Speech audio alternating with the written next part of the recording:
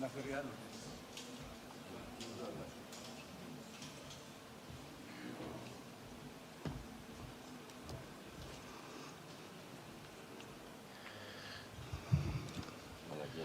Πέμ.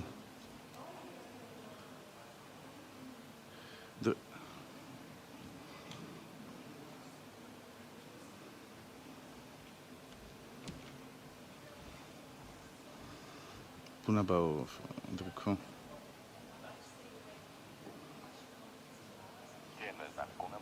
Όχι, πρέπει να είμαστε εγχώσια, ας πούμε. Το πόδι με την LED πίσω. Ναι, αλλά το πόδι με τα μένα.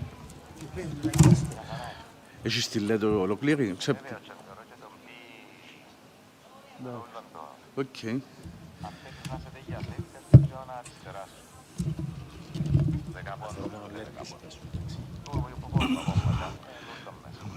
Μόνο LED έχουμε δηλαδή.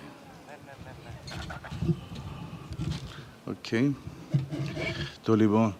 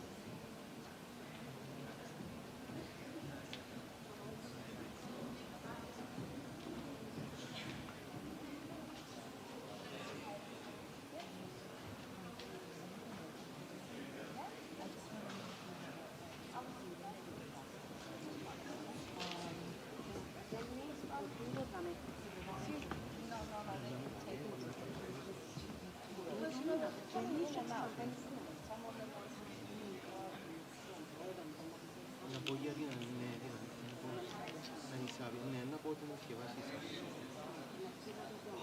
Μετά να πω ξανά για εισάβει.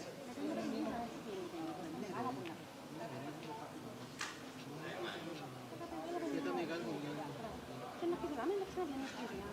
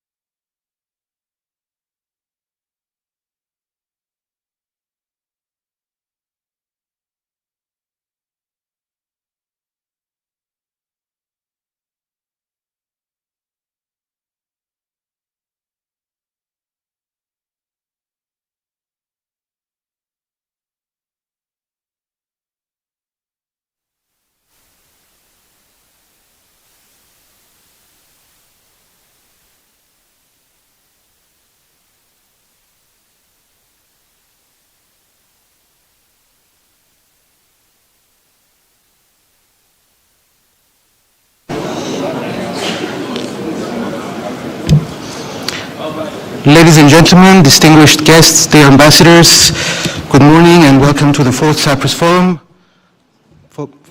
For you both here physically and those watching through live streaming, marking the 60th anniversary of the Declaration of Independence of the Republic of Cyprus, October 2020, so the launch of the Cyprus Forum, an independent, ambitious and non-profit annual policy-making conference organized by Oxygono in association with Delphi Economic Forum. The Cyprus Forum seeks to become a lever and catalyst of change through fruitful debate, reaching commitments, actions, and ultimately outcomes that will improve sustainable and socially responsible policy in Cyprus and the wider Eastern Mediterranean, now needed more than ever, if I could add. The Cyprus Forum brings together national and international political leaders, public and private sector figures, the media, academia, and civil society. We strive to initiate dialogue, exchange ideas, and find new and creative solutions. And if I may add here, in Cyprus, we need safe spaces. If you see around society what is happening at the moment. Creative spaces, places of policy, and these are drying out, unfortunately. The Cyprus Forum welcomes everyone who wants to see change and favors the promotion of much-needed reforms in Cyprus. The Cyprus Forum provides exactly such a safe space, a place of real and inclusive synergies, independent thinking where you can argue, add, and forge, without fear, with practical results. We all must do what the Cyprus Forum is doing. Stop moaning and just move on with the policies, with the implementation of the policies.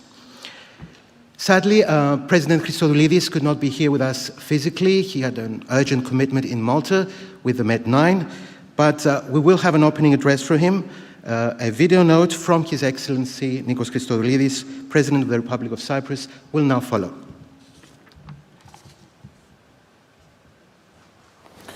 Κυρίες και κύριοι, φίλες και φίλοι, είναι με ιδιαίτερη χαρά που συμμετέχω με την βοήθεια της τεχνολογίας, ένεκα άλλων ανηλυμένων υποχρεώσεων όμως στο εξωτερικό, στο φετινό Cyprus Forum.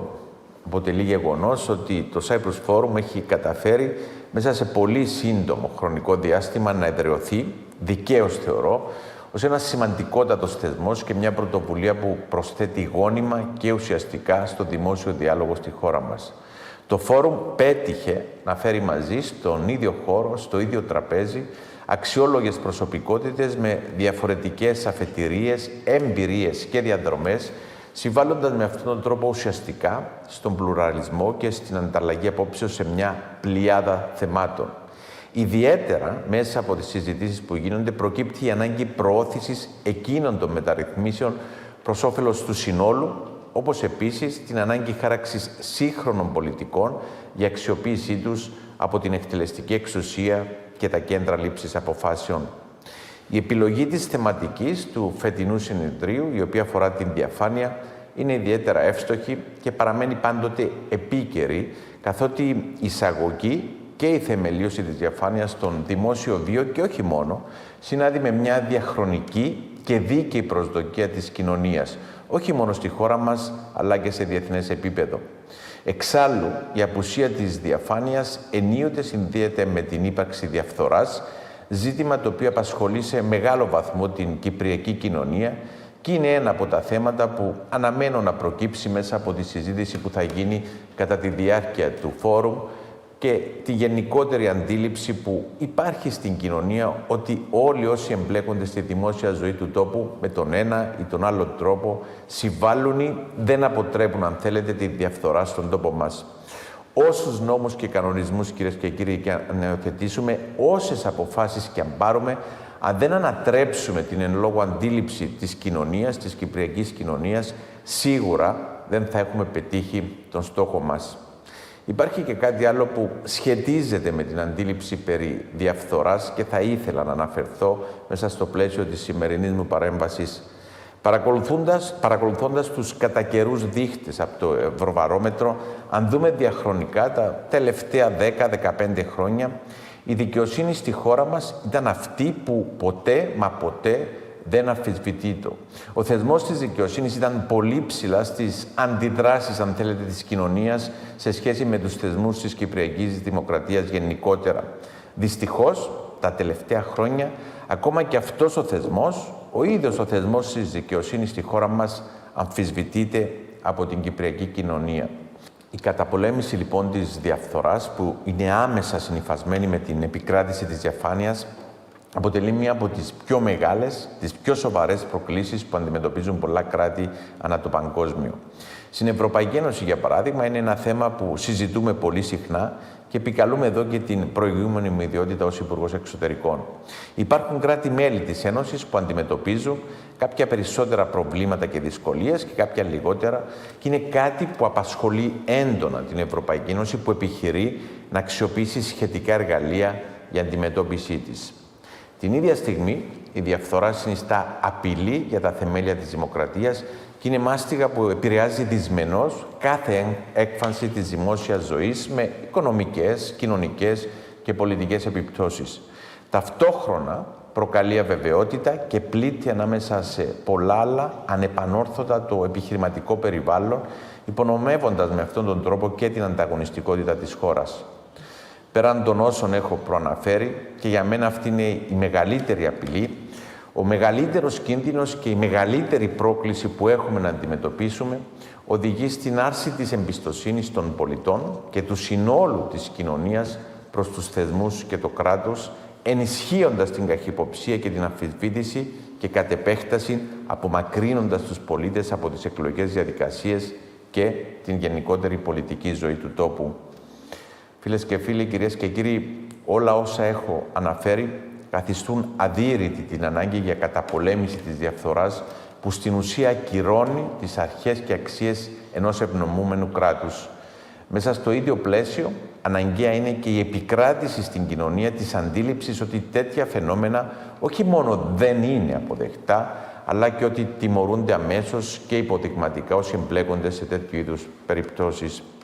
Η ανάληψη λοιπόν συγκεκριμένων πρωτοβουλειών προς την κατεύθυνση της διαφάνειας και της καταπολέμησης της διαφθοράς αποτελεί δικαίως απέτηση της κοινωνίας και κατ' επέκταση προτεραιότητα για τη διακυβέρνησή μας.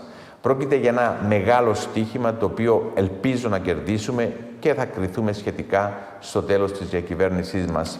Προς τούτο, το πρόγραμμα διακυβέρνησής μας προβλέπει στο πλαίσιο των πολιτικών του για ανασύνταξη του κράτους πολύ συγκεκριμένα μέτρα και ειδικές θεσμικές μεταρρυθμίσεις, έχοντας λάβει υπόψη ότι για την επίτευξη του στόχου αυτού απαιτείται η εφαρμογή κανόνων ελέγχου και αποτελεσματικότητας, όπως επίσης και η εισαγωγή συναφών πολιτικών και δράσεων που προάγουν την αξιοκρατία, την ακεραιότητα και τη διαμόρφωση ενός γενικότερου κλίματος πολιτικής λογοδοσίας.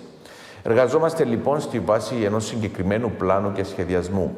Ήδη αρκετές από τις σχετικές δράσεις που προβλέπονται στο πρόγραμμα διακυβέρνησής μας έχουν υλοποιηθεί, ενώ άλλες έχουν ήδη δρομολογηθεί.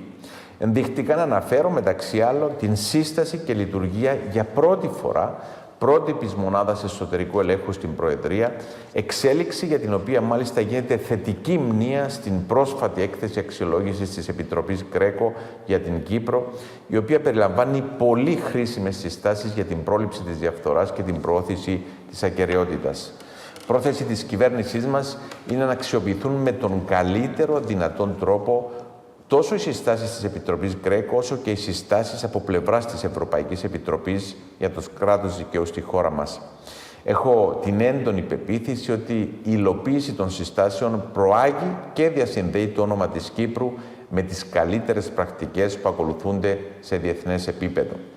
Ένα άλλο σημαντικό αποφασιστικό βήμα προς την κατεύθυνση της διαφάνειας αποτελούν και οι προβλεπόμενες πλέον ανοιχτές διαδικασίες για πρώτη φορά στη βάση αξιοκρατικών κριτηρίων για τον διορισμό διοικητικών συμβουλίων νομικών προσώπων δημοσίου δικαίου, οι γνωστοί μη κρατικοί οργανισμοί, μέσω της λειτουργίας του νεοσυσταθέντος γνωμοδοτικού συμβουλίου.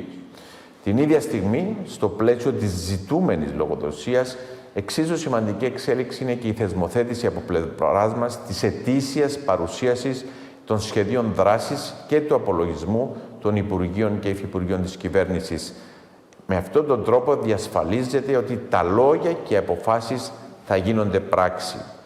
Η σύσταση και η λειτουργία στο Προεδρικό της Γραμματείας Συντονισμού και Υποστήριξης του κυβερνητικού έργου δύναται μέσα από τον καθαρά υποστηρικτικό της ρόλο να συμβάλλει σημαντικά προς αυτή την κατεύθυνση.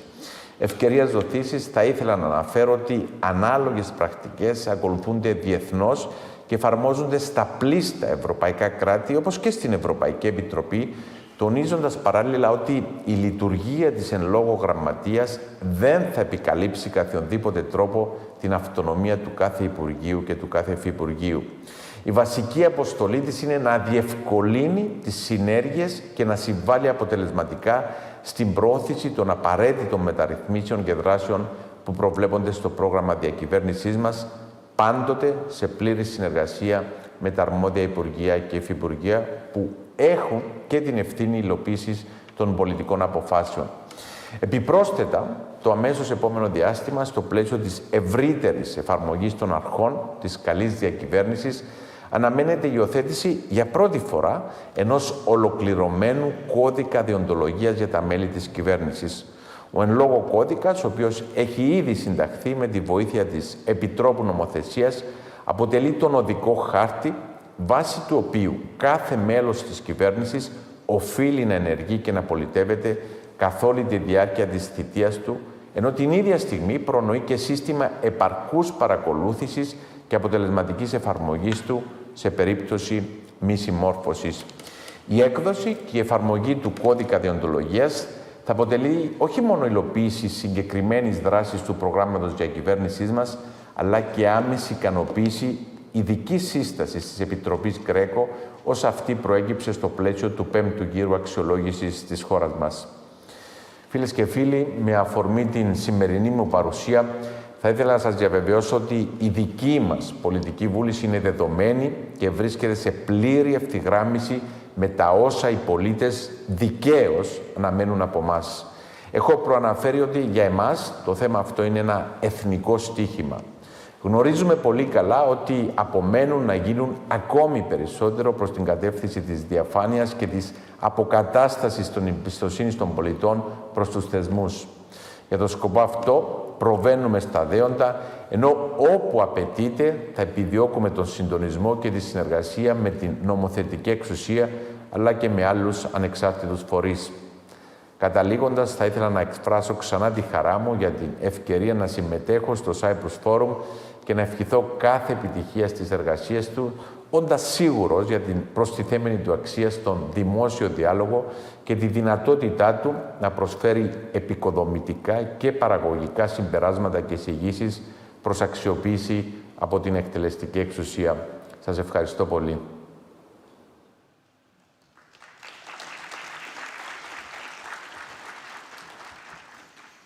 Many thanks to the President of the Republic for his address, and good luck to his endeavors in Malta, where leaders will be focusing on the explosive issue of migration. And now let us proceed with a welcome message by Her Excellency Anita Dimitriou, President of the House of Representatives. Sadly, Ms. Dimitriou could not also be with us. She has a commitment in Dublin, so her speech will be read out by distinguished legislator MP Savio Orfanido.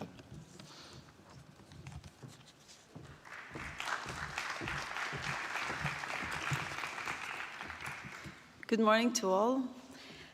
I would like to extend the regards of Mrs. Anita Dimitriou from Dublin, so I'm here to address her speech. Deputy Minister of Research and Innovation, dear Anna Zavou, dear ambassadors, dear Nicola and his team, distinguished guests, dear participants, ladies and gentlemen. It is with great pleasure that I'm here with you today to address the opening ceremony of the 2023 Cyprus Forum. With this opportunity, please allow me to firstly congratulate both the Delphi Economic Forum and Oxygono for the excellent initiative of co-organizing this discussion on the fundamental principle of transparency, and at the same time to extend my warmest welcome to all the keynote speakers who will afford us with their invaluable insights to this complex topic. Dear friends, the notion of transparency means absolutely nothing if not viewed within the context of a democratic society governed by institutions that derive their authority directly from the people. In such a context, transparency is not merely an abstract word, but a fundamental principle that draws the subtle line between good governance and bad governance.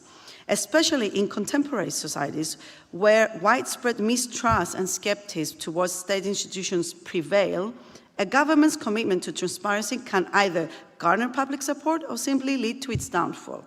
In this light, transparency expresses a modus operandi that is steeped in openness, accountability, and ethical conduct of both politicians and citizens alike.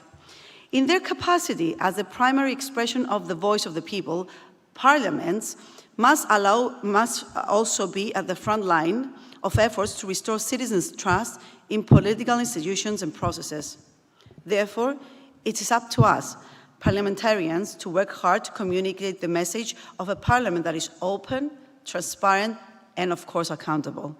The present parliament, attuned to the evolving expectations of society, and committed to upholding the principles of transparency and accountability, stands firm in making a significant stride forward. Following international commitments and recommendations, this Parliament has undertaken a collective action for the implementation of substantial measures aiming to foster transparency and political integrity. The major reform in terms of securing transparency and accountability has come through the preparation and approval in February of 2021 of a code of conduct and ethics for MPs, members of the Parliament, and their staff that has been compiled by the services of our House in consultation with academics, legal experts, and other stakeholders. The Code of Conduct deals, among other things, with various situations of conflict of interest, including issues of personal private interest, incompatibility, gifts and other advantages, third-party contacts and lobbying, while also providing clear guidelines as to the obligations of MPs to disclose accurately all relevant information to the House. Particular focus is placed on the relations of MPs with organized groups, pressure groups, and NGOs, introducing rules on the interaction of MPs with third parties that may seek to influence the parliamentary process, the so-called lobbying. Another significant step towards dealing with corruption was the endorsement by the House in 2022 of this legislation that established an independent anti-corruption authority. This legislation vested the authority with all the essential powers required for the effective execution of its responsibilities, namely budgetary independence, which is crucial here, a distinctive appointment procedure of its members designed to mitigate undue influence, and more importantly, comprehensive investigative capabilities to thoroughly scrutinize and evaluate information pertaining to potential corrupt activities. Further to the above, the current House has enacted in 2022 two crucial pieces of legislation that further elevate institutional transparency and accountability: the law governing lobbying activities and the legislation on the protection of whistleblowers. The legislation concerning lobbying procedures in Cyprus refines the way influence is exercised over decision-making processes, ensuring a more structured and transparent approach. Under this law, public officials bear the responsibility of notifying the competent authority about all meetings held with individuals, social groups, and stakeholders seeking involvement in the decision-making process. Concurrently, the legislation concerning the whistleblowers' protection imposes important obligations on competent authorities, which are now required to establish independent and autonomous external channels expressly designed to receive and manage information, as well as to establish a framework on how to effectively process such information. These three legislative measures and the Code of Conduct of the House are the results of collaborative and collective endeavor based on consensus and fostered by a constructive dialogue and goodwill from all parties involved. Clearly, we do not believe that legislation alone can ensure transparency. The laws we have enacted serve as valuable instruments for creating an environment that facilitates openness and fairness. However, achieving meaningful transparency goes beyond just having the right regulatory framework in place. It necessitates the effective utilization of all tools available. In this regard, the House of Representatives is now making an extensive use of social media platforms in order to disseminate the parliamentary work, decisions, and parliamentary news on a daily basis.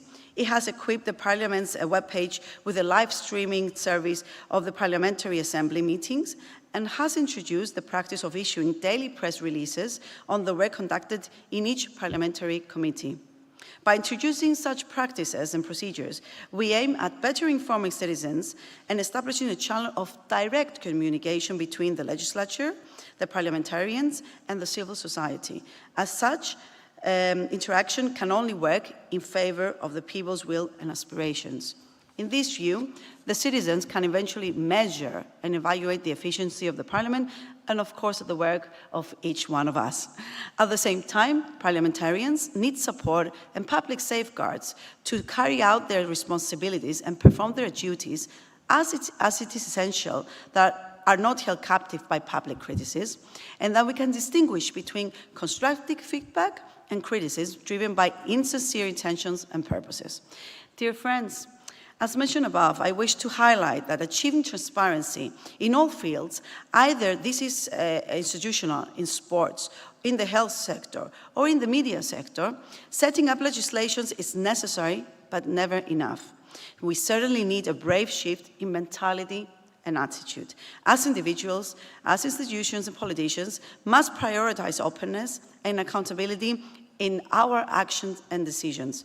Furthermore, comprehensive civic education plays a vital role in fostering a culture of transparency by empowering citizens with the knowledge and tools to actively engage in democratic processes and hold their leaders accountable. As it concerns the current House of Representatives, I assure you that there is a process already underway that strives to improve the tools we employ in order not only to enhance participatory democracy and transparency, but also to increase productivity and reduce unnecessary spending of financial resources. More importantly, however, we are here ready to listen to your thoughts and opinions and to deliver the message that engaging in discussions about transparency or the absence of it and exploring methods of further achieving it, the transparency, is not a taboo issue, but rather an essential dialogue within contemporary European democracies. I wish this year's Cyprus Forum to be even more productive, and I am looking forward to receiving the results of your discussions. Thank you very much for your attention.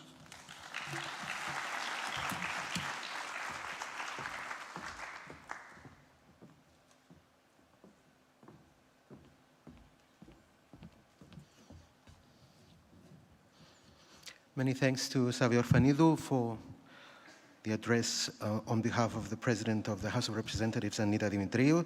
Let's now move to our own people, let's say, and welcome on stage Yannis Thomatos, Executive Vice President of the Delphi Economic Forum, for his welcome address. Mr. Thomatos.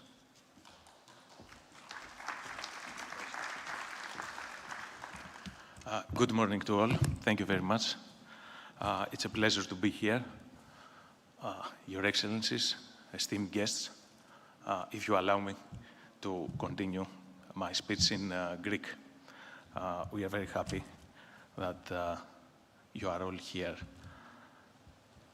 Θα ήθελα να σας καλωσορίσω σε αυτό το 5ο φόρουμ και είμαι πάντα έτσι πολύ χαρούμενος που είμαι εδώ, γιατί όταν το Οικονομικό Φόρουμ Δελφών ξεκίνησε την πορεία του έξω από την Ελλάδα, η Κύπρος ήταν η πρώτη του στάση.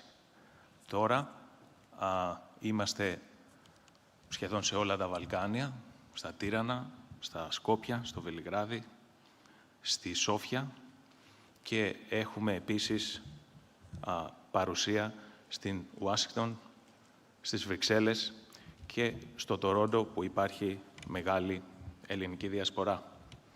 Αυτό γίνεται γιατί θεωρούμε ότι η περιοχή μας πρέπει να εκφράζεται και στα κέντρα αποφάσεων, αλλά πρέπει και στο εσωτερικό, όπως εδώ το Cyprus Forum, να γίνονται συζητήσεις οι οποίες θα προχωρήσουν προς ένα βιώσιμο μοντέλο ανάπτυξης.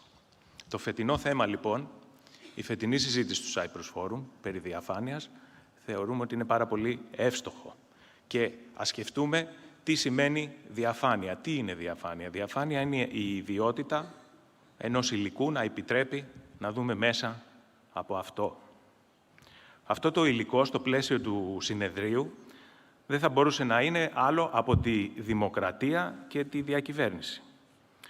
Αν ρίξουμε μία ματιά στους τίτλους όλου του δυτικού κόσμου, όλου του κόσμου, θα δούμε ότι υπάρχει ένα μοτίβο πίσω από όλους αυτούς τους κύριους τίτλους και αυτό είναι η δημοκρατική αποδυνάμωση.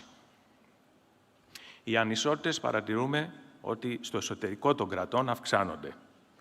Η κοινωνική συνοχή δέχεται πλήγματα. Πολλαπλασιάζονται με κάποιο τρόπο οι εκφράσεις του αυταρχισμού.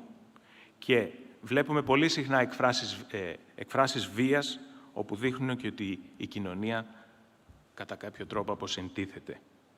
Νιώθουμε δηλαδή όλοι εμείς ότι οι θεσμοί δεν λειτουργούν και ότι δεν έχουμε κάποιο τρόπο να τους διορθώσουμε. Αυτό το αίσθημα ότι οι θεσμοί δεν λειτουργούν είναι και η κύρια αιτία της κρίσης εμπιστοσύνης, τις οποίες ανέφερε και ο Πρόεδρος και η Πρόεδρος της Βουλής λίγο πριν.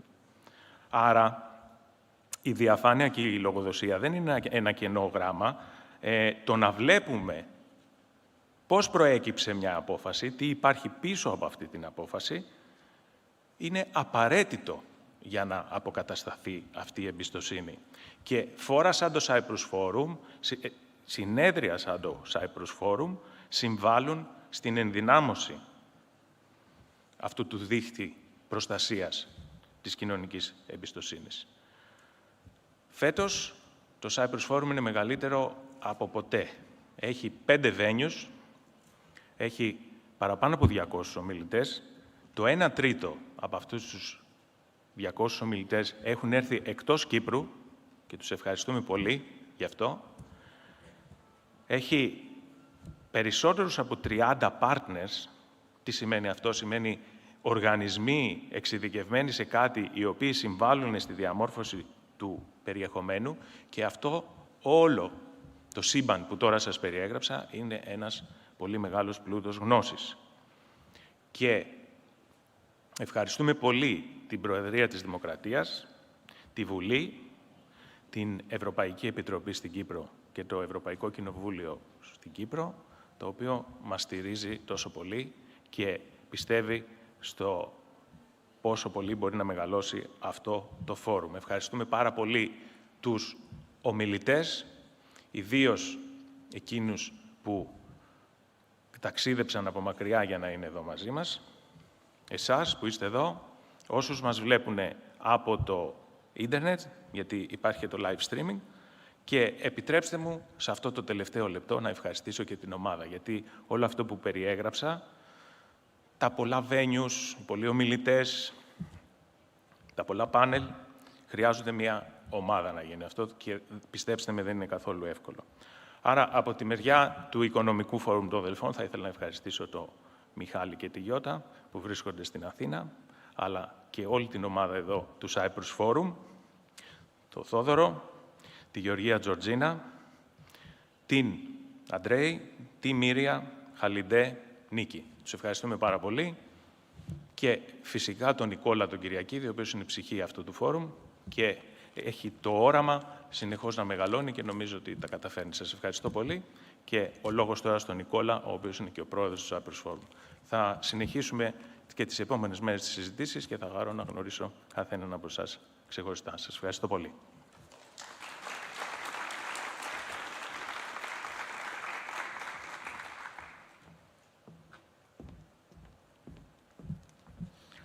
Many thanks to Mr. Thomatos, and as he so very aptly said, let's now welcome on stage the heart and soul of this event, the welcome note of Nicolas Kyriakidis, Executive President of the Cyprus Forum. Mr. Kyriakidis.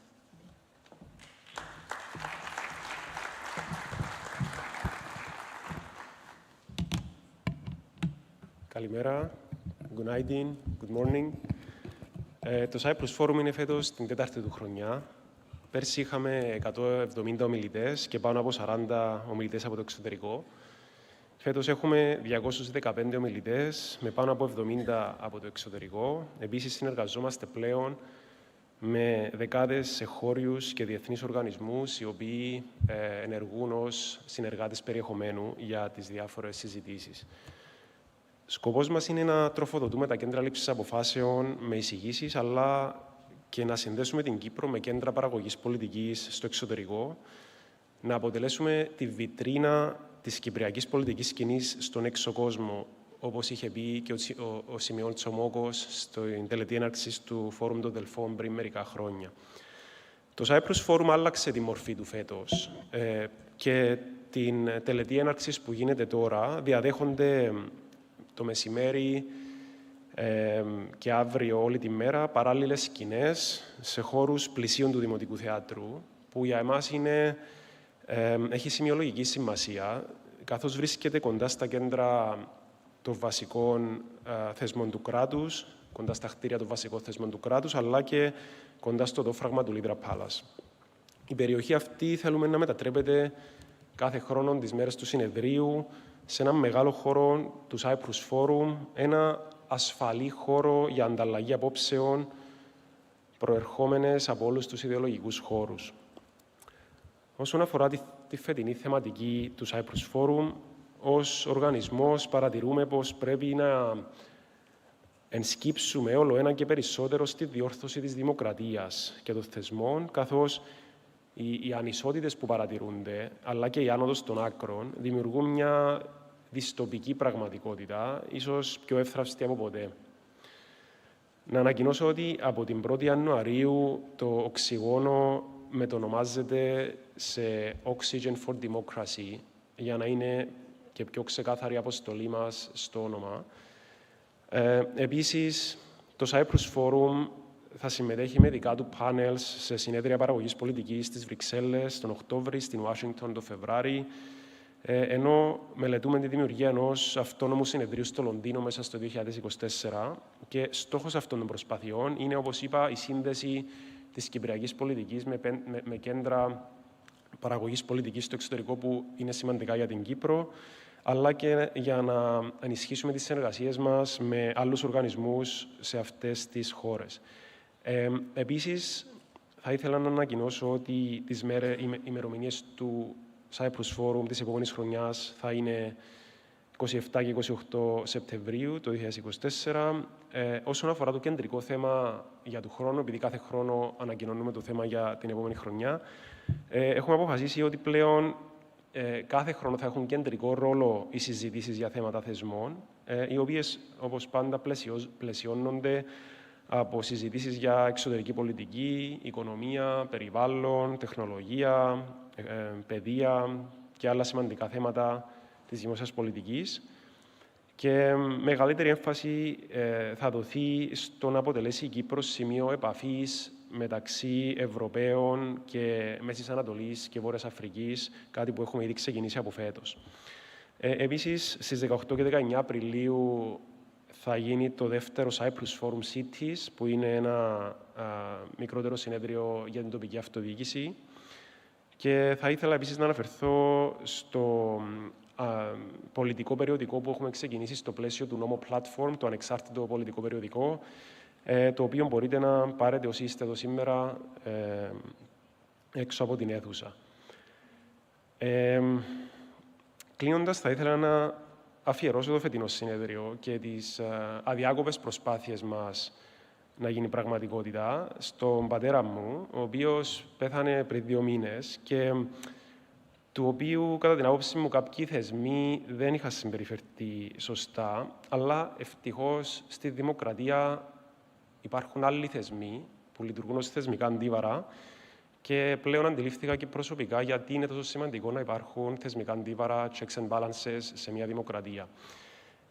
Και είναι πάρα πολλοί συμπολίτες μας οι οποίοι ενδεχομένως να αδικούνται είτε θελημένα είτε άθελα και γι' αυτό είναι σημαντικό να εργαζόμαστε αδιάκοπα για διαφάνεια και δικαιοσύνη. Ευχαριστώ πολύ.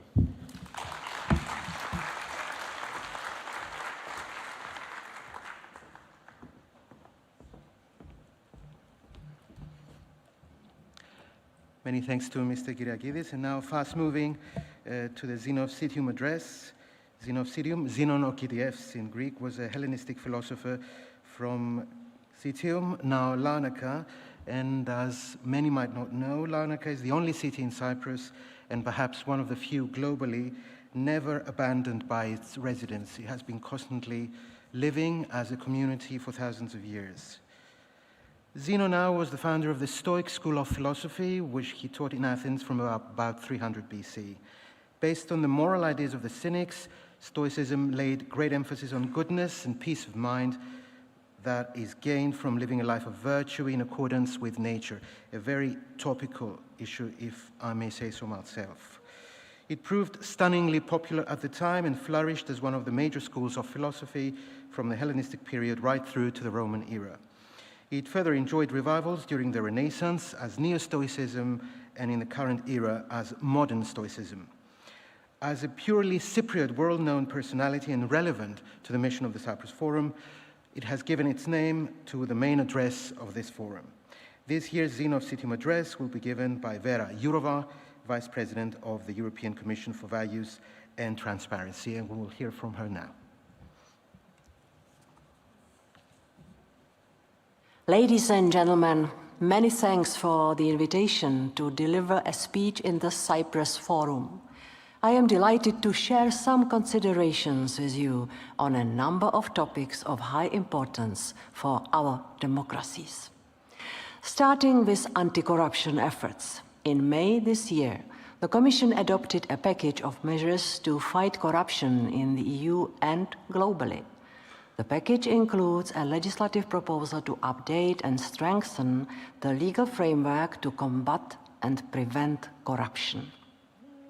The proposed directive modernizes the existing EU anti-corruption legal framework by including all corruption offenses and sanctions in one single legal act, covering both the public and private sector. Second, harmonizing the definitions of criminal offenses in line with international standards and harmonizing and increasing the level of criminal sanctions across the EU. Third, ensuring effective investigations and prosecution of corruption by national law enforcement authorities, as well as efficient cooperation procedures between all actors involved. On the prevention side, the goal is to build a culture of integrity by raising awareness of corruption through information campaigns, research, and education programs. Ensuring that the public sector is held accountable, demanding member states to adopt mechanisms for the open access to information, for the disclosure and management of conflicts of interests in the public sector, including the declaration and verification of assets of public officials, and the regulation of the interaction between the private and the public sector. Also, by setting up specialized anti-corruption bodies and ensuring adequate resources and training for authorities and agents responsible for preventing and fighting corruption. We very much welcome the progress made by Cyprus in the fight against corruption. The establishment of the Independent Anti-Corruption Authority has shown political commitment towards the protection of the rule of law. It is now essential that the Anti-Corruption Authority becomes fully operational and has the necessary political and financial independence with the adequate technical and human resources allocated to carry out its functions effectively and soundly as to gain the trust of the civil servants and the population of Cyprus. But beyond the prevention and repression of criminal activity such as corruption, citizens can only keep faith in democratic institutions, including in the EU, if the principles of ethics and integrity are upheld by those institutions and their members. This is why the Commission adopted in June a proposal for the creation of an interinstitutional ethics body, as announced at the beginning of the mandate by President von der Leyen. With the establishment of the ethics body, there will be, for the first time, common standards for ethical conduct of members of all institutions. EU politicians will be subject to common, clear, transparent and comprehensible ethical rules. The interinstitutional body will develop ethical standards which all institutions commit to respect and implement in their internal ethics rules for their members. The body will focus on tasks with added value and does not duplicate existing structures such as the EU investigative structures, be it European Public Prosecutor's Office, European Anti-Fraud Office and European Ombudsman. The European institutions must now work together to make the body a reality in the coming months. Negotiations are ongoing, and we are convinced that all institutions are willing to reach an agreement as soon as possible.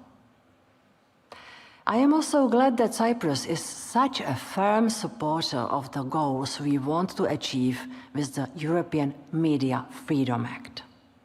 Cyprus has been a very constructive participant in the debates that took place in the Council, and I would like to thank the Cypriot government and everyone involved in forming its position for it. A very important aspect in that context is to strengthen the transparency of media ownership. Only if citizens know with certainty who owns and is behind the media, they can identify and understand potential conflicts of interest. This is a prerequisite for forming well-informed opinions and, consequently, to actively participate in a democracy. That is why we have introduced an obligation into the proposal for media service providers to make easily and directly accessible to their recipients their direct, indirect, and beneficial owners. Equally important is to ensure that the public knows about state expenditures for advertising in media, since it can have similar effects as if the state owned the media in question.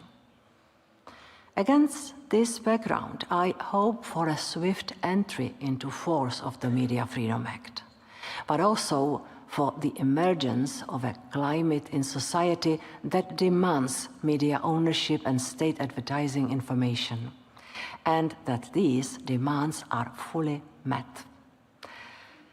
And I will finish with our more important founding value, the rule of law on which the EU is based. Respect for this value guarantees the protection of all other values, including democracy and fundamental rights. The Russian military aggression against Ukraine is a stark reminder of why, more than ever, it is important to fight to protect the values upon which the European Union is built. The Commission is monitoring developments concerning the rule of law in Cyprus in the context of the annual Rule of Law report. The fourth edition was adopted in July and included country-specific recommendations to all member states, aiming to further assist them in their efforts to take forward ongoing reforms and help them identify where improvements are needed. It's very important that Cyprus completes all the necessary reforms in terms of judicial independence and efficiency, the fight against corruption, freedom of the media, and checks and balances, and of implementing them in practice. As regards the justice system, the Commission recognizes Cyprus' efforts to reform its justice system.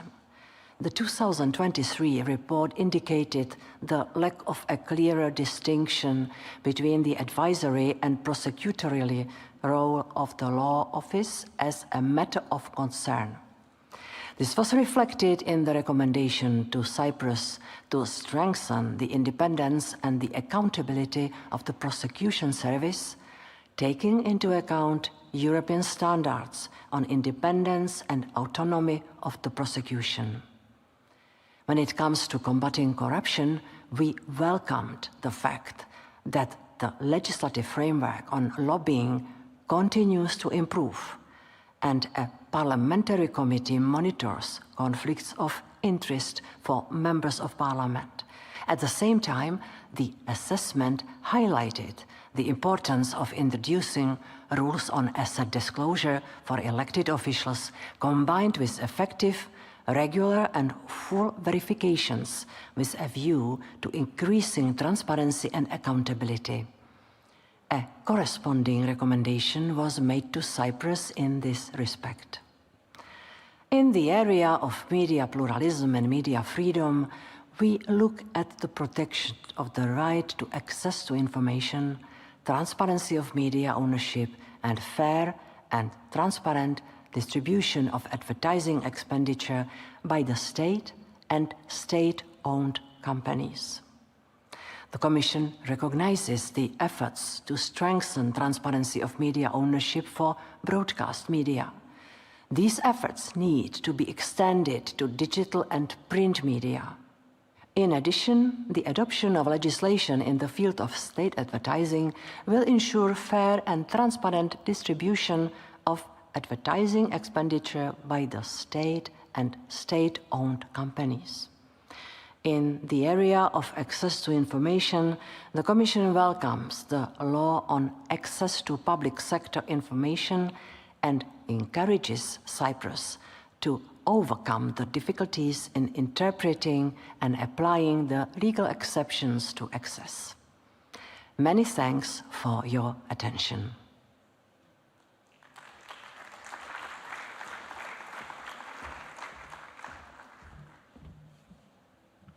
Many thanks for that input, and I will now welcome online, on behalf of Mr. Mario Nava, Director General of the Directorate General Reform of the European Commission, Judith Rosa, Director in the Directorate General for Structural Reform Support in the European Commission. We should have her online.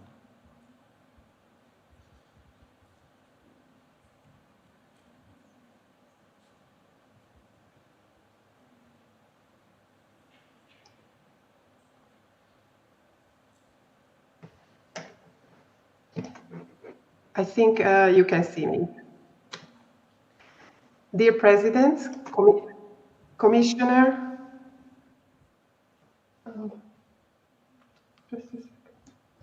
Dear President, Commissioner, organizers of the Cyprus Forum, friends and guests, Kalimera, Günaydin.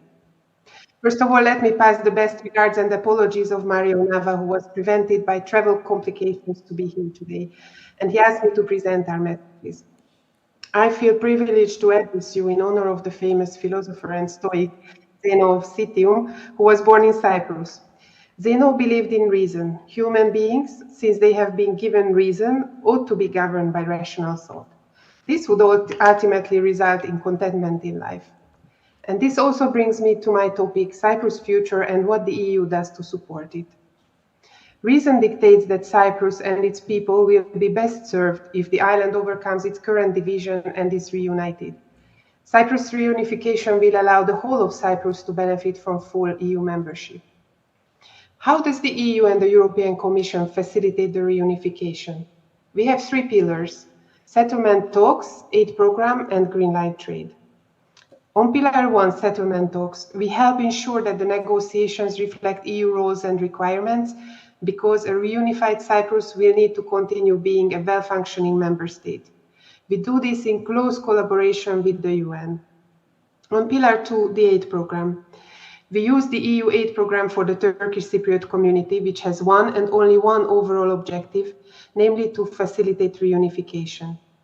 Since 2006, the EU has allocated close to 700 million euros to this program, which is substantial given the size of the Turkish Cypriot community. Concretely, the program has financed more than 2,000 scholarships for Turkish Cypriots to study in the EU and experience European values and way of life.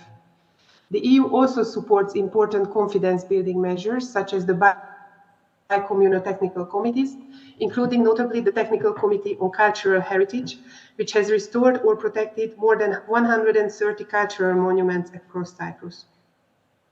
We also provide funding to the Committee on Missing Persons, which has found, exhumed, and identified the remains of more than 1,000 missing persons, contributing to healing of historical wounds.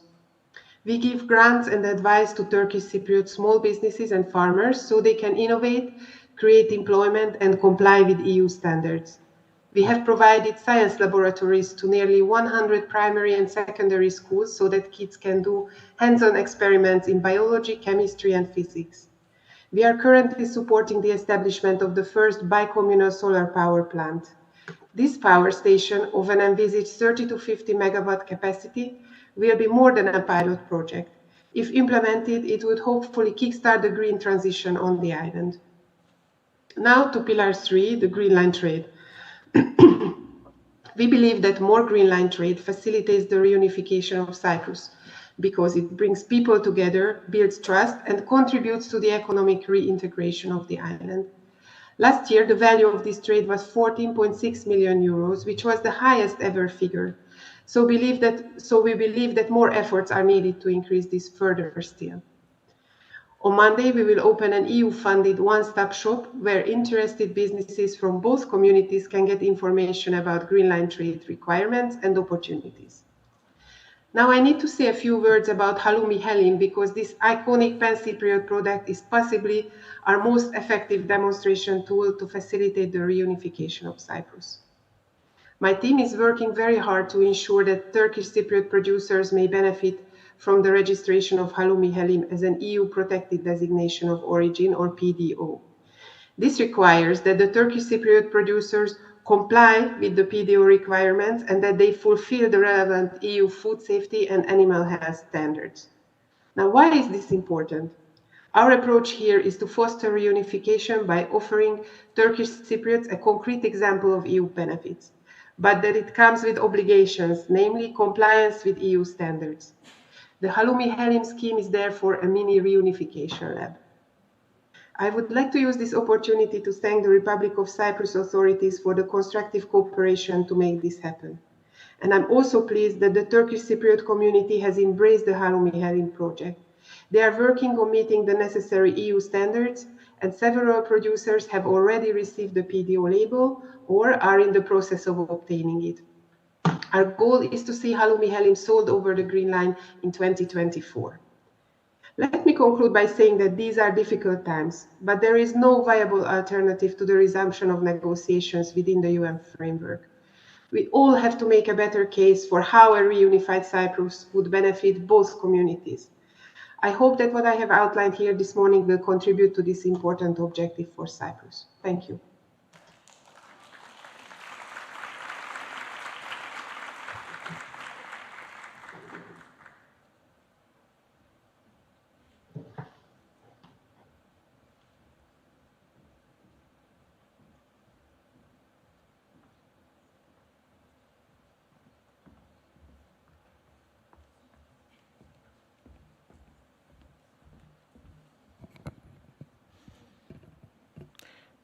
Many thanks to Judith Rosa's speech on behalf of Mr. Mario Nava.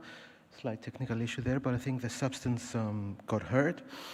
And now we'll invite to the stage for a keynote speech Mr. Colin Stewart, representative of the Secretary General and head of the United Nations Peacekeeping Force here in Cyprus, as well as Deputy Special Advisor of the Secretary General on Cyprus. He should have some very interesting things to say. Mr. Stewart.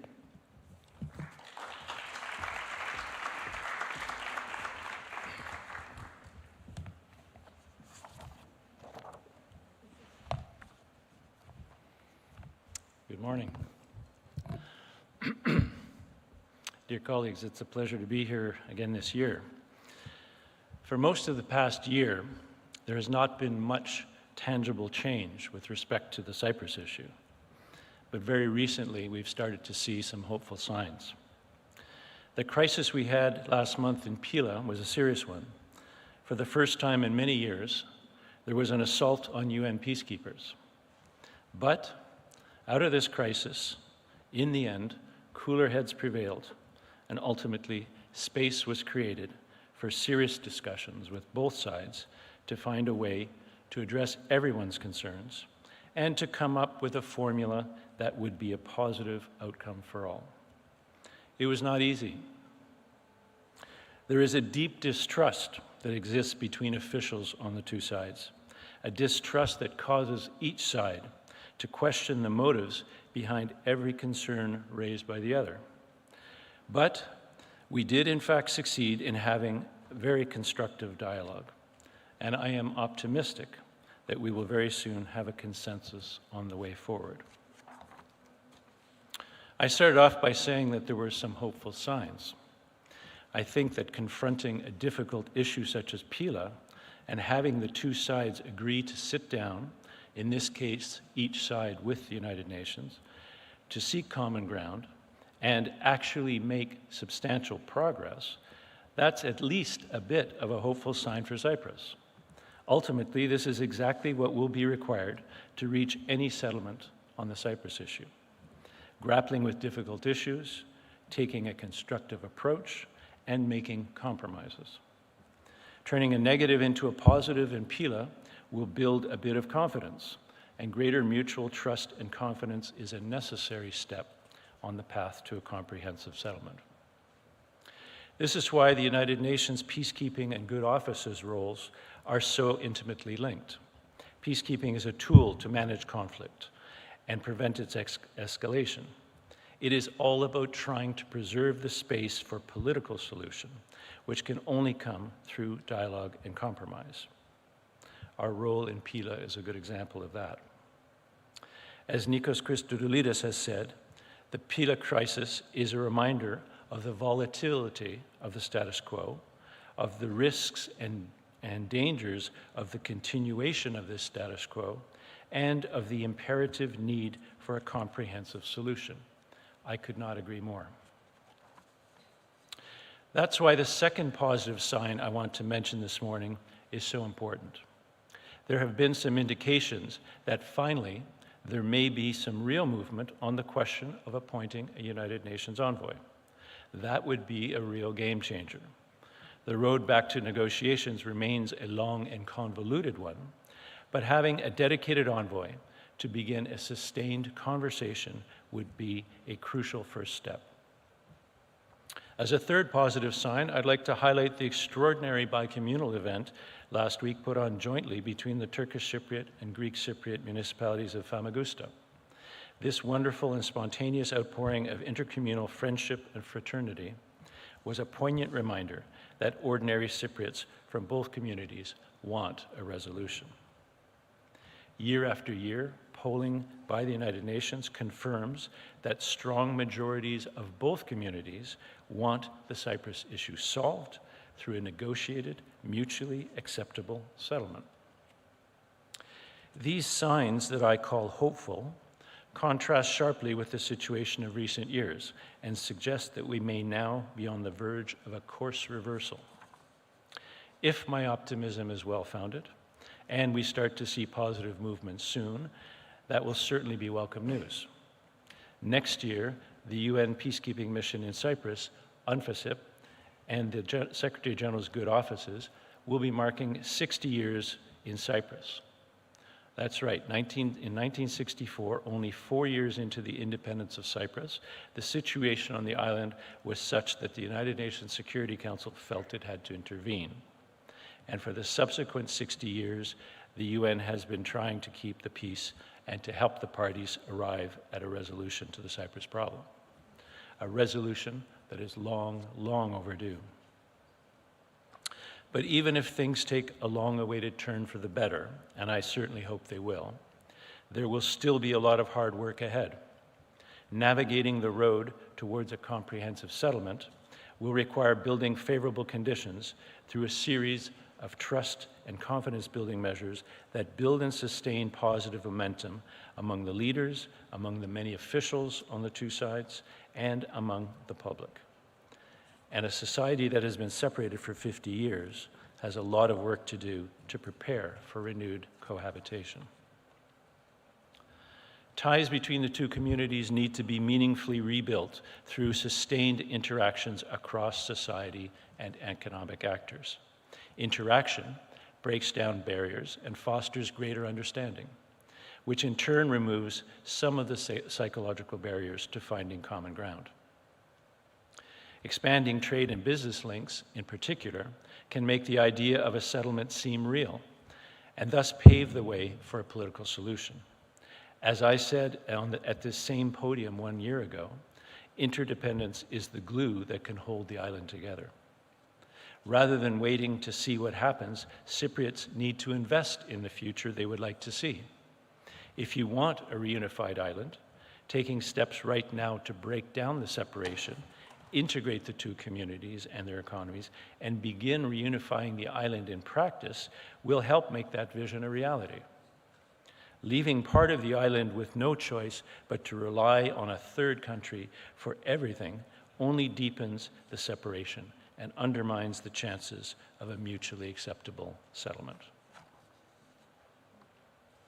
Confidence-building measures or gestures that strengthen inter-island integration, especially those with economic impact, take Cypriots a step closer to the type of future they want and should not require a quid pro quo reciprocation. The benefits they deliver are far more important. They pave the way to a mutually agreeable settlement. Speaking of confidence building, I must salute the work of the many dedicated Cypriot women and men from both sides who have for many years worked quietly behind the scenes on the 12 technical committees established by the leaders to improve the livelihoods of all Cypriots. In the context of the prolonged political deadlock that we've been living through, these committees have provided an avenue through which positive steps are taken and tangible things are achieved on a daily basis. From intra-island health cooperation to keeping the crossing points functioning, from protecting cultural heritage to planning cooperation on crisis management, and from managing cooperation on criminal matters to coordinating broadcast frequencies. With financial support from the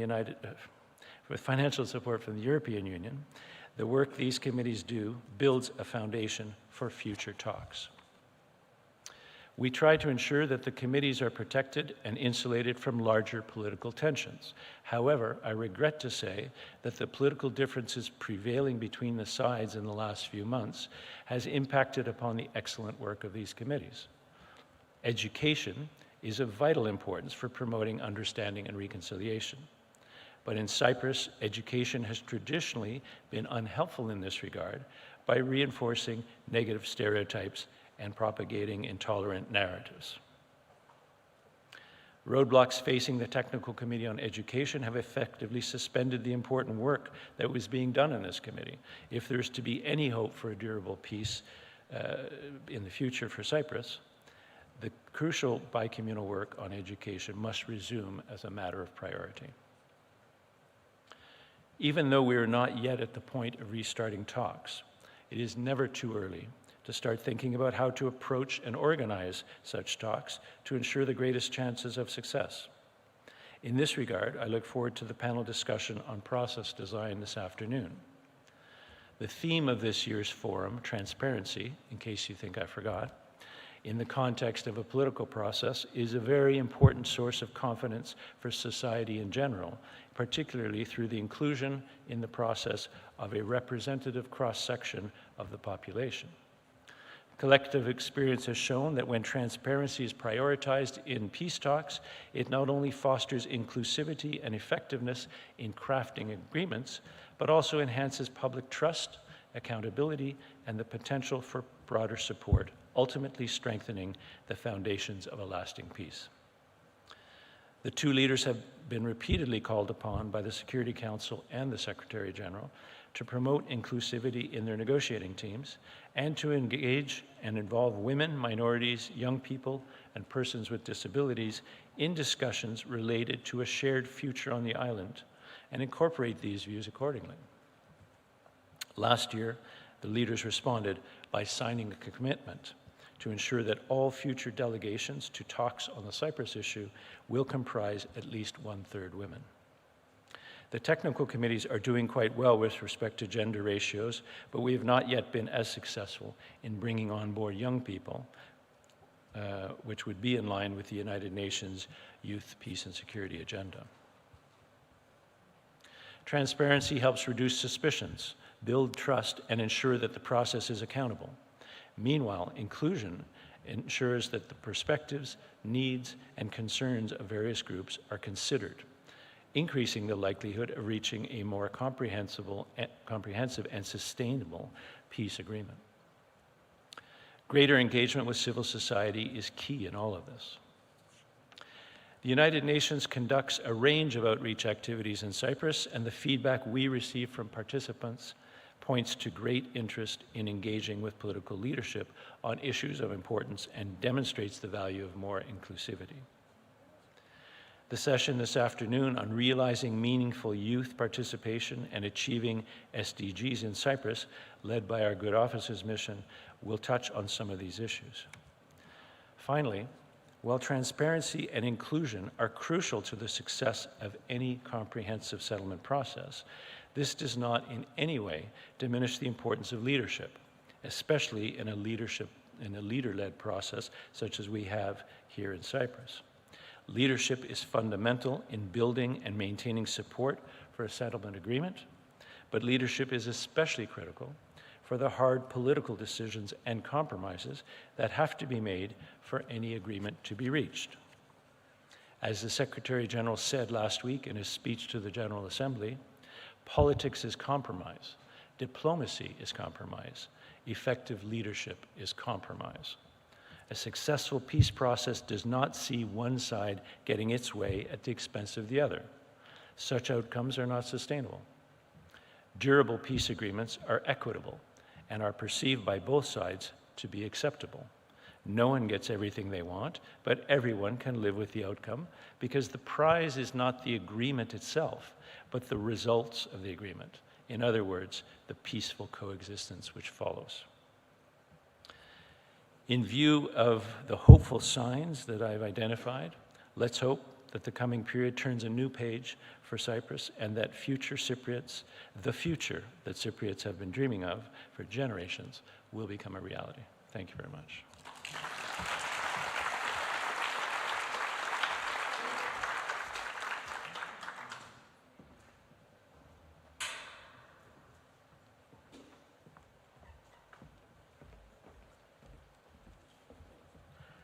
Thank you, to Mr. Stewart for his address.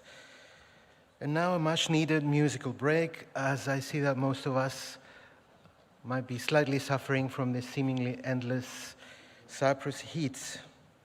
Music has real power, I'm sure everybody knows that, and the Cyprus Chamber Orchestra brings together more than 20 Turkish and Greek Cypriot musicians to produce music of the highest level and perform around the island and beyond, promoting peace in Cyprus through, as we said, the power of music that is perhaps greater than any political discussion or political negotiation. Now let's welcome them on stage for a much-needed 20-minute musical interlude with pieces from famous composers as well as Cypriot traditional music.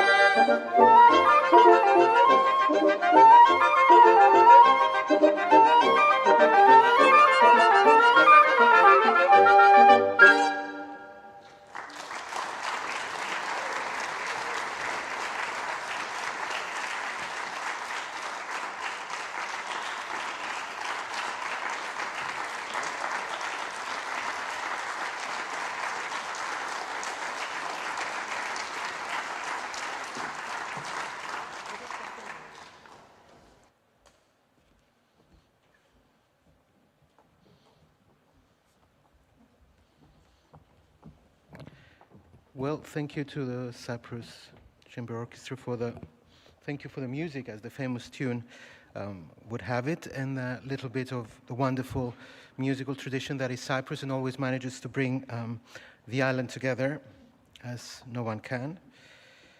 And now for the second part of this morning's proceedings, and as you might have seen from the agenda, the Cyprus format has changed its format this year. Our opening ceremony includes 5 quite stimulating discussions. In the afternoon and through tomorrow, we'll have breakout sessions in 3 different venues: the Classic Hotel, the Stelios Hagioannou Foundation, and the Home of Cooperation, all in the historic heart of the capital.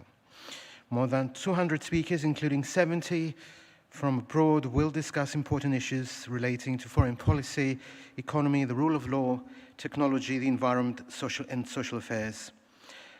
In this way, in this format, we hope that such debates will be more interactive and productive. And without further ado, let's now move to our first panel entitled Fixing Democracy, a very topical issue, if I may say so. Let's welcome on stage our moderator, Professor of Strategic Management here at the University of Cyprus, Charidimos Tsoukas, and his panel of esteemed speakers.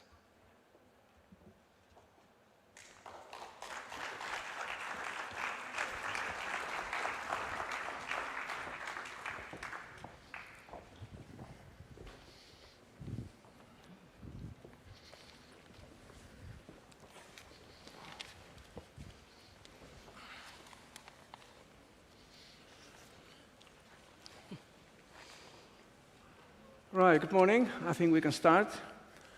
I will be the moderator of this panel, so my role will be minimal. We have a great panel here with us. I would like to introduce you.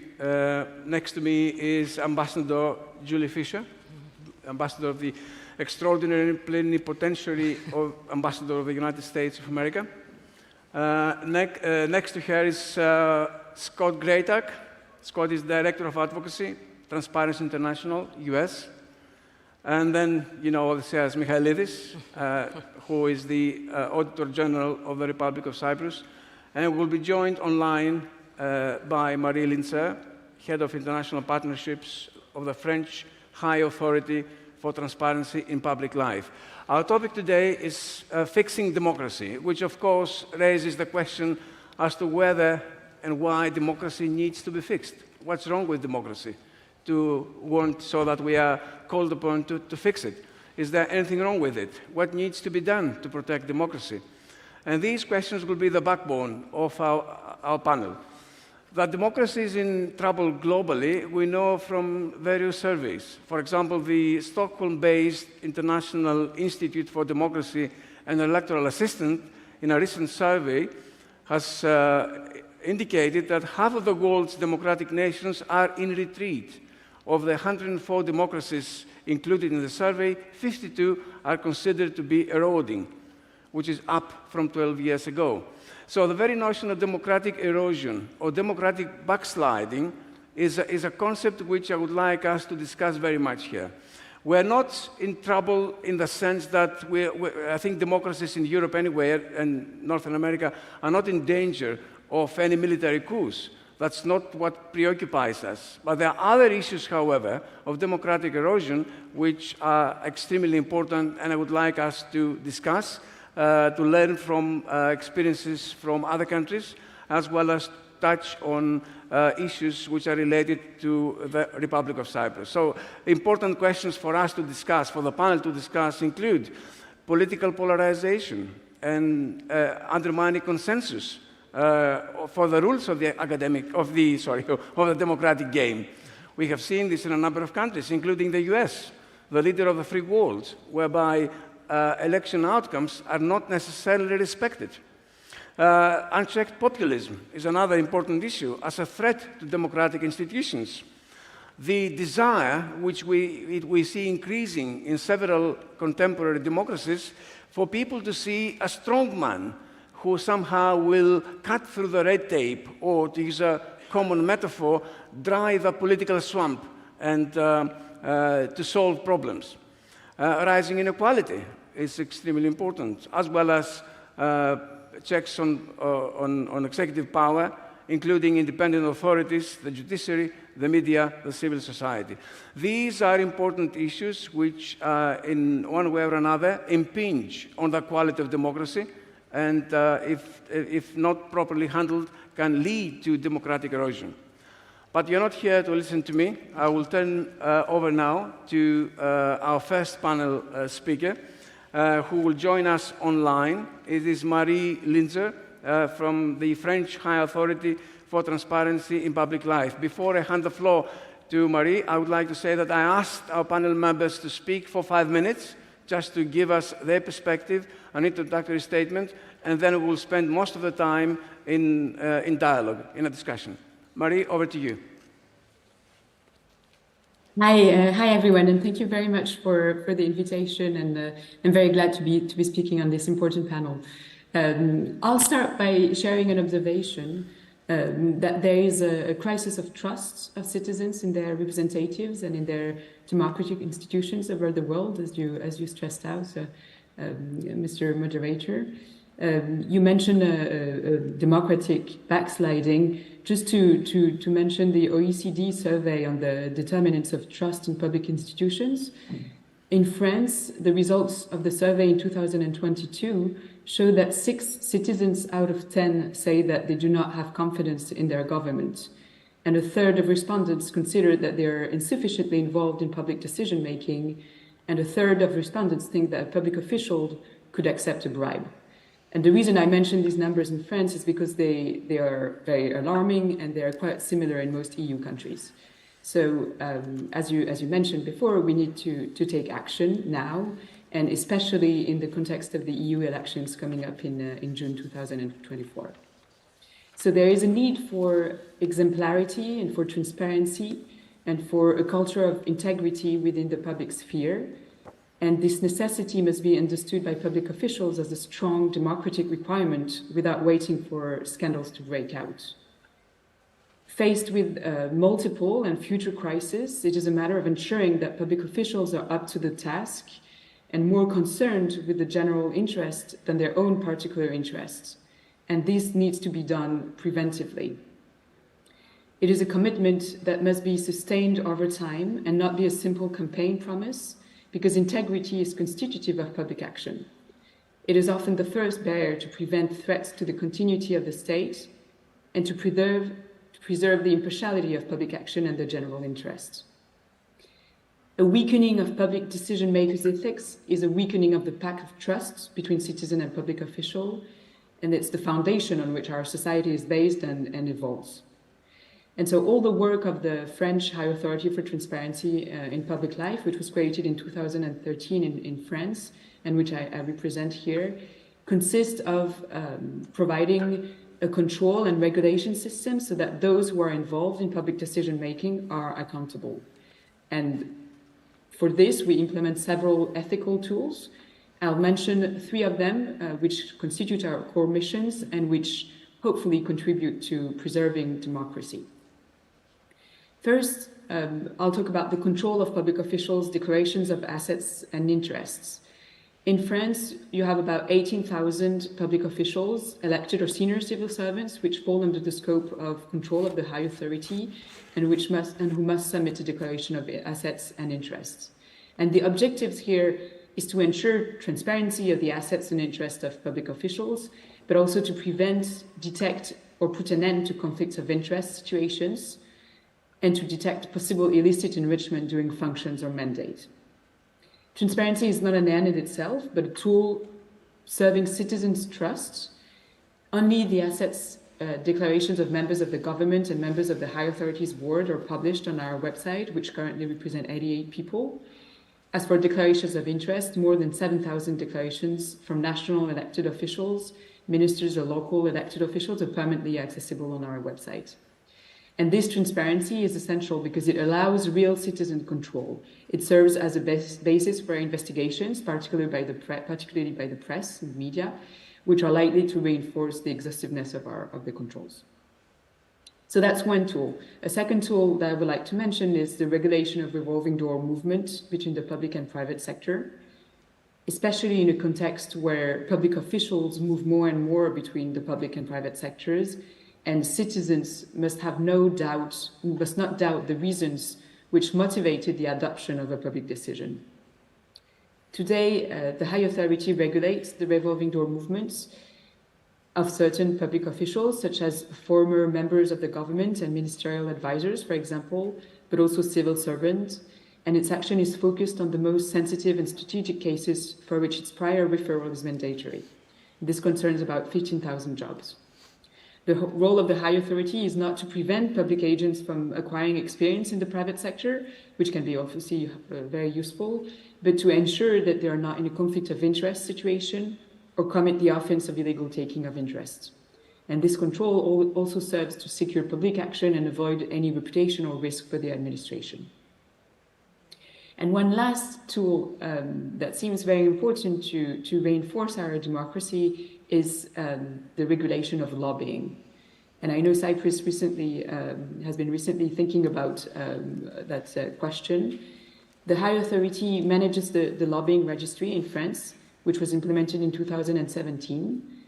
The main objective of the registry is to provide information to citizens on the relationships between interest representatives and public officials when public decisions are made.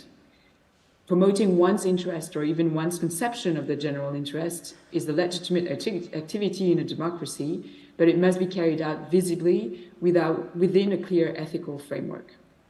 And so in France, entities meeting the criteria defined by law must register in the directory, which is accessible online. And they must declare each year all the influencing activities carried out with public officials and the budgetary resources devoted to the representation of interests. And then the high authority is responsible for monitoring compliance with these reporting and ethical obligations. So here is in a nutshell elements that seem key to prevent corruption and to promote public integrity, which are obviously very important to preserve our democracy. Thank you for your attention. I hope I was not too long, and I hope I tried to provide concrete examples so we can hopefully engage in a debate afterwards. Thank you very much. Thank you, Mary. Thank you. It's the themes of integrity, lobbying, public and private sector relationships I think are going to recur in our panel. Thank you for introducing them. I'll move on to Scott Greytak from Transparency International for another 5 minutes. Appreciate it. Thank you to the Forum for having me here today. I'm the Director of Advocacy for the U.S. presence of Transparency International, which is the oldest and largest anti-corruption organization in the world. We're in about 120 countries with a headquarters in Berlin. We know from the data that we collect, we have been doing a survey called the Corruption Perceptions Index for almost 30 years that gauges corruption in 180 countries and territories around the world. And we have seen basically a stagnation in the fight against corruption. And that corresponds very strongly to other data we're seeing about the global rise of authoritarianism and the global decline of the belief and the adherence to democratic ideals. I also work as an advisor to the organization Freedom House, which has been tracking the strength of democracies and free societies for decades. And they've shown that for the last 16 years, globally, democracy is on a decline. Only about 1 in 5 people on this planet live in what they consider a free society. About 40% of folks on this planet are living in a definitionally unfree society. The rising tide of authoritarianism risks not only the global world order that was introduced after World War II and that is based on our rule of law institutions, but it risks even the oldest and the firmest, we like to believe, of democracies, like in the United States. Our most recent elections in 2020 cost $14 billion. A handful of billionaires in the United States spent $1 out of every $6 on that election.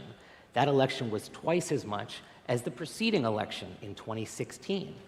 We are operating under a legal system now in the United States where millionaires, billionaires, and corporations can spend unlimited amounts of money influencing elections. And as a result of that, our most recent Corruption Perceptions Index that looked at the influence of money in politics, globally, but in the United States, found that more than anywhere else in the world, Americans think that the decisions of their government are influenced by who is spending money on elections. This dovetails into the regulation of lobbying in the United States.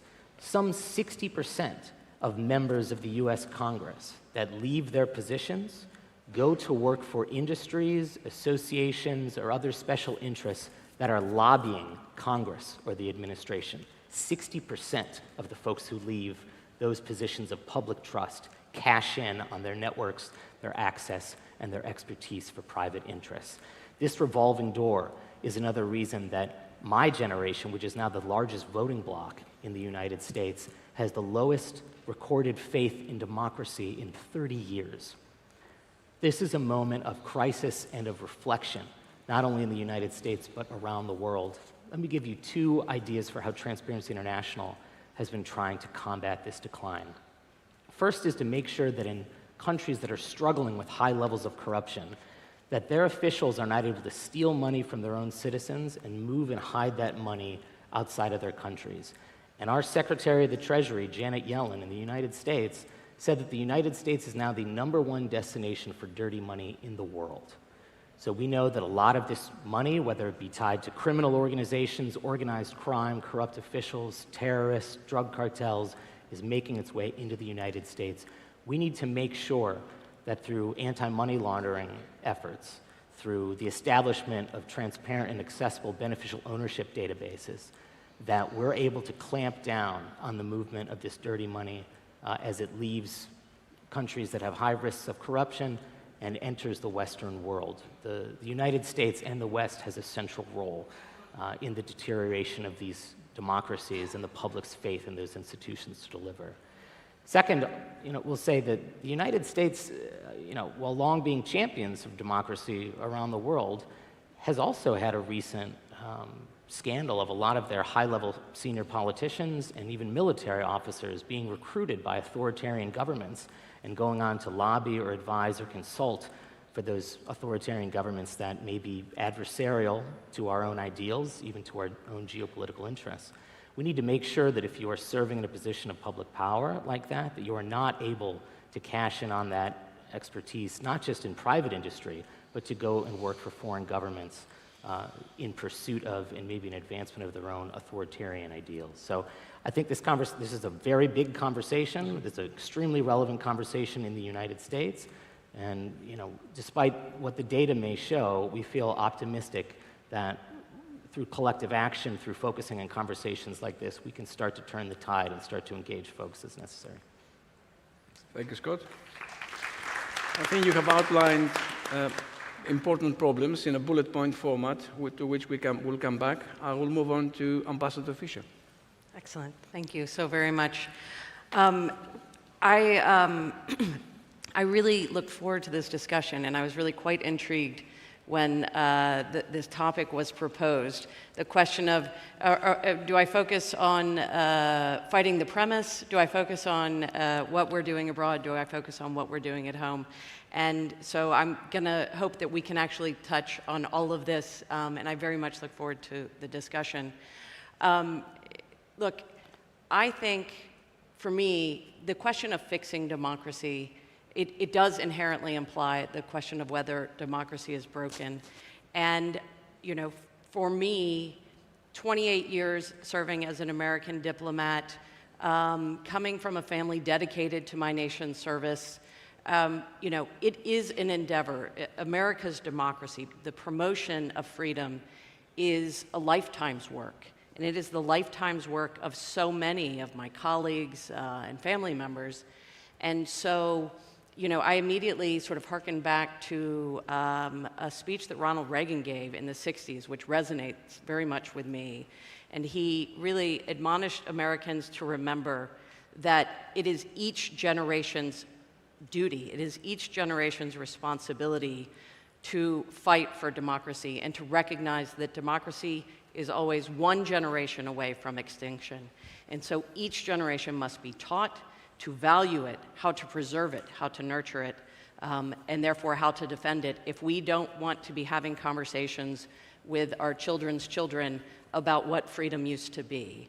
And, so many of the issues that Scott raised, these are real challenges, and they speak to fundamentally the confidence deficit that so many citizens have in accountable governance, right? And we know, again, linking this to President Biden's understanding. President Biden, when he came into office after this very challenging election in 2020, this very expensive election in 2020, President Biden walked in the doors of the White House and understood fundamentally that renewing American democracy at home was absolutely critical to our ability to advance democracy against autocracy abroad, and that our adversaries were actively working to define democracy on the decline, that democracies were not able effectively to deliver for their citizenry.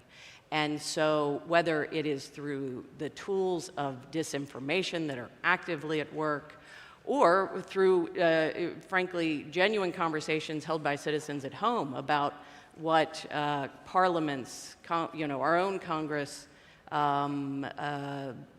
governance at every level, right? In the United States, we have a wide range of local, state, and federal officials at work.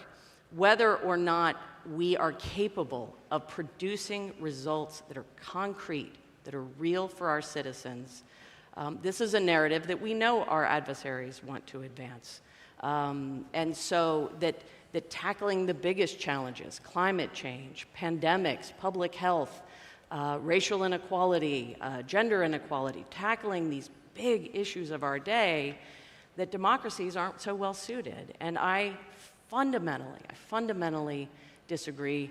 President Biden's leadership has been about focusing our efforts around the idea that only democracies can tackle these problems. It is only with representatives who are responsible to the electorates, who are responsible to the people who elected them, that we will actually make progress on these issues that brings an answer for all of our societies, domestically in the United States, along with those who share our values and our ideals. And so, we have, President Biden has launched several major initiatives that I think are very important. I'm happy to talk about them in greater length, but the summits for democracy have been designed. We have hosted 2 so far under President Biden. We have the Democracy Delivers Initiative, which is focused specifically on the Global South and making the case to the Global South that it is accountable democracy that is going to make a difference in the lives, in the prosperity, in the well-being and the security of the people of the Global South. Because again, I think that's an area where there is a real tension between our vision and those who don't support the rules-based order. So perhaps maybe I'll leave it there for an introduction, and I very much look forward to a deeper conversation. Thank you. Yeah. I think the key concept is accountable governance, accountable democracy. And this is, and also you stress that we've got to fix it at home before we can preach others to do it abroad. So I think the two are interconnected, and I think that's important. Thank you, Mr. Ambassador. Well, Harris, I think that I'll take the floor from the point where you said before that democratic erosion can be brought about quietly through the gradual erosion of the rule of law, and I'm going to start from this aspect of rule of law. There is another organization besides Transparency International, World Justice Program. I'm sure Scott knows it. It's an independent, multidisciplinary, non-for-profit organization founded in 2006, and it's located in Washington, D.C. Well, WJP gave a definition, I think it's quite interesting, about rule of law, and according to their definition, it's built around 4 universal principles. First is accountability. That's the first one. It says that the government as well as private actors are accountable under the law. The second one is just law. So the law must be clear, publicized, and stable, and is applied evenly. It ensures human rights as well as property, contract, and procedural rights. The third one is open government. This is also very important. The processes by which the law is adopted, administered, adjudicated, and enforced are accessible, fair, and efficient. And the fourth one, the last one, is accessible and impartial justice. I think this is well understood. So, of course, we should not forget that the concept of the rule of law has its origins in ancient Athens, ancient Greek. Aristotle spoke about the city, the state, as it was at that time, characterized by the administration of justice, and justice itself is the determination of what is just. That's what he said. So, therefore, that state described at that time is governed by laws and not by people. And also, he explained that when a person is separated from the laws and justice, he becomes the worst kind. As he said, he's even worse than animals. In Greek, it was anthropos, choristhis nomou και δίκης, χείριστον πάντων. Sorry for the Greek. It's what I said before. James Madison, the 4th USA president, explained, if men were angels, no government would be necessary. If angels were to govern men, neither external nor internal controls on government would be necessary. In framing a government which is to be administered by men over men, the great difficulty lies in this. You must first enable the government to control the governed, and then, in the next place, oblige it to control itself. And that's how we come to the issue of control. So, we must have constitution, laws, and codes of conduct. I recall here the Martin Luther King saying that it may be true that the law cannot change the heart, but it can restrain the heartless. So, and after getting concluding that we should have laws, then we should have these checks and balances. The primary institutional check is a separation of powers. That was, of course, originally described by philosopher Montesquieu. This ensures that no individual or group will have too much power. So the government is made up of three branches: legislative, executive, and the judicial. The separation of powers varies from countries to countries, of course. As has been established in Cyprus by case law, the principle of the separation of powers is clearly and absolutely enshrined in the Constitution of the Republic of Cyprus. Of course, and within the separation of powers, each of three branches of government has checks and balances over the other two. I'll not elaborate more on that. So, as we said at the beginning, accountability is the first principle of rule of law. Those who exercise public authority shall be accountable under the law. Therefore, the existence of established control and audit bodies is a basic element of a democratic system and an expression of the need for transparency and accountability. Of course, again, if we talk about ancient Greeks, the concept of audit was crystallized and took a form very similar to today's in ancient Athens, where it constituted one of the most important institutions of the democratic state of Athens. In modern times, in each country, this role is undertaken by the Supreme Audit Institution. We call it SAI. In Cyprus, Audit Office is the national SAI. Two UN General Assembly resolutions acknowledge the role of SAIs in fostering government accountability and in promoting transparency of public administration. And I emphasize these two words, accountability and transparency. And here is where the issue of corruption that Scott explained before comes into play. As a rule, fraud and corruption thrive when transparency and accountability are absent. So, being a fundamental institution for fostering accountability and promoting transparency, SAIs play a crucial role in the fight against corruption, even if preventing and uncovering corruption is not their responsibility. So, the primary responsibility for the prevention and detection of fraud rests with both those charged with governance and management. And I think that most important of all, the tone must be set at the top. The governments, of course, need to develop effective strategies to manage the risk of fraud by considering both fraud prevention and fraud detection. And as long as accountability is diminished and often completely absent, and as long as corruption thrives, Scott talked before about escalation of corruption, democracy, of course, is in danger. So, dear Harris, the answer to the primary question is, I think, affirmative. Yes, democracy needs fixing. Thank you. Thank you, Odysseas. Thank you. I would like to open it up now. I think we have had a variety of ideas on the topic. Now, something which I think it has been pretty obvious in the last few years is that in several democratic countries, we see what I would call an attack on institutions. So I will try not to become too political, but inevitably politics comes into this. So in highly polarized systems, you see the losing side attacking institutions. President Trump lost the elections. He keeps attacking the judiciary and the FBI. You know, revered institutions in the country come under attack for political reasons. So my question to you is this. How, and in Cyprus, by the way, we've had, sorry to personalize it, but your office has been under attack constantly by politicians and other branches of executive power and elsewhere for doing its job. So my question is, how can we protect institutions? What needs to be done so that we can have the proper checks on executive power and institutions, while being accountable, they will do their job independently? Ambassador, Mr. Okay. Excuse me. Look, you're right, these are very political questions.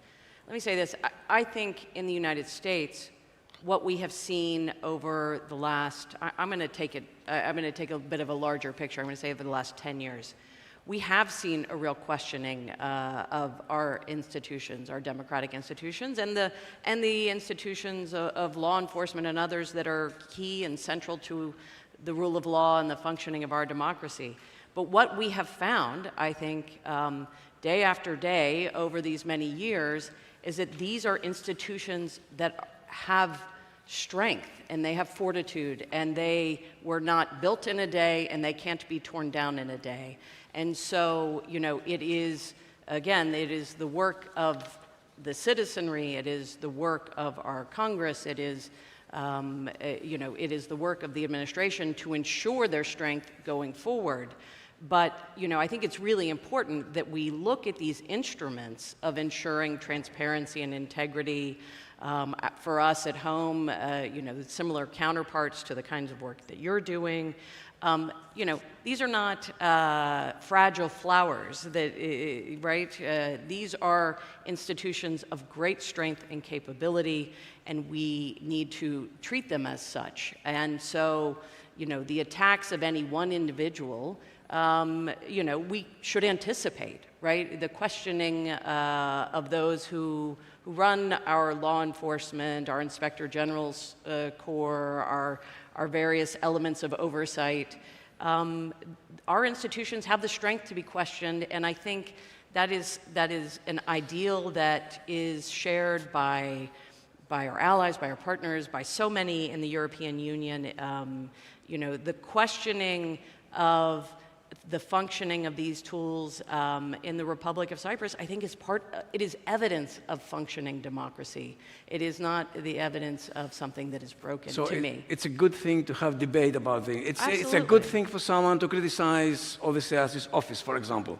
That is fine. But at what point, Odysseus, do you think criticism can become counter-institutional? Behind the well-meaning critique, actually, it is political purpose or even self-interest more than anything else. I think it's identical with the political nature, I mean, of the politicians, that their motives are usually serve their political wishes and purposes. So it's not strange, and it is not something that we should not expect, that a politician could attack an institution like the Supreme Audit Institution because he thinks that this serves his political aims or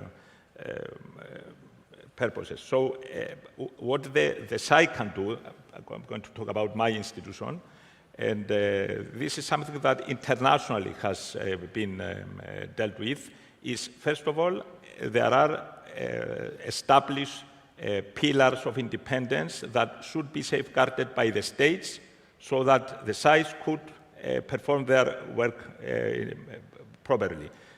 They are called the Mexico Declaration 8 Pillars of Independence. They have to do with appropriate and effective constitutional framework, independence of SAI heads, sufficient broad mandate, etc., etc. The second and maybe most important is we have to protect ourselves. This means that we should always keep ourselves, because we are a SAI, we should always be strictly politically neutral, especially due to the expected hostile environment that we usually expect. We should always, of course, maintain our professionalism and follow the standards, because in our case, mistakes are not allowed. This means it doesn't mean we don't make these mistakes, but we are not allowed to make mistakes. I mean, every mistake that we make will be exaggerated by those that want to attack our institution. It's Ambassador Fischer mentioned about durability. Mm-hmm. I mean, Cyprus is a young republic, 60+ years old. It's not does not have the entrenched institutions the US has. Do you see this as a learning process? Do you see our institutions maturing, learning? Even when they are under stress and under attack, do we come out better out of all this? Do you see progress over time? You don't have to say that. Yes, yes. It's not a leading question. It may, yes, there may not be progress.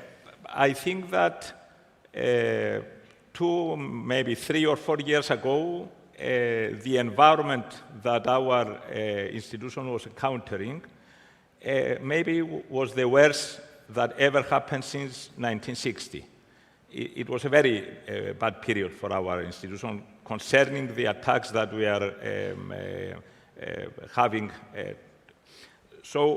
But overall, I think that, yes, we are getting more mature as a society, and especially when an institution proves itself and comes out of this kind of a hostile environment, things are better in the future. So I think on a general aspect, yes, we are getting better. When institutions deliver, they maintain neutrality and professionalism, they can earn people's respect. I think that's what it is. Scott? Yeah, I mean, you've also got the balance of powers here comes into play, right? I mean, in America, the political system has totally failed. But fortunately, the legal system is now providing the backbone and is now enduring. The American legal system is facing its largest test maybe in its history right now with the cases against the former president. But where politics has been insufficient, we've also seen independent media and civil society has helped pick up a lot of that burden. I mean, if it wasn't for a lot of these exposés, like the Panama Papers, the Pandora Papers, a lot of the reporting done by outlets like the Washington Post, the New York Times, we wouldn't know the extent of the undemocratic actions that are taking place around the world and in the United States. So an independent media that has the ability to operate in these spaces is also essential. As with civil society groups like mine, you have to have folks who are not obedient to one political party or ideology or the other, who can call balls and strikes and be able to hold both parties accountable. A competitive party system can get you some distance, but you do need to have civil society at the table to be able to remain neutral and issue-driven as opposed to party-driven. Scott, is it worrying that in the States, I see in the last few years also once revered institutions like the Supreme Court being under attack, which is the other side? I mean, if the kind of Trumpian rhetoric is one side, there's another kind of rhetoric, reverse, which criticizes even the Supreme Court, which until a few years ago was even above criticism to some extent. Yeah, I'm an attorney, and the confidence in the Supreme Court used to be above 50. It used to be the most revered public institution in the United States up until just about 5-6 years ago. And now it's not near Congress. Congress is about 4% public favorability, but the Supreme Court is about 18-20%, which is an absolute low since organizations like the Pew Center have been tracking this data. I think it ties into a larger political and polarized narrative.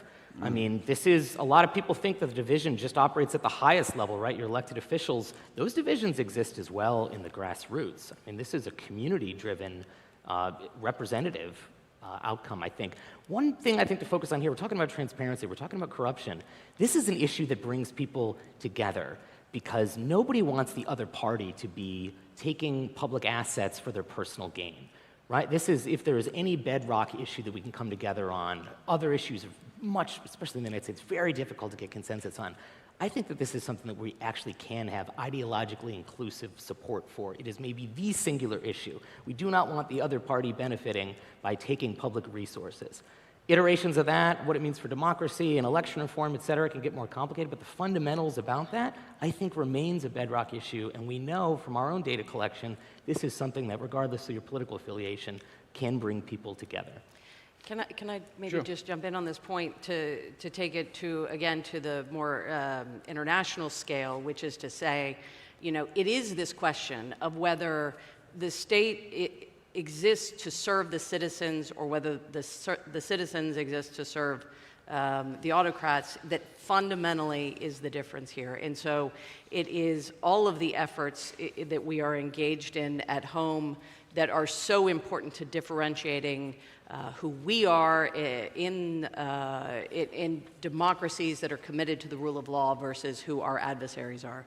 And, you know, so many of our adversaries, I am sorry to say, see public assets, public, whether it's real estate or currency or, you know, other things, as their own personal accounts. And again, it is this vigilance, and I would be remiss if I don't sit here and acknowledge just what an important partner Transparency International, Freedom House, and others have been for the United States over decades in terms of the data, in terms of measuring trends. It is so important to our understanding of where we are in the world. And so, these are numbers that, frankly, if they came from the United States government, if they came out of the government, would not have the same level of confidence that they have because they come from independent organizations and organizations that exist globally. It's a really important part of this story. So it is important in that larger context as well. It's the beauty of civil society in a democracy, that the independent parties bring credibility and as well as additional checks on the executive. Marie, do you want to make a comment here? My initial question was about the attack on institutions that we see in several democratic countries. Yes, thanks. I'm sorry, I was disconnected for a bit, but I heard most of the conversation. I think that goes back to the question of the rule of law, right? And trying to, as to your question, how do you preserve these institutions, and how do you make sure that there's efficient checks on the executive power? And I think the rule of law, my colleague Odysseas mentioned what exactly it is, but I think on the corruption side, having some real prevention of corruption methods and methodologies and institutions working on that, and with the help of civil society, of course, I think that's really key to ensuring that the institutions in place are not corrupt, and that citizens do trust who their public officials are and their institutions. And I think that's really key in order to ensure that there is no attack on them, and that at least helps ensure their legitimacy. Sometimes it occurs to me that, to put it in a slightly political language, the most progressive thing you can do sometimes is to be a conservative. Is to conserve the institutions that we have, and this is fundamental. And we tend, if you take a kind of historical view, this has not always been the case. There's been historically some suspicion towards the FBI, for example. But also there are times when institutions are extremely important in providing checks on executive power. I want to focus on something which in Cyprus, as well as Greece, has been important, and that is the perceived impunity of politicians. Somehow, I think most people believe, and I cannot blame them for that politicians seem to be above the law. We have seen recently in Cyprus, someone told me yesterday that when you become the president of the republic here, you elevate yourself almost to a state where nobody can touch you. You can do pretty much anything you like. Now, I think to the extent this perception resonates with the people at large, it's hugely critical for the quality of our democracy, Odysseas. Don't you think so? I agree, Haris. First of all, I agree that the perception of people in Cyprus and in Greece, of course, this violates the second pillar of rule of law that we said before, the just law, that everybody is equal against the law. And I think, yes, in our countries, maybe because we are small countries, I don't know why, there is a lot to be done to this direction. I mean, to change what people accept concerning this approach that politicians and high-rank officials are above the law. It means the rule of law doesn't work. Mm-hmm. It means that when people do things which, and they're not charged, and they can escape, as it were, then that is a big problem. And there's nothing worse for public perception to see certain officials getting away unpunished. I don't know, Scott, if you find this in other countries as well. I mean, you have to have an independent prosecutorial authority, you have to have independent judiciary, you have to have independent oversight, you have to have the structure set up and funded and staffed in a way, and themselves kept honest in a way that they can do their job and be held to task and you need to have civil society and journalists be able to say whether or not they're meeting that standard. And then it is indebted to some extent on the citizens and the voters as well. I mean, we have free and fair elections. These are opportunities to hold folks accountable at the polls, but all of these mechanisms have to work collectively together. No one is above the law. We are learning that the hardest way possible right now in the United States. That should be the principle, that should be the norm around the world. Ambassador, do you have anything to add? I think one of the pieces, again, if I extrapolate a little bit from what's happening at home into a larger context, the challenge of, how many legal actions, against a sitting official are, how much confidence the public can have that these are non-political, independent judicial or prosecutorial decisions. Like, this is a very important point, I think, in accountability. The electoral accountability is an incredibly important point. One of the lines from President Christodoulides' remarks earlier today that really stood out for me was, he said, look, at the end of my administration, we will be judged. We will be judged on what we have achieved. We will be judged on what we have accomplished. And that fundamentally goes to the heart of our democracies being at work. And that focus on, what will we achieve for the citizens? The question of prosecutorial accountability is, of course, one that is essential, but it also, I think, particularly when we are talking about heads of state and heads of government, needs to be used with a great deal of caution, and it needs to be very thoroughly considered when we are talking about heads of state and heads of government. Yeah, I think it's... And of course, Harry, I think the remedy to that problem is transparency. And I can say that in the recent months, we encounter some obstacles in our effort to touch some issues that have to do with the dealing of maybe politicians or high-rank officials in certain aspects that I cannot now elaborate more.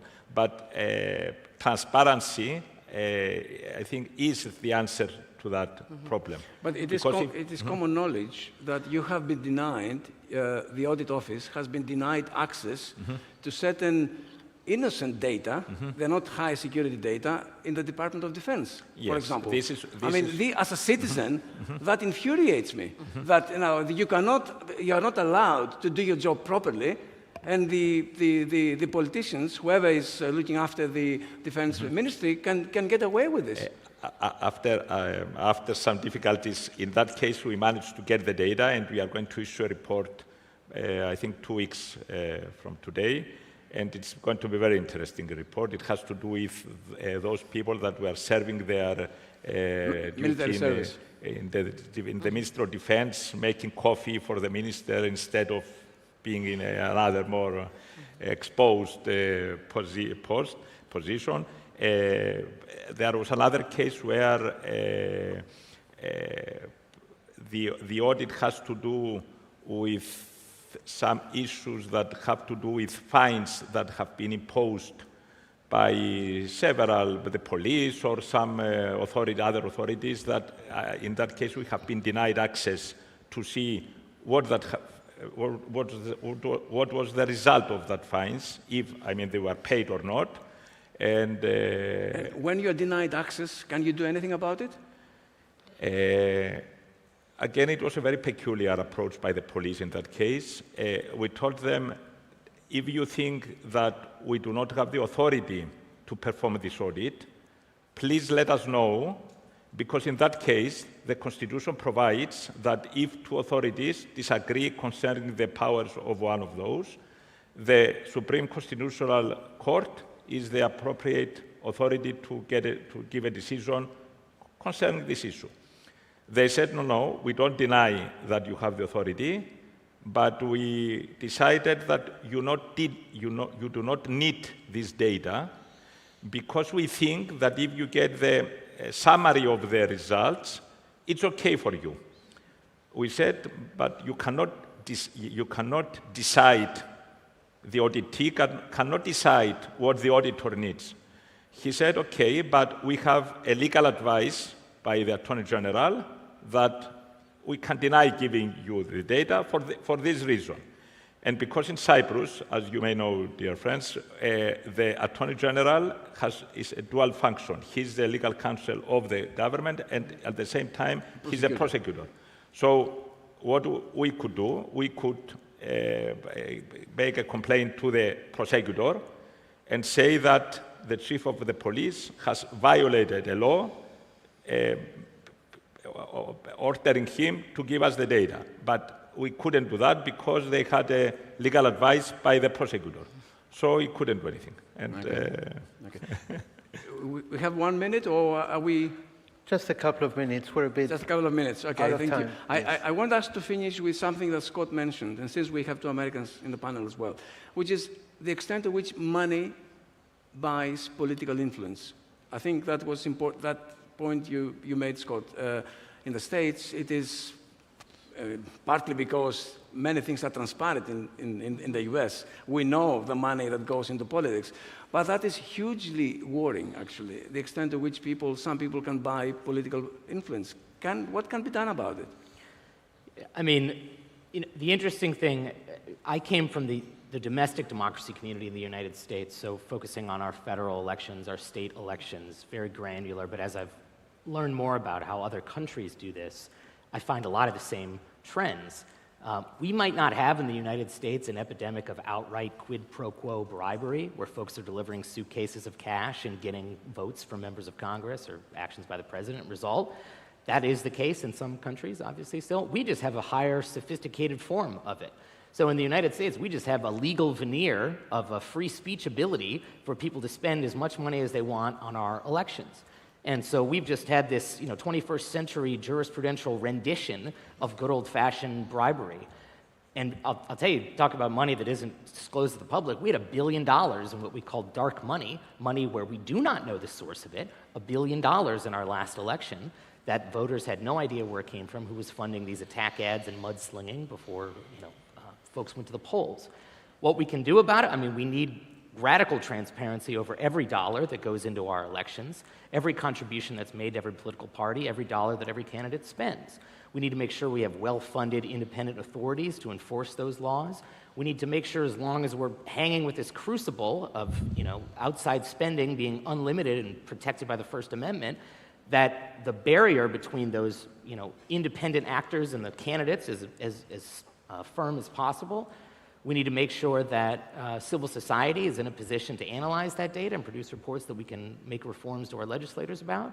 But fundamentally, we need a change in our legal thinking. We need to not associate money with speech. This is a revolutionary concept that has only become partisanized in the last 10, 15 years. This has not been the case historically in the United States, certainly not in Europe.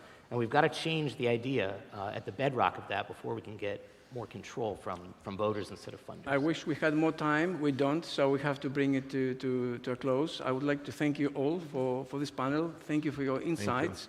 I hope next year, I don't think democracy can be fixed as in building something and being there, but it can always be maintained, make it a little bit better. And I think this is probably the best wish we can make. Thank you very much. Thank you. I wanted to bring you into this, but there was no time. Many thanks to Professor Tsoukas and his distinguished panel for the thought-provoking and stimulating discussion. That carried us a bit over time, but I'm sure it was worthy with all these insights and thoughts into how we can fix democracy, in a very topical issue, if I may say so myself. But now we will move on to a different kind of strategic alliance and a keynote online speech by Benedetta Berti, Head of Policy Planning in the Office of the Secretary General at NATO.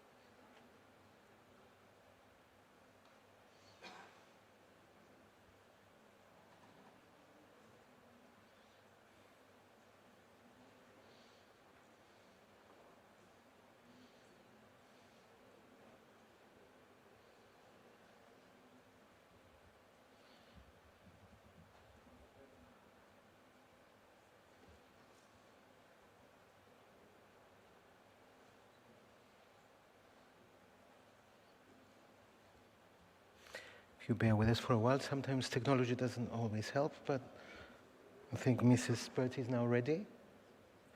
Okay, the floor is yours. Thank you very much. First of all, good morning, and I'm very happy to be able to participate in this conference. I would have wished, of course, to be there in person, hopefully next time.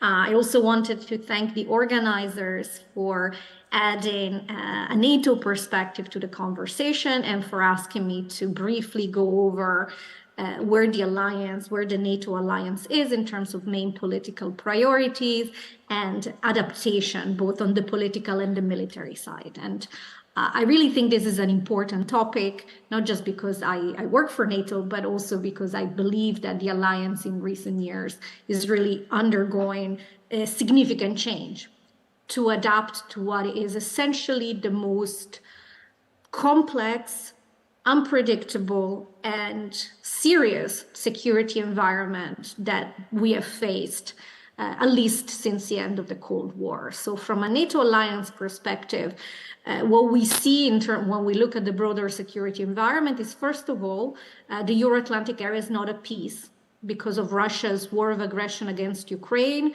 War has returned to the European continent. It is, of course, a source of instability for the entire Euro-Atlantic area. It is also a source of instability for the rules-based international order. And it's the way NATO sees us today, the Russian Federation's behavior represents a significant threat to alliance security and to peace and stability in the Euro-Atlantic area. So we start with the understanding that our own continent is in the most complex security predicament in generations. More broadly, when we look beyond the Euro-Atlantic area, we also see the rise of strategic competition globally. We see countries like Russia and China pushing against the rule-based international order, and that also has an impact on our security. And then, of course, we also see that instability, fragility, conflict remains pervasive in our broader neighborhood, including in the broader southern neighborhood. And then we see that our definition of security more and more has to deal with complex issues like climate change, which are not traditional security issues, but which, of course, today have an impact on the security of our countries and also have an impact on our militaries, because, of course, more and more our countries need to rely on our militaries to address rising extreme weather events connected to climate change. So I'm just giving you this initial statement of facts of how we see the security environment to reiterate that because of that, NATO is undergoing a profound transformation, militarily and politically. And one of the signs of this was the last NATO summit, which took place in Vilnius, in Lithuania, just a few months ago. And if you look at the main decisions taken at that summit, I think it's a good way to understand where the alliance is going. So first of all, that summit focused really on our deterrence and defense posture. This is a very important adaptation for NATO. It is since 2014, this process started in 2014 following Russia's illegal annexation of Crimea, which really was a red flag especially for our military planners, sending the clear message, we really cannot take the territorial defense of allies for granted, and we need to rebuild and strengthen our collective defense. So since 2014, NATO has been implementing a reinforcement of collective defense, the largest in generations. This includes more forward deployed multinational battle group on our eastern flank. It includes a reform of our command structure. It includes approving new defense plans, regional defense plans, the largest and most comprehensive one approved since the end of the Cold War. It also includes more exercising. It includes stepping up our reinforcements. So when I put all these things together, and this was a very big deliverable from our Vilnius summit, the message is clear. The alliance has strengthened and is strengthening its deterrence and defense, essentially rebuilding the capability that we had in the post-Cold War era, somewhat neglected because we focused more and more on threats and challenges from out of area. Whereas now, of course, we are rebuilding our ability to defend territory and population, and through a stronger deterrence and defense posture. So that was very important for us in Vilnius. Just related to the adaptation of our posture, we're also pushing very clearly for increased investment in defense spending. Again, that's something that started in 2014. And if we look back, we can see that in the last 9 years, over $450 billion have been added to defense spending from European allies in NATO and Canada. So we see there is a good trajectory, recognizing that because our security environment is more complex, we need to do more on defense. Just as important, in Vilnius, we took decisions to strengthen our relationship with the defense industry, because we know very well that industrial production is essential, especially as we are not just increasing our defense, but also continuing to support Ukraine as it defends itself against aggression. And this was, of course, the second main area of work for NATO. For us, supporting Ukraine is, of course, standing up for the rules-based international order, supporting a country which is exercising its UN Charter rights to self-defense. It's also a way to support stability in our continent, because we understand that Russian aggression is a major source of insecurity and instability. So NATO has been supplying non-lethal military assistance to Ukraine since the beginning of the war, but now we are really stepping up not just the amount of assistance, but also putting it on a multi-year framework. So we work more closely with the Ukrainian security services and armed forces to really help them transition away from Soviet era equipment, doctrines, and training into fully interoperable with NATO and Western standards. So that's an important part of the work. At the same time, we're strengthening political relations with Ukraine through an upgraded new NATO-Ukraine Council, where we basically sit, all the 31 allies and Ukraine sit as equals to consult, to discuss important common security challenges, and to really work closer together politically. And of course, in Vilnius, there was also decisions with respect to future membership of Ukraine into NATO. The decision taken in Bucharest which is Ukraine will become a member of NATO, was reiterated, and the membership process was streamlined from a two-step process into one, so simplified, again, to bring Ukraine closer to NATO.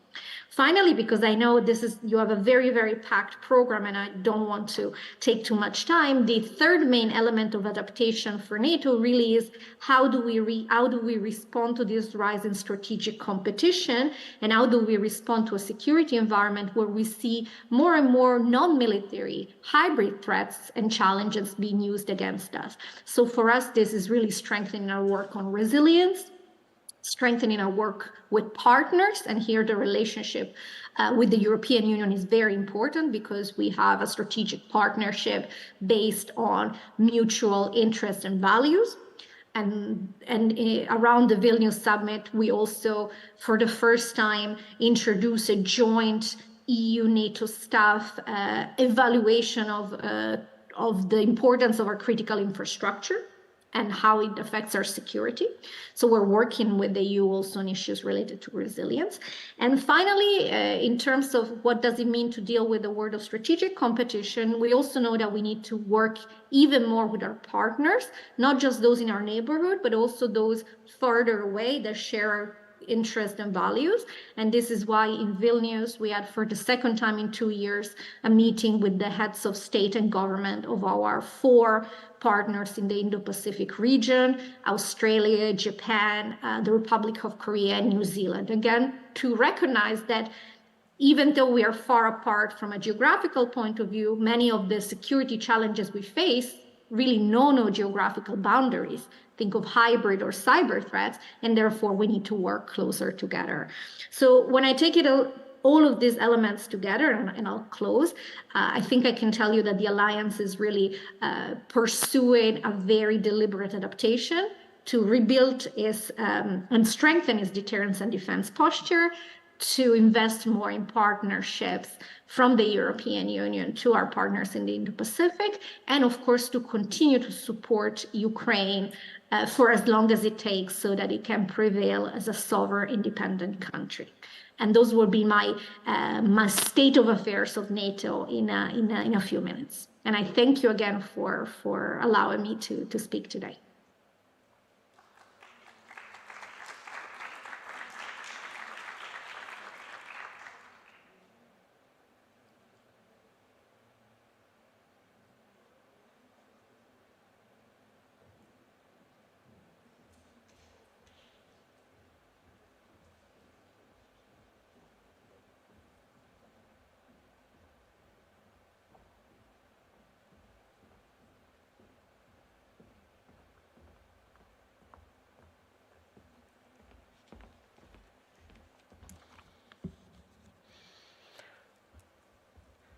A slight change to our program. We'll now move on with another panel discussion. And as we move on, we'll say that policy fora such as the Cyprus Forum are now a growing trend, as you can experience today from panel discussions and the addresses of distinguished personalities from Cyprus and abroad. And what is the impact of such policy fora internationally, if any? Let us now welcome Terry Martin, international news anchor, who will moderate a discussion around conference diplomacy, and if I may add, how important this is in the wider nexus of policy networking across the board.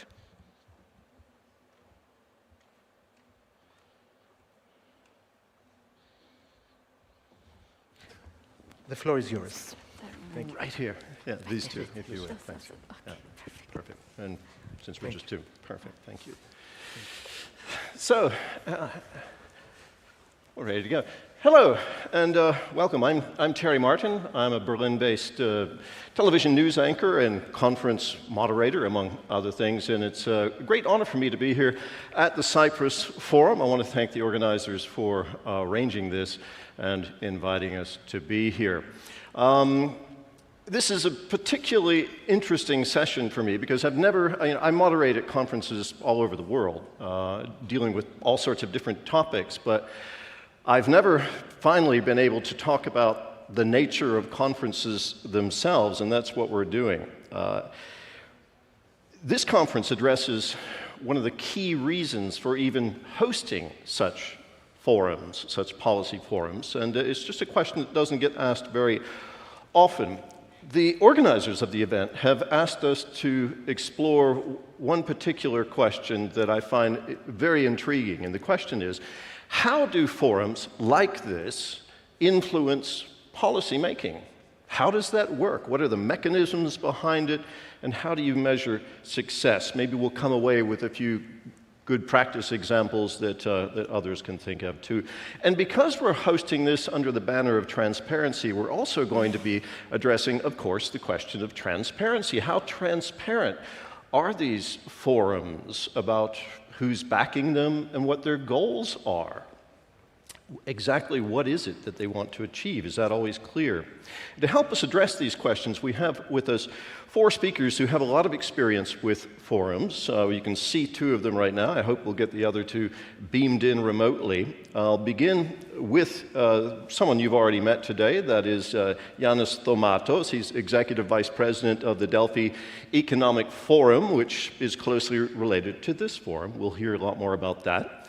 And I'm hoping we have with us also Elena Kudzo, someone I know well. She's Vice President for Policy and Programming at GlobeSec. GlobeSec is another organization that I have worked with closely. They host the Bratislava Forum in the capital of Slovakia every year. Also, Fabienne Hara, she is Deputy Director General of the Paris Peace Forum, which the name says it all, Paris Peace Forum. She'll, I'm sure, go into more detail about that. And on my right, we have Chiara Rosselli. She is director of a nonprofit called Apropos, and she's head of Open European Dialogue, which you may have heard of. She's going to tell us a lot more about that, I'm sure. I'm going to begin by asking each of our panelists to tell us a bit about the conferences and forums that they're involved in, that they host, who's backing them, and what their goals are. We'll get a conversation going up here, and then towards the end, I'm hoping we can bring in some questions from the audience. We'll see if we have time for that. I'm told we're a bit pressed for time. So without further ado, let's get the ball rolling. Just can I confirm with the organizers that we do indeed have our other two guests with us, because I haven't seen them on the screen yet. Do we have Elena Cuzzo and Fabienne Hara? I hope so. Well, we hope, if you can hear me, I'm looking forward to talking to you. So we'll start with you, Yanis. This forum, the Cyprus Forum, it's a spin-off to some degree. It was born out of the Delphi Forum, the Delphi Economic Forum, which has been around for quite a while. This is a very young forum, the Cyprus Forum. How do the strategic objectives of these two forums differ from one another? And what impact are they trying to have? Thank you, it's great to be here. Delphi Economic Forum started in 2015.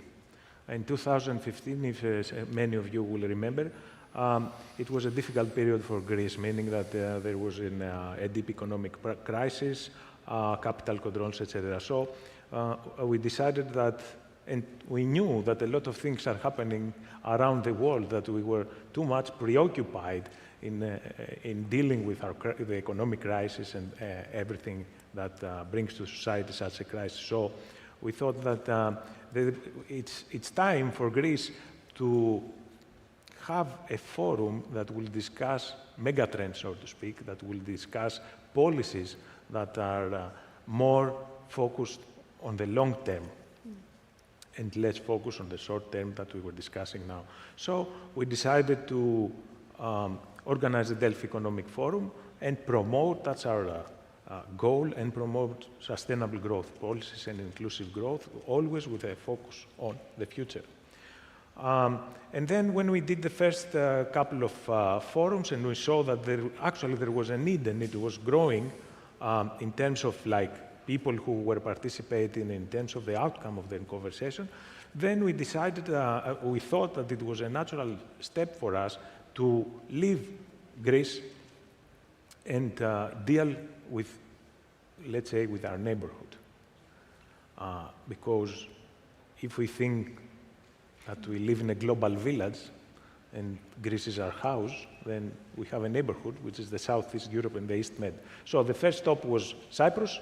We've met with a Cyprus Forum President, Nicolas Kyriakidis, who shared the same values and the same vision and the same what he wants for his country is the same as we want for our country, so we decided to have this forum. And then we had satellite events, as we call them, in Tirana, in Albania, in Skopje, in Sofia, in Belgrade, and in Brussels and Washington, which is the decision-making cities. So this is the plan, this is how we think about it. So in a nutshell, we share the same values with Cyprus Forum. We would like to discuss trends, we would like to discuss sustainable growth policies, and this is what brings us together, and I'm very happy that I see this forum that is growing in terms of significance in Cyprus and outside of Cyprus. Yeah, I can see very, very easily how the Delphi Economic Forum would focus on growth, presumably economic growth, sustainable, inclusive economic growth. What I've heard so far of the Cyprus Forum, this is my first time here. I've been listening to all of the inputs this morning and found them very stimulating. It's quite political in nature. The division of Cyprus is something that is being foregrounded here as well, and how that might be overcome. We heard from the UN High Representative who talked about that. So I'm hoping to maybe dig a little deeper into that with you as we move on. Elena Kudzo is with us now. You can see her on the screen. Elena, I hope you can hear me. I can see you smiling. How are you? I can hear you well. Thank you so much, everybody, for having me. Yes, thank you. I'm glad you could make it. Now, GlobeSec, you and I have worked together. Just to be transparent about all of that, I've hosted several events with GlobeSec, and you host the Bratislava Forum as well as the Tatra Summit. Tell us, Elena, what is it that these events are aiming at achieving? What do you aim to achieve with these events? For all the convenings that we do, we have two broader goals. We want to generate ideas that have some kind of positive impact on security and economy in Europe and beyond. And we also want to make sure that these ideas resonate and are taken on board by people who have the power to implement them. And I explain a little bit what I mean by that. First point is this generation of ideas. It does matter in what setting and with whom you are discussing something. So we help to create formats and curate the panels in a way that allows people who otherwise probably wouldn't have talked to each other to discuss something and be in the same room. And of course, social element matters here. If you are in a more relaxed atmosphere and you do not have the fear that every word that you utter will necessarily end up in official communique or conclusions, you are a bit more outspoken and ready to discuss things. And of course, the second point is we want to be a platform that helps ideas to resonate. I'll give you a real life example. For example, a President Macron comes and delivers a speech that outlines a change of thinking in the French foreign policy.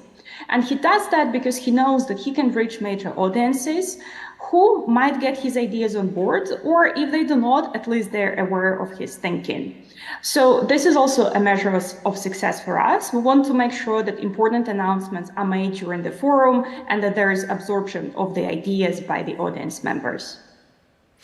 I appreciate that, Elena, also giving us some examples of what success would look like, because that's something I want to ask the other panelists as well as we move on. Fabienne Hara, there she is. It's great to see you. I'm glad you could be with us today, Fabienne. I hope you can hear us okay. How are you? Are you in Paris?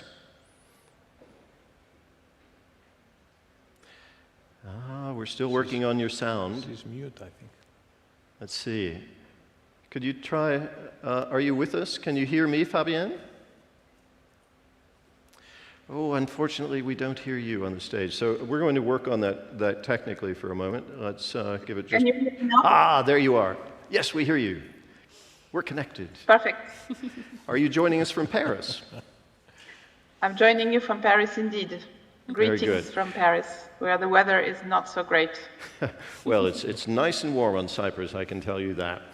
Fabienne, again, glad you can make it. Now, if you haven't, I hope maybe you've already heard what we have said so far, but I'm just trying to get, first of all, from each of the four panelists in this session, your input on what your forum is about and what it is you hope to achieve. So, presumably, since your forum is a peace forum, the Paris Peace Forum, it's about trying to promote peace or help to prevent and end conflict. How do you go about doing that with your forum?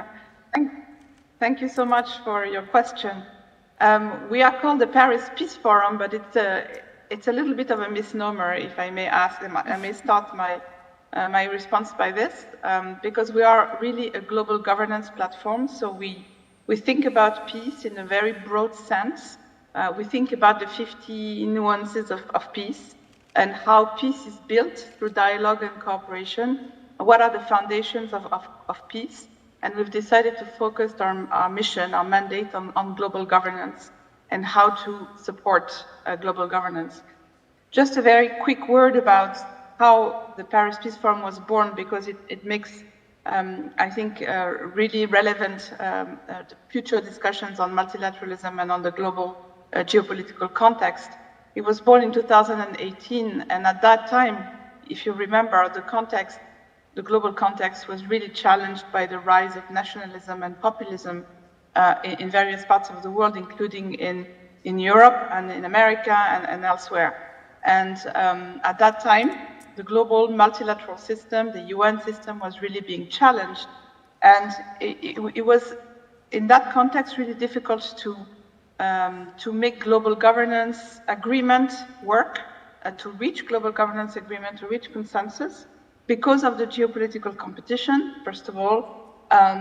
It was also really difficult to make the international system adapt to new big challenges, new global challenges, such as climate change, but also the rise of technologies, and this whole idea of governing global commons, common spaces like outer space, for example, or oceans or forests, and so on, and also global public good like global health, and we've seen that with the COVID pandemic afterwards.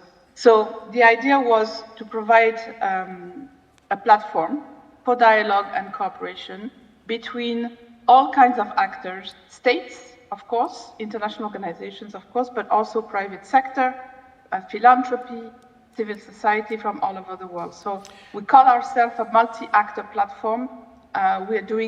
We're practicing multi-actor diplomacy, or sort of not official diplomacy, semi-official diplomacy. And then we also try to work on emerging norms. We try to provide a platform to discuss all these issues that have no institutional homes in the international system. And then we provide platform for dialogue. We create coalitions. And the idea here, and I'll stop that there after this, is to produce ideas that will eventually become norms. And the norms, of course, have a trajectory, right? And I'm sure we'll discuss impact and measure of impact later on.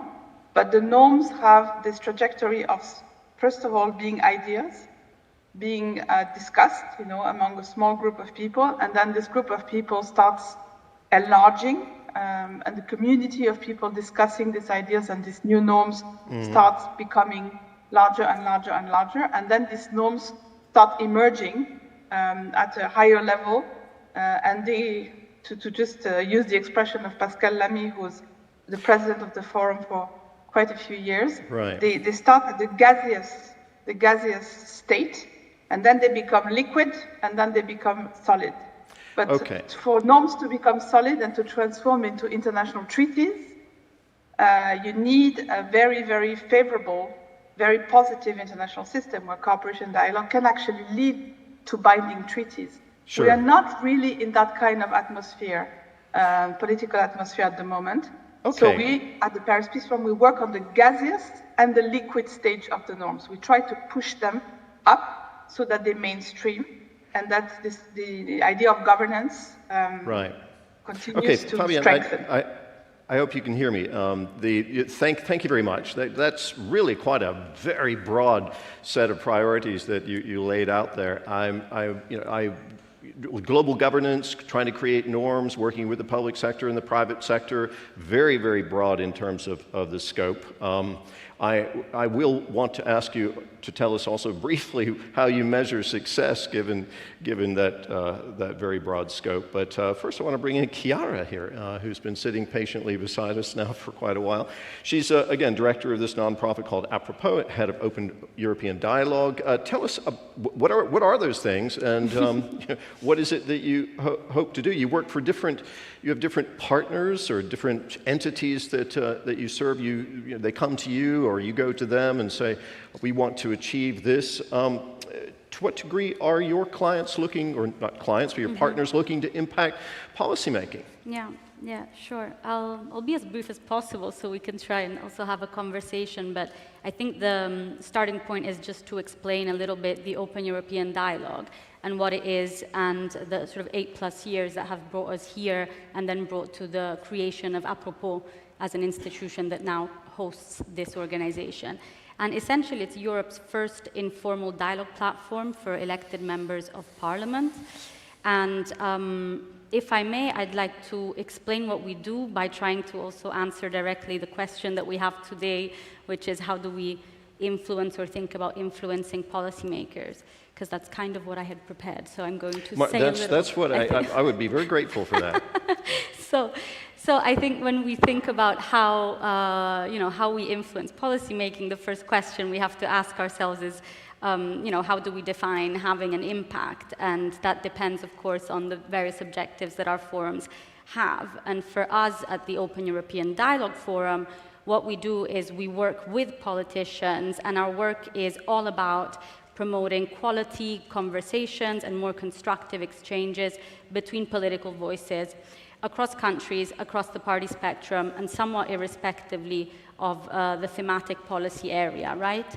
So for us, this means that when we consider our impact, we try and look at it not through the lens of a specific influence we've had on a policy, but more the influence we've had on the way that policymakers relate to and understand political perspectives that are not their own. And so for us, the impact, the sort of success that we always look out for is, are our members developing a more profound understanding of the political positions of others? How do you measure that? Yeah, well, through mainly testimonial. So you have to talk to them and find out what are they taking out of the network. In general, working with alumni has worked even better because they are more open then to share their own experiences.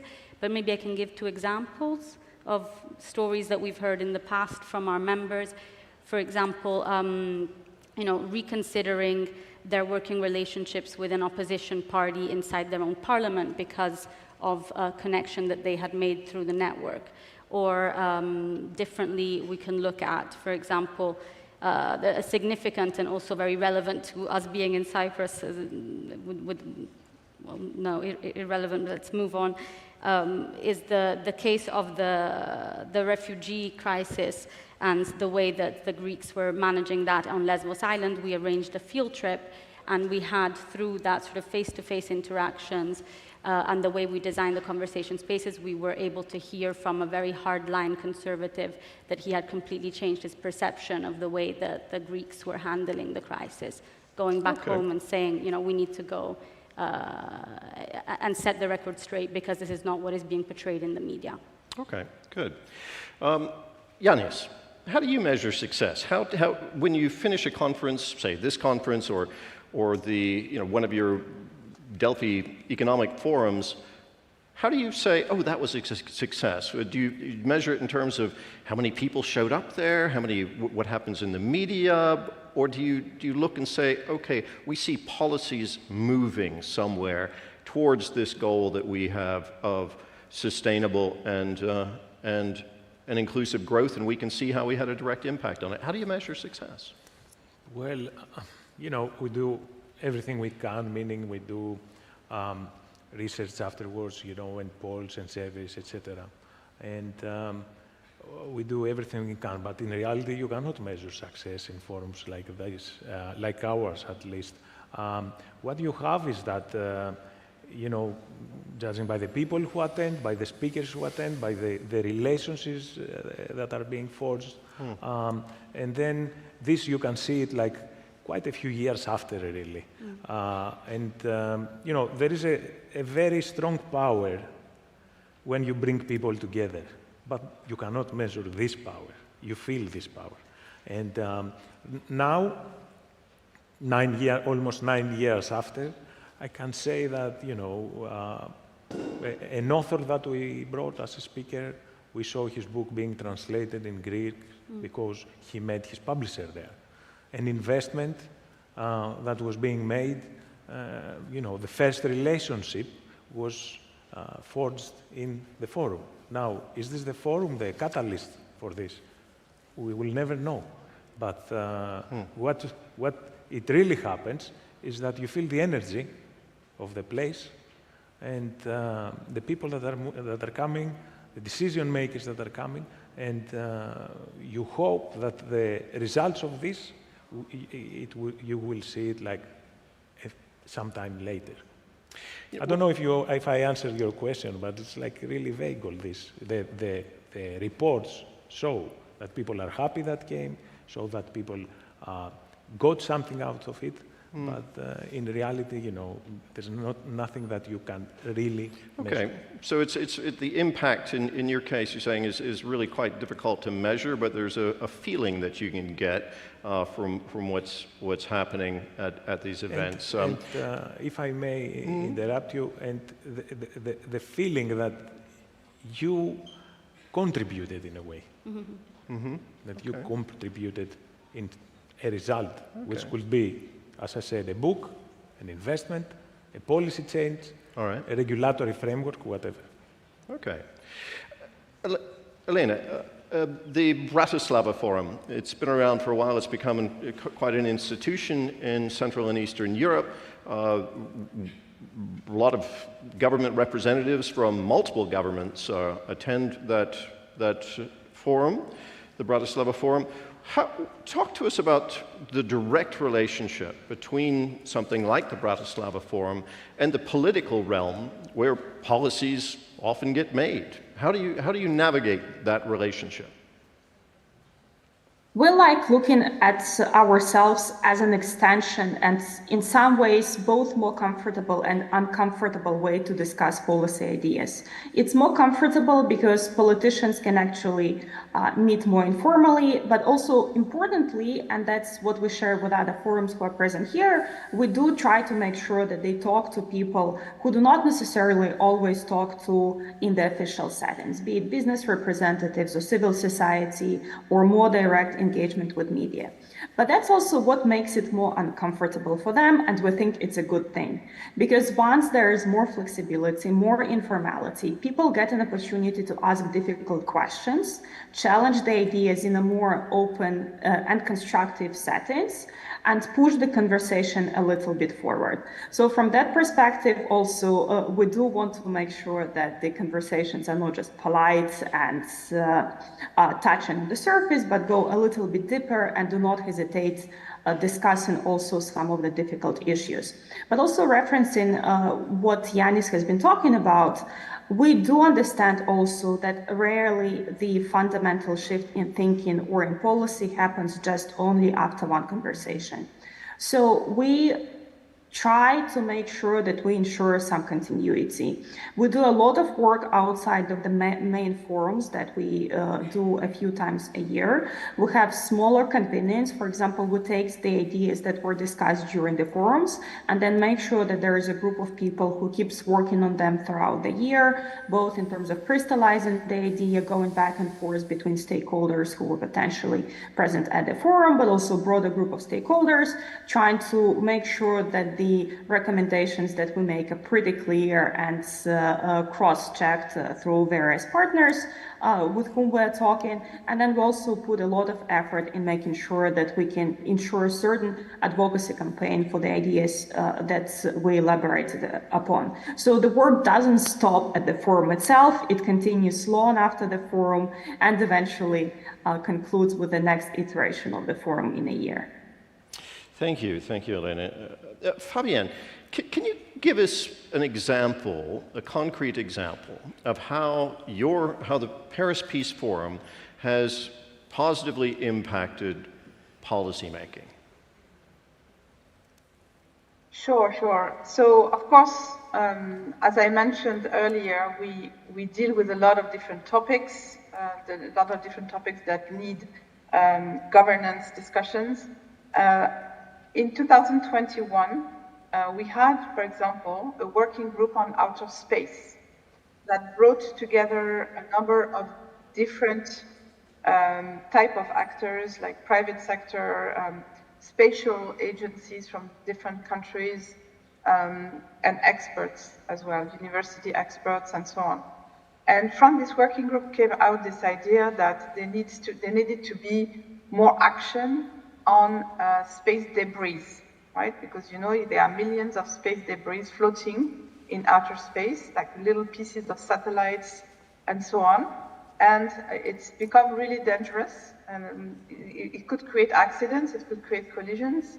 And then the action to actually destroy these debris also are quite aggressive and could also provoke diplomatic incidents. So the realization that our working group had was that there was a big vacuum in terms of governing this issue.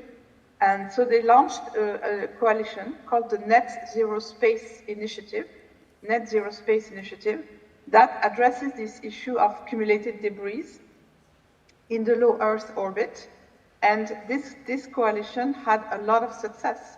And now we have over 60 entities that have signed the declaration, and the community keeps growing. It's updating, of course, and broadening its scope. It goes now beyond the issue of debris, but we are constantly, and it's really fascinating process to watch.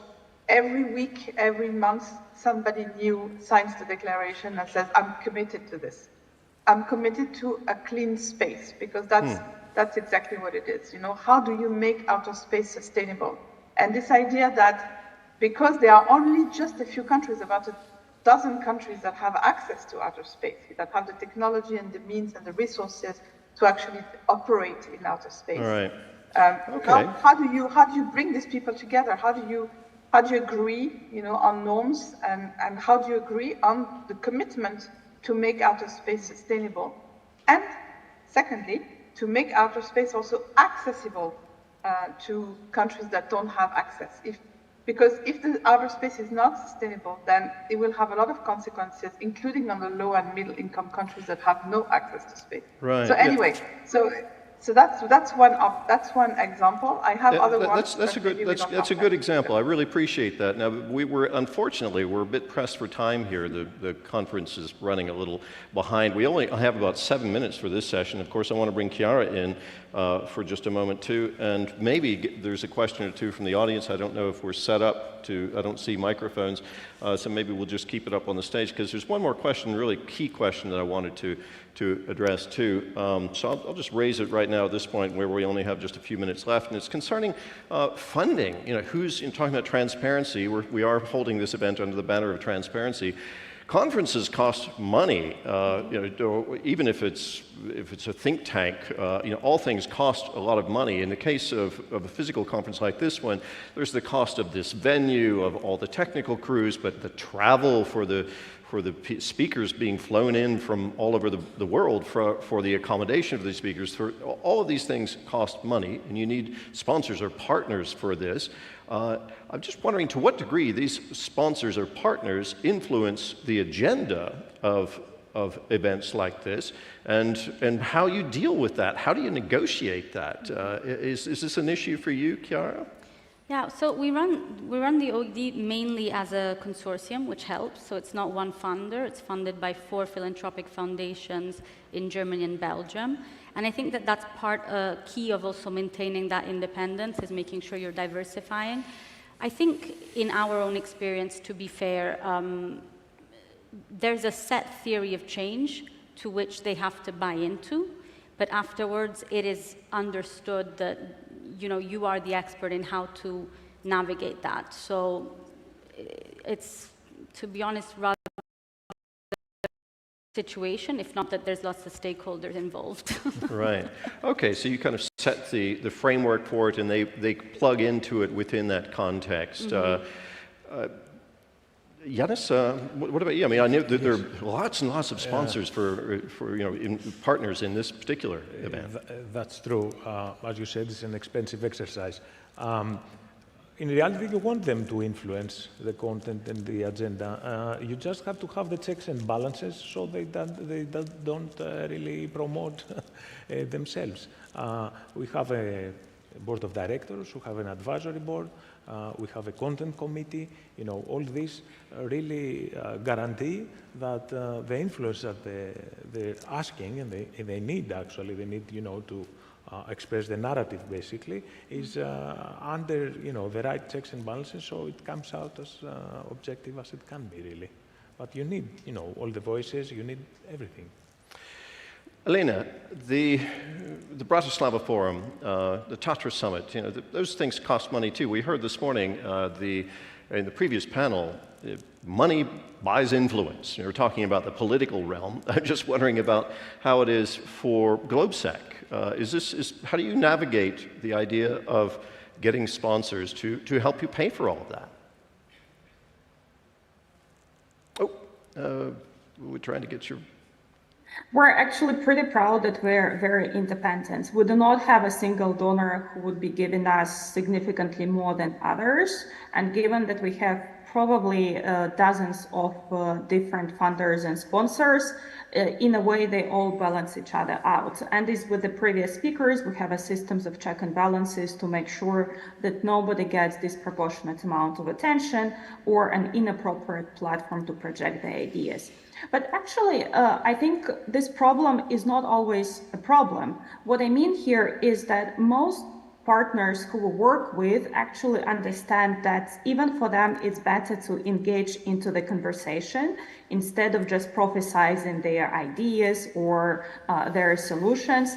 And we, at least in our experience, we managed to explain to people and come to such democratic conclusion to say that it's better to have a discussion on the panel, even if you are challenged, even if you ask provocative questions. That's how democracy is run.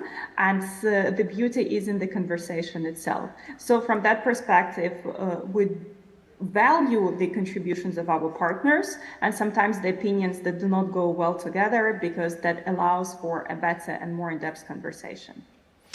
Thank you. And finally, we only have a couple of minutes left. I want to bring Fabienne in here.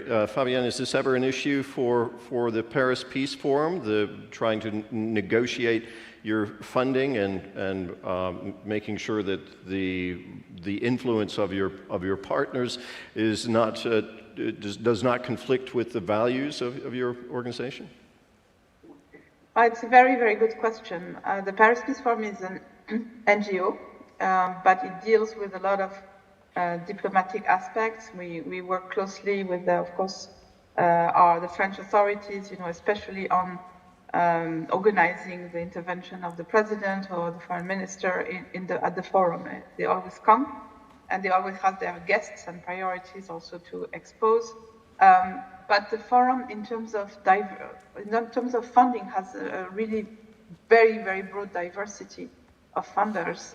We have institutional funders like the EU, we have private funders, we have philanthropies, and so the diversity of funding gives us freedom in a way. The political agendas and the political priorities are one thing, and we need to deal with them, but the executive committee and the governance bodies, as well as the funding, have such diversity, including North-South, and not just, West. I mean, it's not dominated by certain types of actors. We have a North-South balance on our executive committees. We have a lot of diversity also in the funders. So just to say that it gives us a lot of freedom and independence, but the geopolitical context is difficult. It's quite difficult at the moment. Right. Because there is a return of war on the European continent, as I'm sure you all know. There is a geopolitical competition. There is US-China rivalry. And by the way, this is going to be the theme of the next forum in November. We call it Seeking Common Ground in a World of Rivalry, thinking of the big rivalries. Thank you. In particular. Thank you very much. I'm afraid we're out of time. I would love to get into the competition question if we had more time between these various competing forums and conferences, all competing for attention and influence. But I want to just thank our four speakers for being with us today. I'm really glad we had an opportunity to try out this topic for forums themselves. It's been a real pleasure for me. Thank you very much. A warm round of applause for our speakers. Thank you. Thank you. Many thanks to Terry and his distinguished guests for this engaging discussions.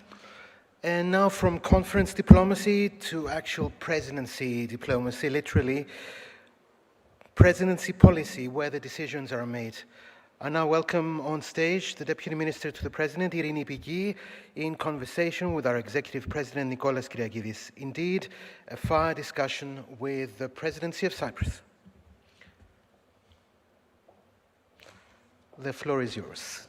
Thank you.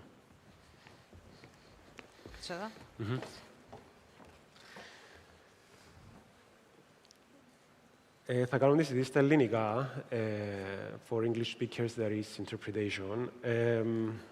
Κύριε Υπουργέ, καλώς ήρθατε στο 4ο Cyprus Forum. Και καταρχάς Θα ήθελα να σας ευχαριστήσουμε για το ενδιαφέρον που έδειξε φέτος η Προεδρία για το Cyprus Forum. Κάτι που μας ενθαρρύνει να συνεχίσουμε κι εμείς. Θεωρούμε ότι αυτά σε συζητήσεις με 200 και πλέον ομιλητές από την Κύπρο και το εξωτερικό, από διεθνείς οργανισμούς, είναι χρήσιμα για την παραγωγή πολιτικής και το Cyprus Forum δεν είναι μόνο αυτές οι 2 μέρες, είναι τα συμπεράσματα, είναι αυτά που προωθούμε στη συνέχεια στα κέντρα λήψης αποφάσεων. Οπότε ο τρόπος που είδατε φέτος θετικά το Cyprus Forum μας χαροποιεί και μας ενθαρρύνει.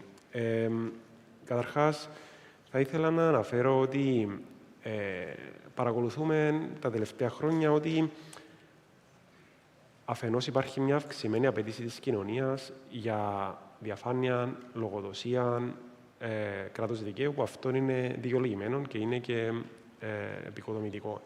Ταυτόχρονα όμως βλέπουμε ενίοτε να υπάρχει υπόσκαψη του ενός θεσμού από τον άλλον και αντίστροφα. Υπάρχει ένα πολύ συγκρουσιακό και τοξικό κλίμα μεταξύ των παιχτών στην παραγωγή πολιτικής, στα μέσα μαζικής ενημέρωσης, στα μέσα κοινωνικής δικτύωσης. Σε όλον αυτόν το περιβάλλον που αντιλαμβάνομαι αφενός ίσως να είναι θετικό για εσάς το ότι έχετε μια θετική πίεση, αφετέρου υπάρχει μια συνεχής αρνητική πίεση που μπορεί να μην υπάρχει και λόγος. Εσείς, η κυβέρνηση, ποιες είναι οι προτεραιότητες της και τι μπορείτε να μας πείτε για αυτήν τη χρονική στιγμή, κάποιους μήνες μετά που αυτή η κυβέρνηση αναλάβει την εξουσία. Καταρχήν, να σας ευχαριστήσω για την πρόσκληση. Να σας συγχαρώ για το Cyprus Forum, γιατί βλέπω ότι μεγαλώνει κάθε χρόνο, αυξάνονται οι δραστηριότητες και είναι πάρα πολύ σημαντικό γιατί αυτός ο διάλογος με την κοινωνία των πολιτών είναι κάτι πάρα πολύ σημαντικό και για να μπορούν να ακούγονται διάφορες φωνές, αλλά για να μπορούμε και εμείς να ακούμε και να φουγκραζόμαστε ποιες είναι οι επιθυμίες και τα θέλω του κόσμου. Να πω ότι όντως το κλίμα της τοξικότητας το οποίο υπάρχει σίγουρα δυσκολεύει τον κόσμο να δει καθαρά ποια είναι τα σωστά και ποια είναι τα λάθη. Να πούμε ότι η δική μας διακυβέρνηση και όλες οι αποφάσεις που παίρνουμε βασίζονται σε 3 βασικές αρχές. Στη λογοδοσία, τη διαφάνεια και την αξιοκρατία. Που είναι αυτό, νομίζω, που ακούσαμε και σήμερα από διάφορους ομιλητές και το αναφέρατε κι εσείς. Είναι 3 πάρα πολύ βασικές αρχές για να σε βοηθούν να παίρνεις σωστές αποφάσεις, χωρίς να λέω βέβαια ότι δεν γίνονται λάθη και πάντα γίνονται και θα γίνονται λάθη. Και νομίζω κανένας δεν μπορεί να πει ότι έχει το αλάνθαστο. Το σημαντικό είναι να υπάρχουν αντανακλαστικά, ώστε τα λάθη να διορθώνονται. Όσον αφορά το πρόγραμμα διακυβέρνησης, να πούμε ότι υπάρχουν μια σειρά μέσα δράσεων και πρωτοβουλειών που αφορούν το κράτος δικαίου, που αφορούν την αξιοκρατία και, όπως το ονομάζεται και στο πρόγραμμα διακυβέρνησης, την ανασύνταξη του κράτους. Θα ήθελα έτσι να αναφέρω κάποιες από αυτές τις πρωτοβουλίες που έχουν να κάνουν τη σύσταση του Γνωμοδοτικού Συμβουλίου, συστάθηκε τον προηγούμενο Ιούλιο, και θα αφορά τους διορισμούς των διοικητικών συμβουλίων των νομικών προσώπων δημοσίου δικαίου. Έναν κώδικα διοντολογίας, ο οποίος έχει καταρτιστεί και θα εγκριθεί σύντομα, που αφορά τους κρατικούς αξιωματούχους. Τη σύσταση για πρώτη φορά υπηρεσίας εσωτερικού ελέγχου στο Προεδρικό Μέγαρο, που ασχολείται με όλες τις διαδικασίες του Προεδρικού. Και μια σειρά άλλων πρωτοβουλειών προς αυτήν την κατεύθυνση. Αυτές τις 3 αρχές που σας είπα. Λογοδοσία, αξιοκρατία και διαφάνεια. Να σας ρωτήσω για το Γνωμοδοτικό Συμβούλιο. Πώς ακριβώς θα λειτουργεί, πότε αναμένονται διορισμοί που θα προκύψουν μέσα από αυτόν τον γνωμοδοτικό και είστε αισιόδοξοι ότι θα ανεβεί δηλαδή η ποιότητα και θα ανεβεί η αξιοκρατία όσον αφορά τα διοικητικά συμβούλια των ημικρατικών και άλλων διορισμών? Θεωρώ ότι σίγουρα είναι μια βελτίωση από τον τρόπο που διορίζονταν μέχρι σήμερα τα συμβούλια, πίσω από κλειστές πόρτες. Συστάθηκε ένα συμβούλιο από άτομα τα οποία προέρχονται, είναι αναγνωρισμένα στους χώρους τους. Ήδη έχουν λάβει την εντολή από τον Πρόεδρο να καθορίσουν τη διαδικασία την οποία θα ακολουθήσουν. Είναι 9 άτομα. Να πούμε ότι δεν θα αμείβονται οτιδήποτε για τη δουλειά τους στο Γνωμοδοτικό Συμβούλιο.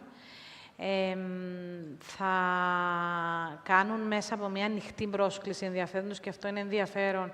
Θα γίνει μια ανοιχτή πρόσκληση ενδιαφέροντος για τα άτομα που ενδιαφέρονται να διοριστούν στα διοικητικά συμβούλια των ημικρατικών οργανισμών, των νομικών προσώπων δημοσίου δικαίου, και μέσα από μια διαδικασία θα έχουν συγκεκριμένα προσόντα τα οποία θα αξιολογήσουν, που θα έχουν να κάνουν με τα προσόντα τους, με την πείρα αυτών των ατόμων. Έχουμε βάλει κιόλας ότι θα ήταν καλά να υπάρχει ίση εκπροσώπηση ανδρών και γυναικών στα διοικητικά συμβούλια. Και θα έρθουν να προτείνουν στον αρμόδιο υπουργό και κατ' επέκταση στο Υπουργικό Συμβούλιο για κάθε μία από τις θέσεις 3 άτομα για να επιλεγούν. Οπότε, αν ένα συμβούλιο, για παράδειγμα, αν είναι 8 μελές, θα προτείνουν 24 άτομα. Και το Υπουργικό Συμβούλιο από αυτά τα 24 άτομα θα επιλέξει τα 8. Υπάρχει μία πρόνοια, βέβαια, ότι σε πολύ εξαιρετικές περιπτώσεις που θα πρέπει να αιτιολογηθεί όμως η απόφαση, θα μπορεί το Υπουργικό Συμβούλιο να έρθει να πει: δεν θα επιλέξω κάποιον από τους 24, θα επιλέξω έναν 25ο.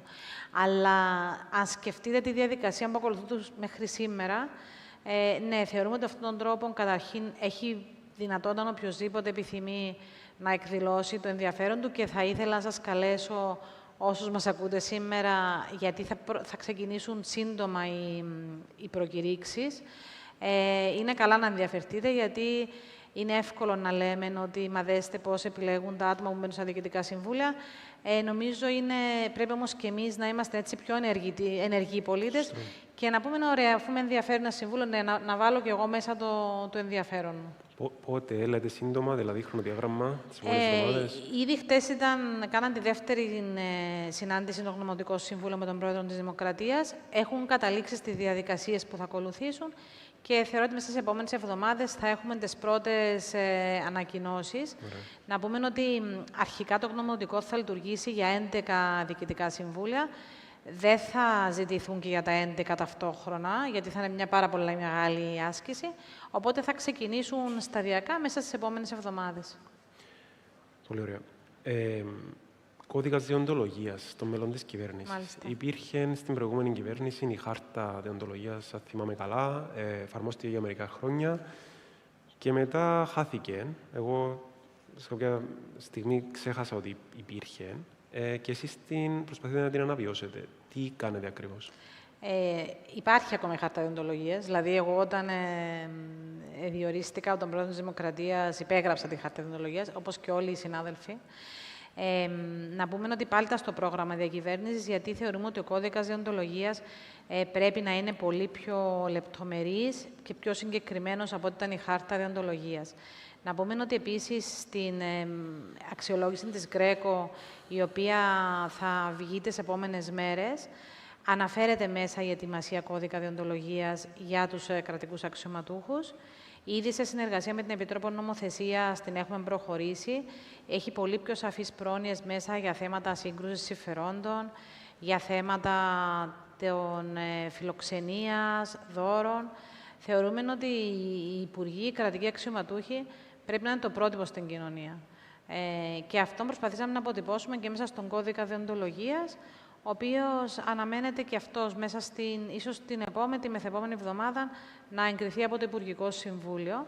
Επίσης, έχει μια άλλη καινούργια πτυχή μέσα, ότι θα υπάρχουν και κάποιες μορφής κυρώσεις και συμμόρφωση σε περίπτωση που κάποιος και θα υπάρχει επίσης, θα διοριστεί από τον Πρόεδρο της Δημοκρατίας και ένας ανεξάρτητος σύμβουλος δεοντολογίας, ο οποίος είναι αυτός που και θα συμβουλεύει, γιατί δεν είναι μόνο θέμα το τιμωρητικό, θα μπορεί να συμβουλεύσει κάποιον κρατικών αξιωματούχων πριν να πάρει μια απόφαση, αν αυτό που θα κάνει έρχεται σε αντίθεση με τον κώδικα δεοντολογίας, και όμως και σε περίπτωση που παραβιάζεται ο κώδικας δεοντολογίας, να συμβουλεύει τον Πρόεδρο της Δημοκρατίας πώς να χειριστεί και τι επιπτώσεις θα πρέπει να έχει το συγκεκριμένο άτομο. Μάλιστα. Αναμένουμε την έκθεση της Γκρέκο. Έχει βγει τον Ιούλιο και η έκθεση για το κράτος δικαίου. Ήταν η τρίτη έκθεση και υπάρχουν εκεί αναφορές για διάφορα θεσμικά προβλήματα. Το ένα είναι για το ότι δεν υπάρχει έλεγχος της εξουσίας του Γενικού Εισαγγελέα και αναφέρει ότι είμαστε το μόνο κράτος μέλος στην Ευρωπαϊκή Ένωση που δεν υπάρχει κανένα θεσμικό αντίβαρο. Μετά γίνεται αναφορά ότι είναι θετικό βήμα η ανεξάρτητη αρχή κατά της διαφθοράς, αλλά ακόμη δεν είναι έτοιμη να ανταποκριθεί. Η ρύθμιση του lobbying, η ανεξαρτησία των media. Έχετε κάτι να μας πείτε από αυτά και αν μπορείτε να στηρίξετε προσπάθειες για προώθηση αυτών των ζητημάτων, δηλαδή ανεξαρτησία των media, lobbying, ανεξάρτητη αρχή κατά της διαφθοράς και εξουσίες του Γενικού Εισαγγελέα. Είναι ενδιαφέρον καταρχήν ότι η έκθεση του κράτους δικαίου και η έκθεση της Γκρέκο που θα βγει την επόμενη εβδομάδα, νομίζω, θα δημοσιευτεί, αγγίζουν περίπου τα ίδια θέματα.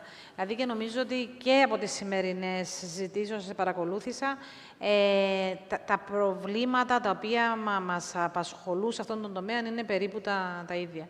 Όσον αφορά ειδικά την έκθεση του κράτους δικαίου, μας απασχόλησε στο Υπουργικό Συμβούλιο, την συζητήσαμε και ήδη με οδηγίες του Προέδρου παρακολουθούμε πώς θα υλοποιηθούν οι διάφορες, όπως είπατε και εσείς, εισηγήσεις και το ίδιο θα γίνει και με την έκθεση της Γκρέκο. Ειδικότερα για το θέμα του Γενικού Εισαγγελέα και του ρόλου του ως νομικού σύμβουλου και ως prosecution authority, επειδή συζητήθηκε και πριν, νομίζω ότι δεν είναι ένα απλό θέμα. Περιλαμβάνεται στο πρόγραμμα διακυβέρνησης. Πρέπει να το μελετήσουμε και θα το μελετήσουμε. Αλλά είναι ένα θέμα που χρειάζεται έτσι μια πάρα πολύ καλή και σοβαρή συζήτηση. Πρέπει να μελετήσουμε μοντέλα άλλων χωρών, να δούμε τι κάνουν άλλες χώρες που έχουν παρόμοια συστήματα με το δικό μας και μετά να καταλήξουμε στο τι πρέπει να κάνουμε. Αν μου επιτρέπετε για αυτό το θέμα συγκεκριμένα, και έχουμε και συζήτηση το απόγευμα με εκπροσώπους της Γκρέκο, της Ευρωπαϊκής Επιτροπής, της Επιτροπής της Βενετίας, ακαδημαϊκούς. Είναι σίγουρα πολύπλοκο και ευαίσθητο και χρειάζεται μελέτη και ίσως και τεχνική βοήθεια. Απλά πιστεύω... Και επηρεάζει και το Σύνταγμα, οπότε είναι θέμα που πρέπει να τύχει και γι' αυτό είναι πάρα πολύ σημαντικό να γίνει μια προσεκτική και σωστή μελέτη για το τι είναι το σωστό να κάνουμε. Σωστά, σίγουρα. Όμως, η άποψή μου είναι ότι χρειάζεται άμεση αντιμετώπιση το ζήτημα, διότι εκεί ίσως να είναι πηγή και πολλής μουρμούρας στην κοινωνία. Δηλαδή, έγινε δίωξη, δεν έγινε. Τι καλύτερο, όπως γίνεται σε όλες τις άλλες ευρωπαϊκές χώρες, να υπάρχει ακόμη έναν όργανο, ένα δικαστήριο ή έναν άλλον ιεραρχικό όργανο που να λέει να υπάρχει το δικαίωμα προσφυγής για τις αποφάσεις του Γενικού Εισαγγελέα. Δηλαδή, αυτό θα αποφορτήσει και την εισαγγελία. Άρα, αυτό που θέλω να μεταφέρω είναι ότι είναι ένα ζήτημα το οποίο χρειάζεται άμεσης αντιμετώπισης. Χρειάζεται μια σοβαρή αξιολόγηση. Σίγουρα είναι ένα σημαντικό θέμα, πρέπει να το συζητήσουμε, αλλά χρειάζεται έτσι μια σοβαρής αξιολόγησης. Να πω επίσης για την αρχή κατά της διαφθοράς που αναφέρθηκε πριν, ότι θεωρούμε ότι έχει έναν πάρα πολύ σημαντικό ρόλο να επιτελέσει. Έχουμε έρθει σε επικοινωνία με την αρχή κατά της διαφθοράς και για το νόμο του lobbying, για παράδειγμα, τον οποίο καλεί να εφαρμόσει και να πούμε ότι ήρθε σε μια ειδική συνεδρία του Υπουργικού Συμβουλίου, ήρθαν εκπρόσωποι και μας παρουσίασαν τι σημαίνει η νέα νομοθεσία για το lobbying και πώς πρέπει να την εφαρμόσουμε. Έχουμε μια πολύ στενή συνεργασία με την αρχή κατά της διαφθοράς και σίγουρα ως κυβέρνηση θα τους στηρίξουμε με τους πόρους τους οποίους χρειάζονται για να μπορούν να κάνουν τη δουλειά τους. Γιατί ήταν μια πραγματικά πολύ σημαντική μεταρρύθμιση, την οποία υιοθετήσαμε από την προηγούμενη κυβέρνηση και θέλουμε να στηρίξουμε. Πολύ ωραία, ευχαριστώ. Όσον αφορά την γραμματεία παρακολουθήσης του κυβερνητικού έργου, όπως πάντα ασκήθηκε κριτική, αν είναι αναγκαία, μιλήστε μας λίγο για το σκοπό της και πού βρίσκεται. Ευχαριστώ για την ερώτηση. Καταρχήν, γιατί νομίζω πάμε λίγο στην αρχική μας συζήτηση για την τοξικότητα την οποία ανέφερε στην εισαγωγική σου παρέμβαση.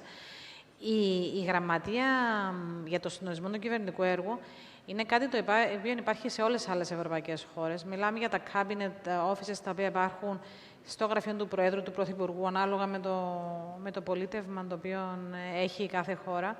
Η ίδια η Ευρωπαϊκή Επιτροπή έχει τη Γενική Γραμματεία Συντονισμού, έχει διάφορες δηλαδή γενικές διευθύνσεις, τις τομεακές γενικές διευθύνσεις, αλλά έχει μια ολόκληρη Γενική Γραμματεία Συντονισμού που έχει ακριβώς να επιτελέσει αυτόν τον ρόλο. Επειδή γράφτηκε και κάπου ότι ήταν παγκόσμια πρωτοτυπία, το ότι θα δημιουργήσουμε μια γραμματεία συντονισμού πάνω στο Προεδρικό Μέγαρο. Να πούμε ότι οι αρμοδιότητες του Υφυπουργού παρά το Πρόεδρο είναι το να συντονίζει το κυβερνητικό έργο και πάντα ήταν μέρος των αρμοδιότητων του. Τώρα, αν το 2023 αναμένεται από έναν άτομο μόνο του να μπορεί να κάνει αυτόν τον συντονισμό χωρίς να έχει μια τεχνοκρατική ομάδα, αλλά να πω και κάτι άλλο, επειδή ακούστηκε πάρα πολύ. Η λέξη συντονισμός δεν σημαίνει έλεγχος. Δηλαδή, με το να κάνεις συντονισμό και παρακολούθηση δεν σημαίνει ότι ελέγχεις τα Υπουργεία ή με οποιοδήποτε τρόπο χάνουν τα αυτονομία τους τα Υπουργεία. Τα Υπουργεία συνεχίζουν και θα συνεχίσουν να είναι αρμόδια για την υλοποίηση των πολιτικών τους. Αλλά όπως είναι τόσο πολύπλοκα τα θέματα και το ανέφερε και η πρέσβης της Αμερικής πριν. Μιλάμε, για παράδειγμα, για θέματα όπως είναι η κλιματική αλλαγή. Μιλάμε για θέματα φυσικών καταστροφών. Τα περισσότερα θέματα που έχουμε να χειριστούμε πλέον, ακόμα και το θέμα το μεταναστευτικό, για παράδειγμα, είναι πολυσύνθετα και πολυτεμιακά. Αφορούν πάρα πολλά Υπουργεία. Είναι πάρα πολύ σημαντικό, εκεί που ο Πρόεδρος πρέπει να πάρει αποφάσεις, να υπάρχει ένας συντονισμός αυτών των πολιτικών.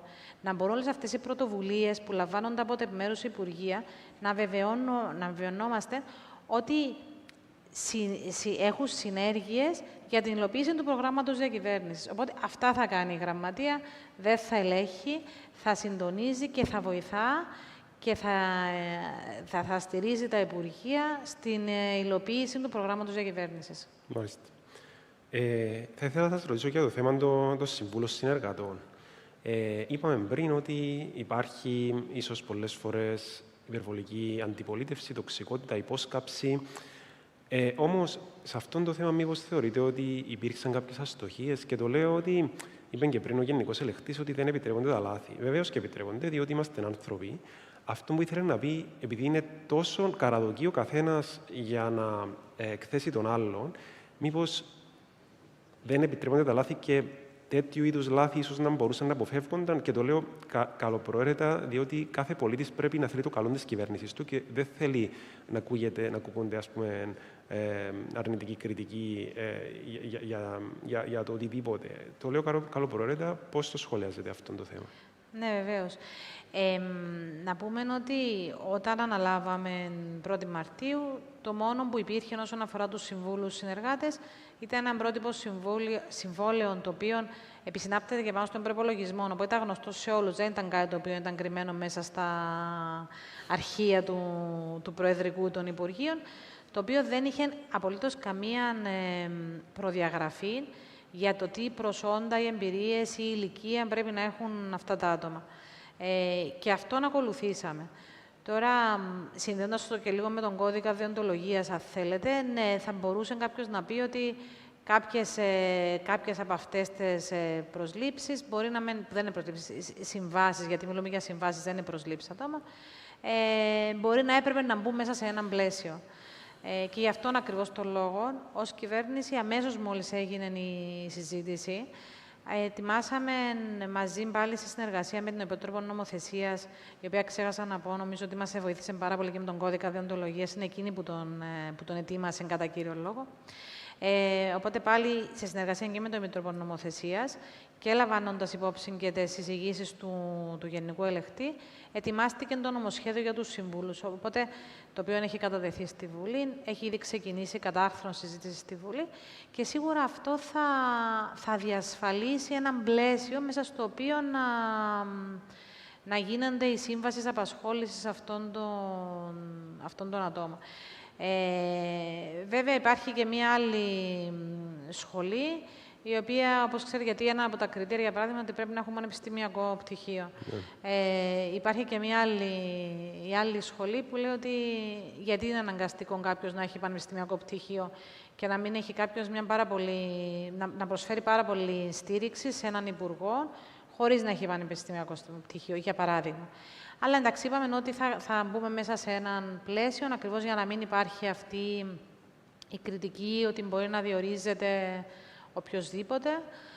Να πούμε επίσης ότι με το νέο νομοσχέδιο το οποίο έχουμε καταθέσει, θα διασφαλίζεται ότι αυτά τα άτομα δεν θα μπορούν να μείνουν μετά στη δημόσια υπηρεσία, γιατί ένα άλλο θέμα κριτικής και με την ιστορία που υπήρχε με την προηγούμενη διακυβέρνηση ήταν πώς κάποια από αυτά τα άτομα τελικά κατέληξαν ως ορίστου χρόνου υπαλλήλοι στο δημόσιο.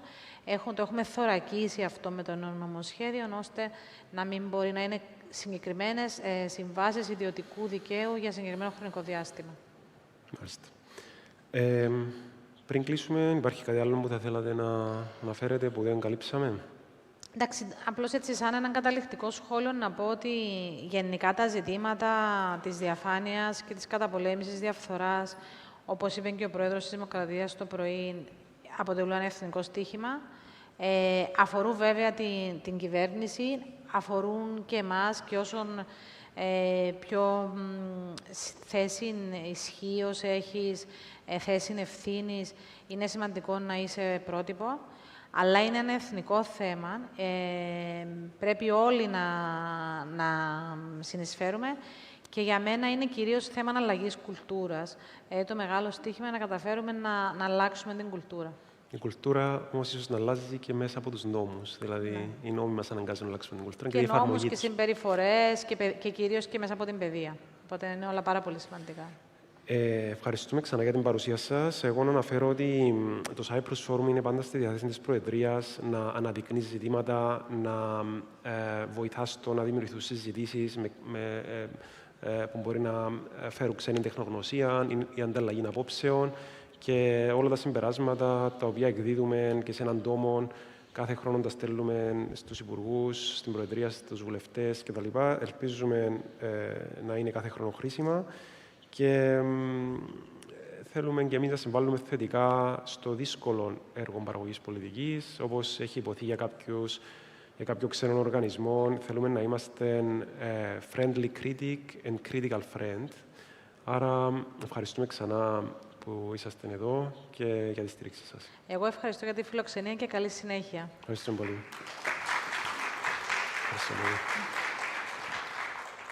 Many thanks to Nicolas Kyriakidis and Mrs. Piggy for her input and insight into presidency diplomacy and presidency policy.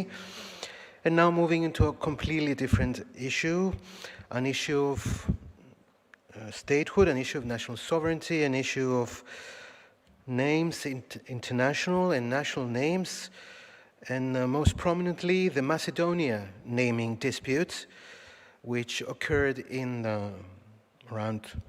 started around 8 years ago between Greece and Macedonia, a dispute that was resolved with the Prespes Agreement in 2018. Today we will look into whether the Prespes Agreement was a success story and are there lessons to be learned for the issue at hand that interests us most, the Cyprus problem. Let us welcome to the floor Mr. Nikola Dimitrov, former Foreign Minister of North Macedonia, and Mr. Athanasios Ellis, if I may say so, a legendary figure in journalism. As a colleague, I would like to say that, Editor-in-Chief of Kathimerini English edition, published in Cyprus and Greece. I'm hoping to a very interesting and engaging discussions on the lessons of North Macedonia and how this doesn't affect Cyprus, and what lessons can be learned from that process and how it ended up. Gentlemen, the floor is yours. Thank you very, very much. A lot of people are talking about solving problems, and especially in Cyprus, we talk always about how to solve the Cyprus problem. We heard from some diplomats, we heard from the UN, but here we have somebody who has done that. He has solved an issue, a major issue for his country and Greece and for the Balkans. So I'd like to ask you to go a little bit back in time and briefly, of course, if you can do it in a few minutes, how was that done? Because for 25 years plus, we had the name issue and that was a problem for us, for you, for the Balkans. How did you manage to do it? And actually, we also had another angle, so you can answer that too. The UN was involved through Matt Nimitz, like it is here, But at the end of the day, the two countries were able to solve it by themselves. So I'm just wondering, you can explain the formula or your experience. Yes, I appreciate the opportunity, and I want to thank the organizers Oxygono and the Delphi Economic Forum for having us here. And learning from the words of the philosopher Zeno, who was mentioned today from Citium, one of his sayings is, we have 2 ears and 1 mouth, so we should listen more than say. So I will do this humbly. Our lessons may or perhaps may not be useful for the issue of Cyprus. I grew up with the name issue, first as a diplomat, then as an activist politician and a foreign minister, when we finally did it with my friend and then colleague Nicosia. It was quite an experience. As you mentioned in your question, we did it ourselves. So the Prespa agreement that solved the name issue was homemade. There were people who were helpful, such as our mediator, who was the longest-serving UN mediator in the history of the United Nations, Matthew Nimitz, and who was actually involved in the 70s as a counselor of the State Department under Cyrus Vance, also here in Cyprus. My first visit as foreign minister was to Athens. It was mid-June 2017. And I decided to go to Greece first because this was where our biggest issue was, our biggest challenge. And my message was, if you want to have a friend to your north, and predictability and reliability, now is the time to try to solve this. Initially, we were testing each other. I think both Nikos and me, by the way, there was no name issue, even though he was Nikos and my first name is Nicola. Like there is not a serious name issue between Lefkosia, I think, and Nicosia here in Cyprus. There was no blame game. Usually when there is a blame game, this is a signal that there are no serious negotiations taking place. And increasingly, we started to trust each other on a personal level, at the level of the two prime ministers, at the level of the governments. One important thing is to really understand the concern of the other, to learn to feel and to think as if you're in the shoes of the other side. Then we managed to divide the issue into several elements, and dividing an issue into elements is helpful in terms of making a combination that perhaps could work. A serious compromise is such that some people say leave both sides equally unhappy. And if we judge by the effort that was required to actually approve the Prespa agreement both in Skopje and in Athens, this is a good compromise. It took quite an effort. There was quite an opposition. We, I think, took care of the key concerns on both sides. For the Greek side, this was the distinction. And for us, it was who we are, our identity. It took a lot of political credit, political capital, to solve an issue that is old and deeply entrenched. It requires political capital, and I think one has to reconcile that winning next elections will be a question. So one has to think more about the next generation and the longer-term future than the immediate political profit. Maybe that will come later, but you invest political capital. Then, as you move on and when you come close to a solution, the cost of failure is also increasing. So there is a bit of an incentive to actually really do it. And I remember with Kosias, we were both receiving threats. He from his compatriots, I from my compatriots. In a way, we've become allies on the side of the solution, and our adversaries, our opponents, were those against the solution from both sides of the border. What we did was we proved that you can actually solve a difficult problem, that miracles are possible even in our region, with persistency, with stubbornness. To solve a stubborn problem, you have to out-stubborn the problem in a way. And we paved the way for something that is so natural for two neighbors, and this is friendship. There are many issues with the implementation of the Prespa agreement, but one thing is obvious, and this is that with time, the situation has calmed down. The problem is not alive. And I think even with more time, even the big opponents of the Prespa agreement will face the reality that this was actually a good thing to do. So time heals. Time heals if you really solve the problem and cover the concerns on both sides. If you cover the concern of one side, the issue is still alive.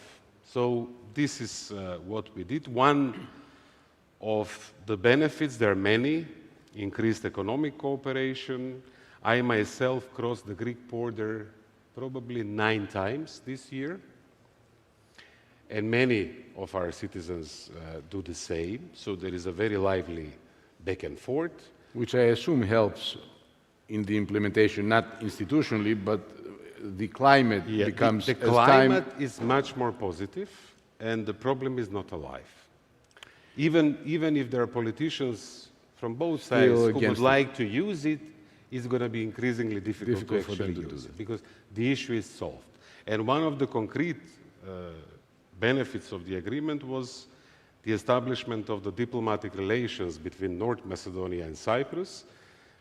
When I was foreign minister and when the president, Nikos, everybody's Nikos in this. And actually his predecessor, Anastasiadis, also, we actually we established the diplomatic relations between our countries. And now that you mentioned that, if you can do that briefly, is there any lesson to be learned on this part of the world, Cyprus, with its issue and division, from the successful agreement in Prespa? It's a whole different situation.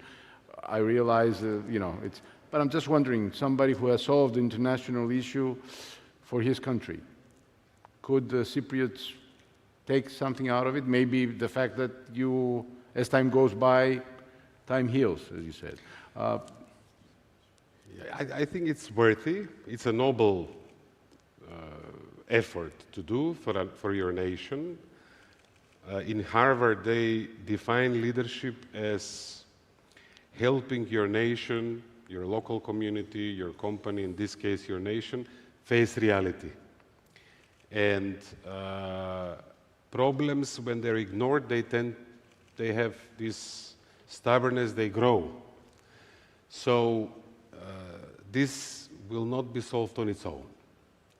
Efforts will have to be made. And at the end of the day, from this perspective, after the solution, I can face myself in the mirror without any second thoughts. I think I did a favor for my nation and for the friendship between Greece and North Macedonia, but I think we should be modest and stop here when it comes to making analogies between the two problems. In the final few minutes that we have, and since this discussion deals a lot about transparency, I was just wondering how the accession process is going. It's not going that well for the Western Balkans, your country and others. But one of the criticisms from the Europeans even from well-intentioned people, is that there are not enough reforms. Transparency issues are still there and sometimes becoming worse. Where is the process going, and is transparency still a problem, and to what extent? Thank you for this question. In most of my adult life, I've been a diplomat operating under the premise that once we solve the big picture issues, NATO accession, European Union membership, that will be it, the country will be fixed. Now, with some experience in government, and I am now on the civil society side, I think that the European integration process is extremely important, but not sufficient to bring about real change at home. For real change at home, you have to have domestic agents of change, citizens, civil society, courageous leaders and politicians. The European integration has absolutely lost any steam. It has become a double bluff game for years now. We, EU, pretend we are interested, and we, the candidate countries, pretend we reform. There is sort of a new opportunity with the war in Ukraine and the Ukrainian bid for membership. Enlargement is at least back as a priority. There is an ongoing debate. As you know, the European promise to the region was given in Thessaloniki in 2003. 20 years after, we don't have much to show. Croatia joined 2013, Croatia, yes. and that was it. So I think to make this a success, we need more seriousness on both sides. On the side of the EU, to recognize that this is unfinished business, that it is in the interest of the EU to do it. And here, I think Greek leadership can help, because Greece is a long-standing member, part of our region. It can lead us to strengthen democracy and increase prosperity, but also there is a lot of homework on our side. And this is not only paying lip service and saying the right things, but actually doing the right things. And the problem in my country and throughout the region is rampant corruption, political clientelism, political parties. It's a winner-take-all type of a democracy where institutions serve not the public interest, but the party interest.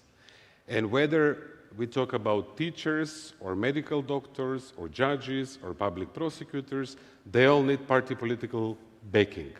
And we need to make that jump, and we need more meritocracy in the way governance is done in our countries. We also need a more principled European Union, because why do we look up to the West? Because of the principles and the belief that this is a community of values. So do not turn a blind eye, do not shy away from criticism, even if there is a government that you have a good relationship with. When it comes to the basics, freedom of the media, rule of law, independence of state institutions, you have to be bold, you have to call a spade a spade. So this is doable. I said miracles are possible. We have, in a way, an opportunity building up. I think we will really do our continent a favor if we use it. Thank you very much. Appreciate it. We condensed our time to the exact 15 minutes. Thank you. And the floor back to you. Many thanks to former Foreign Minister of North Macedonia for his valuable insight at a very critical time for Cyprus and, I might say, across Europe with the war raging in the Ukraine, and Mr. Ellis for his valuable experience and input. Many thanks. And now for the closing of this opening ceremony. I couldn't find myself a better way to conclude this morning's proceedings with technology, both the plague and the blessing of our times. Sometimes knowledge-based, helpful and practical, and on many other occasions, quite toxic, failing, and might I say narcissistic when overused and in many erroneous ways for the wrong reasons. But enough for my introduction. We will now welcome to the floor for an interesting fireside discussion on the role of technology in our lives between Mr. Philippos Hadjizacharia, the Deputy Minister of Research, Innovation and Digital Policy, and Stylianos Lambrou, CEO of Heart Group, and also the mastermind behind the Reflect Festival.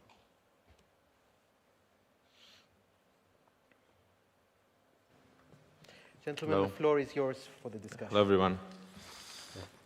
Thank you. I'm really excited about this conversation.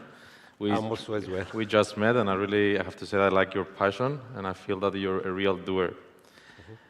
You know, when your name was first announced, there was some people questioned your background, since you're not in, you haven't been in technology.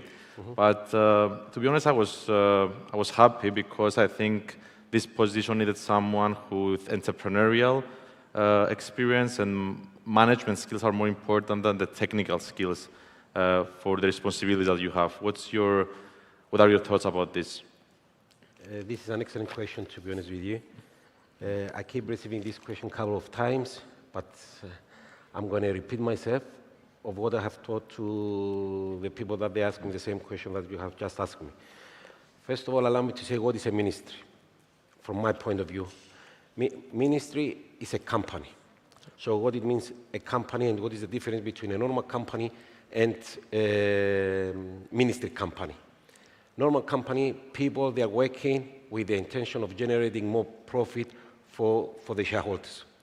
What is the opposite now with the ministry company?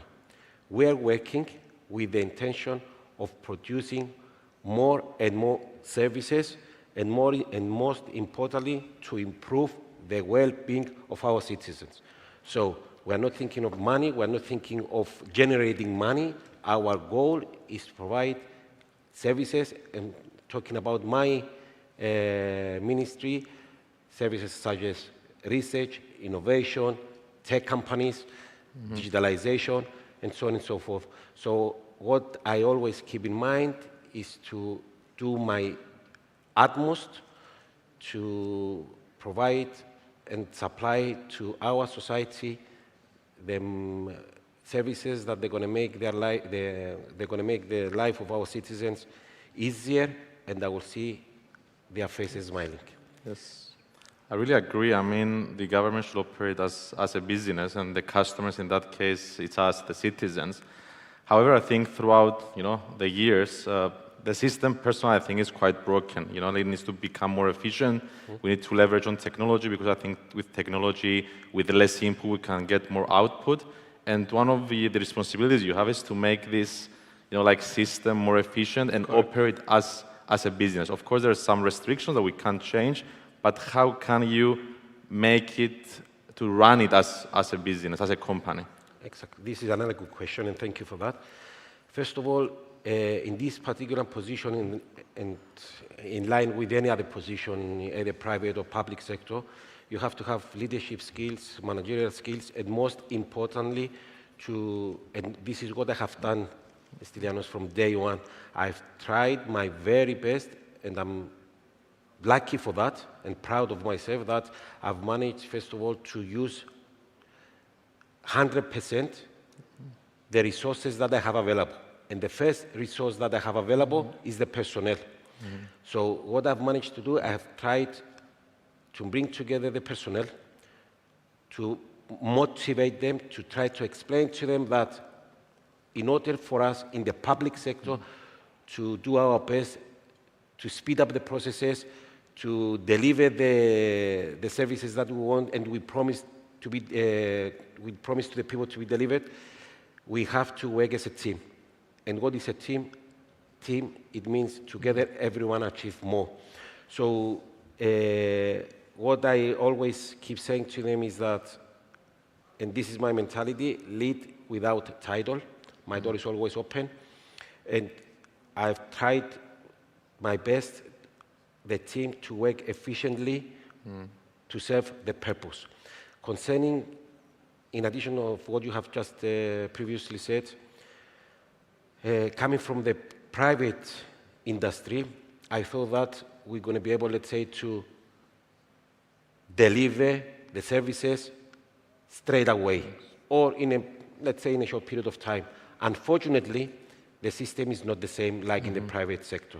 The system in the public sector is from A to Z, if I may, so if I'm allowed to say that. And what it means, the legalities, the procedures, the issues that we are facing, and so on and so forth, it's a nightmare. Allow me to say what I have done from the first day. I've tried to see what the other EU member states are doing.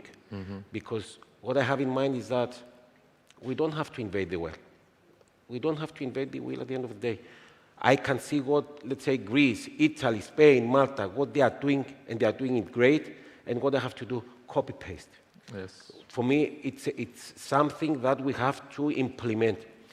We are discussing now within our ministry, within the other governmental departments, the ways to implement these strategies. I have given a lot of information to different people within the government, and I'm more than confident, because we have to be confident that we're going to implement this strategy, these policies that the other EU member states are implementing nowadays. Great, great. Also, as a co-founder of Tech Island, which is a non-profit organization that we're trying to accelerate the growth of the tech ecosystem in Cyprus, we're seeking to work with the government because we really believe in the public and private partnership. And we had also with the previous government, also with the current government, we have a great collaboration. And also we see that all the political parties are supporting, like the idea that Cyprus can become a global tech island.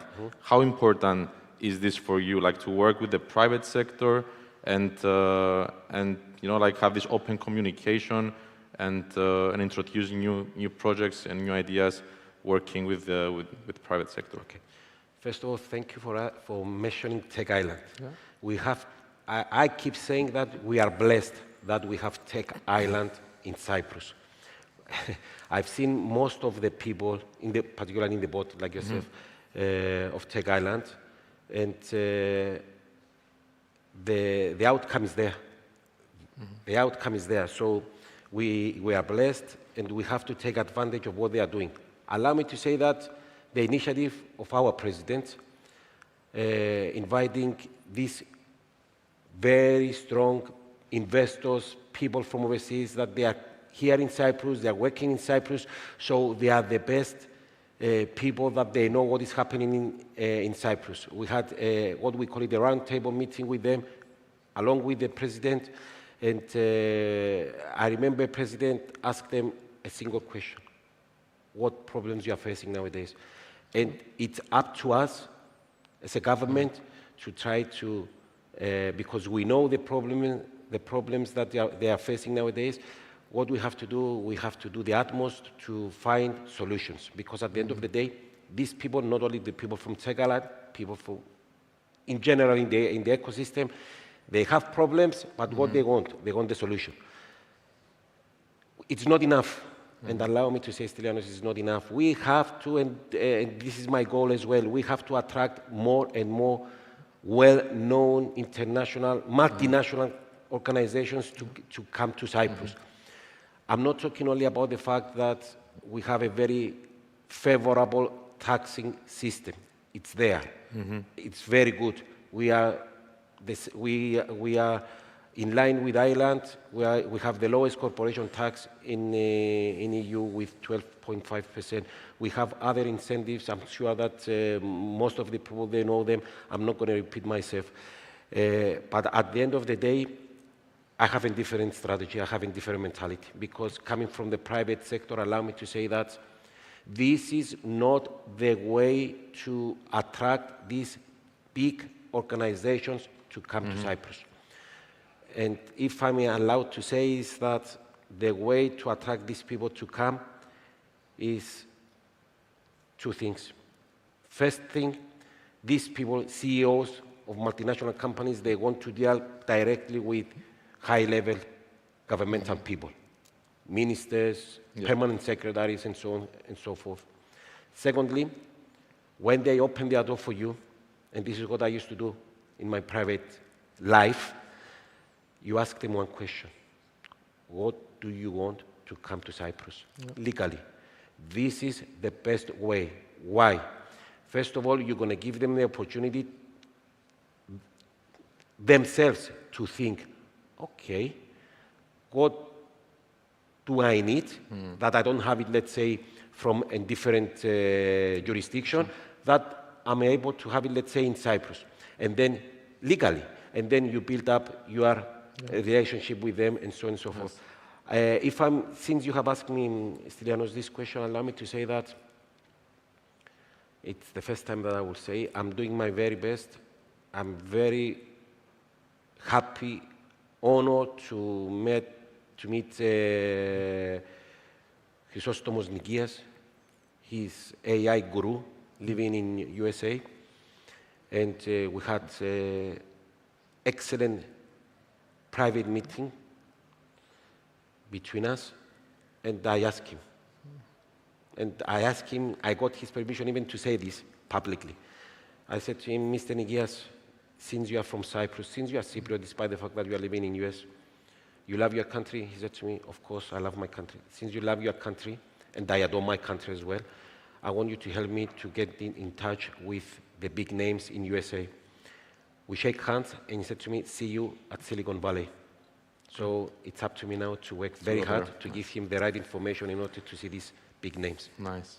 It's really important to bring this, like tech giants in Cyprus. The benefits are obvious. However, I think we need to also build the next Apple or the next unicorn from Cyprus.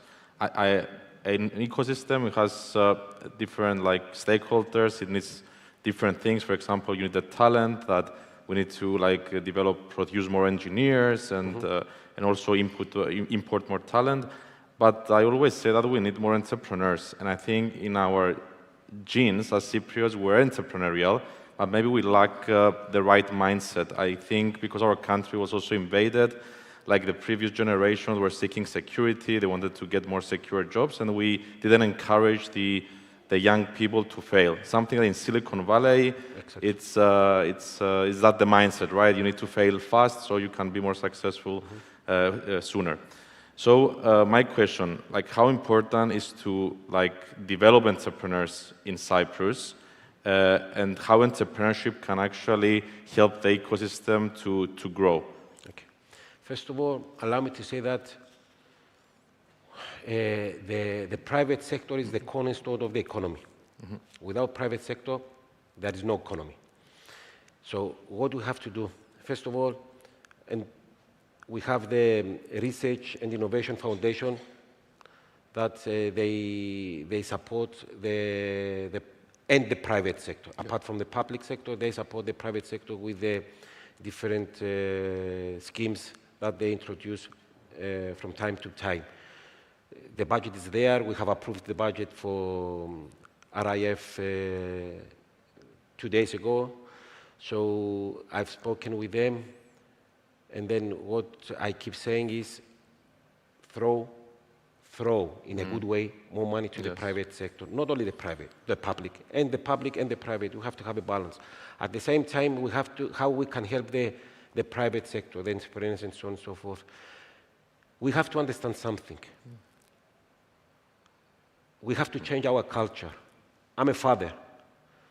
My daughter is studying now in London.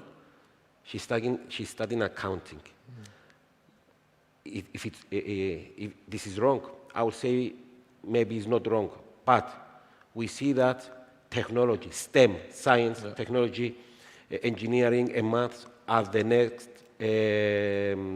very important subjects that the people they have to take into consideration, and particularly students. So we have to help the young generation to understand that it's not what your father, is not what somebody else, your friend is doing, or your uncle or whatever. You have to see the big picture, and the big picture are the new subjects that I've mentioned before. At the same time, and this is what I've done with the universities. I've seen the universities, I've met with the people from the universities. We have very good universities, 12 universities in Cyprus. We have 7 centers of excellence. I've seen them all. With the universities, I told them clearly, introduce courses, subjects related, heavily related to tech, because you're going to help the new generation to study this, and at the end of the day, we see for the next, I would say, the next 10, 20 years, this is the new, I would say it's an open door for the youngsters to find a job tomorrow.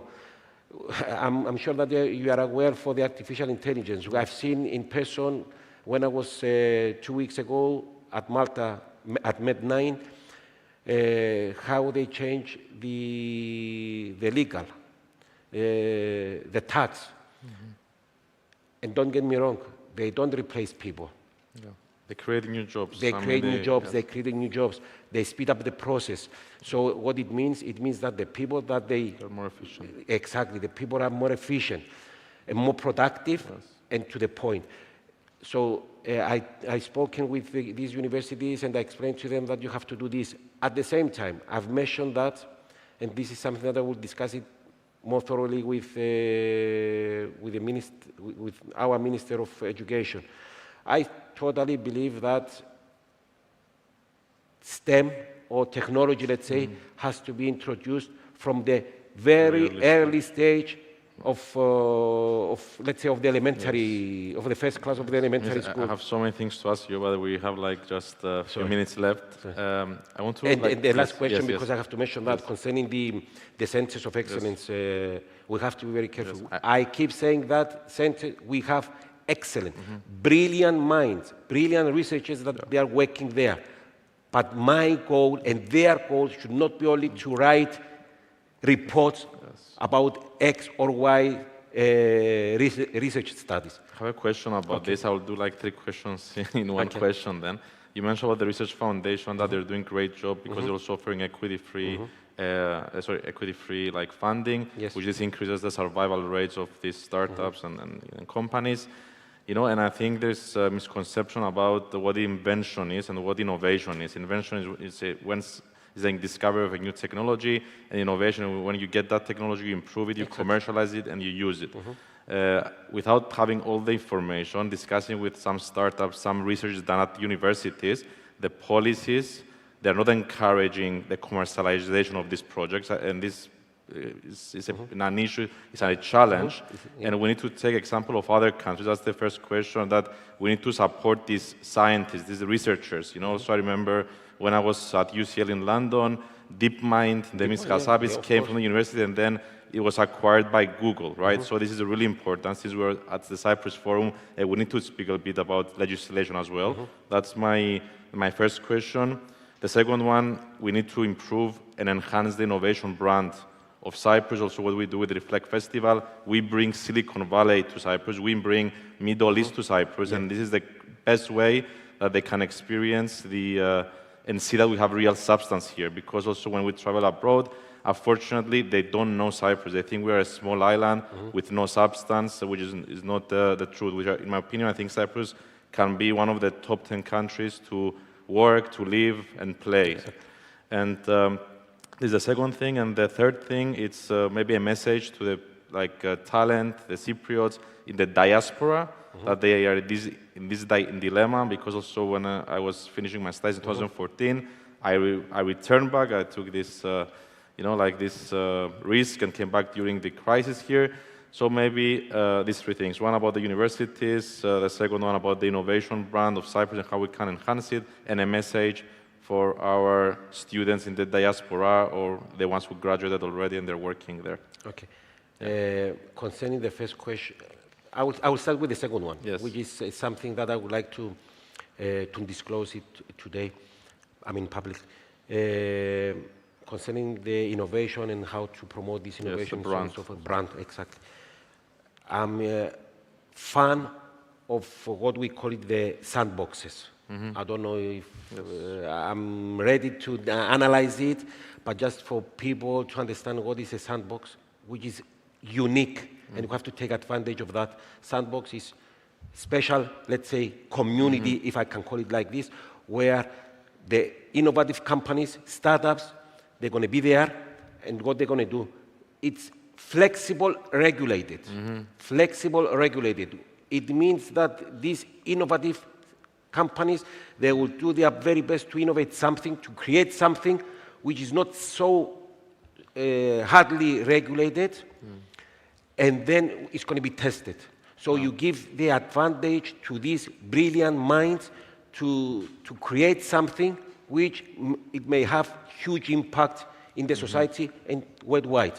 This is something that I'm working very hard, and I'm more than confident because it's something that we're discussing at the EU level stage. It's something that is very favorable. They see it very favorable as well at the EU.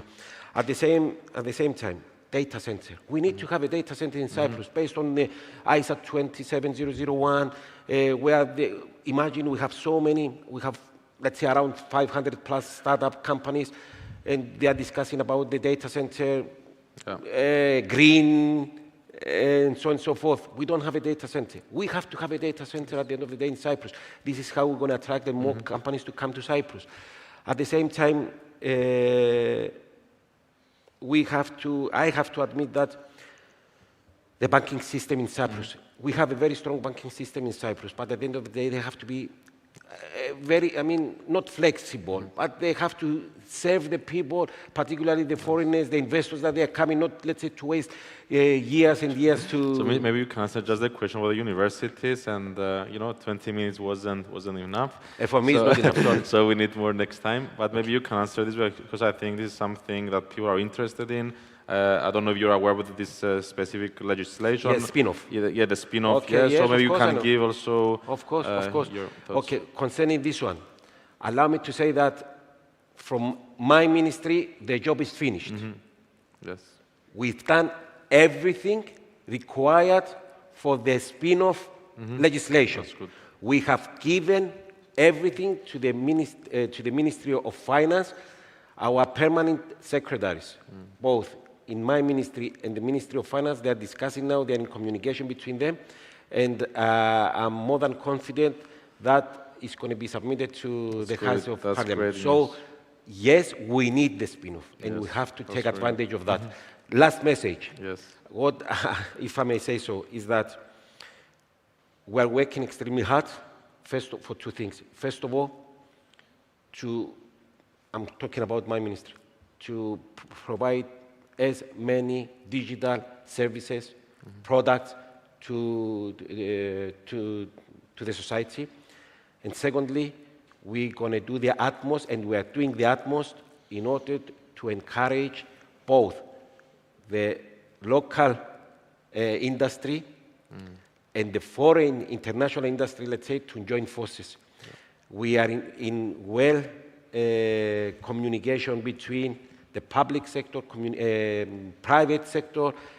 We're having meetings. We try to bring them together, the private and the public sectors, in order to exchange information, to transfer knowledge, with the intention, of course, of the benefit of our people. Thank you. The message is positive, so let's start the execution. Thank you very much. Thank you. Many thanks to the Deputy Minister for this input on how technology can actually improve our lives, and to our moderator, Stylianos Lambrou. And now we have actually come to the conclusion of our opening ceremony.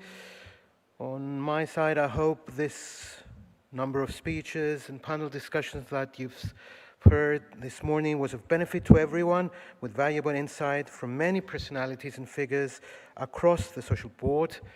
And I have to remind you that all information about the venues, registrations, and live streaming on our website can be found at www.cyprusforum.cy. You can find all the information there on our website. And another reminder, our breakout sessions, they start at 2, just in a few minutes' time, at 3 venues: Classic Hotel, Stelios Hadjiouanou Foundation, and the Home for Cooperation, all in the historic heart of Nicosia.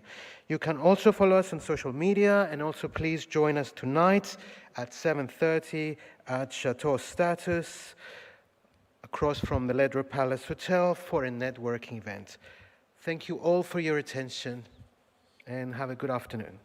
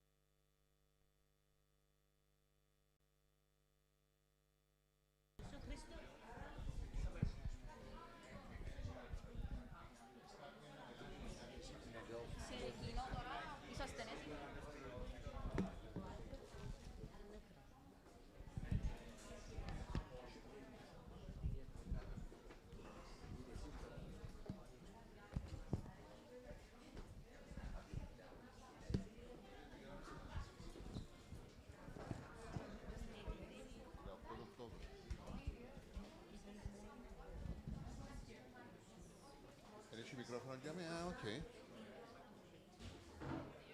Είναι που το στάρ να μιλήσουμε. Τυπωμένο.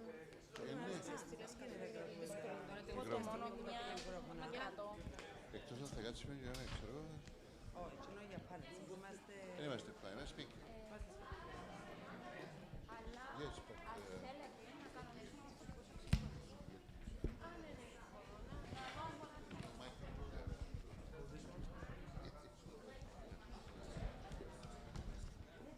Να μου δω κείμενο ο Κωνσταντίνος.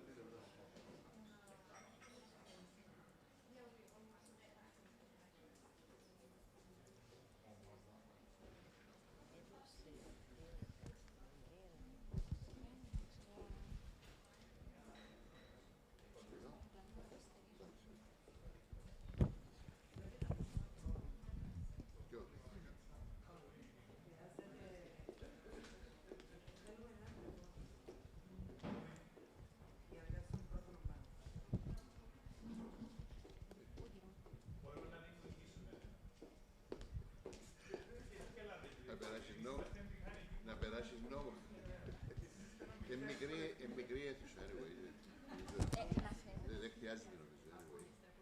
Ναι. Περιμένω να μου δώσουν το πράσινο φως να ξεκινήσω. Οι διοργανωτές.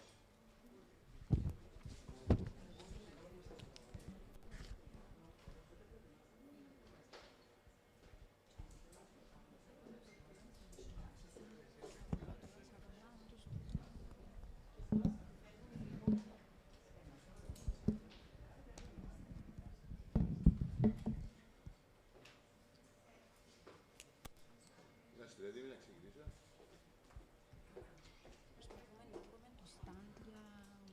Αν είσαστε εντάξει να ξεκινήσουμε. Εγώ δεν έχω πρόβλημα νομίζω.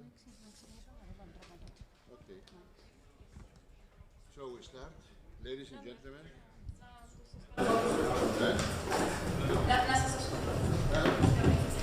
Ladies and gentlemen, distinguished guests, thank you for coming today to the 4th Cyprus Forum. We're going to start now the panel discussion on transparency and rule of law. I would like to give the floor to Mr. Christos Klididis, the President of the Cyprus Bar Association. Mr. Klididis, the floor is yours. Thank you very much. Thank you very much. My congratulations to the organizers of this invitation. My topic is how much transparency do we need? On the one hand, the public tries for more and more transparency.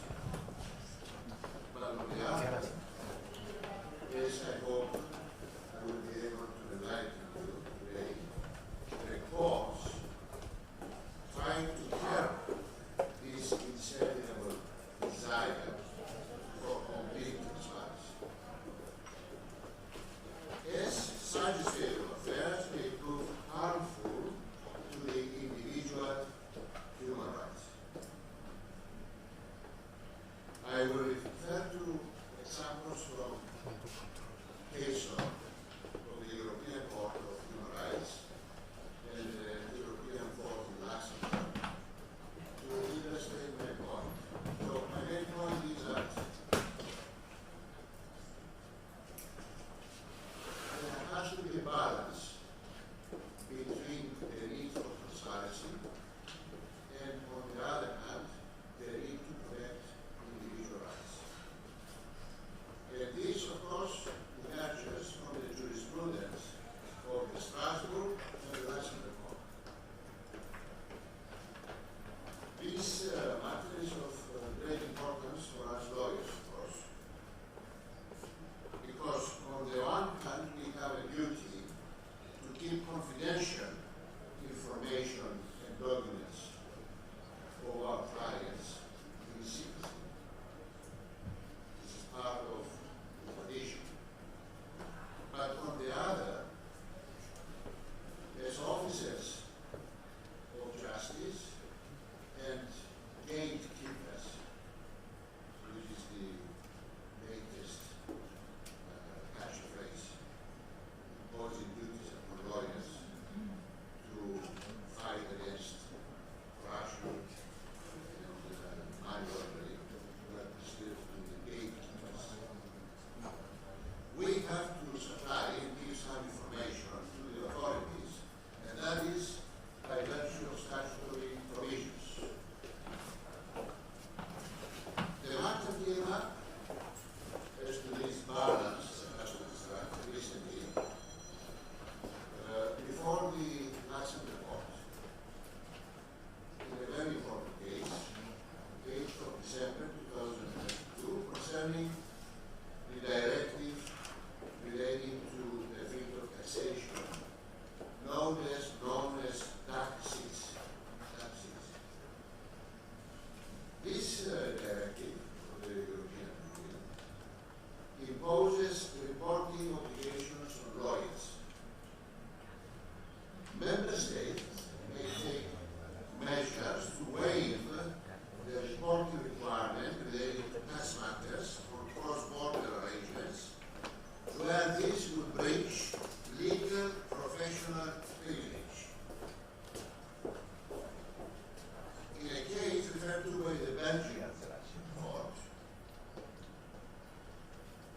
to be decided whether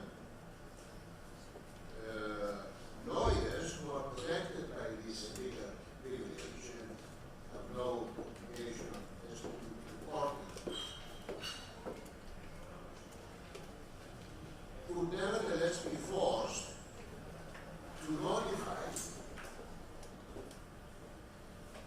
to other parties involved in the transactions that they have been consulted in connection with a case involving cross-border arrangements and hence tax implications. This directive was intended to combat tax evasion, although that's tax evasion. Under the directive, there was this obligation, irrespective of the professional privilege that lawyers enjoy for centuries. So the court had to decide whether this obligation to report to other parties involved by the lawyers of one party that they were involved in the process, which is undoubtedly under the director, infringe this legal privilege of the lawyer. So the court ruled that Article 7 of the Charter on Fundamental Rights, and the Charter of the European Union, not the European Convention, guaranteed the secrecy of the legal consultation, both as far as the content, but also its very existence. So to reveal that you have been consulted as a lawyer will infringe this privilege. Not only you are protected not to reveal the contents of the consultation, but also the very consultation is protected by Article 7 of the Charter on Fundamental Rights. So the court upheld the objection and struck down the directive as violating the doctrine of legal privilege. The court, in reaching this decision, made this balancing exercise to which I referred. On the one hand, the public interest and the need to avoid tax evasion, but on the other, put in the balance the necessity to protect individual rights of clients consulting lawyers and the duty of lawyer to keep the consultation in confidence and not to reveal it to anyone. The court came down in favor of legal privilege and the protection of the right of secrecy, including the right not to disclose that the client has consulted the lawyer on any particular matter. The European Court of Human Rights has a very rich jurisprudence on the protection of legal privilege, but as I shall explain, the human rights law does this balancing exercise again between the public interest and the individual interest, which necessitates the protection of legal privilege. And as we will see, in most of the cases, the legal privilege prevails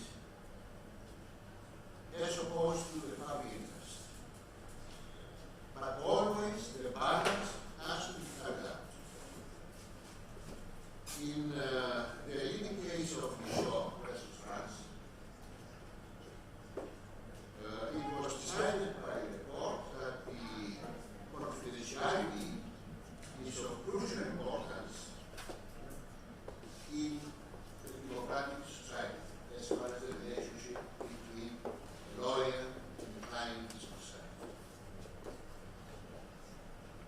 In some cases, bank statements of a lawyer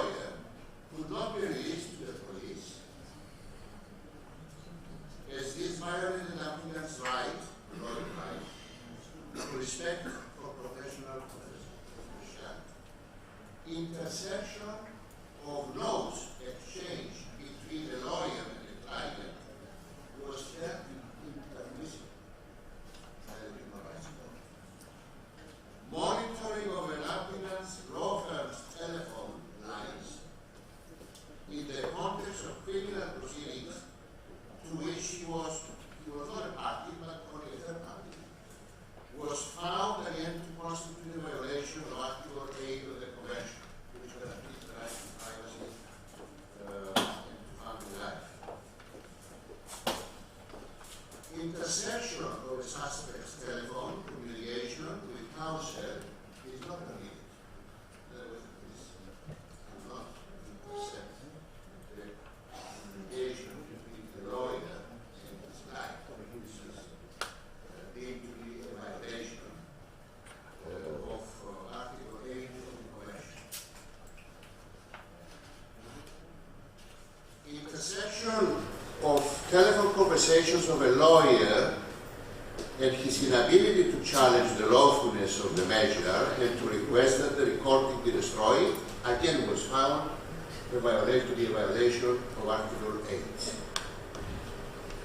In the very well-known case, which is also applied by our courts, Niemiec versus Germany, 1992, a warrant of search in a lawyer's premises and the collection of files from a lawyer's premises violates Article 8 of the Convention, especially when the warrant is drafted in very broad terms. In that case, the police had a warrant of search and took a considerable number of files from the lawyer's office, related or unrelated to the case. This was found to be a violation. There are many cases, I'm not going to go through them. I just gave you some illustrations. I will now go to the exceptions to this basic rule, where it was held that despite the protection of this right, there are certain cases where lawyers may not be protected by legal privilege. And the most important case is the one I have referred to, Municipal versus France, 2012, where the case concerned, and this is very important, the obligation of lawyers to report their suspicions regarding possible money laundering of their clients. The court held, that is the Strasbourg court, that this reporting obligation does not violate Article 8 of the Convention, because the obligation of the lawyer to report money laundering pursues the legitimate aim of prevention of disorder or crime, since it was intended to combat money laundering and related criminal activities. The interference was not disproportionate with the legal privilege, since lawyers were not subject to the bar requirement when defending litigants. So this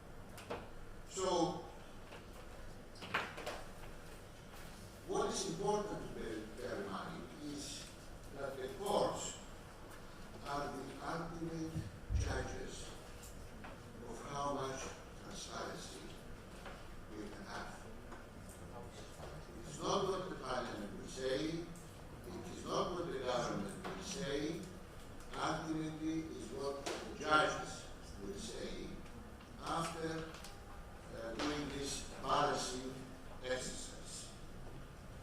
So, in answer to the question, how much transparency is so much that the court will allow.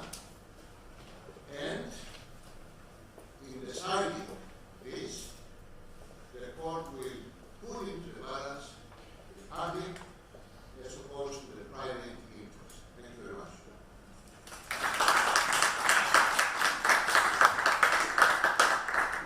Thank you very much, Mr. Michailidis. We are moving on to our next keynote speech by Irfan Siddiq, British High Commissioner to Cyprus. The floor is yours. Thank you very much. Good afternoon, ladies and gentlemen. It's a real pleasure to be with you here today on this important subject. Mr. Claridis, as a lawyer, of course, approached the issue of transparency and the rule of law from a very legalistic perspective. I'm a diplomat, so I'm going to approach it more from a political and geopolitical perspective. So for me, the big challenge when it comes to considering issues of transparency and rule of law relate to the battle between different forms of governance, between open societies and closed societies, between democracies and authoritarian systems. And I think if we see the situation over the last few decades, the end of the Cold War and the presumption that liberal democracies would triumph and spread over the world, as articulated in Francis Fukuyama's end of history thesis, had been assumed to be the approach that would gain currency. But what we've seen, particularly in the last 10 years or so, the last decade, is a real challenge to that assumption and the rise of more authoritarian states and challenges to the rule of law and the presumption that transparency in open societies should be the preferred solution, one that will spread over the globe. Now, it's my main thesis today. I'll talk a little bit about the general principle and then talk a bit more about some specific examples, is that despite the challenges to open societies, to the application of the rule of law and transparency, they still remain those principles compelling and I think ultimately much more durable and successful than the alternative. So there's a lot of discussion now about the rise of multipolarity, the fact that after the financial crash of 2008, rise of populism in the West, social media, proliferation of different voices, disinformation, rise of economic inequality, the return of a conflict that the liberal democratic model is in threat and alternative models are gaining more currency. And I think particularly the rise of China and this idea that there are now different centers of gravity in global politics. I think particularly we've seen in the last few weeks the expansion of the BRICS to include pretty, not just non-democratic, but anti-democratic countries like Iran, cement that perspective that there's a real challenge to the global liberal democratic norms. But I think we've seen already in the last few years that there are weaknesses in that approach. So if you look at China's model, which for a lot of people have been questioning, does this invalidate the idea that economic progress and democratization have to go hand in hand, given that the state-planned authoritarian approach to governance did seem to have a degree of economic success. But I think if you look at the situation, particularly during the COVID pandemic and the very harsh zero COVID approach that they took, and the fact that ultimately that was evaded and they had to change and abandon that almost overnight when it became clear that there was no legitimacy for that within the population. There was no sense of inclusiveness in the decision making or accountability for that, and it was untenable. So even a country like China, which is very controlling, could not impose an absolute model of authoritarianism. And if you look at probably the most dramatic example in recent years, the Russian invasion of Ukraine. Russia for a long time has established an alternative model of governance, and its own role as an important major country in the world, a proud country with a strong history, I think was constantly trying to challenge the Western perception of what the sense of the appropriate governance structure should be. But if you look at this invasion of Ukraine, it has been an undeniable act of self-harm and defeat. If you look not just in terms of the global response and the sanctions that have been put in place, but particularly in terms of the impact within Russia. So it clearly had a model of dependence on hydrocarbons, which was perhaps unbalanced and unsustainable. But even in areas where it tried to invest in more competitive sectors, in high-skilled sectors and research and development, what we've seen over the last few years has been a huge brain drain of hundreds of thousands of well-skilled Russians leaving Russia because they don't want to be in that country anymore with that system of governance and the consequences of it. And in a sense, it's been quite beneficial for places like Cyprus where a lot of Russians with those skills have come in. But in addition to that, the nature of this unprovoked aggression from Russia has been a huge weakening of its economic potential. Not just the brain drain, but the mass mobilization and conscription of people who could have been productive members of society, who are now throwing their lives away on a futile war. It's had a massive impact upon Russia's economy and will continue to do so. So I think this all makes clear how, despite the narrative that democracy is in decline and that authoritarian or alternative models of governance are more compelling, I think we can see clear examples of how this approach is not working, and how even though there are challenges to the liberal democratic model, the focus on open societies, rule of law, transparency, they will ultimately be successful. I want to talk a little bit more now about the situation in my own country, in the UK, not just in terms of how we are working to support visions of open society, but also what we've done domestically, particularly in response to the Russian invasion, because it was a fair challenge to say that although we have been huge champions in the UK of the rule of law, of open societies, some of our models were not as transparent as they could be, particularly when it came to foreign assets and investment in the UK. And we've taken, I think, big steps to try to remedy that, because we do have a commitment to supporting and promoting open societies in the world and in the UK as part of our own value system and part of the approach to the type of world that we want to see. So in relation to Russia, it meant we did a number of things. Firstly, we ratcheted up the economic pressure on Russia to try to force it to end its brutal invasion of Ukraine by implementing sanctions, but also by leaning in to tackle Russia's attempts to circumvent and avoid the sanctions measures in place. So this means that we've been working to come harder down on sanctions evaders, closing all the loopholes that are in place, and working with others to build capacity across partners to do more. For example, in the UK, our government has committed £50 million to support a new economic deterrence initiative to further strengthen sanctions implementation and enforcement and to tackle sanctions evasion across the UK's own trade, transport and financial sectors. Because we recognise that in the past maybe we were too lenient, but we are absolutely committed to changing that. And for example, in just August of this year, we had a case where a company was fined £1 million because of its breaching of sanctions and continued trade in unlicensed goods with Russia. In addition, we set up a new dedicated counter-hypocrisy cell in our National Crime Agency to target sanctions evasion and to target corrupt Russian assets hidden in the UK. And this means that despite the fact that there was this perception in the past that Russian oligarchs could hide their money in the UK, that absolutely is not the case anymore. And these measures are not just good news for Ukrainians and all of those who are seeking to cripple Russia's source of funds, but it's good news for the UK as well, because it strengthens our reputation as an honest broker and as a real country that's committed to the values that we've been promoting. We've also introduced legislation so that we can respond even more swiftly and effectively to sanction oligarchs and businesses. And this in particular is really important. It includes a new register of overseas entities which helps us unmask the real ownership of foreign companies in the UK, as well as reforms we put in place to what we call unexplained wealth orders to remove key barriers to their use. So these were principles we had in place, policies we had in place, but perhaps they weren't as stringent as they needed to be. And so our application of this, in an attempt to really enforce enforce the rule of law is a way to support our efforts at transparency. It also means we make reforms to our company's house, the way we register companies, to prevent abuse of limited partnerships.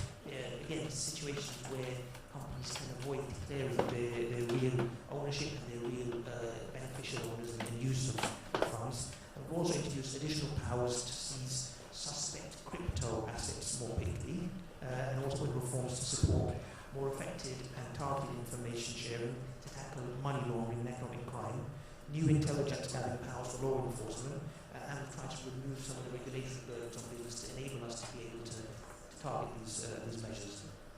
But we're not only focusing on what we can do in the UK, we're keen to work with our partners to build capacity and promote transparency and the rule of law and counter those seeking to undermine these values. And so in a number of places we're building deeper partnerships, and that includes here in Cyprus as well. Over the past year we have significantly ramped up our collaboration with the Republic of Cyprus government to support the establishment of a new national sanctions implementation unit. We've shared lessons and expertise from our own Office of Financial Sanctions Implementation, OFSI, which was created in 2016 with the aim of ensuring that financial sanctions make the fullest possible contribution to the UK's foreign policy and national security goals, and in doing so helps maintain integrity and build confidence in our financial services sector. So our Office of Financial Sanctions Implementation's mission statement is to raise awareness of and compliance with financial sanctions, to rapidly detect, respond to and address breaches of financial sanctions, and to provide a professional service to businesses and others affected by financial sanctions. So there's clearly a huge read across the work that we're doing in the UK and the intentions and aspirations here in Cyprus, and therefore we know that there's a lot that can be achieved by our working together to tackle those who are seeking to undermine the sanctions regime, and therefore work to ensure that we can be as effective as possible in crippling the Kremlin's war machine. So, a huge amount of progress being made here and in the UK, and I think collectively these efforts and the broader efforts to try to ensure that the integrity of the liberal democratic model, the integrity of the commitment to open societies is ensured so that we can make a real impact on this important area of transparency. Thank you very much.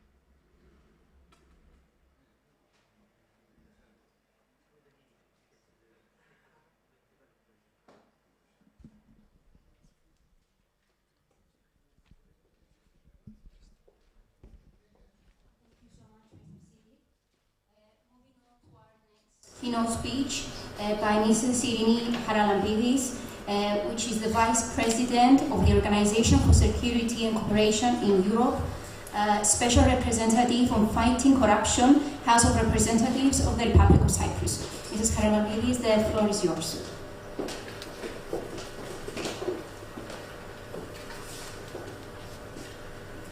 I'm not here as a lawyer, I'm not here as a diplomat, I'm here as a citizen who speaks the truth, no matter if I serve at the Parliament.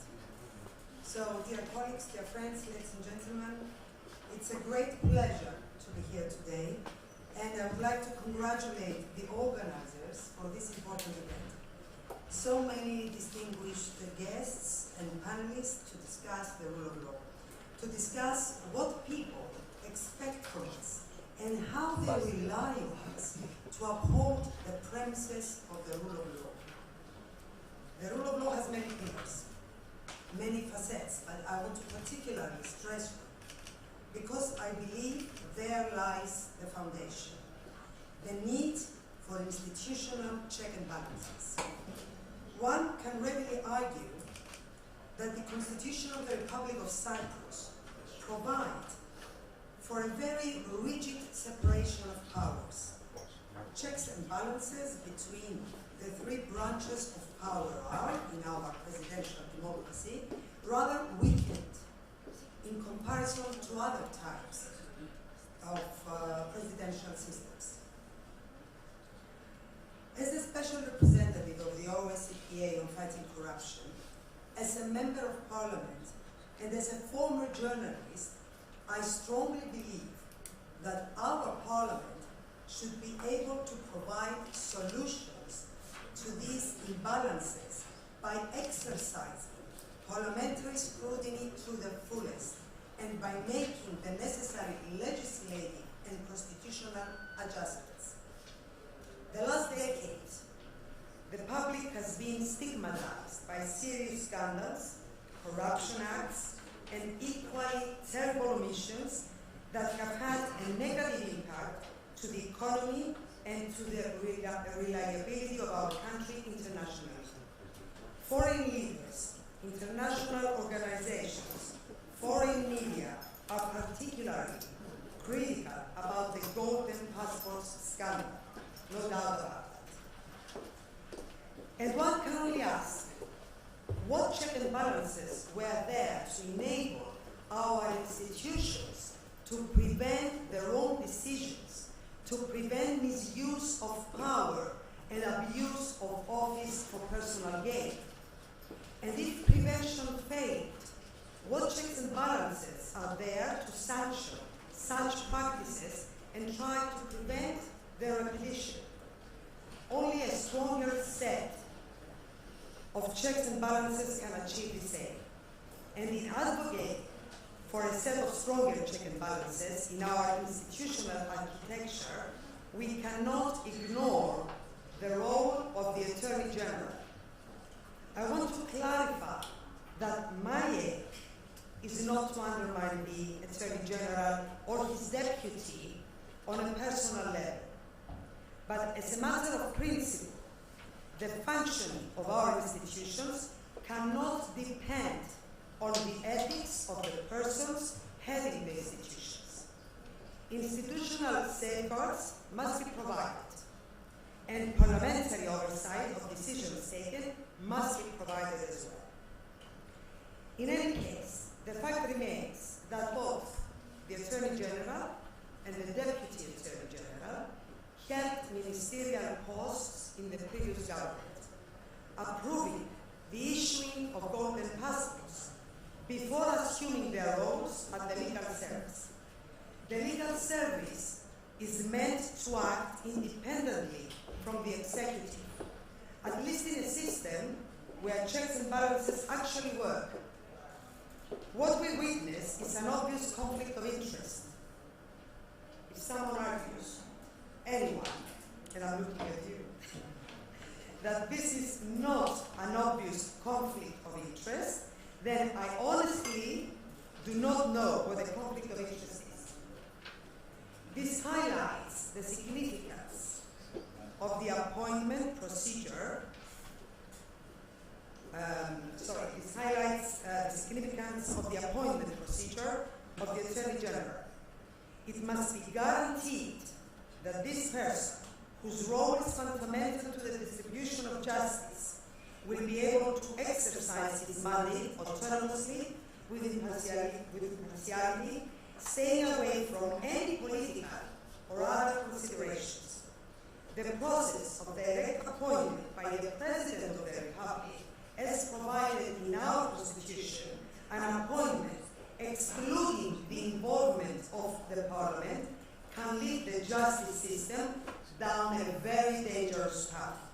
We can all recall the decision of the ex-President of the Republic to appoint another political figure as Deputy Attorney General. And may I remind you all that he ended up in jail. It is also true that the Constitution of the Republic of Cyprus, which was reflecting a different period, does not foresee any scrutiny whatsoever on the decisions of the Attorney General. No justification for his decisions on opening or closing investigations is needed. This is another major loophole.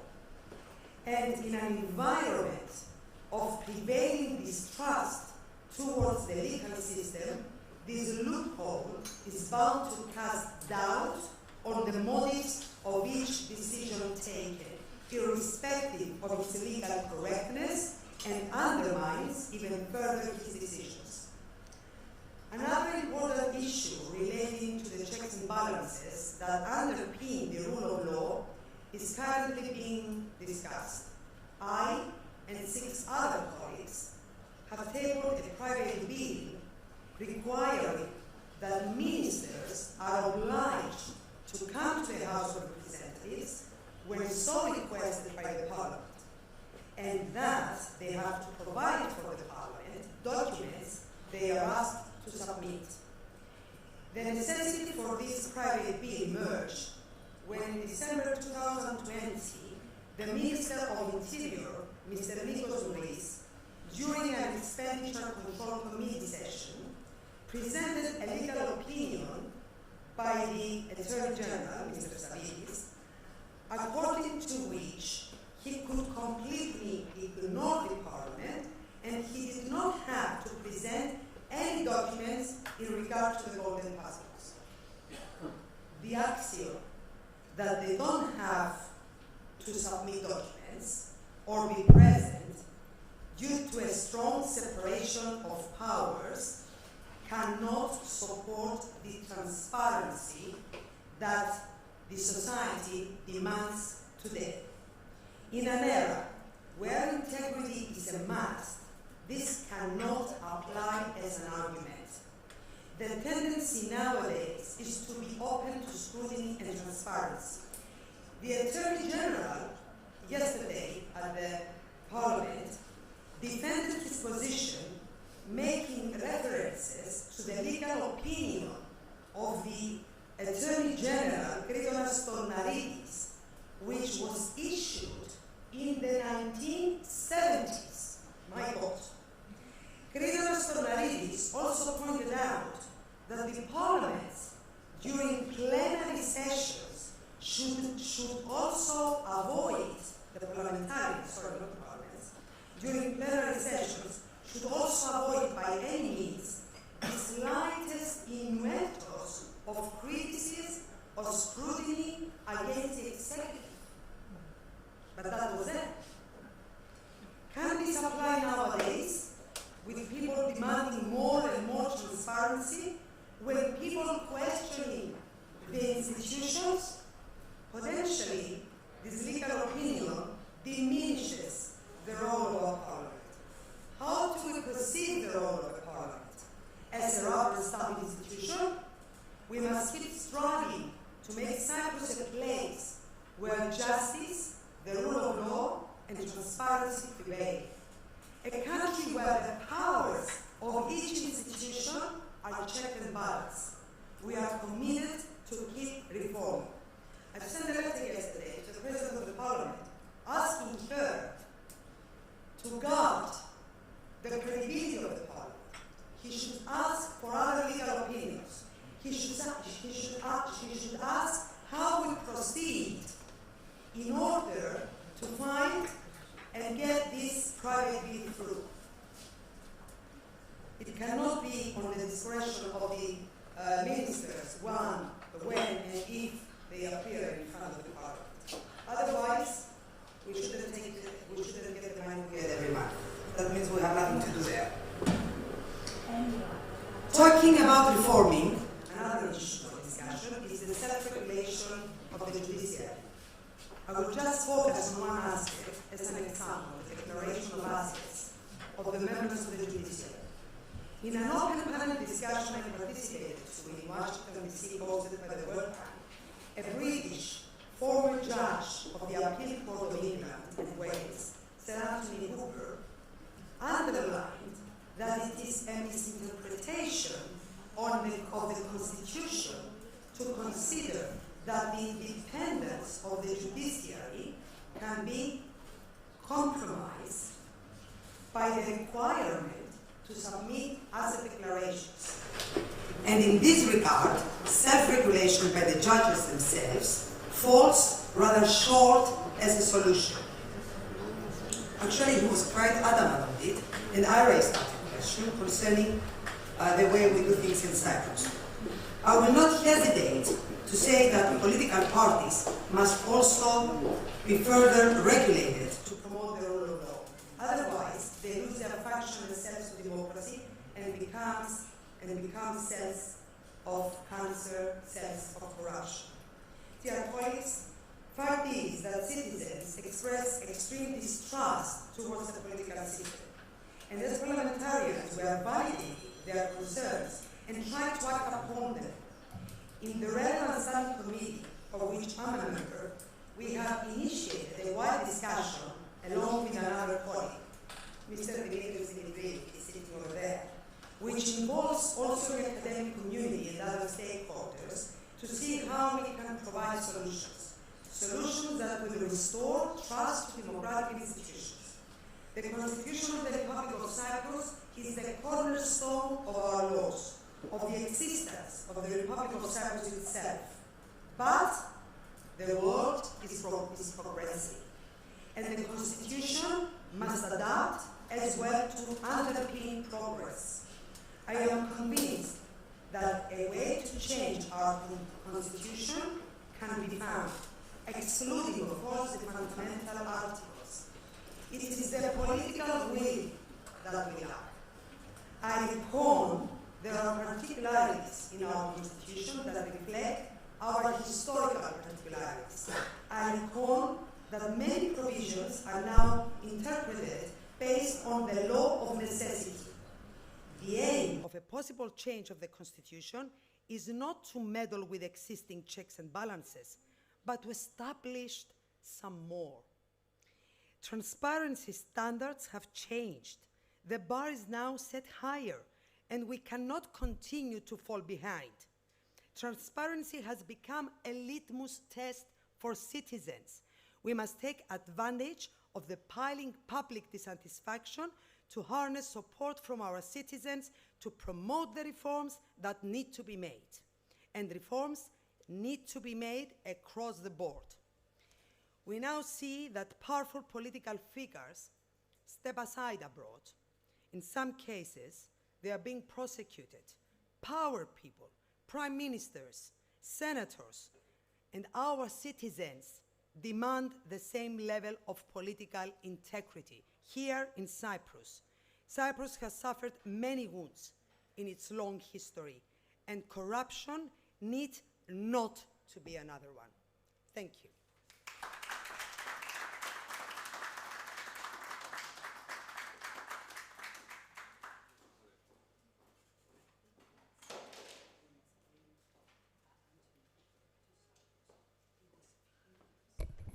Thank you, Mrs. Haralambidou. The next panel, I would like to make the announcement because it's a topic that I'm very passionate about. It's the regulation of lobbying. And I would like to welcome Mrs. Elena Patera from the Independent Authority Against Corruption for a short keynote speech. And also to welcome on the panel Mr. Dimitriou, Mr. Antonis Frangoudis, Mr. Nicolas Chakalis, Mr. Angelos Kaskanis, and our moderator, Mrs. Anna Damascu. Please, everyone, take your seats.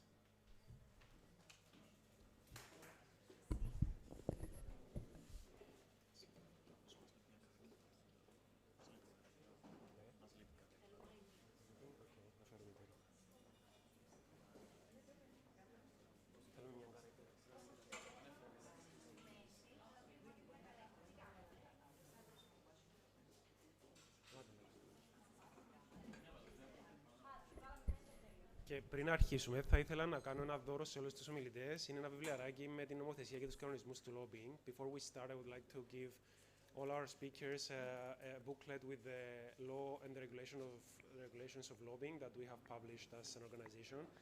And good reading if you haven't read it yet.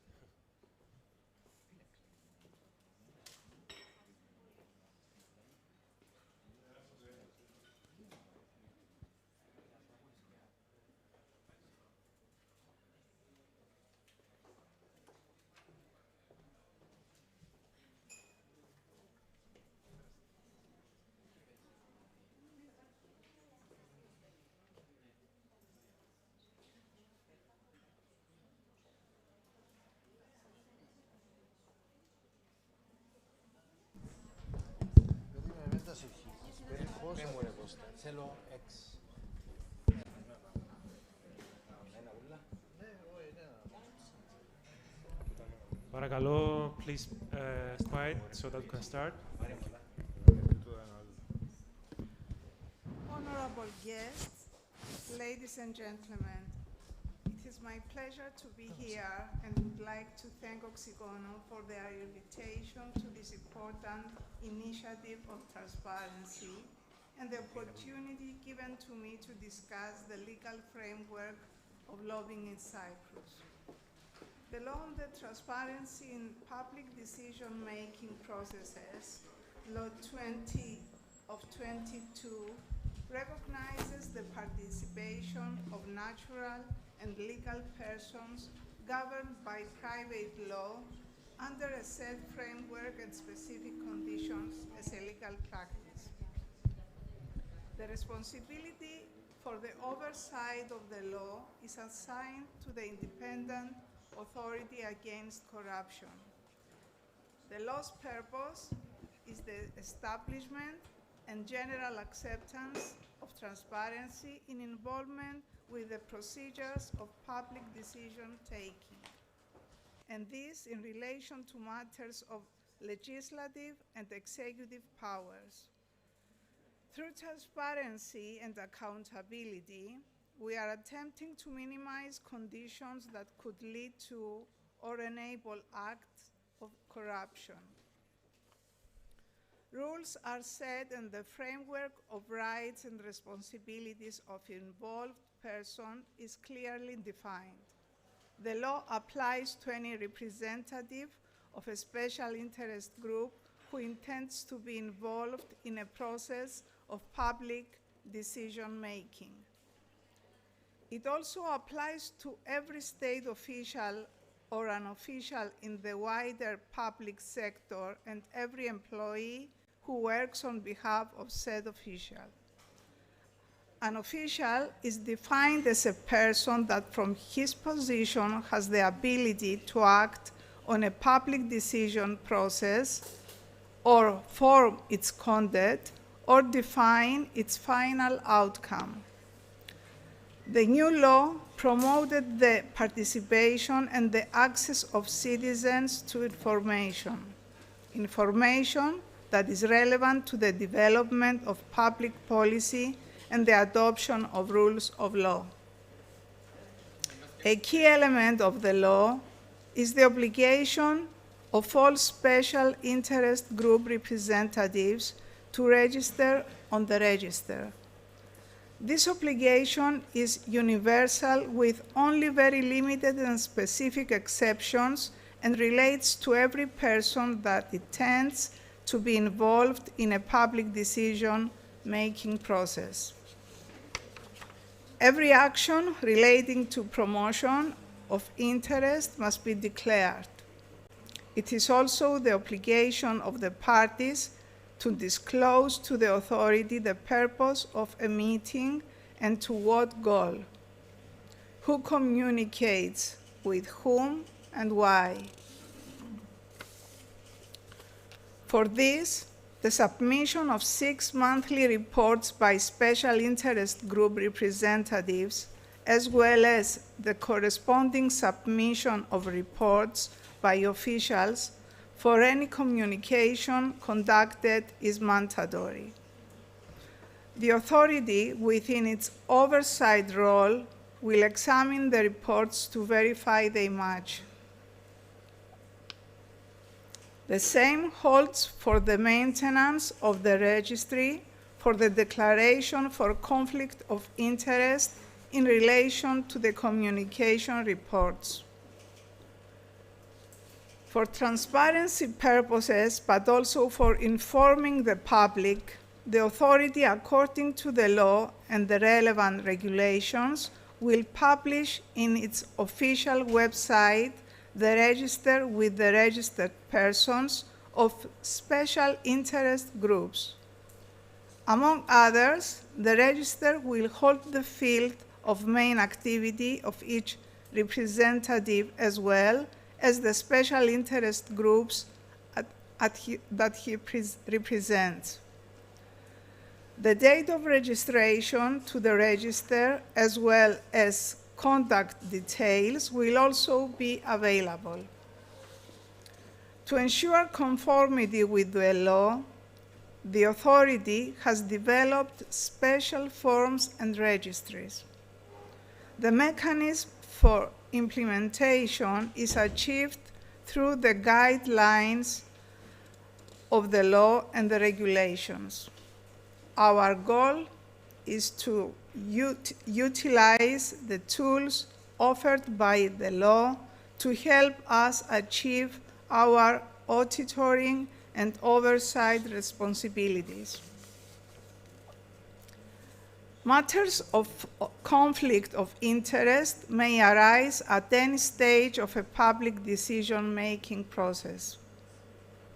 In this case, the official has the responsibility to declare his interest to the authority and be excluded from the process. The authority has issued a code of conduct for the special interest group representatives. The code defines professional standards and best practices that guide and limit such activities. The commitment to comply with the code is in writing and is completed with the registration on the register. Finally, the law specifies criminal offenses for non-conforming with the law, with the possibility of prison, sentence, or fine. Furthermore, actions or lack of actions in violation of the law gives to the authority the power to assign an administrative fine, suspension, or revocation or of the registration. The authority, either acting on its own or following a complaint, may investigate any violation of the law. We have already seen keen interest for the new law from the side of potential special interest group representatives, but also officials themselves. Both parties are seeking briefing and guidance on their rights and obligations. For this reason, the authority has conducted and will continue to perform relevant actions. The mission of the authority is to ensure conformity with the law and to offer guidance and awareness to the involved parties, through which we are confident that the foundations for a new culture of transparency will be established. Ladies and gentlemen, actions for the representation of interest are an essential element of democracy. In a contemporary and democratic society, all interest must be duly taken into account, and the citizens must have equal access to the law and to decision-making. This will allow effective policies to be developed for the benefit of society as a whole. Policies based on the principles of legality, transparency, and accountability. The introduction of the said law covers the legal and institutional gap that existed. We are at the beginning, at the start of the implementation of a new law. Within October, we will start accepting applications from all special interest groups representatives to register on the register. The exact date will be announced very soon. Compliance is required from all parties involved in these activities and from the citizens themselves. The benefits of the law, as well as the possible areas for improvement, will become evident with its implementation. Thank you very much for your attention.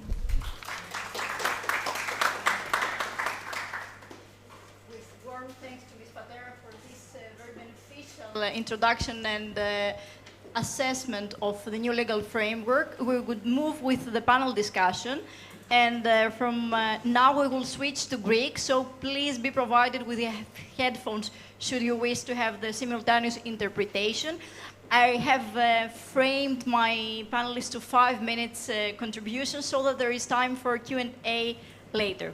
So many thanks. And γυρίζουμε στα ελληνικά. Να ευχαριστήσω και πάλι την κυρία Πατέρα, η οποία μας έδωσε και τον ορισμό λιγάκι του lobbying, τον οποίο θα ήθελα λίγο να επαναλάβω για χάρη τη συζήτηση που θα ακολουθήσει. Lobbying, για όσους δεν γνωρίζουν, είναι κάθε άμεση ή έμεση επικοινωνία με δημοσίους υπαλλήλους ή πολιτικούς, με σκοπό τον επηρεασμό τους προκειμένου να λάβουν αποφάσεις προς εξυπηρέτηση των συμφερόντων συγκεκριμένου φορέα ή ομάδας ειδικού συμφέροντος. Έτσι λοιπόν ο λομπίστας μπορεί να είναι ένα νομικό ή φυσικό πρόσωπο που μεσολαβεί προς αυτούς τους δημοσίους υπαλλήλους και τους πολιτικούς για λογαριασμό του φορέα ή του ομάδας ειδικού συμφέροντος. Είναι αυτό που λέμε τα μάτια, τα αυτιά και το στόμα τους. Υπάρχουν πολλές εκδοχές από το που προκύπτει η λέξη lobbying και είναι ενδιαφέρον λίγο να δούμε την ετυμολογία γιατί. Μία εκδοχή είναι ότι προκύπτει από τον λατινικό όρο lobium, που ήταν η διάδρομη της ρωμαϊκής συγκλήτου, όπου λάμβανε χώρα η ανταλλαγή πληροφοριών μεταξύ πολιτικών και πολιτών. Άρα μπορεί να μας έχει έρθει από εκεί. Μία άλλη εκδοχή είναι ότι προκύπτει από το λόμπι του ξενοδοχείου Willard Intercontinental, δίπλα στο Λευκό Οίκο, που σύχναζαν πολλοί πρόεδροι των Ηνωμένων Πολιτειών και έτσι έρχονταν σε επαφή με όσους επιχειρούσαν να ασκήσουν επιρροή στις αποφάσεις τους. Ίσως δεν έχει τόσο σημασία από πού κληρονομήσαμε τον όρο lobbying. Το σημαντικό είναι ότι υπάρχει ανάμεσά μας και γι' αυτό είμαστε εμείς εδώ να το συζητήσουμε. Και για να σας δώσω έτσι μερικά στοιχεία, τα οποία είναι πάρα πολύ συγκλονιστικά θα έλεγα, έχει μετρηθεί λοιπόν στις ΗΠΑ, που είναι ο ναός του lobbying, η κοιτίδα του lobbying, ότι για κάθε δολάριο που ξοδεύεται στο lobbying, η εταιρεία μπορεί να κερδίσει $760 μέσω κρατικής στήριξης ή φορολογίας, εταιρεία ή οποιοδήποτε άλλος φορέας, σε πάση περιπτώσει. Και σε διάστημα έτους στις ΗΠΑ για lobbying ξοδεύονται περί τα $3 δις. Επίσης, ενδεικτικό ότι ένας υποψήφιος για την Αμερικανική Γερουσία, προκειμένου να εκλεγεί, χρειάζεται περί τα $82 εκατομμύρια για να έχει έτσι ελπίδες να εκλεγεί στη Γερουσία. Και εκεί είναι που σώζουν, θα λέγαμε, την παρτίδα οι λομπίστες, σπονσοράροντας άμεσα ή έμεσα την καμπάνια των υποψηφίων. Επίσης, πολύ ενδιαφέρον ότι 50% των γερουσιαστών και το 42% των βουλευτών στις ΗΠΑ γίνονται λομπίστες μετά το τέλος της θητείας τους, σημειώνοντας έτσι μια εξωφρενική αύξηση των εισοδημάτων τους. Είναι αυτό που λέμε το φαινόμενο των περιστρεφόμενων θυρών. Δεν θα πάρω περισσότερο χρόνο και θα συστήσω λοιπόν στο κοινό μας τον πρώτο μας ομιλητή, τον κύριο Δημήτρη Δημητρίου, ο οποίος γεννήθηκε στη Λευκοσία το 1981, είναι απόφοιτος της Πολυτεχνικής Σχολής του Πανεπιστημίου Πατρών με πτυχίο ηλεκτρολόγου μηχανικού και μηχανικού υπολογιστών, καθώς και κάτοχος μεταπτυχιακού τίτλου στη διοίκηση επιχειρήσεων από το Πανεπιστήμιο Κύπρου. Εργάστηκε ως συνεργάτης του Ιωάννη Κοσουλίδη, αλλά και διευθυντής επικοινωνίας και μάρκετινγκ στον εκδοτικό όμιλο SPP Media. Διετέλεσε πρόεδρος φοιτητικής παράταξης Πρωτοπορίας στην Πάτρα, αντιπρόεδρος νεολαίας του Δημοκρατικού Συναγερμού και πρόεδρος της Οργάνωσης Νέων Επιστημόνων του DC. Το 2016 εξελέγει για πρώτη φορά βουλευτής. Τον Ιούλιο του 2018 αποδέχτηκε τη θέση του εκπροσώπου τύπου του κόμματος, θέση από την οποία αποφάσισε να αποχωρήσει το Φεβρουάριο του 2023, όταν ήταν υποψήφιος για την ηγεσία του κόμματος, απέναντι από την Ανίδα Δημητρίου. Το 2021 επανεξελέγει βουλευτής, δεύτερος Παγκύπρια σε αριθμό ψήφων. Στην παρούσα θητεία του είναι πρόεδρος της Κοινοβουλευτικής Επιτροπής Θεσμών Αξιών και Επιτρόπου Διοικήσεως. Και όπως δήλωσε ο ίδιος όταν μου έστειλε το CV του, πιστεύει ακράδαντα στην ελευθερία, τη δικαιοσύνη, το κράτος δικαίου και τη διαφάνεια. Σας ευχαριστούμε θερμά που είστε σήμερα μαζί μας. Και εγώ θέλω να σας ευχαριστώ την ερώτηση πόσο έτσι εγκλωβισμένος νιώθετε μετά το νέο πλαίσιο του lobbying, πόσο νιώθετε ότι πρέπει περισσότερο να λογοδοτείτε. Να σας πω, σας ευχαριστώ πρώτα και εσάς για την εισαγωγή σας και τα πολύ σημαντικά και ενδιαφέροντα που μας είπατε για το lobbying.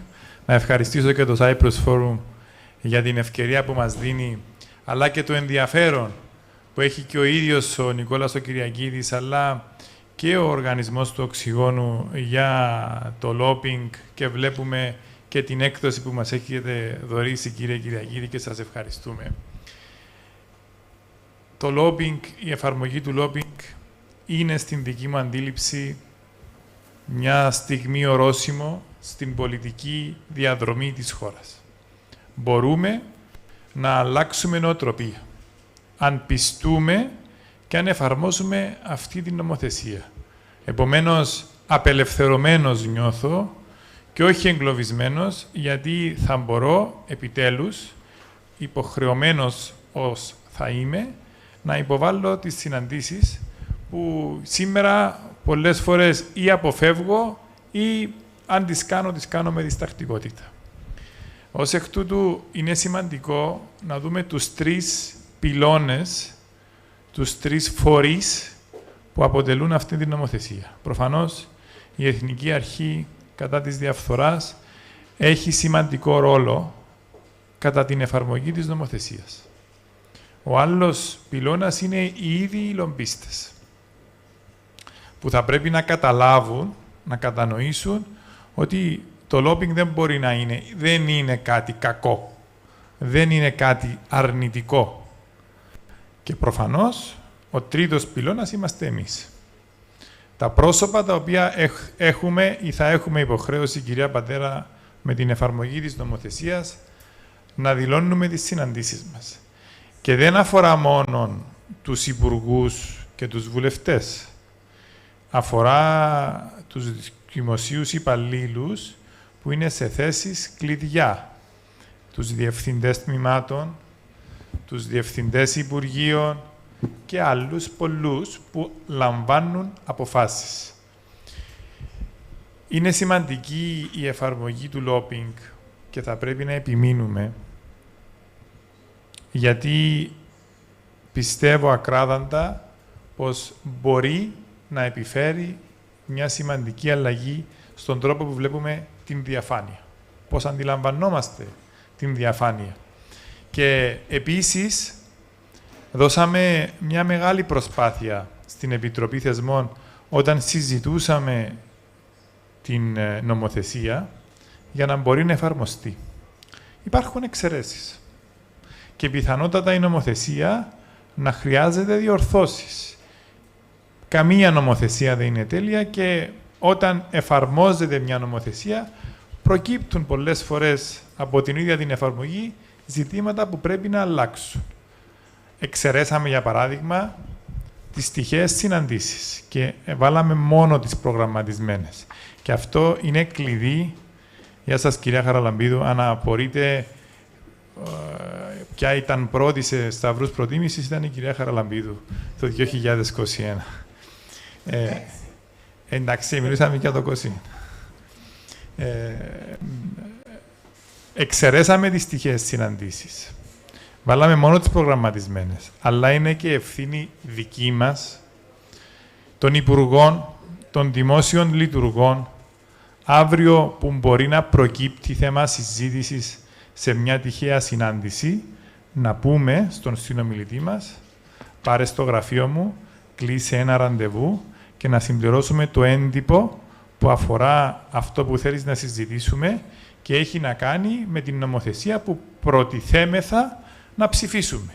Αντίστοιχα, αν βρει, για παράδειγμα, τον διευθυντή του τμήματος χτιματολογίου ή πολεοδομίας, ένας ο οποίος θέλει να κάνει φωτοβολταϊκό πάρκο, να του πει, έλα στο γραφείο μου, να βάλουμε συνάντηση, να δούμε αν μπορεί να γίνει αυτό που θες, να αλλάξει μια πολεοδομική ζώνη, για παράδειγμα. Ως εκ τούτου, είναι σημείο καμπής. Και με αυτό κλείνω, γιατί μας είπατε 5 λεπτά, σωστά. Νομίζω είμαι εντός πλαίσιου. Αν η νομοθεσία θα αποτύχει ή αν θα πετύχει.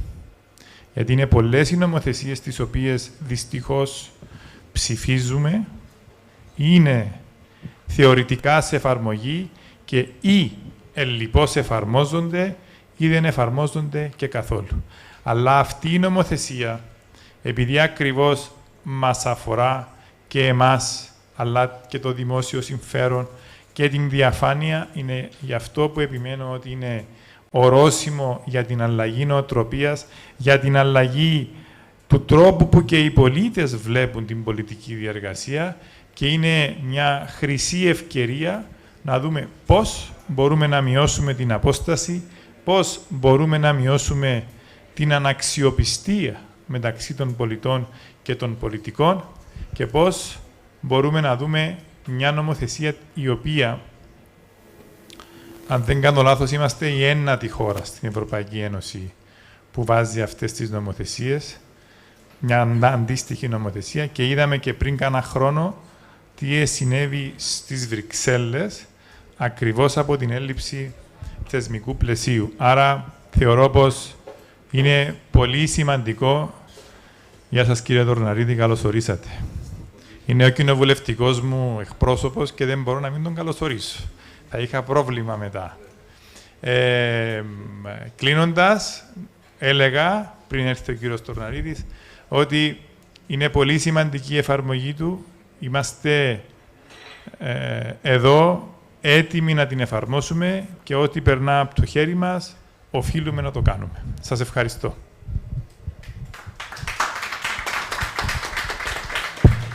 Ευχαριστήσω θερμά τον κύριο Δημητρίου τόσο για την συμβολή όσο για την ανοιχτότητά του στο νέο νομικό και θεσμικό πλαίσιο.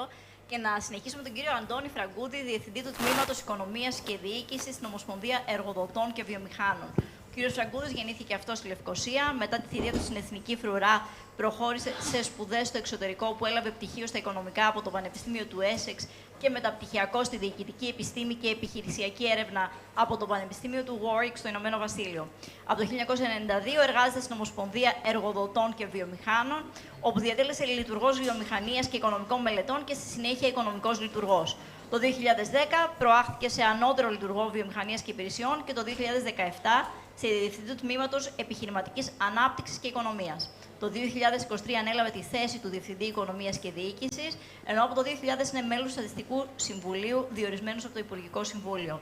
Να σας ευχαριστήσω θερμά που είστε σήμερα μαζί μας και να σας απευθύνω το ίδιο ερώτημα. Πόσο περιορισμένος νιώθετε ή πόσο νιώθετε ότι πρέπει να λογοδοτείτε επιπλέον στις σχέσεις και στις επαφές σας? Βέβαιως, πολύ ωραία. Your Excellency, ο οποίος... εν πάση περιπτώσει. Ναι, ωραία. Κύριοι βουλευτές, κυρίες και κύριοι, καλό σας απόγευμα.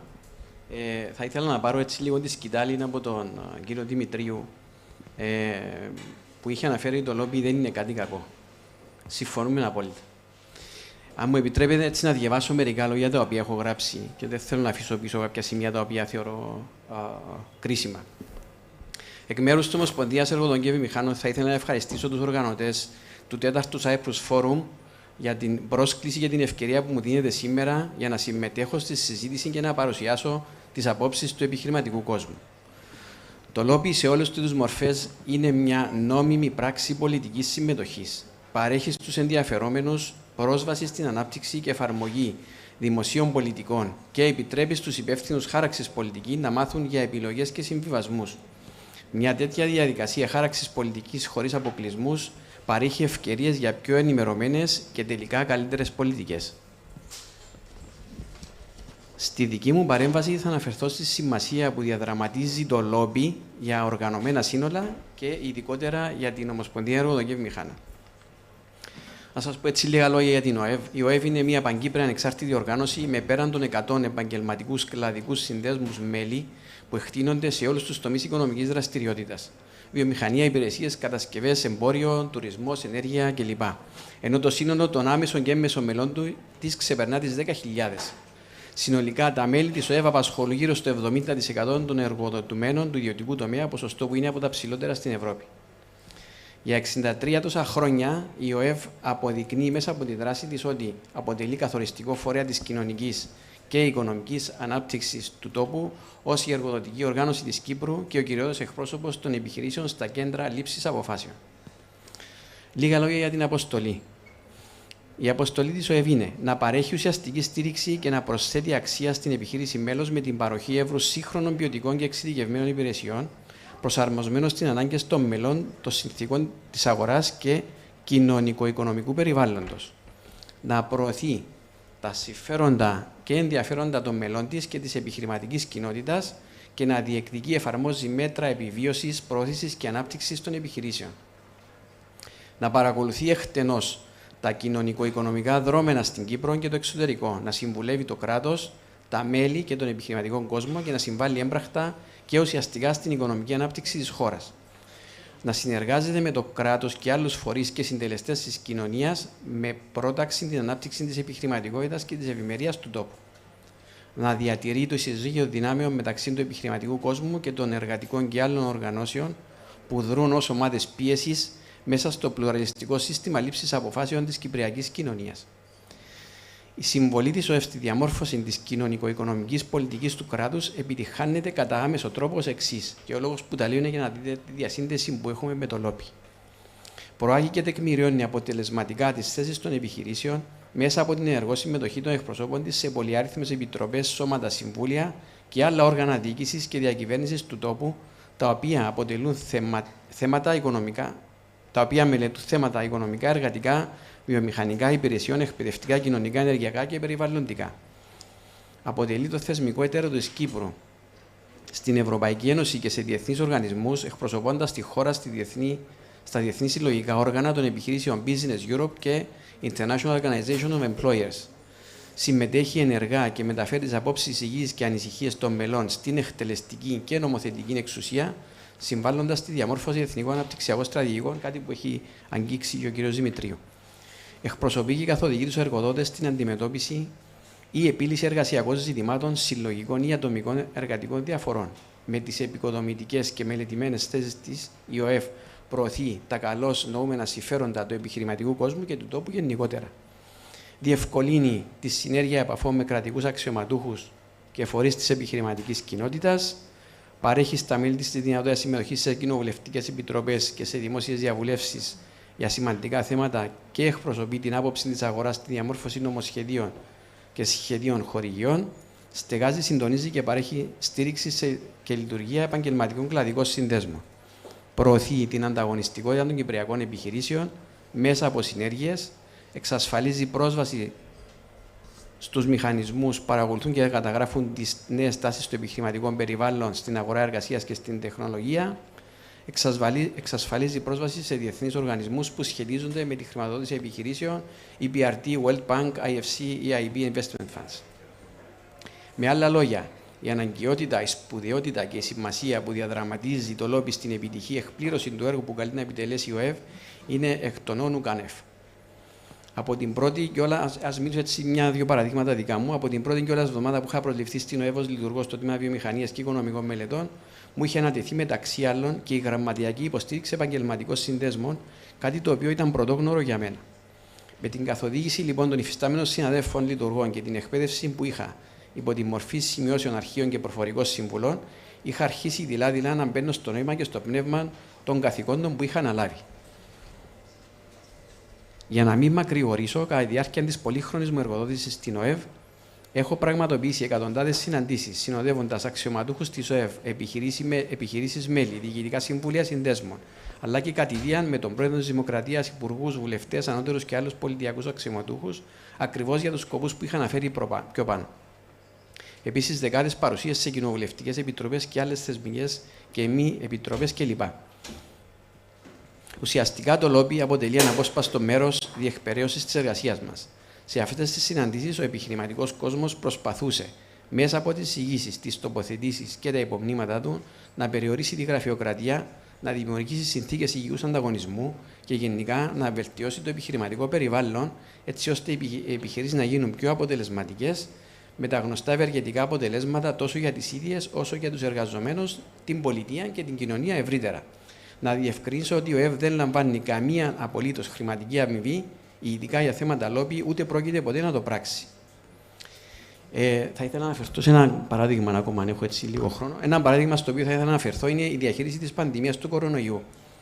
Καθ' όλη τη διάρκεια της, η ΟΕΒ συνέχισε με αμύωτους ρυθμούς τις προσπάθειες για στήριξη των επιχειρήσεων και καθοδήγηση προς την όσο το δυνατό καλύτερη δυνατή αντιμετώπιση των εμποδίων που παρουσιάστηκαν στην πορεία. Η γραμματεία της ΟΕΒ λειτουργήσε ως κέντρο παροχής πληροφόρησης και συμβουλευτικών υπηρεσιών για τον επιχειρηματικό κόσμο και τους εργαζομένους. Η ΟΕΒ διατήρησε ανοιχτούς διάβλους επικοινωνίας με όλους τους οικονομικούς φορείς μέσω του Διοικητικού Συμβουλίου, των κλαδικών επιτροπών, των επιχειρηματικών και επαγγελματικών συνδέσμων, αλλά και με απευθείας επαφές με επιχειρήσεις μέλη της. Οι σημαντικότερες εισηγήσεις και συμπεράσματα από τις επαφές αυτές καταγράφηκαν και διοχετεύτηκαν στις αρμόδιες αρχές. Οι στοχευμένες παρεμβάσεις της ΟΕΒ οδήγησαν στη λήψη σημαντικών αποφάσεων που αφορούσαν όχι μόνο τις επιχειρήσεις, αλλά και τους εργαζομένους, με αποτέλεσμα και αποτέλεσε το συνδετικό κρίκο το επιχειρήν με την πολιτεία στη μάχη για καταπολέμηση του κορονοϊού. Αυτό το οποίο έχω αντιληφθεί είναι ότι πέραν πάσης αμφιβολίας η ευκαιρία για συζήτηση, ανταλλαγή απόψεων και κατάθεση εισηγήσεων επιθεμάτων των οποίων η εφαρμογή και σωστή ρύθμιση θα οδηγήσουν στην λήψη ορθών αποφάσεων, δεν πρέπει να απουσιάζει από κανένα κράτος. Έχω ακόμα λίγο χρόνο. Πολύ λίγο.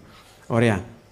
Το δικαίωμα του λόμπι το συναντούμε σε όλα τα δημοκρατικά κράτη, αλλά η ΟΕΒ χαιρέτησε όλα τα σημαντικά βήματα στο σκέλος της πάταξης της διαφθοράς το 2022 και κυρίως τη ψήφιση του περί προστασίας προσώπων που αναφέρουν παρεμβάσεις του ενωσιακού και εθνικού δικαίου νόμου για τους whistleblowers και του περί διαφάνειας της διαδικασίας λήψης δημοσίων αποφάσεων και συναφών θεμάτων νόμου που αφορά τη διαφάνεια στο λόμπι, τα οποία μας έχει μιλήσει η κυρία Πατέρα.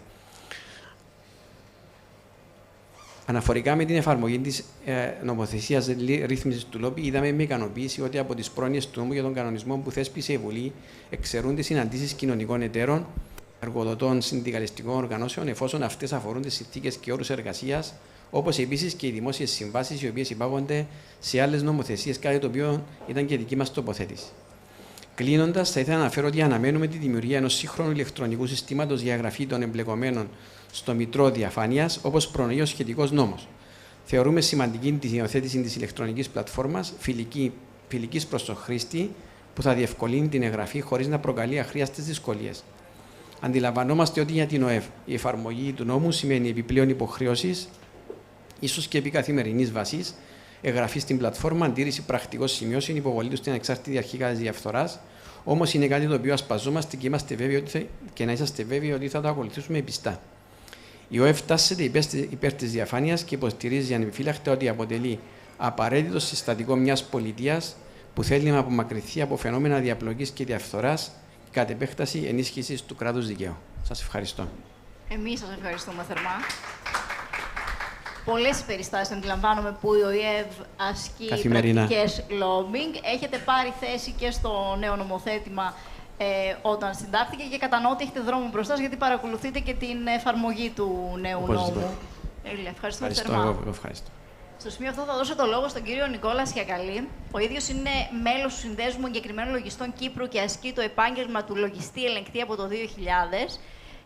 Είναι εδώ όμως με την ιδιότητά του ως μέλος του Διοικητικού Συμβουλίου του Cyprus Integrity Forum, στο οποίο κατέχει τη θέση του ταμεία, ως εκπρόσωπος δηλαδή της κοινωνίας των πολιτών. Και εγώ θα του ζητήσω να μας πει πόσο ευχαριστημένη είναι η κοινωνία των πολιτών και το Cyprus Integrity Forum από το γράμμα του νόμου και πόσο βλέπουν ότι θα πετύχει στην εφαρμογή του. Να γίνει έτσι λίγο πιο κριτικός. Ευχαριστώ για την πρόσκληση. Η τοποθέτησή μου θα μπορούσε να κλείσει με ένα ρητό μόνο. Κάγιο αργά παραποτέ. Χαιρετίζουμε την ψήφιση 3 νομοθεσιών του 2022. Το ένα ήταν η νομοθεσία για το lobbying, ο νόμος για τη σύσταση της ανεξάρτητης αρχής κατά τη διαφθορά και ο νόμος προστασίας πληροφοριοδοτητών. Αυτές οι 3 νομοθεσίες δίνουν τον αντίκτυπο της κοινωνίας που απαιτεί μια κάθαρση. Η κοινωνία απαιτεί την πάταξη της διαφθοράς. Η κοινωνία απαιτεί όλα τα πράγματα να είναι πιο καθαρά, να είναι πιο ομαλά, πιο διαφανές. Φυσικά η χρήση των μέσων κοινωνικής δικτύωσης, η πληροφόρηση που παίρνουμε καθημερινώς, μαθαίνουμε κάθε μέρα, κάνει τους πολίτες πιο απαιτητικούς, έτσι. Γνωρίζουμε ανά πάσα στιγμή τι βγαίνει, τι ανακοινώνεται, άρα θέλουμε και εμείς να βλέπουμε ότι οι νομοθεσίες εφαρμόζονται.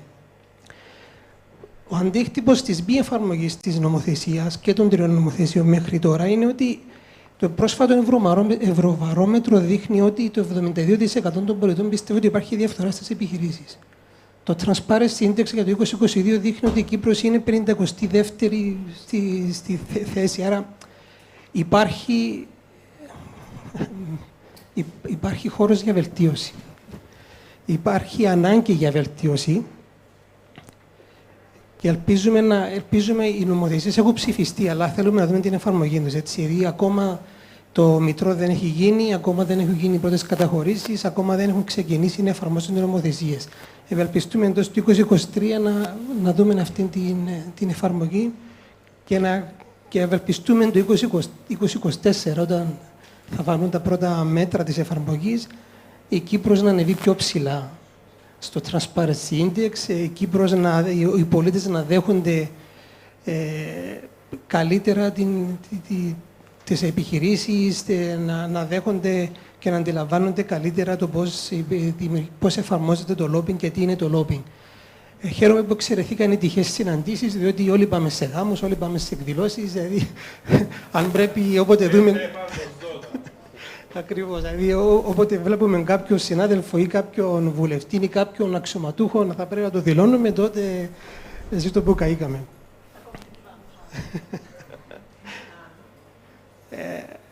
Εν κατακλείδη, ναι, πράγματι, οι πολίτες θέλουν κάθαρση, οι πολίτες θέλουν συμπάταξη της διαφθοράς. Οι πολίτες έχουν ανάγκη να δούμε κάτι καλύτερο για τη χώρα μας. Αναφέρατε προηγουμένως ότι στην Αμερική τα νούμερα είναι απίστευτα. Φυσικά στην Αμερική ο νόμος του lobbying υπήρχε και υπάρχει εδώ και χρόνια. Κρίμα που η Ευρώπη, εφόσον είμαστε η Κύπρος η ένατη χώρα που εφαρμόσει αυτή την νομοθεσία, είναι πολύ λυπηρό για όλη την Ευρώπη. Θα ανάμενα εδώ στις Ευρωπαϊκές να προχωρούσαμε πιο γρήγορα σε αυτά. Σας ευχαριστώ θερμά και γιατί ήσασταν σύντομος και γιατί μας δώσατε τη μεγάλη εικόνα των εξελίξεων στην Κύπρο, όχι μόνο το νομοθέτημα του lobbying, αλλά και το νομοθέτημα του whistleblowing και κυρίως η ίδρυση της πολλά υποσχόμενης Εθνικής Αρχής κατά της διαφθοράς. Και περιμένουμε πολλά όλοι και από την Κυπριακή Αρχή και από την Ελληνική Αρχή, αν μου επιτρέπετε. Θα συνεχίσω με τον Δ. Άγγελο Κασκάνη, ο οποίος είναι ο εκτελεστικός διευθυντής της Διεθνούς Διαφάνειας Ελλάδος, δηλαδή του ελληνικού παραρτήματος του Παγκόσμιου Κινήματος κατά της διαφθοράς Transparency International. Είμαστε πάρα πολύ χαρούμενοι, θα μου επιτρέψετε να πω, γιατί έχουμε μαζί μας εδώ στο κοινό σήμερα και την Regional Coordinator της Transparency International για την Ευρώπη, την κυρία Flora Creswell. Flora, thank you for being here. She speaks in another panel, but she has joined this discussion as audience, so many thanks, and please feel free to contribute should you feel so. Ο κ. Κασκάνης είναι κάτοχος προπτυχιακού και διδακτορικού διπλώματος από το Τμήμα Παρευξήνιων Σπουδών του Δημοκρατίου Πανεπιστημίου Θράκης, καθώς και μεταπτυχιακού διπλώματος από την Νομική Σχολή στο ίδιο Πανεπιστήμιο. Έχει διατελέσει διευθυντικός τέλεχος, συντονιστής προγραμμάτων και επιστημονικός συνεργάτης σε μη κυβερνητικές οργανώσεις και ερευνητικά κέντρα της Ελλάδας και του εξωτερικού. Κύριε Κασκάνη, καλώς ήρθατε. Και επιτρέψτε μου να σας ρωτήσω ποιες είναι οι αρχές τις οποίες πρεσβεύει η διεθνής διαφάνεια, το παγκόσμιο κίνημα Transparency International σχετικά με το lobbying, αλλά και πώς είναι ο ελληνικός νόμος, να μας κάνετε έτσι και μια συγκριτική απεικόνιση, τι δυνατά σημεία έχει, τι προβλήματα παρουσιάζει. Ευχαριστώ. Καλησπέρα. Ευχαριστώ πολύ, Δ. Δαμάσκο. Ευχαριστώ πολύ τους διοργανωτές του 4ου Cyprus Forum. Είναι ιδιαίτερα τιμητική η πρόσκληση προς εμάς. Ξεκινώντας, θα ήθελα και εγώ να σταθώ στις αξίες της διεθνούς διαφάνειας ως το κίνημα για την καταπολέμηση της παγκόσμιας διαφθοράς. Αξίες όπως η διαφάνεια, όπως λέει και το όνομα, η πολιτική ακεραιότητα και η συνεργασία. Τρεις αξίες οι οποίες, εάν συνδυαστούν, εάν εφαρμοστούν και αν εμπνευστούν και στον νόμο για το lobbying, πιστεύω ότι μπορούμε να έχουμε ένα επιθυμητό αποτέλεσμα. Παρ' όλα αυτά, προτού παρουσιάσω το ελληνικό παράδειγμα, το οποίο δυστυχώς δεν είναι και το πλέον ενθαρρυντικό, θα σταθώ λίγο σε κάποια σημεία όσον αφορά το ευρωπαϊκό παράδειγμα, όσον αφορά την κατάσταση αυτή τη στιγμή στις Βρυξέλλες. Θα ήθελα να σας πω πως, σύμφωνα με τα στοιχεία της Διεθνούς Διαφάνειας, 48.000 είναι οι experts, οι λομπίστες, οι διάφοροι ειδικοί επικοινωνιολόγοι ή αυτοί που ασκούν επιρροή για το δημόσιο συμφέρον. 12.000 είναι στο περίπου οι οργανισμοί οι οποίοι με κάποιον τρόπο έχουν βάλει στην ατζέντα τους το lobbying. Από αυτούς οι 7.500 έχουν το Brussels Page, δηλαδή είναι accredited, είναι αναγνωρισμένοι από το Ευρωπαϊκό Κοινοβούλιο να κινούνται, να εφαρμόζουν, να ασκούν πολιτικές επιρροής, και το budget αυτών των οποίων δήλωσαν τις αμοιβές τους, αυτών προκύπτουν με βάση το lobbying, είναι πάλι στο περίπου 1,8 δισεκατομμύρια ευρώ. Τώρα, προσωπικά είναι ατυχές το ότι δεν ξέρουμε ακριβώς τα νούμερα. Δηλαδή δεν μπορούμε να ξέρουμε ακριβώς πόσο είναι αυτοί που ασκούν επιρροή. Το περίπου 48.000 εμένα δεν μου λέει κάτι. Επίσης, μου λέει κάτι βασικά η διαφορά των 4.500 δηλώσεων ανάμεσα σε αυτούς που ασκούν πολιτικές επιρροής, σε αυτούς που είναι δηλωμένοι, που είναι 7.500 πάλι στο περίπου, το οποίο είναι ενισχυτικό.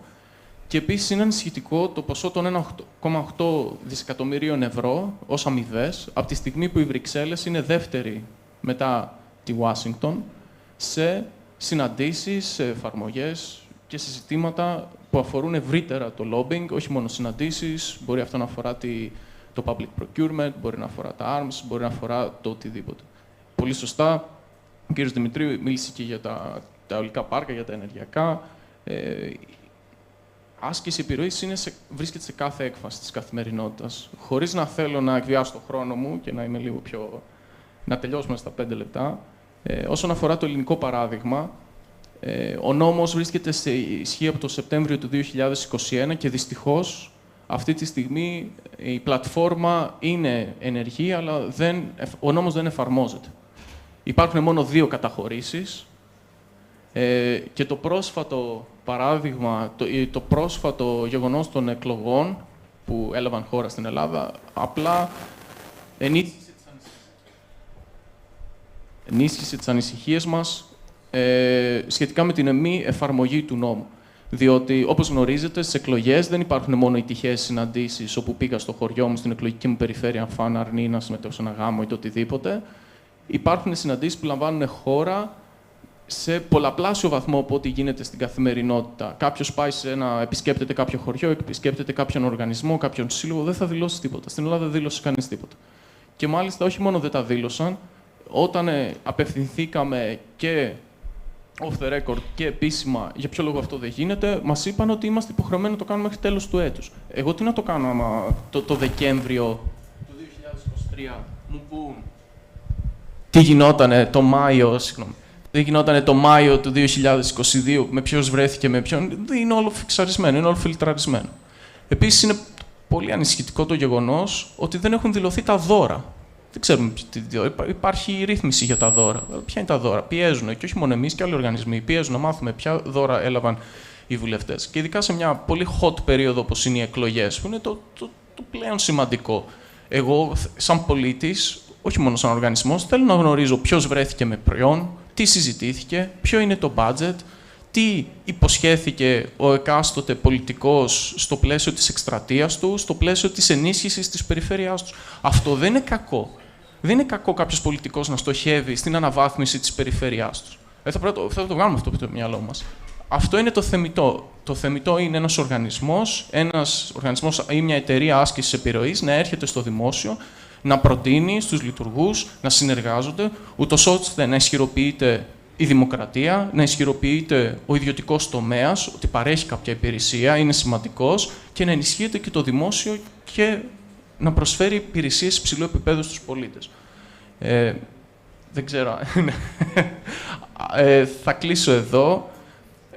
Δυστυχώς, με ένα σχόλιο ότι δυστυχώς η εφαρμογή του ελληνικού νόμου είναι αποκαρδιωτική. Αυτό. Ευχαριστώ πολύ για το χρόνο σας και ευχαριστώ πολύ και τους υπόλοιπους συνομιλητές για την τιμή.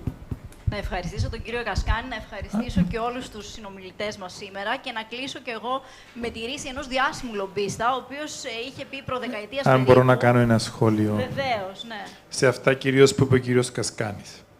Είναι και η δική μας ανησυχία αν οι λομπίστες θα δηλωθούν στο αρχείο της αρχής κατά της διαφθοράς. Και είναι γι' αυτό και που προηγουμένως ανέφερα 2 και 3 φορές πως και εμείς που είμαστε υπόχρεοι στο να δηλώνουμε τις συναντήσεις μας, θα πρέπει να σπρώξουμε τους ανθρώπους ή τις εταιρείες που έρχονται σε εμάς να πάνε να γραφτούν στο αρχείο και να ξανάρθουν μετά να κάνουμε τη συνάντηση. Από την άλλη όμως, ακούγοντας τον κύριο Κασκάνη, υπάρχει ένας κίνδυνος. Και θέλω να τον δηλώσω όπως τον άκουγα όταν το έλεγε ο κύριος Κασκάνης. Αν προσπαθήσουμε να βάλουμε σε ένα πλαίσιο τις εξορμήσεις που κάνουν οι βουλευτές ή οι υποψήφοι βουλευτές εν μέσω προεκλογικής συγκέντρωσης σε καφενεία ή σε εκδηλώσεις, πολύ φοβάμαι πως αυτός ο νόμος όχι μόνο δεν θα εφαρμοστεί ποτέ, αλλά θα έχει και τα αντίθετα αποτελέσματα. Ας βάλουμε ως στόχο τα συμφέροντα, τα οικονομικά συμφέροντα ή άλλα συμφέροντα που προσπαθούν να προωθήσουν μέσω δημόσιων υπαλλήλων ή πολιτικών και αυτά να είναι σε διαφάνεια, στην διαφάνεια και ας δούμε σε δεύτερο χρόνο πώς εμπλουτίζουμε αφού εφαρμοστεί αυτή η νομοθεσία. Αυτό ήθελα να πω έτσι, ακούγοντας κυρίως τον κύριο Κασκά.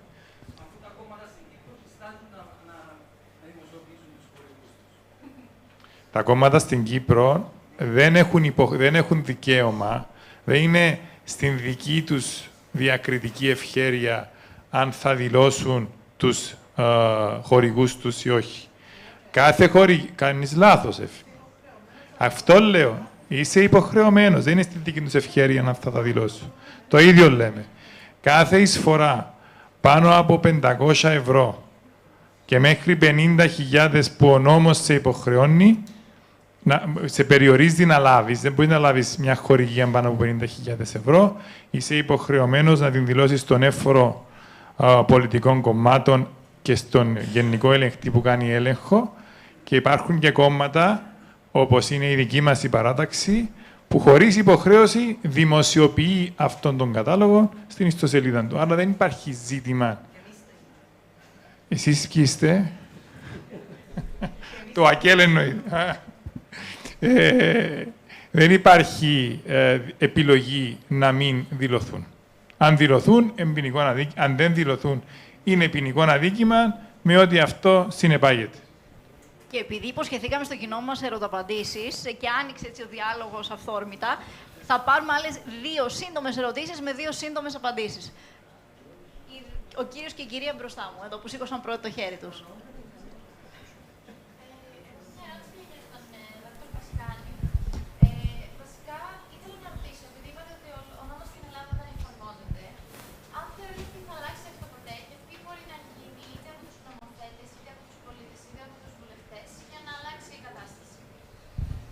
Ευχαριστώ πολύ για την ερώτηση.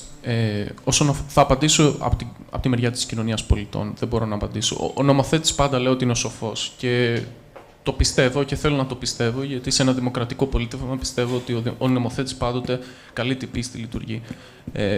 Το ίδιο πιστεύω και ότι οι υπηρεσίες, το ίδιο πιστεύω και ότι ο ιδιωτικός τομέας θέλει και το ίδιο πιστεύω ότι και το δημόσιο θέλει. Στην τελική, λαμβάνοντας υπόψη τα χρήματα τα οποία χάνεται, το budget το οποίο κατασπαλάται. Όσον αφορά τώρα την κοινωνία πολιτών, το πρόβλημα που βλέπω στην Ελλάδα της κοινωνίας πολιτών είναι η συνεργασία. Και είναι και ένας από τους πυλώνες στους οποίους αξιών, στο οποίο κινούμαστε ως Διεθνής Διαφάνεια Ελλάς, και είναι και ένας από τους λόγους γιατί ξεκινήσαμε και το πρόγραμμα, το We Open Gov για την πολυσυμμετοχικότητα. Πιστεύουμε ότι όλο και περισσότεροι οργανισμοί της κοινωνίας των πολιτών πρέπει να εργαστούν, να βγάζουν ανακοινώσεις με υπογραφές επίσημα, να δηλώνονται,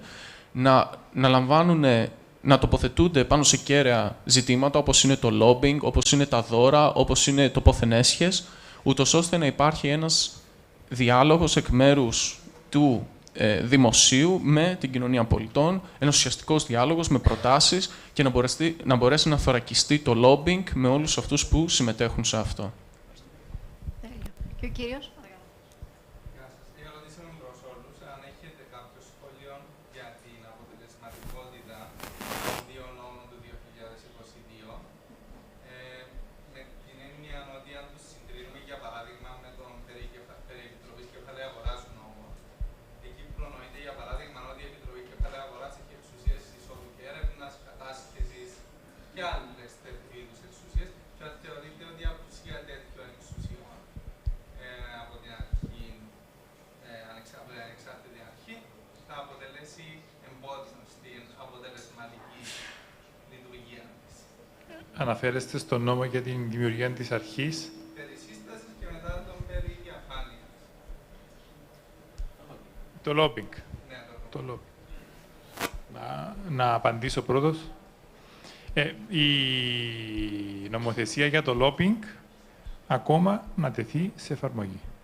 Ψηφίσαμε τους κανονισμούς τον Απρίλιο του 2023 και όπως μας ενημέρωσε και η κυρία Πατέρα, είναι στο τελικό στάδιο να μας ανακοινώσει η αρχή πότε θα είναι έτοιμη να εφαρμοστεί. Είδομεν. Ναι, σας είπα και προηγουμένως ότι χρειάζεται επιμονή και σωστές πρακτικές για να εφαρμοστεί σωστά. Αυτό θα δούμε. Για την αρχή κατά της διαφθοράς, η οποία ξεκίνησε τη δράση της τον Ιούλιο του 2022, ακριβώς ένα χρόνο και κάτι, όπου είχαμε την ευκαιρία ως Επιτροπή Θεσμών να καλέσουμε τον Οκτώβριο την Επιτροπή για να δούμε πώς πάει η λειτουργία της. Μας ανέφερε ο Επίτροπος Διαφάνειας, ο κύριος Πογιατζής, τα διάφορα ζητήματα που υπάρχουν, ελλείψεις προσωπικού, ελλείψεις υποδομών, τα οποία καταλαβαίνω πώς επιλύονται σιγά-σιγά. Υπάρχει ένα ζήτημα αν θα είναι οργανισμός δημοσίου δικαίου και θα μπορεί να προσλαμβάνει από μόνον του το προσωπικό ή όχι. Αλλά εσείς προφανώς ερωτάτε για την μη ύπαρξη ανακριτικών αρμοδιοτήτων στην αρχή κατά της διαφθοράς. Ξέρετε, ήταν ένα τεράστιο ζήτημα συζήτησης πριν την ψήφιση του νόμου στην Επιτροπή Νομικών. Έτυχε μέχρι το 2021 και ήμουν μέλος των Νομικών και αντιπρόεδρος των Νομικών και έβλεπα πώς πήγαινε η συζήτηση. Υπήρχαν έντονες αντιδράσεις από την νομική υπηρεσία. Βλέπω εδώ και τον τέος Γενικών Εισαγγελέα, τον κύριο Κληρίδη και τον χαιρετώ κιόλας, για τον μπέρδεμα που μπορεί να υπάρξει ή την μη συνταγματική δυνατότητα να έχει άλλος τις ανακριτικές εξουσίες πλην του Γενικού Εισαγγελέα. Και πάλι όμως είναι θέμα εφαρμογής. Αν η αρχή κατά της διαφθοράς θα φέρει υποθέσεις σε πέρας και αν αυτές οι υποθέσεις κολυσιεργούν ή δεν προχωρούν λόγω της κολυσιεργίας της νομικής υπηρεσίας που δεν τις προχωρεί στην αστυνομία ως ποινικές υποθέσεις, τότε να είστε βέβαιος πως θα πρωτοστατήσουμε για να αλλάξει αυτό και να αποκτήσουν ανακριτικές αρμοδιότητες. Κάτι αντίστοιχο συμβαίνει και με την Επιτροπή Δεοντολογίας και Προστασίας του Αθλητισμού, που τώρα έχουμε υπόθεση. Και σας λέω προσωπικά ως πρόεδρος της Επιτροπής Θεσμών πως αν θα υπάρξει κολυσιεργία θα λειτουργήσουμε με αντίστοιχον τρόπο. Ευχαριστώ. Να πω όμως το εξής, να μην ξεχνούμε ότι ο Γενικός Εισαγγελέας έχει το ανέλεκτο. Δεν έχω καμία αμφιβολία ότι ο Χάρης Πογιατζής θα ολοκληρώσει πορίσματα μετά από διερεύνηση με την εξωτερική βοήθεια που έχει ως αρχή κατά της διαφθοράς. Από τη στιγμή όμως που ολοκληρωθεί η διερεύνηση και πάει στην νομική υπηρεσία, πρώτον, μεσολαβεί χρόνος κατάληξης των πορισμάτων, από εκεί και πέρα αρχίζει εκ νέου η νομική υπηρεσία, υπάρχει κίνδυνος να χαθούν τεκμήρια και τι γίνεται, και αυτό είναι το ερώτημα που πρέπει να απαντήσουμε, κύριοι, εάν το πόρισμα της αρχής κατά της διαφθοράς διαφωνεί ως προς το αποτέλεσμα με τα ευρήματα της νομικής υπηρεσίας. Δηλαδή, αν αύριο η Βουλή έχει ενώπιον της ένα πόρισμα το οποίο λέει ότι πρέπει να διωχθούν ποινικά, ενώ ο εισαγγελέας λέει όχι, δεν θα διωχθούν. Ο εισαγγελέας έχει ανέλεκτον. Συνεπώς, αυτό το θέμα μεταξύ αρχής κατά της διαφθοράς, αν θέλουμε να είμαστε αποτελεσματικοί, και νομικής υπηρεσίας, πρέπει να λυθεί. Και έχουμε ευθύνη να το αντιμετωπίσουμε, ακόμα και αν χρειαστεί να τροποποιήσουμε σύνταγμα. Με τόσο μαχητικούς βουλευτές θα μας συγχωρήσουν οι διοργανωτές λίγο αν έχουμε πάρει περισσότερο χρόνο. Να ξαναφέρω λίγο την προσοχή στο lobbying και θα πω τώρα πάλι την ρίση αυτού του διάσημου λομπίστα προδεκαετίας, ο οποίος είχε πει η μητέρα Τερέζα λέει δεν χρειάζεται τις υπηρεσίες μας, δεν θα την έχουμε ποτέ πελάτη. αν κάποιος προτίθεται να μας πληρώσει αδρά, είναι διότι έχει μεγάλο πρόβλημα. Ο λομπίστας λοιπόν αυτός έχει διαψευστεί πολλαπλώς, αφενός μεν γιατί σύμφωνα με δημοσιεύματα που ήρθαν πρόσφατα στο φως, η μητέρα Τερέζα ασκούσε πολύ ισχυρό λόμπινγκ, αφετέρου διότι το lobbying είναι αναπόσπαστο κομμάτι των δημοκρατικών συστημάτων, όπως προέκυψε και από τη συζήτηση. Σημαίνει συμμετοχή στη διαδικασία λήψης αποφάσεων και μας παρέχει πολύτιμες πληροφορίες και δεδομένα. Δεν θέλουμε αόρατους πολιτικούς, θέλουμε ενημερωμένους πολιτικούς οι οποίοι επιλέγουν στρατόπεδο, μάχονται για τις θέσεις τους και κρίνονται για αυτές. Θέλουμε νομοπαρασκευαστικά αποτυπώματα για όλες τις φάσεις της νομοπαρασκευής, ώστε να μην υπάρχουν πλέον ύποπτες διατάξεις φωτογραφικού περιεχομένου, χωρίς να γνωρίζουμε τον βαθμό τυχόν επιρροής στη διαμόρφωσή τους από τα ωφελούμενα συμφέροντα. Θερμές ευχαριστίες σε όλους. Η συζήτηση μπορεί να συνεχιστεί εδώ στο καφέ μπροστά. Εμείς ευχαριστούμε.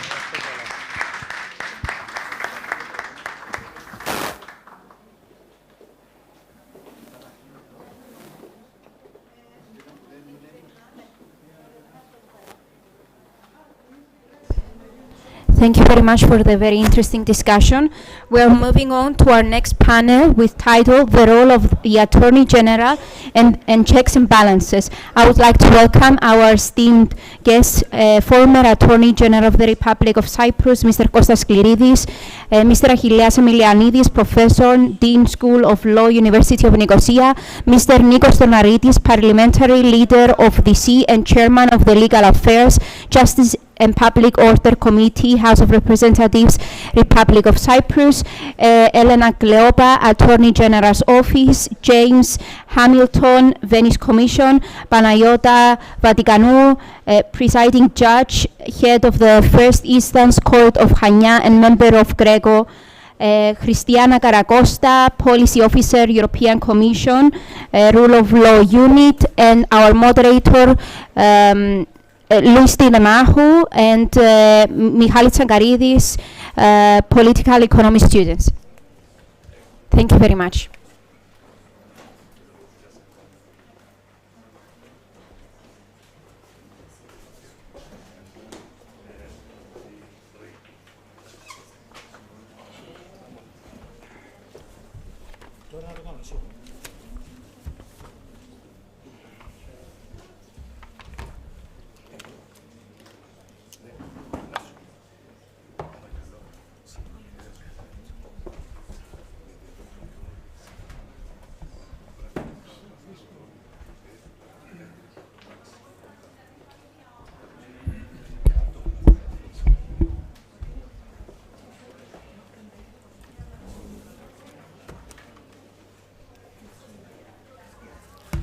Ναι, χαιρετίζω από την πλευρά μου. Ονομάζομαι Λουίς Τηλεμάχου.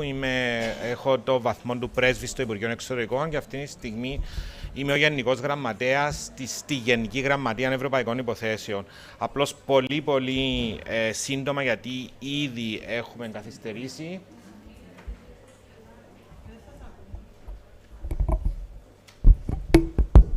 Πολύ σύντομα, γιατί έχουμε καθυστερήσει. Να παρουσιάσω το πάνελ. Είναι ο κύριος Κώστας Σκληρίδης, είναι ο τέος Γενικός Εισαγγελέας και τέος Δικαστής Ανωτάτου Δικαστηρίου. Μετά από μια δεκαετή πορεία ως δικηγόρος το 1988 εισέρχεται στη δικαστική υπηρεσία και το 2009 διορίζεται δικαστής του Ανωτάτου. Από το 2013 διορίζεται Γενικός Εισαγγελέας της Δημοκρατίας μέχρι και τον Ιούνιο του 2020. Ο κ. Νίκος Τορναρίτης, βουλευτής της Λευκοσίας από το 2001, πρόεδρος της Κοινοβουλευτικής Επιτροπής Νομικών, Δικαιοσύνης και Δημόσιας Τάξης στη Βουλή των Αντιπροσώπων. Σημειώνω ότι η Επιτροπή Νομικών είναι εντεκαμελής. Επί προεδρίας του επιτεύχθηκε η μεγαλύτερη μεταρρύθμιση της δικαιοσύνης στην Κυπριακή Δημοκρατία. Από το 2020 είναι επικεφαλής της Κυπριακής Αντιπροσωπείας στην Κοινοβουλευτική Συνέλευση του Συμβουλίου της Ευρώπης. Δεν ξέρω αν είναι μαζί μας διαδικτυακά ο Professor Λέαντρο Μανκάνο. Είναι μαζί μας διαδικτυακά. Να τον, σε περίπτωση που κάνει παρέμβαση, να σας τον αναφέρω. Professor of EU Law, University of Edinburgh. Θα κάνω μια 5 λεπτή, όπως έχω στο πρόγραμμα μου, βιντεοσκοπημένη παρέμβαση. Ο καθηγητής Αχιλλέας Εμιλιανίδης, διδάκτορ δικαίου του Αριστοτέλου Πανεπιστημίου Θεσσαλονίκης, καθηγητής και κοσμήτορας νομικής στο Πανεπιστήμιο Λευκοσίας. Είναι επίσης ενεργεία δικηγόρος, διευθυντής νομικού οίκου. ιδρυτικό τακτικό μέλος της Κυπριακής Ακαδημίας Γραμμάτων, Τεχνών και Επιστημών και επίσης έχει εκλεγεί ως τακτικό μέλος της Ευρωπαϊκής Ακαδημίας Επιστημών και Τεχνών. Η κυρία Έλληνα Κλεόπα, εισαγγελέας της Δημοκρατίας, προϊστάμενη του τομέα ποινικού δικαίου. Στον τομέα ποινικού δικαίου υπάγονται 22 νομικοί λειτουργοί και 28 δημόσιοι κατήγοροι, οι οποίοι είναι υποφορτισμένοι με το χειρισμό ποινικών υποθέσεων ενώπιον των ποινικών δικαστηρίων. Η κυρία Παναγιώτα Βατικάλου, πρόεδρος πρωτοδικείου, μέλος της ελληνικής αντιπροσωπείας στον Γκρέκο, του Συμβουλίου της Ευρώπης και μέλος του Γκρέκο Πουρό από το Δεκέμβριο του 2019, απόφοιτος Φιλοσοφικής Σχολής του Αθηνών και της Νομικής Σχολής του Πανεπιστημίου. Η κυρία Χριστιανά Καρακώστα, με την οποία συνεργάζομαι προσωπικά, είναι λειτουργός στη Γενική Διεύθυνση Δικαιοσύνης και Καταναλωτών της Ευρωπαϊκής Επιτροπής και αρμόδιος λειτουργός, η Country Leader για την Ελλάδα και την Κύπρο για θέματα κράτους δικαίου. Και τέλος, ο κύριος Μιχάλης Τσαγκαρίδης, φοιτητής πολιτικής οικονομίας του Πανεπιστημίου Princeton. Το 2022-2023 επιλέγει από το Princeton Novogratz India Scholar για μια υποτροφία 9 μηνών. Πήγε στην Ινδία και εξερευνά τον σχηματισμό και εξέλιξη της Ινδίας ως κράτος δικαίου. Είναι μέλος του Εκτελεστικού Συμβουλίου του Οξυγόνου, του μη κυβερνητικού οργανισμού μη κερδοσκοπικού που ιδρύθηκε το 2014 και επίσης, δεν έχω ξεχάσει, είναι ο κύριος James Hamilton. Προέρχεται από το Δουβλίνο. Θα έχουμε την ευκαιρία να ξανασυναντηθούμε γιατί πάω πρέσβης στο Δουβλίνο σε 20 μέρες. Χαίρομαι πάρα πολύ. Είναι καθηγητής στο Trinity College του Δουβλίνου και για 8 χρόνια έχει εξασκήσει τη δικηγορία. Αυτή τη στιγμή, δεν θα τα μεταφράσω τώρα, θα τα πω στα αγγλικά. Since 2011, he has engaged in consultancy, especially concerning Eastern Europe. He is chair of the Advisory Council Against Economic Crime and Corruption of Ireland. Γιατί εγώ έχω αναλάβει, γιατί εγώ, ένας λειτουργός του Υπουργείου Εξωτερικών, διπλωμάτης καριέρας, να είμαι εδώ, δεν είμαι ούτε νομικός, ούτε πολιτικός, ούτε βουλευτής. Ο λόγος είναι διότι έχει ανατεθεί στο Υπουργείο Εξωτερικών και συγκεκριμένα στην Γενική Γραμματεία Γενική Γραμματεία του Υπουργείου Εξωτερικών για Ευρωπαϊκές Υποθέσεις ο συντονισμός των απαντήσεων προς την Ευρωπαϊκή Επιτροπή για το έκθεση κράτους δικαίου, στην ετήσια έκθεση κράτους δικαίου που ετοιμάζεται για την Κύπρο. Εμείς συντονίζουμε τις κυβερνητικές υπηρεσίες, αλλά έχουμε το ελεύθερο στην Επιτροπή, που είναι ο συγγραφέας της έκθεσης, να προσεγγίζει μη κυβερνητικούς οργανισμούς, δεν επεμβαίνουμε, ούτε ακούμε τι τους λένε, για να γράφουν μέσα στην σύσταση τους για το κράτος δικαίου και τις απόψεις των μη κυβερνητικών οργανώσεων. Δεν ξέρω πώς προχωρούμε. Η πρώτη μου ενημέρωση ήταν ότι ο Μιχάλης θα προβεί ο καθένας με μια 5λεπτή εισαγωγή και μετά ο Μιχάλης θα κάνει τις ερωτήσεις διαδικτυακά, έτσι. Διαδικτυακά θα τις κάνει. Ωραία. Θα ξεκινήσω από τα αριστερά μου, θα δώσω τον λόγο στον κύριο Κωνσταντλήρη. Παρακαλώ.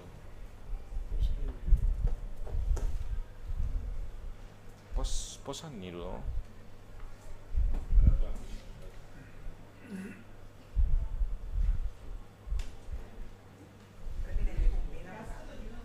Ένα έχει κόμπι.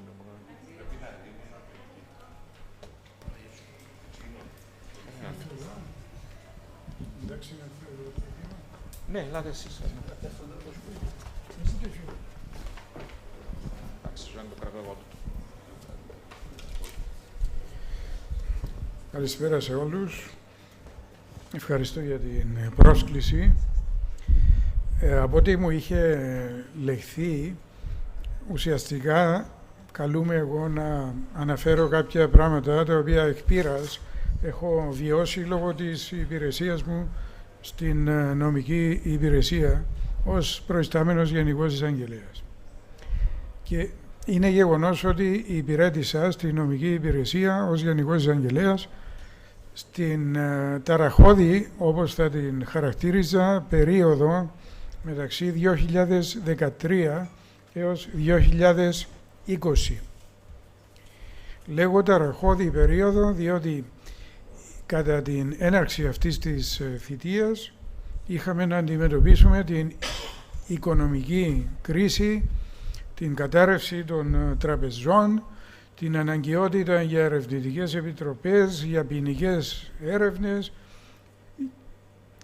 υποθέσεις διαφθοράς.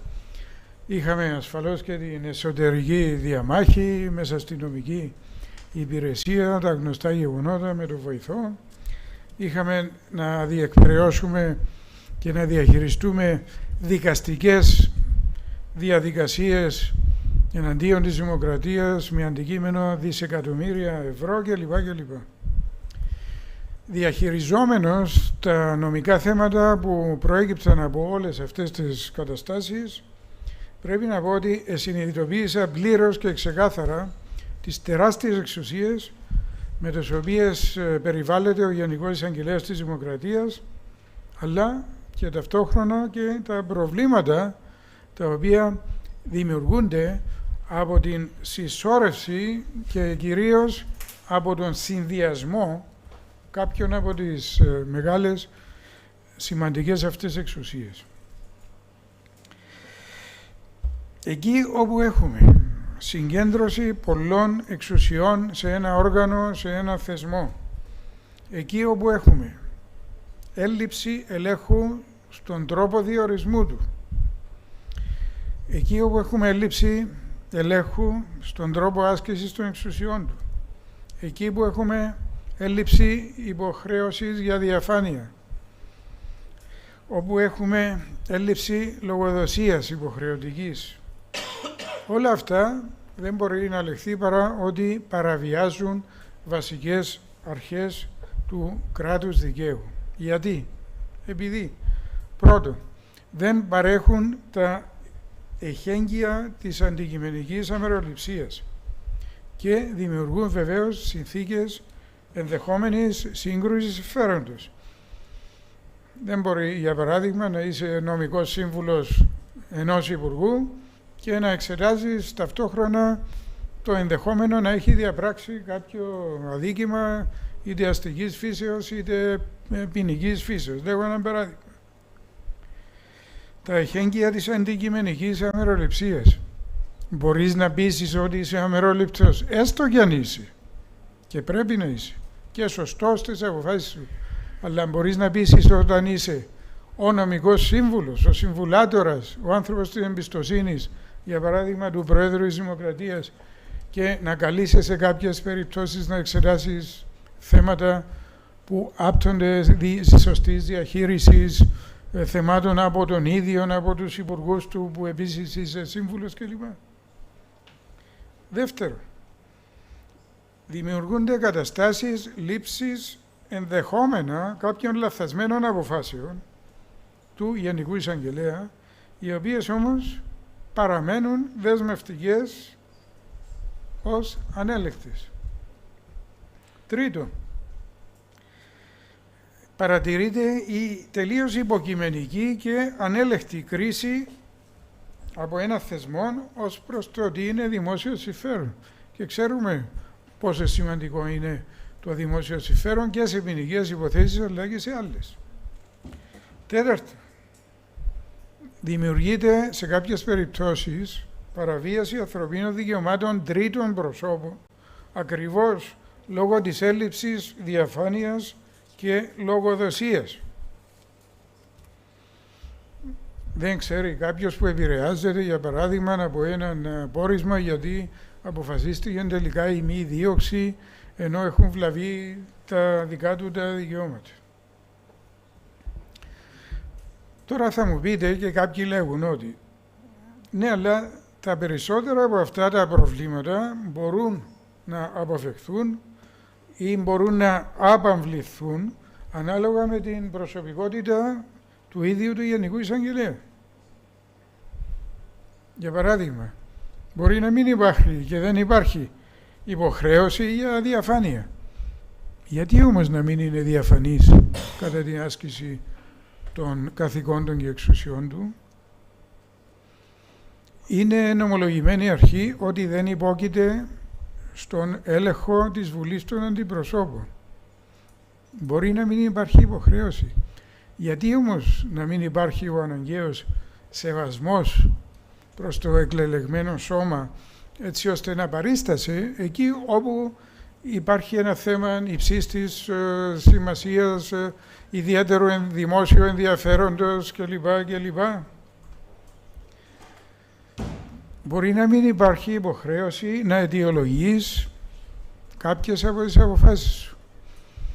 Κάποιες όμως από τις αποφάσεις τουλάχιστον που είναι υψής του δημόσιου ενδιαφέροντος, γιατί να μην δίνεις αιτιολογία και να πείθεις ή να κρίνεσαι, να επικρίνεσαι και να κατακρίνεσαι. Η θεσμοθέτηση διαφάνειας, αιτιολόγησης και έλεγχος ή η εφαρμογή τους χωρίς ακόμα θεσμοθέτηση, κατά την άποψή μου, όχι, δεν μειώνει το θεσμό, αλλά αντίθετα τον περιχαρακώνει και τον προστατεύει. Εγώ πρέπει να σας πω ότι αισθανόμουν με το δέος αυτών όλων των εξουσιών, θα αισθανόμουν πολύ ευτυχής εάν κάποιες σοβαρές αποφάσεις μου υφίσταντο την δοκιμασία αντιβάσανο, για παράδειγμα, του Ανωτάτου Δικαστηρίου. Γιατί όχι? Γιατί να αισθάνομαι ότι εγώ επήρα όλον το βάρος και όλη την ευθύνη για μια σοβαρότατη απόφαση και να παραμείνει εκεί έτσι άκρητη και ανέλεγκτη?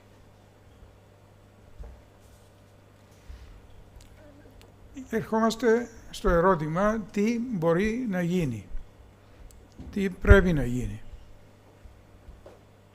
Η απάντηση και η συνταγή είναι απλή, μετά από αυτά τουλάχιστον που σας έχω αναφέρει ως προσωπικά βιώματα. Θα πρέπει να διορθωθούν όλα αυτά τα πιο πάνω που έχουμε εντοπίσει ως ελλείψεις, κενά και παραλήψεις, να συμπληρωθούν, να πληρωθούν, να διορθωθούν με θεσμοθετημένες ρυθμίσεις. Τι να γίνει? Πρώτο, ο διαχωρισμός των εξουσιών του Γενικού Εισαγγελέα.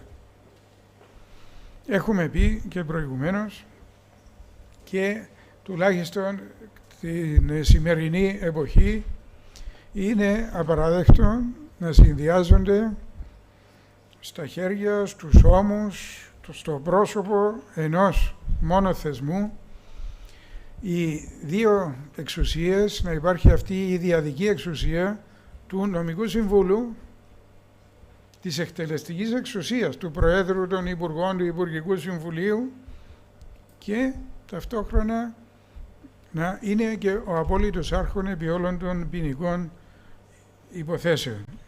Είπαμε την ενδεχόμενη σύγκρουση που μπορεί να υπάρχει και κάποτε υπάρχει. Είπαμε ότι δεν πείθεις.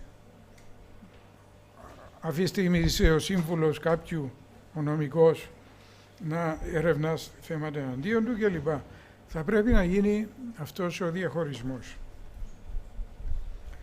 Δεύτερο, η επιλογή των δύο αξιωματούχων που θα προκύψουν από τον διαχωρισμό θα πρέπει να γίνεται όχι από ένα όργανο, όπως είναι για παράδειγμα μόνο ο πρόεδρος της Δημοκρατίας, και όχι ανέλεγκτα, αλλά να θεσμοθετηθεί κάποιο είδους διαδικασία, όπως είναι προκαταρκτικά κάποιο γνωμοδοτικό ίσως συμβούλιο, να υπάρχει ενδεχόμενα έγκριση της επιλογής του Προέδρου από κάποιο άλλο σώμα, όπως είναι Βουλή των Αντιπροσώπων, Ανώτατο Δικαστήριο, Συνταγματικό κλπ. Τρίτο, ο νομικός σύμβουλος που θα προκύψει από ένα διαχωρισμό να είναι, ναι, επιλογή του Προέδρου, αλλά εκείνος ο οποίος επιλέγει τον νομικό του σύμβουλο και έχει κάθε δικαίωμα που έχει και ο απλός πολίτης να επιλέγει δικηγόρων νομικών της δικής του επιλογής, η θητεία του να είναι όση και του Προέδρου, να συναστάται με αυτήν του Προέδρου. Είτε πενταετία, είτε αν φύγει πιο πρόωρα κλπ. Και εδώ δεν υπάρχει τίποτα κακό και μυστικά να λέγονται και συμβουλές να δίδονται. Είναι ο δικηγόρος του, είναι ο νομικός του σύμβουλος. Είναι βεβαίως ταυτόχρονα και νομικός σύμβουλος του κράτους, θα προείσταται μιας νομικής υπηρεσίας, η οποία θα συμβουλεύει και υπουργούς κλπ. Αλλά δεν θα έχει αυτήν τη σύγκρουση.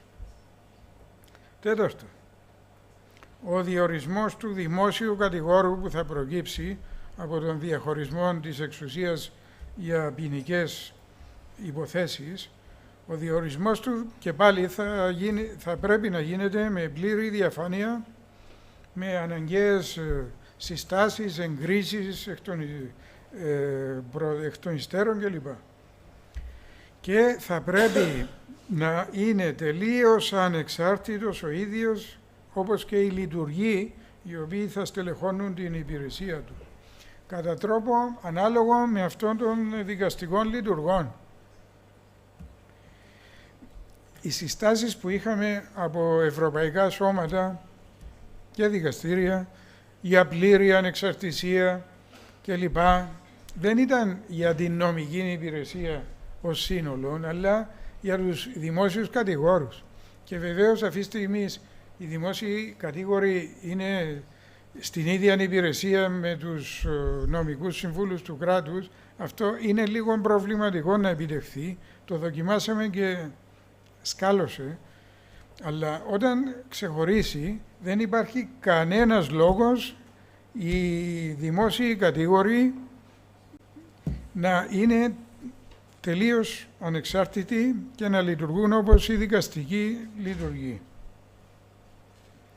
Πέμπτο, ο δημόσιος κατήγορος που θα προκύψει θα υπόκειται σε θεσμοθετημένες και υποχρεώσεις για διαφάνεια, για λογοδοσία, για πλήρη αιτιολογία των πράξεων του και με κάποιον περιορισμένο τρόπο και σε έλεγχο επί κάποιον από τις πράξεις, αποφάσεις και παραλήψεις του.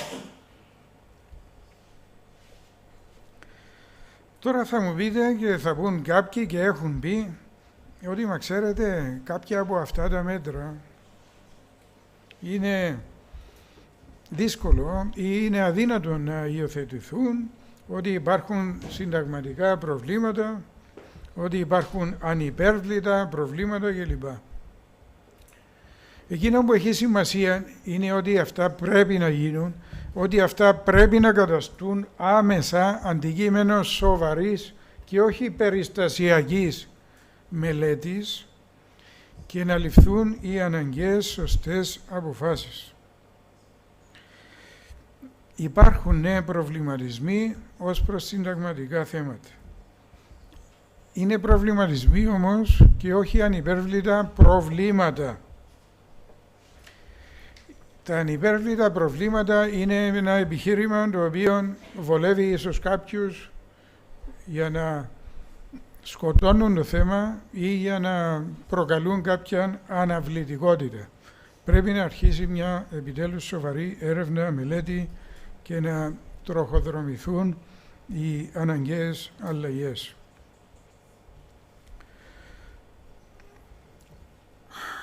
Τα συνταγματικά προβλήματα πρέπει να αντικριστούν με έναν ανοιχτό πνεύμα. Όπως είχε πει και ο κορυφαίος νομικός Νικόλας Σαρίπολος, μου το υπενθύμισε ο αγαπητός Αχιλλέας τελευταίος, το Σύνταγμα υφίσταται για την πολιτεία και όχι η πολιτεία για το Σύνταγμα. Και θα πρόσθετα κι εγώ, χωρίς να συγκριθώ ούτε κατά διάνοια με το βεληνικές του Σαρυπόλου, και την δική μου ρίση ότι το Σύνταγμα πρέπει να είναι το εργαλείο και όχι τροχοπέδι στην βελτίωση του. Σας ευχαριστώ.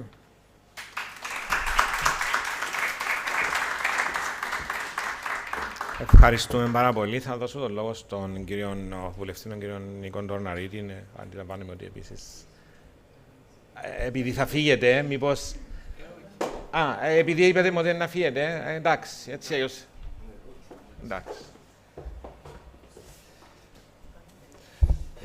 Καταρχήν να σας ευχαριστήσω για την πρόσκληση, να πω ότι έτσι αισθάνομαι και ένα μερικό δέος όταν βρίσκομαι δίπλα από τόσα νομικά κεφάλια. Ετοίμασα κι εγώ ένα νομικό κείμενο, αλλά το άφησα στο φάιλ μου, γιατί η δική μου άσκηση, το δικό μου λειτουργήμα είναι πρώτα και πάνω απ' όλα πολιτικό. Και θα προσπαθήσω να μιλήσω πολιτικά. Υπάρχει αμφισβήτηση των θεσμών αυτήν την ώρα στην Κυπριακή Δημοκρατία, προφανέστατα, και υπάρχει αμφισβήτηση των θεσμών. Από τι προκαλείται η αμφισβήτηση των θεσμών? Από πολυπαραγοντικούς λόγους ή παράγοντες. Πρέπει να βελτιώσουμε τη λογοδοσία, την ενημέρωση των πολιτών. Ασφαλέστατα και πρέπει οι θεσμοί να λογοδοτούν και να ενημερώνουν τους πολίτες. Πρέπει να σεβόμαστε το Σύνταγμα της Κυπριακής Δημοκρατίας. Ασφαλέστατα και πρέπει να σεβόμαστε το Σύνταγμα της Κυπριακής Δημοκρατίας. Τι είναι τελικά το Σύνταγμα μας? Είναι ο υπέρτατος νόμος και έναν ιδιότυπο έγγραφο, το οποίο συστάθηκε το 1960.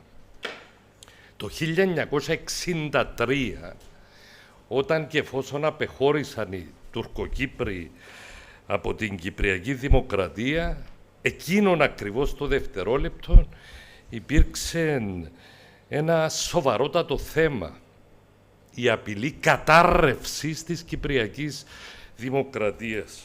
Ευτυχώς υπήρξαν κάποιοι άνθρωποι που εδιέσωσαν στην πράξη την Κυπριακή Δημοκρατία με το δίκαιο της ανάγκης. Και από εκείνον το δευτερόλεπτο άρχισε η μεγάλη συζήτηση. Έπρεπε να αρχίσει. Τη συζητάμε τώρα, μετά από πάρα πολλά χρόνια, καλοδεχούμενοι. Εύχομαι και ελπίζω να καταλήξουμε σε αποτελέσματα όπως καταλήξαμε, σε αποτελέσματα μέσα σε ένα περιορισμένο χρονικό διάστημα και κάτω από την φάσμα του κορονοϊού, μετά από πολλά χρόνια συζητήσεων για τη μεταρρύθμιση της ανώτατης βαθμίδας της δικαιοσύνης, φέραμε αποτελέσματα. Για τα νομοσχέδια που συζητούσατε προηγούμενα για την πάταξη της διαφθοράς, αρχή κατά της διαφθοράς, λόμπινγκ, μάρτυρες υπέρ του δημοσίου συμφέροντος. Στείλαν μας ένα νομοσχέδιο, σας λέω όλους εδώ πέρα, για την αρχή κατά της διαφθοράς, να την διορίζει ο πρόεδρος της Δημοκρατίας. Και λέω ως πρόεδρος της Επιτροπής, και το μετέφερα και στους υπόλοιπους των συναδέλφων. Καλά γίνεται κάτι τέτοιο? Τι αρχή κατά της διαφθοράς θα είναι τούτη που θα την διορίζει ο πρόεδρος της Δημοκρατίας? Και κατέθεσα μια πρόταση για να υπάρχει γνωμοδοτικό συμβούλιο. Μια πρόταση η οποία, ευχαριστώ όλους τους συναδέλφους, έγινε αποδεκτή και καταλήξαμε σε ένα νομοθέτημα. Άρα, στο ερώτημα κατά πόσον πρέπει να υπάρξει συζήτηση, σοβαρή βέβαια συζήτηση, όχι με τροχιοδεικτικά βλήματα από διαφόρων ειδών πλευρές, απλά και μόνο να έχουν σκοπό να πλήξουν τον όποιον θεσμό. Γιατί υπάρχει και τούτο και είναι ένας από τους παράγοντες που το Kennedy School διαπιστώνει όταν βάλετε ένας θεσμός. Θα πω ότι βεβαίως, ναι, σήμερα δεν μπορώ να φανταστώ ότι κάποιος είναι την ίδια ώρα σύμβουλος του όποιου Προέδρου της Δημοκρατίας και αυτός που ηγείται των ποινικών ανακρίσεων ή των άλλων εξουσιών. Έχει τις άλλες πλήστες όσες εξουσίες παραδίδει το Σύνταγμα στο Γενικό Εισαγγελέα.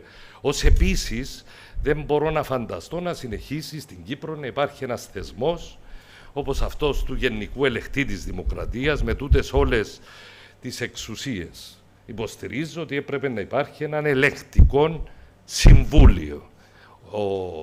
Οι πλάτες των πολλών, η γνώμη και η γνώση των πολλών είναι πολύ πιο δυνατή από την γνώση του ενός και τη συμπεριφορά του ενός. Και χαίρομαι να πω ότι και ο Στέφανος Στεφάνου, και επειδή καλωσορίζω και την κυρία Χαραλαμπίδου εδώ, ο ηγέτης του κόμματος της, προχθές διατύπωσε ευθαρσώς και δημόσια αυτή την άποψη που συμμερίζεται. Μα δεν σα...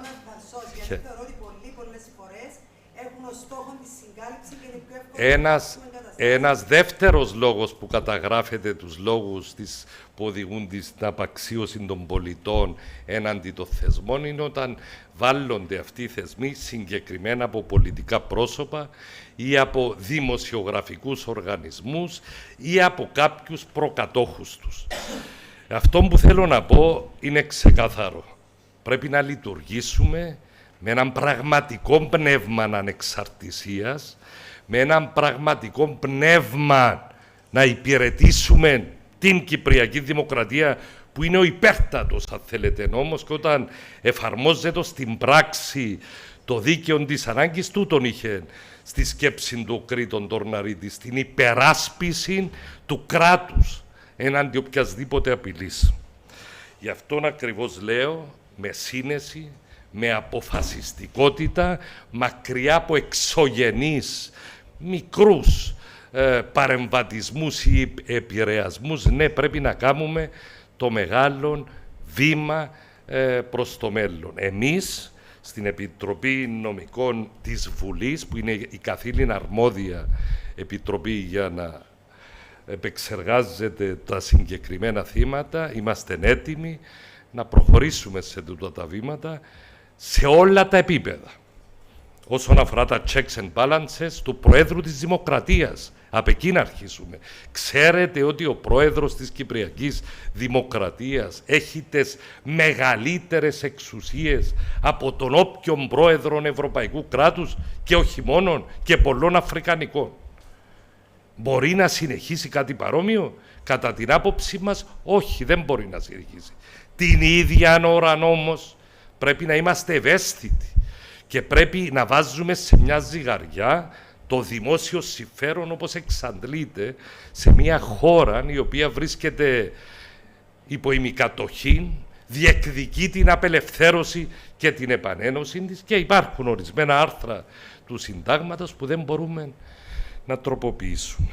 Άρα λέω ναι, να γίνει συζήτηση, να υπάρξει διαχωρισμός του νομικού συμβούλου της κυβέρνησης από τον έχοντα όλες τις ποινικές ανακρίσεις στα χέρια του, να γίνει το ελεγκτικό συμβούλιο, να υπάρξει βεβαίως και πλήρης αναθεώρηση των αρμοδιοτήτων του Προέδρου της Δημοκρατίας.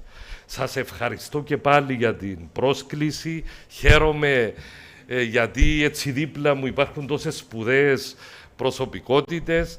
Εσείς όλοι που εφήβρατε και εφαρμόσατε στην πράξη τούτον το διάλογο, το Cyprus Forum, προσφέρετε στη δημοκρατία, προσφέρετε στην πολυφωνία και θα είμαι έτοιμος έτσι να λάβω όλα τα αποτελέσματα όλων τούτων των θεμάτων που έχουν άμεση σχέση με τις επιτροπές της Βουλής. Αυτή τη στιγμή είμαι και ο πρόεδρος της κοινοβουλευτικής ομάδας του μεγαλύτερου κόμματος στη Βουλή και είμαστε πάντα έτοιμοι με ανοιχτές τις πόρτες και τα αυτιά να ακούσουμε και να εφαρμόσουμε εκείνα που υπηρετούν πραγματικά, προσέξτε, το δημόσιο συμφέρον και όχι το περιστασιακά ιδιωτελές συμφέρον. Ευχαριστώ πολύ.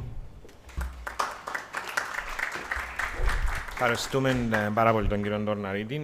Οι επόμενοι ομιλητές θα παραμείνουν στις θέσεις τους, παρακαλώ, αν μπορούμε να μιλήσετε από τις θέσεις σας. Επόμενος στη σειρά είναι ο καθηγητής, ο κύριος Αχιλλέας Μιλιανίδης. Αν μπορείτε να μιλήσετε από τις θέσεις. Ευχαριστώ πολύ.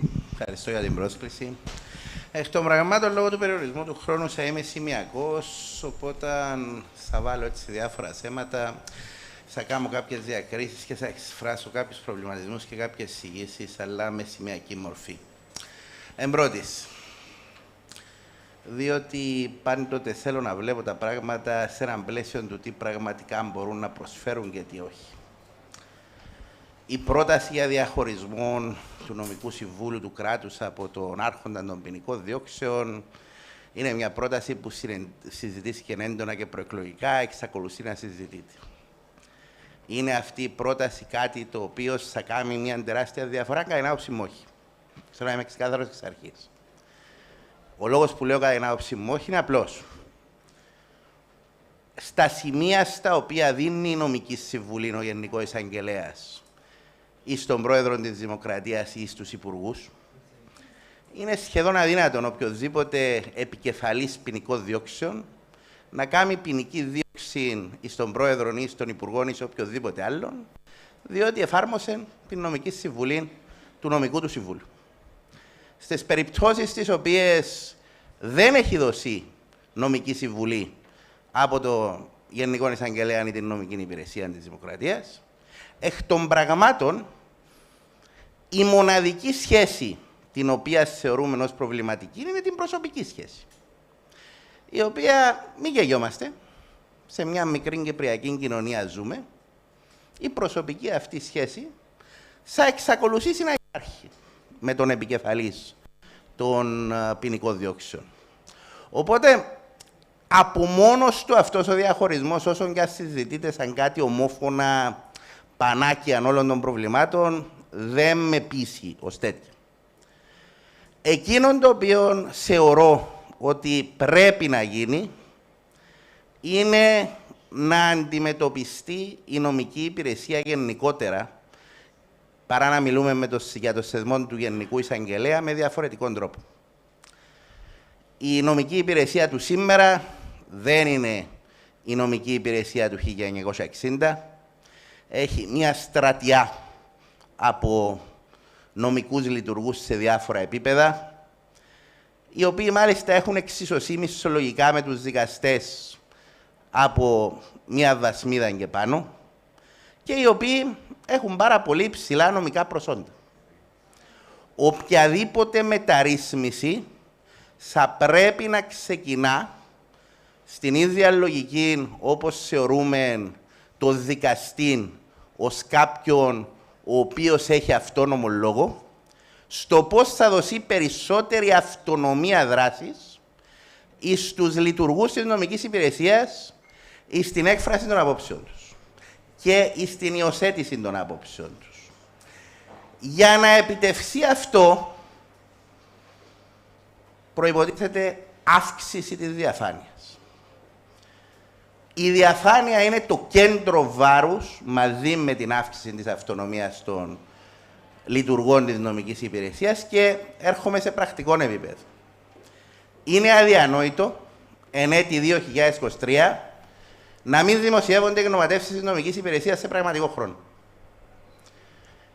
Όλες οι γνωματεύσεις του Νομικού Συμβουλίου του κράτους στην Ελλάδα, για να μην πάω σε άλλες χώρες, μένω εδώ δίπλα, δημοσιεύονται σε πραγματικό χρόνο. Μπαίνω μέσα όποτε έχω υπόσεση, βλέπω σε πραγματικό χρόνο τι γνωμάτευση έχει δώσει ο αρμόδιος λειτουργός του Νομικού Συμβουλίου του κράτους προς την αρμόδια υπηρεσία, υπουργείων ή άλλων του κράτους και βλέπω το καθεστώς της. Διότι εκεί δίνει τη γνωμάτευση ο λειτουργός και υπάρχει το καθεστώς εκκρεμότητας μέχρι να εγκριθεί από το Νομικό Συμβούλιο. Δεν είναι νοητό να έχεις μια νομική υπηρεσία στην οποία ο λειτουργός, ο Γενικός Εισαγγελέας αισθάνονται ότι δεν υπάρχουν δικηγόροι, πανεπιστημιακοί και οποιοδήποτε άλλοι που θα πάρουν σε πραγματικό χρόνο τη γνωμάτευση και θα την κάνουν αν είναι λαστασμένοι κομματάκια. Αυτός είναι ο τρόπος με τον οποίο επιτυχάνεις πραγματική διαφάνεια και κατ' επέκταση να μπορείς να ελπίζεις ότι θα υπάρχει εμπιστοσύνη. Αλλιώς μόνο με το να πούμε ότι ο νυν Γενικός Εισαγγελέας θα γίνει νομικός σύμβουλος του κράτους και ο νυν βοηθός Γενικός Εισαγγελέας θα γίνει άρχοντας των ποινικών διώξεων, με όλον τον σεβασμό προς όλους, αυτά είναι μουσκουρούσκια τα οποία δεν οδηγούν πουθενά. Οπότε διαφάνεια πλήρης σε πραγματικό χρόνο και περιττέρω αυτονομία του εκάστοτε λειτουργού. Και κρίνεται ο κάθε λειτουργός σε πραγματικό χρόνο. Δεν κρίνεται με το αν το κουστάρει ο κάθε υπουργός στον οποίο διαγνωμάτευση ή αν είναι όλα ok. Βλέπεις την γνωμάτευση του, βλέπεις τι αντιδράσεις υπάρχουν νομικές, όχι συμφερόντων, διότι απόψεις των ομάδων λόπινγκ και των συμφερόντων δεν είναι το ζητούμενο. Μιλώ για ανεξάρτητες νομικές απόψεις και με βάση αυτά κρίνεται και ο ίδιος ο λειτουργός. Έτσι επιτυχάνεις πραγματική λειτουργία ανεξαρτησίας. Δεύτερο, για τις ποινικές διώξεις πρέπει να κάνουμε ένα διαχωρισμό. Είναι διαφορετικό το θέμα και επικεντρωνόμαστε πολλές φορές στις ποινικές διώξεις οι οποίες αφορούν υποθέσεις που προκαλούν τεράστια δημοσιότητα. Υπάρχει μια τεράστια κατηγορία υποθέσεων που προφανώς είναι συντριπτικά περισσότεροι, το 99,κάτι% των περισσότερων, που δεν είναι υποθέσεις που προκαλούν τη δημοσιότητα. Η διαφάνεια πρέπει να υπάρχει σε εκείνες τις υποθέσεις πρώτα. Στην Κύπρο, σε αντίθεση με ό,τι συμβαίνει σε πολλές άλλες χώρες, δεν έχουμε πολιτική αγωγή στις ποινικές δίκες. Έχουμε πολύ περιορισμένο ρόλο του κατισχυρισμού πάντα, διότι αν δεν υπάρξει απόφαση δικαστηρίου, είναι πάντα κατισχυρισμό σήματος. Οπότε, αν και σε μερικές περιπτώσεις μπορεί να είναι σήμα, απλώς να είναι το ζητούμενο ποιος είναι ο ένοχος για τη ζημιά. Πρέπει να υπάρχει σαφής αιτιολογία που να γνωρίζει το σήμα, αυτός τέλος πάντων που θεωρεί ότι είναι σήμα, γιατί είτε δεν προσείται στο δικαστήριο η υπόθεση του, είτε γιατί έγινε αναστολή ποινικής δίωξης. Αντίστοιχα και εκείνος που αιτείται αναστολή ποινικής δίωξης και δεν γίνεται δεχτή, πρέπει να γνωρίζει συγκεκριμένα γιατί δεν έγινε δεχτή. Αυτά είναι πράγματα τα οποία κατά τη γνώμη μου ξεκινούν από την νομική υπηρεσία. Δεν ξεκινούν από τη Βουλή, δεν ξεκινούν από νόμο, δεν χρειάζονται τροποποίηση του συντάγματος. Χρειάζεται η νομική υπηρεσία να θεσπίσει σαφή κριτήρια τι λαμβάνει υπόψη για τη δίωξη ή την αναστολή των ποινικών διώξεων. Τα έχει στην πράξη, αλλά να θεσμοθετηθούν με σαφή πράξη. Δεν χρειάζεται κάθε φορά να παραπέμπουμε στο τι είπε στο γνωστό του απόσπασμα πριν 60 χρόνια ένας Άγγλος δικαστής. Πρέπει να υπάρχει ένα σαφές κείμενο με prosecutorial guidelines που να είναι δημόσιο, να γνωρίζει και ο δικηγόρος που αιτείται είτε εκ μέρους του σήματος είτε εκ μέρους του κατηγορούμενου και να γνωρίζει και ο εκάστοτε λειτουργός της νομικής υπηρεσίας με βάση μια κριτήρια ελεγγύη. Προφανώς αυτά τα κριτήρια εκ των πραγμάτων, όπως συμβαίνει και στις δικαστικές υποθέσεις, μπορεί σε μια περίπτωση να πρέπει ένα κριτήριο να ληφθεί πιο σημαντικά και έναν άλλο λιγότερο σημαντικά. Αυτό δεν θα πάψει ποτέ να υπάρχει, αλλά η διαφάνεια θα βοηθήσει. Κατά δεύτερον, ναι, προσωπικά βλέπω πάρα πολλούς λόγους γιατί δεν μπορούν και δεν πρέπει να δίδονται στη δημοσιότητα τα πορίσματα των ποινικών ανακριτών στο σύνολό τους ή η μαρτυρία στο σύνολό τους. Υπάρχουν πάρα πολλοί λόγοι, είναι γνωστοί, έχουν συζητηθεί και προσωπικά συμφωνώ με αυτήν την άποψη. Εν τούτης, αυτό δεν σημαίνει ότι δεν μπορούν να δίδονται στη δημοσιότητα πολύ περισσότερα από όσα δίδονται σήμερα. Δεν είναι το σύνολο της μαρτυρίας ή το σύνολο των ευρημάτων του ποινικού ανακριτή το ζητούμενο. Εάν αποφασίζεται ότι δεν θα γίνει ποινική δίωξη, μπορεί κάλλιστα η ανακοίνωση της νομικής υπηρεσίας και όχι μόνο, επαναλαμβάνω, όχι μόνο σε μεγάλου φύσης υποθέσεις. Εγώ μιλώ για όλες τις υποθέσεις και δεν μ' αρέσει ο διαχωρισμός του ότι εμένα η υπόθεση μου, ο οποίος δεν είμαι άνθρωπος, ο οποίος θα είναι στη δημοσιότητα, είναι πιο σημαντική από την υπόθεση κάποιου επειδή τη συζητάει η Επιτροπή Θεσμών της Βουλής, με όλον τον σεβασμό στην Επιτροπή Θεσμών της Βουλής. Είναι πολύ σημαντική η συζήτηση του Βαν, του Κατσουνοτού και ούτω καθεξής, αλλά και η υπόθεση του κάθε ανθρώπου που τον αφορά προσωπικά είναι εξίσου σημαντική. Και δεν πρέπει να περιοριζούμε τη συζήτηση μόνο στις μεγάλες υποθέσεις. Είναι πολύ σημαντικό να μπορείς να παίρνεις συγκεκριμένα ποια είναι εκείνα τα στοιχεία που έλαβε υπόψη η νομική υπηρεσία για να μην διώξει ή για να στείλει την ποινική δίωξη και μόνο έτσι μπορούν να αξιολογηθούν.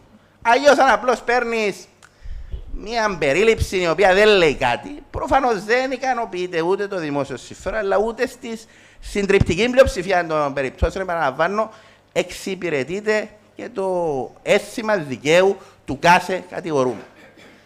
Και τέλος, για να ολοκληρώσω σε αυτό το σημείο, σημειακά, είμαι πολύ επιφυλακτικός προσωπικά στην ιδέα για δικαστικών ελεγχών των αποφάσεων του Γενικού Εισαγγελέα, για μια σειρά από λόγους που θα τις πω πάρα πολύ σημειακά. Πρώτον, θεωρώ ότι τίποτα στην ιστορία της κυπριακής δικαιοσύνης δεν έχει δείξει ότι τα δικαστήρια είναι ένα φόρουμ το οποίο θα πρέπει να φορτωθεί με ακόμα περισσότερες υποθέσεις για να έχουμε μακρόχρονες καθυστερήσεις εκδίκασης.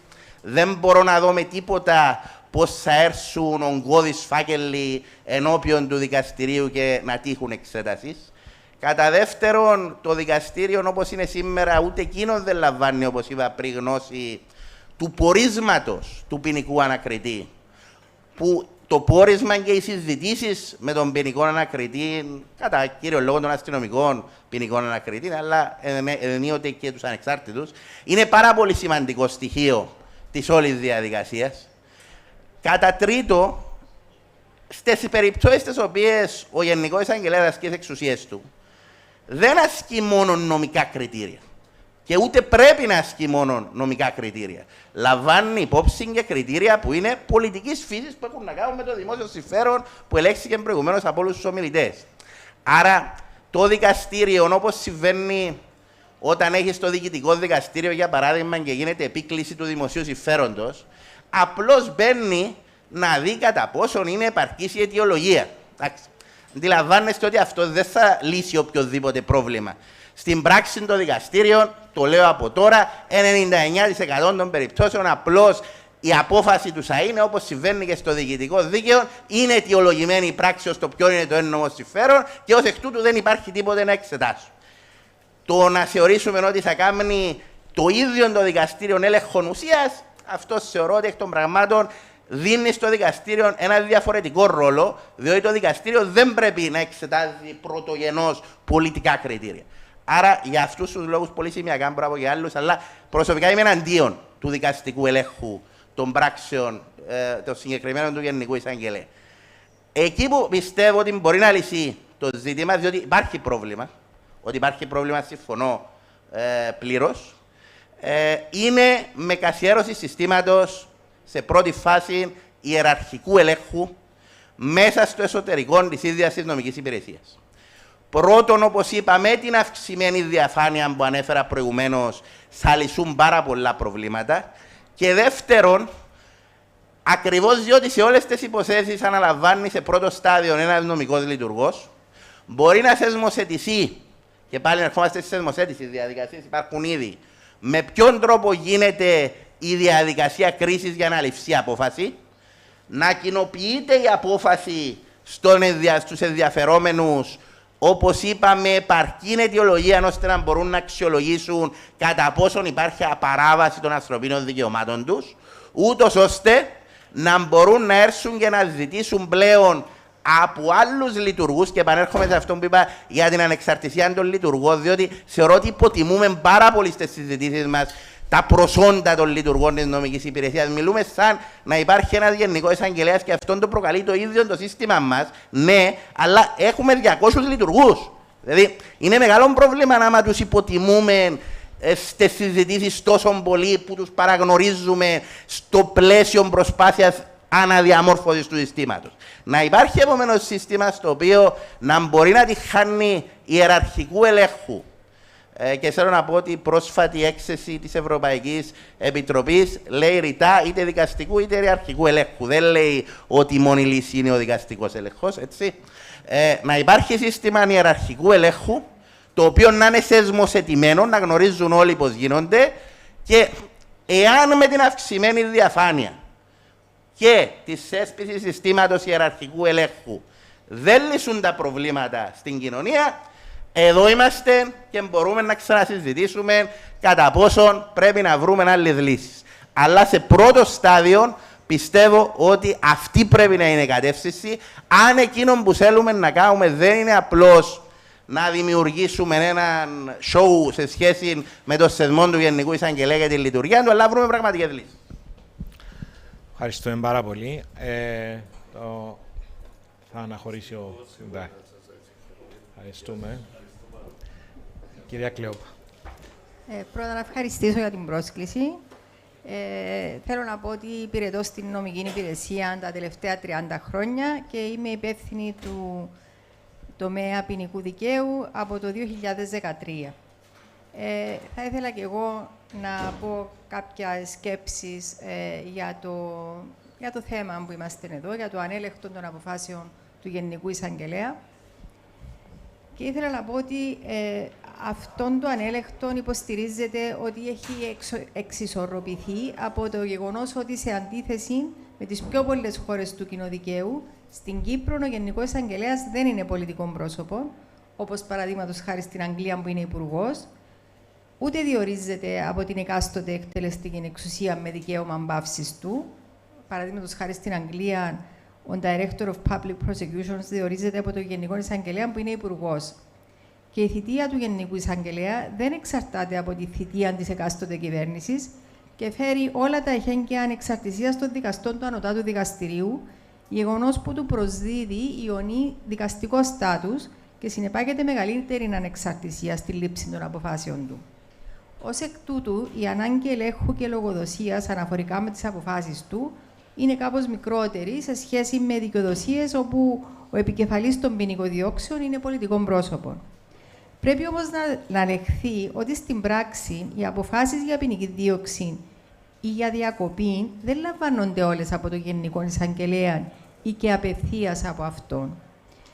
Στην πράξη, στην νομική υπηρεσία υπάρχει μια ομάδα από έμπειρους νομικούς λειτουργούς που ανήκουν στο ξεχωριστό τομέα ποινικού δικαίου της υπηρεσίας, οι οποίοι μέσα από καθορισμένες διαδικασίες εξετάζουν την κάθε περίπτωση και λαμβάνουν αποφάσεις, οι οποίες βεβαίως στο τέλος επικυρώνονται ή όχι από τον Γενικό Εισαγγελέα ή τον βοηθό Γενικό Εισαγγελέα.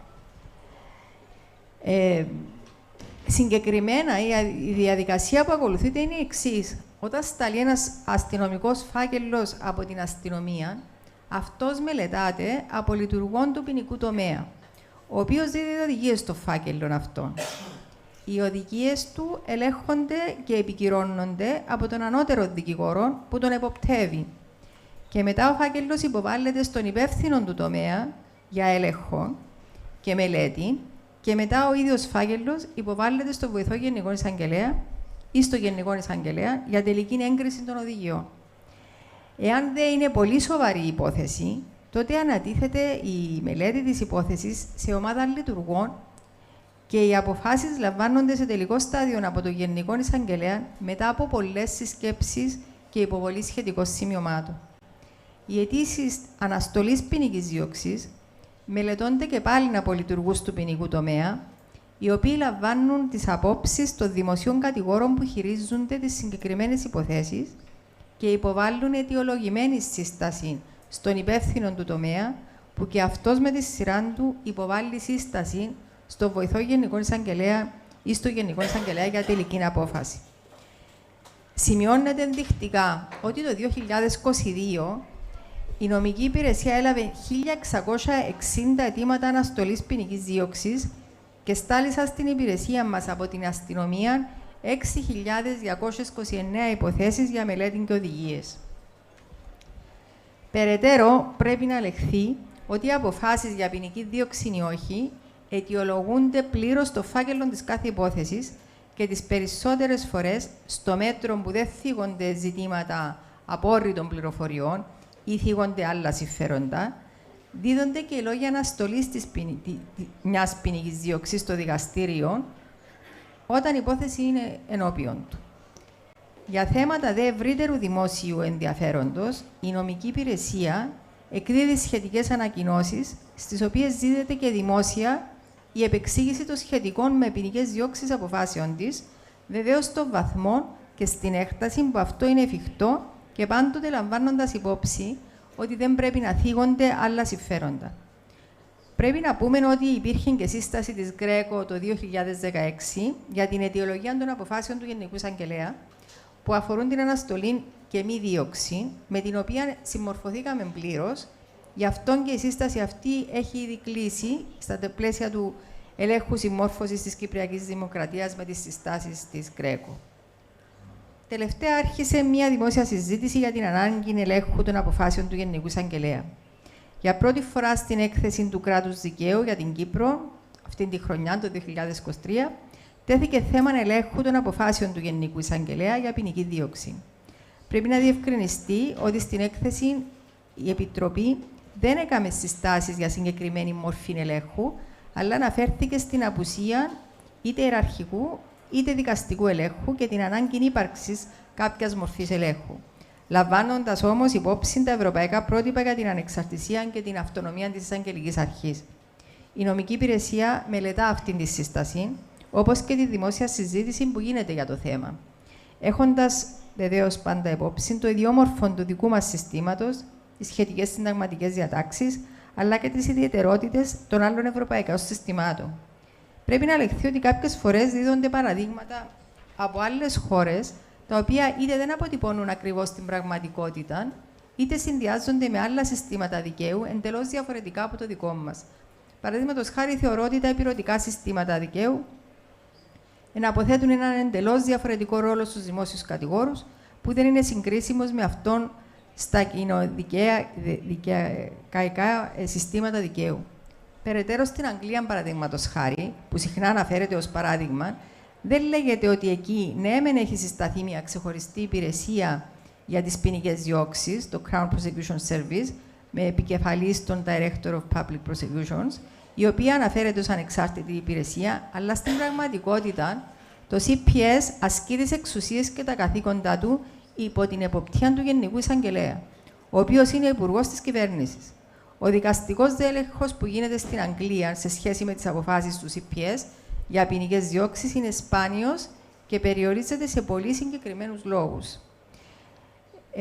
Συμφωνώ με τον κύριο Εμιλιανίδη με τους προβληματισμούς που έθεσε για το θέμα του δικαστικού ελέγχου των αποφάσεων του Γενικού Εισαγγελέα.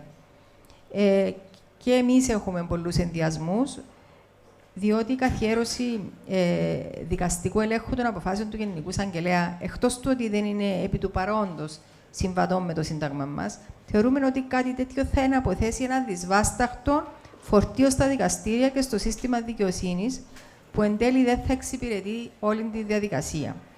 Αντίθετα, θα επιβραδύνει τη διαδικασία και θα φορτώνει τα δικαστήρια με το βάρος να λαμβάνουν αποφάσεις, οι οποίες ως εκ της φύσης τους απαιτούν πολλή μελέτη και εξειδίκευση.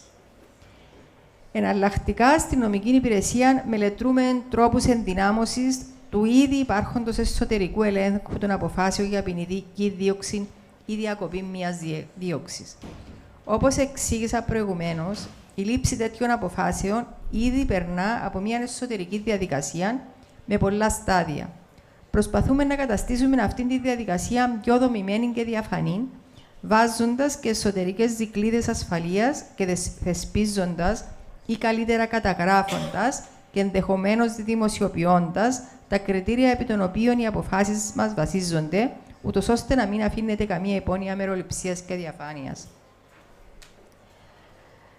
Τέλος, να αναφέρω ότι αν υπάρχει βούληση, είτε από την νομοθετική εξουσία, είτε από την εκτελεστική εξουσία ή και από τις δύο εξουσίες, να ξεκινήσει μια μελέτη και συζήτηση για όλα αυτά τα θέματα, συμπεριλαμβανομένων και των διαχωρισμών του δημόσιου κατηγόρου και του Συμβούλου του Κράτους, εμείς είμαστε πρόθυμοι να συμβάλλουμε στην νομική αυτή συζήτηση στα πλαίσια του ρόλου μας και των εξουσιών του Γενικού Εισαγγελέα, ώστε να τοποθετηθούμε επί συγκεκριμένων πλέον προτάσεων και εισηγήσεων που θα υποβληθούν. Ευχαριστώ πολύ.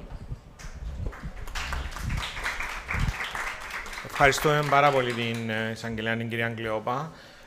Ακούσαμε από πλευράς της Κύπρου, τους Κύπριους εκπροσώπους. Νιώθω πολύ ταπεινός να μιλώ κοντά με τους διακεκριμένους νομικούς. Δεν είμαι νομικός. Απλώς να σας πω όμως ότι ο λόγος στην Ευρωπαϊκή Επιτροπή που ξεκίνησε η διαδικασία του κράτους δικαίου είναι ακριβώς τα κράτη μεταξύ τους να ανταλλάσσουν εμπειρίες και να κάνουν αυτό που λένε best practices. Δηλαδή, ενδεχομένως να ακούσουμε λύσεις που έχουν δοθεί από άλλα κράτη-μέλη, έτσι, στα ίδια νομικά θέματα. Δεν είμαι νομικός, δεν μπορώ να δώσω εγώ δικές μου απόψεις, απλώς σαν προϊστάμενος της Γενικής Γραμματείας Ευρωπαϊκής Ένωσης θεωρώ ότι πρέπει να ακούσουμε, να μελετήσουμε άλλα κράτη που είχαν παρόμοια προβλήματα, βρήκαν λύσεις και εκεί που μπορούμε να υιοθετήσουμε κάποια best practices να το κάνουμε. Με αυτήν την παρατήρηση μου να δώσω τον λόγο στον κύριο James Hamilton να μας πει το παράδειγμα της Ιρλανδίας. Ευχαριστώ. Please stay there if you... okay.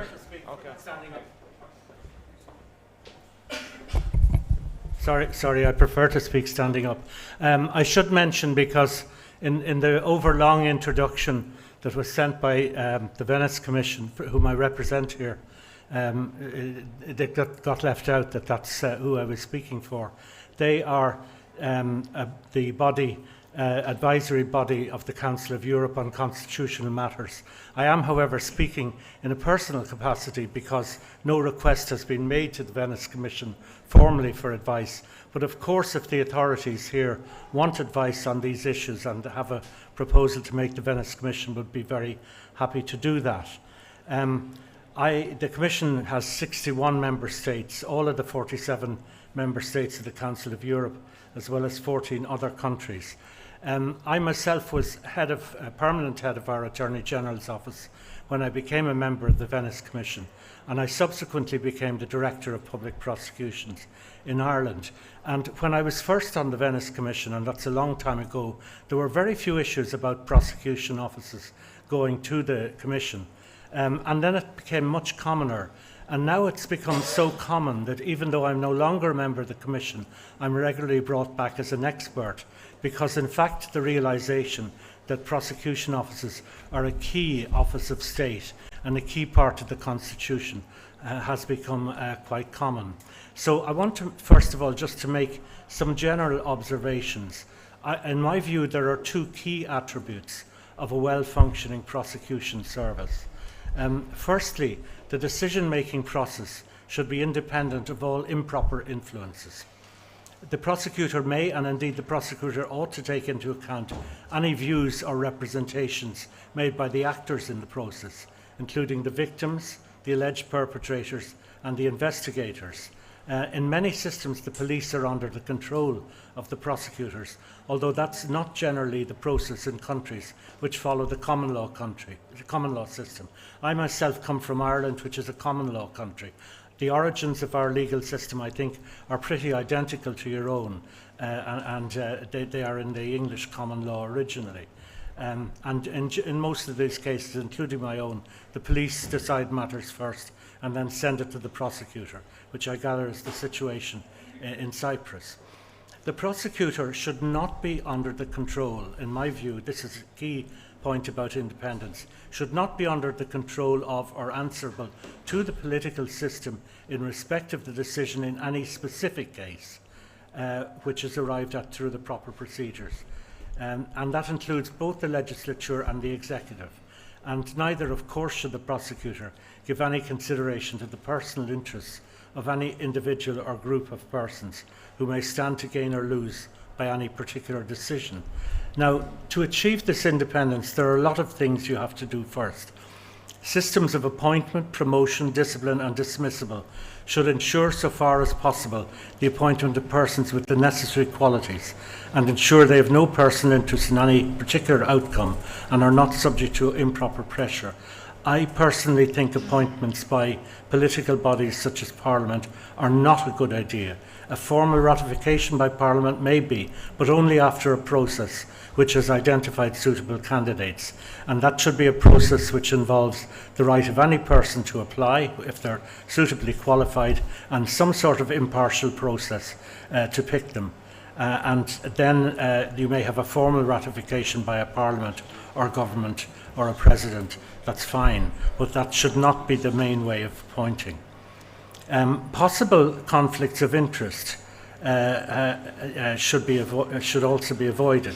And I think that's one reason why most of the common law systems now have shifted away from combining the role of chief advisor to the government with the role of chief public prosecutor. That was the historic role of the English Attorney General, It was the role of our Attorney General in Ireland until 50 years ago, but it's no longer the practice in England and Wales or in either part of Ireland, my own jurisdiction or Northern Ireland, not in Canada, not in any of the states in Canada, not in Australia, not in any of the provinces of Australia, and not in South Africa. And the reason is quite simple. Sometimes the interests of the government and the public interests do not coincide. So, immediate conflict of interest.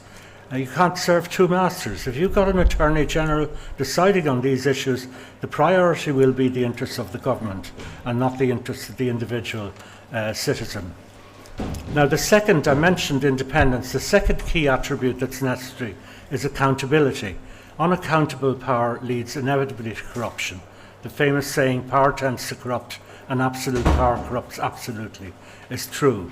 If power is exercised unaccountably, there's no restraint on its exercise.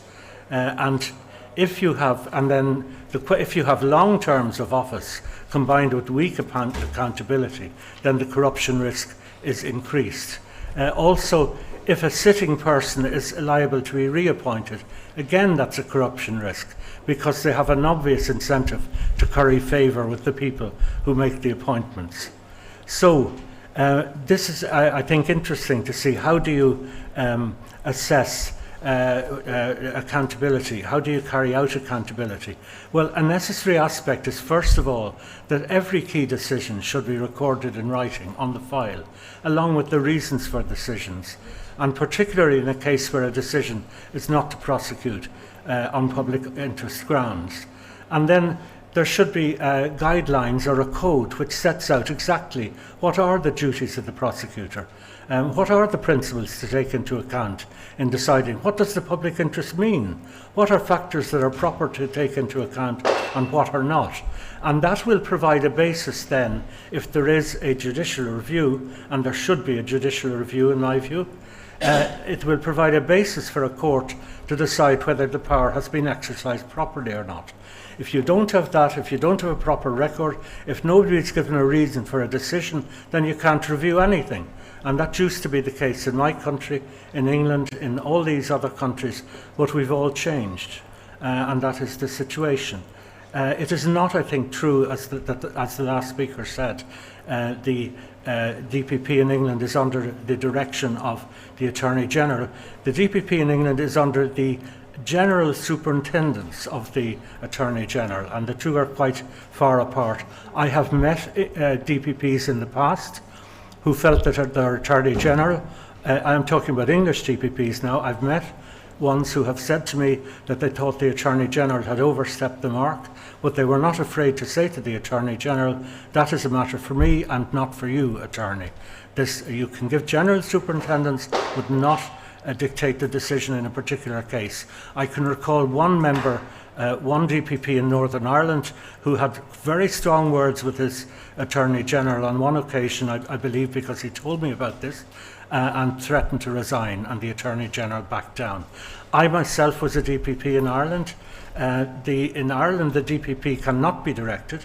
The Attorney General has a power to discuss any matter relating to his office, but he has no power to give a direction. He could give me an opinion if he liked, but I was quite free to say, thank you for your opinion, Attorney, I will bear it in mind, and go away and not do what he wanted. In fact, I don't recall more than one or two occasions where there were suggestions made which were quite simply brushed off with the observation that that was none of his business. The judicial review, the last speaker, and I do agree with her there, you have to realise that judicial review is going to have quite limited effects. Because, for example, if a decision has been made not to prosecute someone and they have been told about that, well then obviously there's a risk of unfairness if you change the decision. And secondly, there's a difficulty also what happens, for example, in the English case recently of Soldier F, where this is one of the people who was a case of a murder on Bloody Sunday in Derry in Ireland 30 years ago now, where some of the soldiers, they were not charged, and some of the family of one of the deceased brought a case and succeeded on the basis that there had been no consultation with them before the decision not to prosecute was made. And the court agreed and they quashed the prosecutor's decision. But that still leaves it open to the prosecutor to take a proper decision to consult and to come back. And I don't know what will happen in the future, but it is true that it is limited. However, if you had a case where an Attorney General behaved outrageously, such as, for example, by refusing to prosecute a particular category of cases, or by refusing to investigate a particular category of cases, I think a court which had the power to make a decision, to judicially review, would have no difficulty in saying, Mr. Attorney, you have to go and investigate these cases. You cannot simply decide, I'm not going to investigate cases of money laundering or cases of corruption. So that brings me to the final point. There needs to be a means to remove a chief prosecutor who does behave outrageously. But again, it shouldn't be a matter for the political power. In my country, for example, if the Director of Public Prosecutions misbehaves, the government can appoint a statutory committee which must consist of the Chief Justice, another judge appointed by the Chief Justice, and the Attorney General. And they must make a report to the government on the behaviour of the DPP or on the state of health of the DPP, if those are the grounds. And they can make a recommendation that he be removed. But it can't just be done by the government sacking him or even by the Parliament doing so.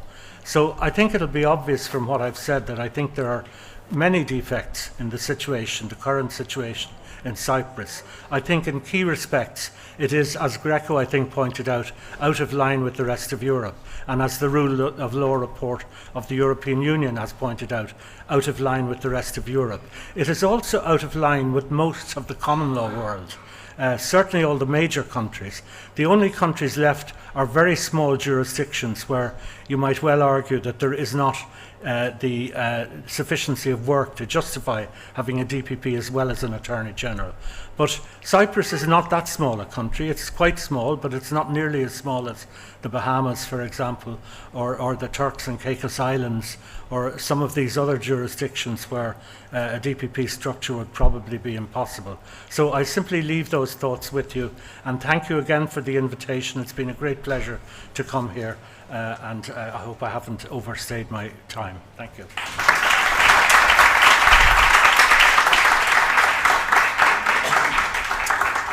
Thank you very much. Now I'll pass the floor to Mrs. Panayota Vadikalu from Greco.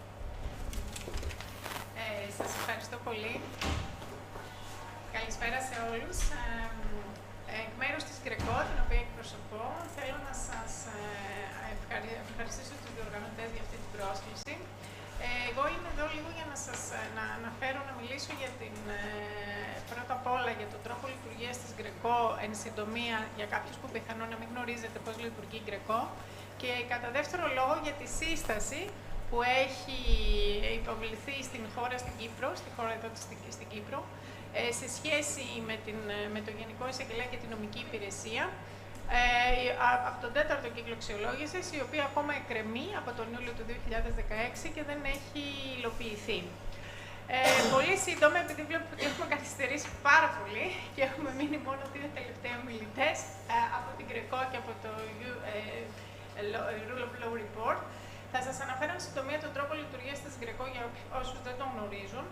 Η Greco είναι η ομάδα κρατών κατά της διαφθοράς, η οποία έχει ιδρυθεί το 1999 και είναι το όργανο παρακολούθησης της καταπολέμησης της διαφθοράς του Συμβουλίου της Ευρώπης, κυρίως μέσα από τον τρόπο της πρόληψης της διαφθοράς. Στόχος της Greco είναι να βελτιώσει την ικανότητα των μελών της να προλαμβάνουν τη διαφθορά και να την καταπολεμούν μέσω μιας δυναμικής διαδικασίας αμοιβαίας αξιολόγησης. Δηλαδή το κάθε κράτος αξιολογεί το άλλο. Τα μέλη της Greco είναι τα 48 μέλη του Συμβουλίου της Ευρώπης, συν 2 οι Ηνωμένες Πολιτείες της Αμερικής και το Καζακστάν, στα οποία συμπεριλαμβάνονται δηλαδή μέσα σε αυτά τα 48. Οπότε λοιπόν η Greco λειτουργεί, το modus operandi της, ο τρόπος λειτουργίας της, είναι με η αμοιβαία αυτή αξιολόγηση, η οποία ξεκινάει με ένα ερωτηματολόγιο, την απάντηση ενός ερωτηματολογίου από τις αρχές της χώρας, συν μια επιτόπια επίσκεψη, την οποία δέχεστε σε συγκεκριμένο χρονικό διάστημα, το οποίο συμφωνείτε με την Greco. Η διαδικασία αυτή οδηγεί στην σύνταξη της έκθεσης αξιολόγησης, η οποία οδηγεί σε κάποιες συστάσεις, τις οποίες πρέπει να υλοποιήσει η χώρα.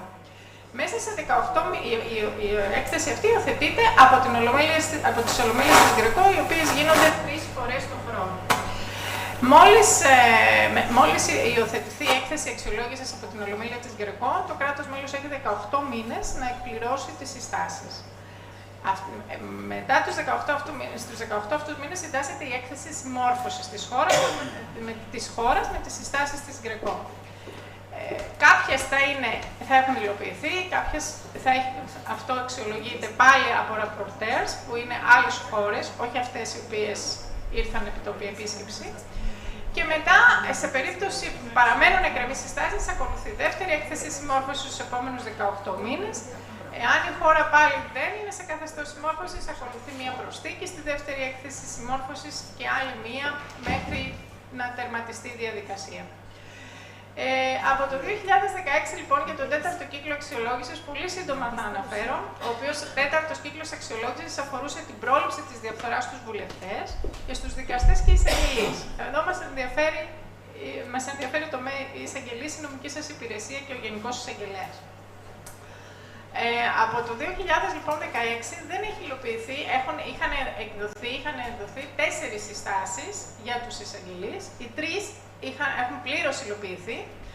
Η μία που μένει εκκρεμής και δεν έχει καθόλου υλοποιηθεί ούτε καν εν μέρη, αφορά το γραφείο του Γενικού Εισαγγελέα και το γεγονός που έχει αναφέρει η Γκρεκό να ενισχυθεί, έχει ζητήσει η Γκρεκό να ενισχυθεί η ανεξαρτησία των εισαγγελικών λειτουργών, αλλά και η ικανότητα των ατομικών εισαγγελιών να ασκούν τα καθήκοντά τους με μεγαλύτερη αυτονομία. Αυτό τώρα... Πιο συνοπτικά παρακαλώ, γιατί δεν έχουμε χρόνο. Δεν έχουμε χρόνο, ναι, συγγνώμη. Λέω συνοπτικά. Ακριβώς. Σε αυτό ήθελα να αναφέρω απλώς ότι τα ευρήματα, οι εκθέσεις αυτές είναι δημοσιευμένες. Έχει ολοκληρωθεί, έχει εξεταστεί με ποιο τρόπο, έχει αξιολογηθεί λοιπόν από το γραφείο του Γενικού Εισαγγελέα ότι ο τρόπος που λειτουργεί ο Γενικός Εισαγγελέας και αναφέρθηκαν οι προηγούμενοι εισαγγελίες μπορεί να οδηγήσει σε τρόπο αθέμητης επιρροής. Και η σύσταση της Γκρεκό είναι δοσμένη με αυτόν τον γενικό τρόπο, γιατί η Γκρεκό δεν δίνει συγκεκριμένο τρόπο που πώς θα πρέπει να λειτουργήσει το γραφείο του εισαγγελέα. Αυτό εναπόκειται στη χώρα πώς θα υλοποιήσει τη σύσταση αυτή. Η επόμενη, λοιπόν, για να ολοκληρώσω, η επόμενη Ολομέλεια της Γκρεκό είναι η 95η, που είναι τέλη Νοεμβρίου, σε 2 μήνες δηλαδή από τώρα. Στην 95η Ολομέλεια της Γκρεκό θα εξεταστεί η σύσταση αυτή. Είναι το τελευταίο report της Κύπρου για το τέταρτο κύκλο αξιολόγησης και αναμένουμε να δούμε την αξιολόγησή της από την Γκρεκό και τους ραπορτές. Ευχαριστούμε πάρα πολύ. Ευχαριστούμε πάρα πολύ. Τελευταία θα δώσω το λόγο στη συνεργάτη μου που έχουμε συνεργαστεί στην Ευρωπαϊκή Επιτροπή για την έκθεση κράτους δικαίου. Πολύ περιληπτικά μπορείτε να μας δώσετε τις συστάσεις για το 2022, πολύ περιληπτικά για τις συστάσεις για την Κύπρο. Ευχαριστώ. Καλησπέρα και από μένα. Χαίρομαι που συμμετέχω σε αυτή τη συζήτηση, έστω και διαδικτυακά. Θα μιλήσω κατευθείαν για αυτό που είπε η έκθεση για το ζήτημα του Γενικού Εισαγγελέα. Είχα προετοιμάσει να πω και κάποια γενικά για την έκθεση, αλλά λόγω χρόνου θα τα αποφύγω. Το μόνο που θα πω είναι ότι η έκθεση για το κράτος δικαίου αποτελεί ένα εργαλείο που έχει η Ευρωπαϊκή Επιτροπή στα χέρια της. Είναι ένα εργαλείο πρόληψης. Ο σκοπός δηλαδή είναι να αποτρέψει την εμφάνιση ή την εμβάθυνση προβλημάτων και να υποστηρίξει τις μεταρρυθμίσεις που προωθούν το κράτος δικαίου στα κράτη-μέλη. Και όπως είπατε και εσείς προηγουμένως, ο σκοπός είναι να χρησιμεύσει ως βάση για συζητήσεις επικοδομητικές και για ανταλλαγή βέλτιστων πρακτικών ανάμεσα στα κράτη. Οπότε αυτό είναι σημαντικό να το κρατήσουμε και να δούμε τι γίνεται και στα υπόλοιπα ευρωπαϊκά κράτη. Τώρα, σχετικά με τον Γενικό Εισαγγελέα, η έκθεση εξέτασε το θεσμό υπό το πρίσμα της ανεξαρτησίας της δικαιοσύνης, και εντόπισε δύο ζητήματα που εγείρουν ανησυχίες. Είναι το ζήτημα του διπλού ρόλου του Γενικού Εισαγγελέα και το ζήτημα του ανέλεγχου. Όσο αφορά τον διπλό ρόλο, η Επιτροπή στηρίχθηκε κυρίως στις εκθέσεις και τα πορίσματα της ΚΡΕΚΟ, τα οποία ανέλησε η κυρία Βατικάλου και δεν θα τα επαναλάβω.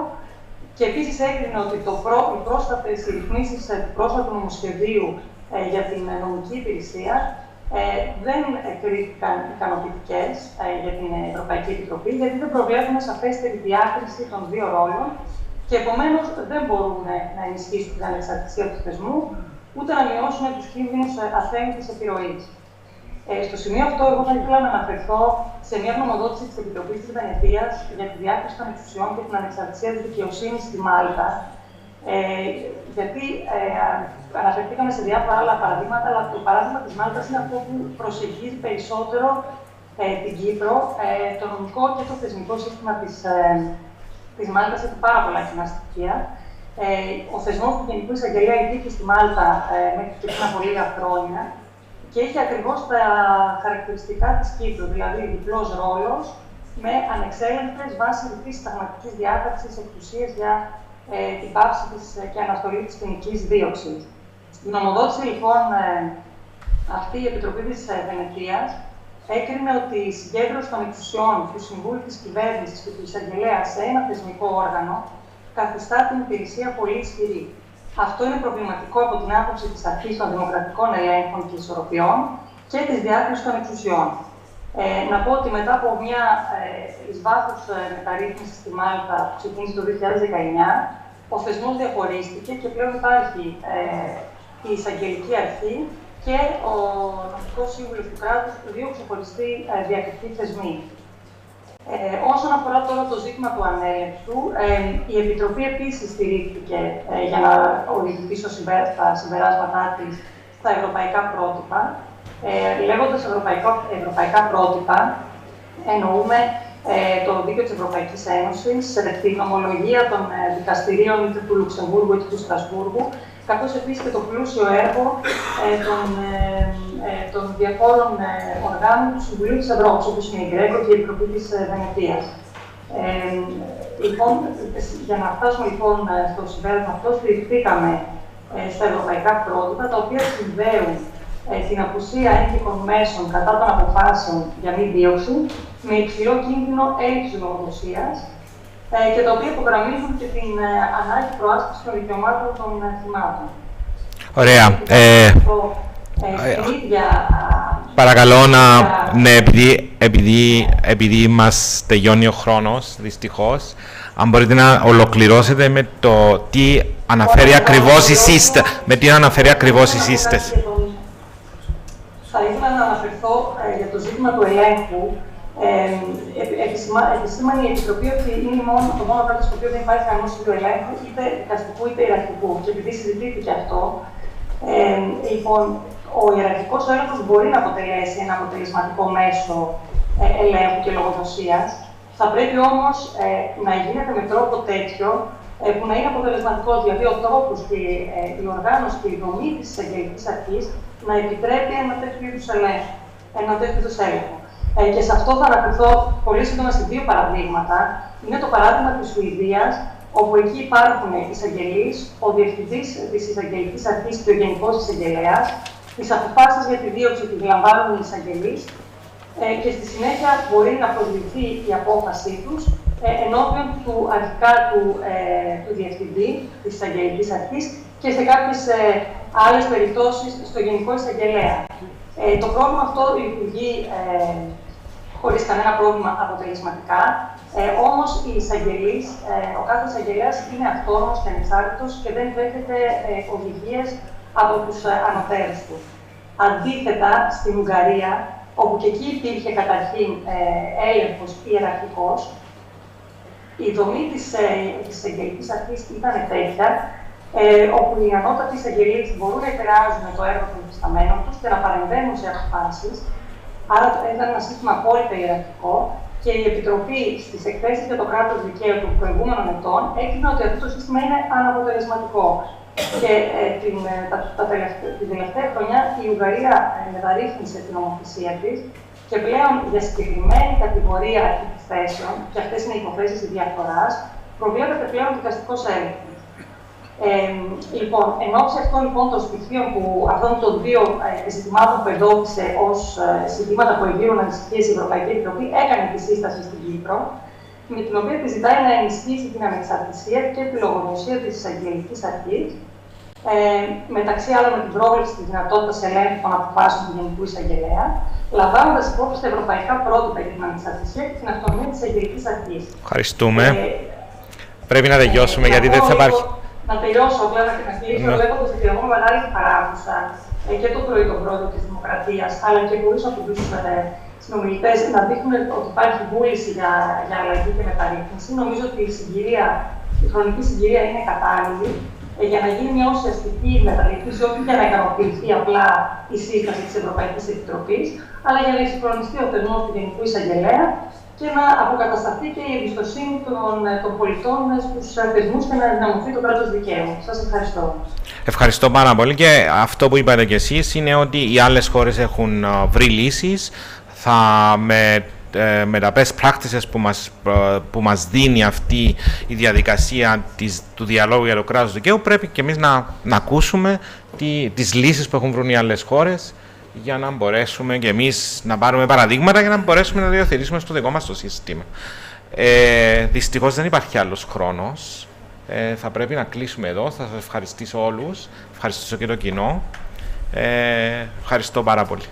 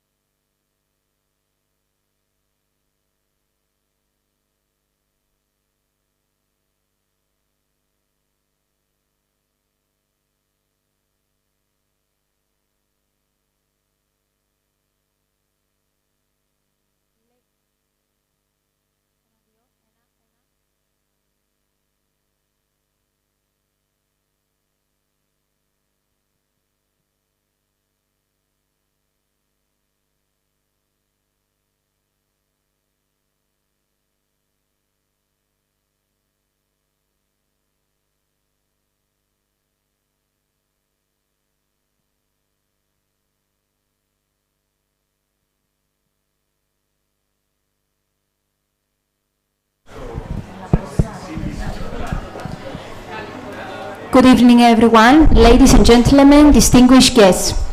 It is with a great pleasure that I welcome you to our panel discussion titled European Union Parliament Elections, Why Voting Matters.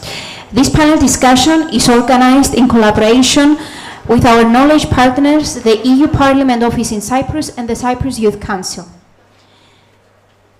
In June 2024, European citizens will have the important responsibility of electing our representatives to the European Parliament.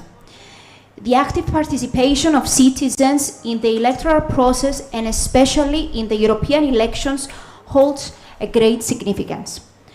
Participating in European elections is of great importance as it represents the highest form of civic engagement.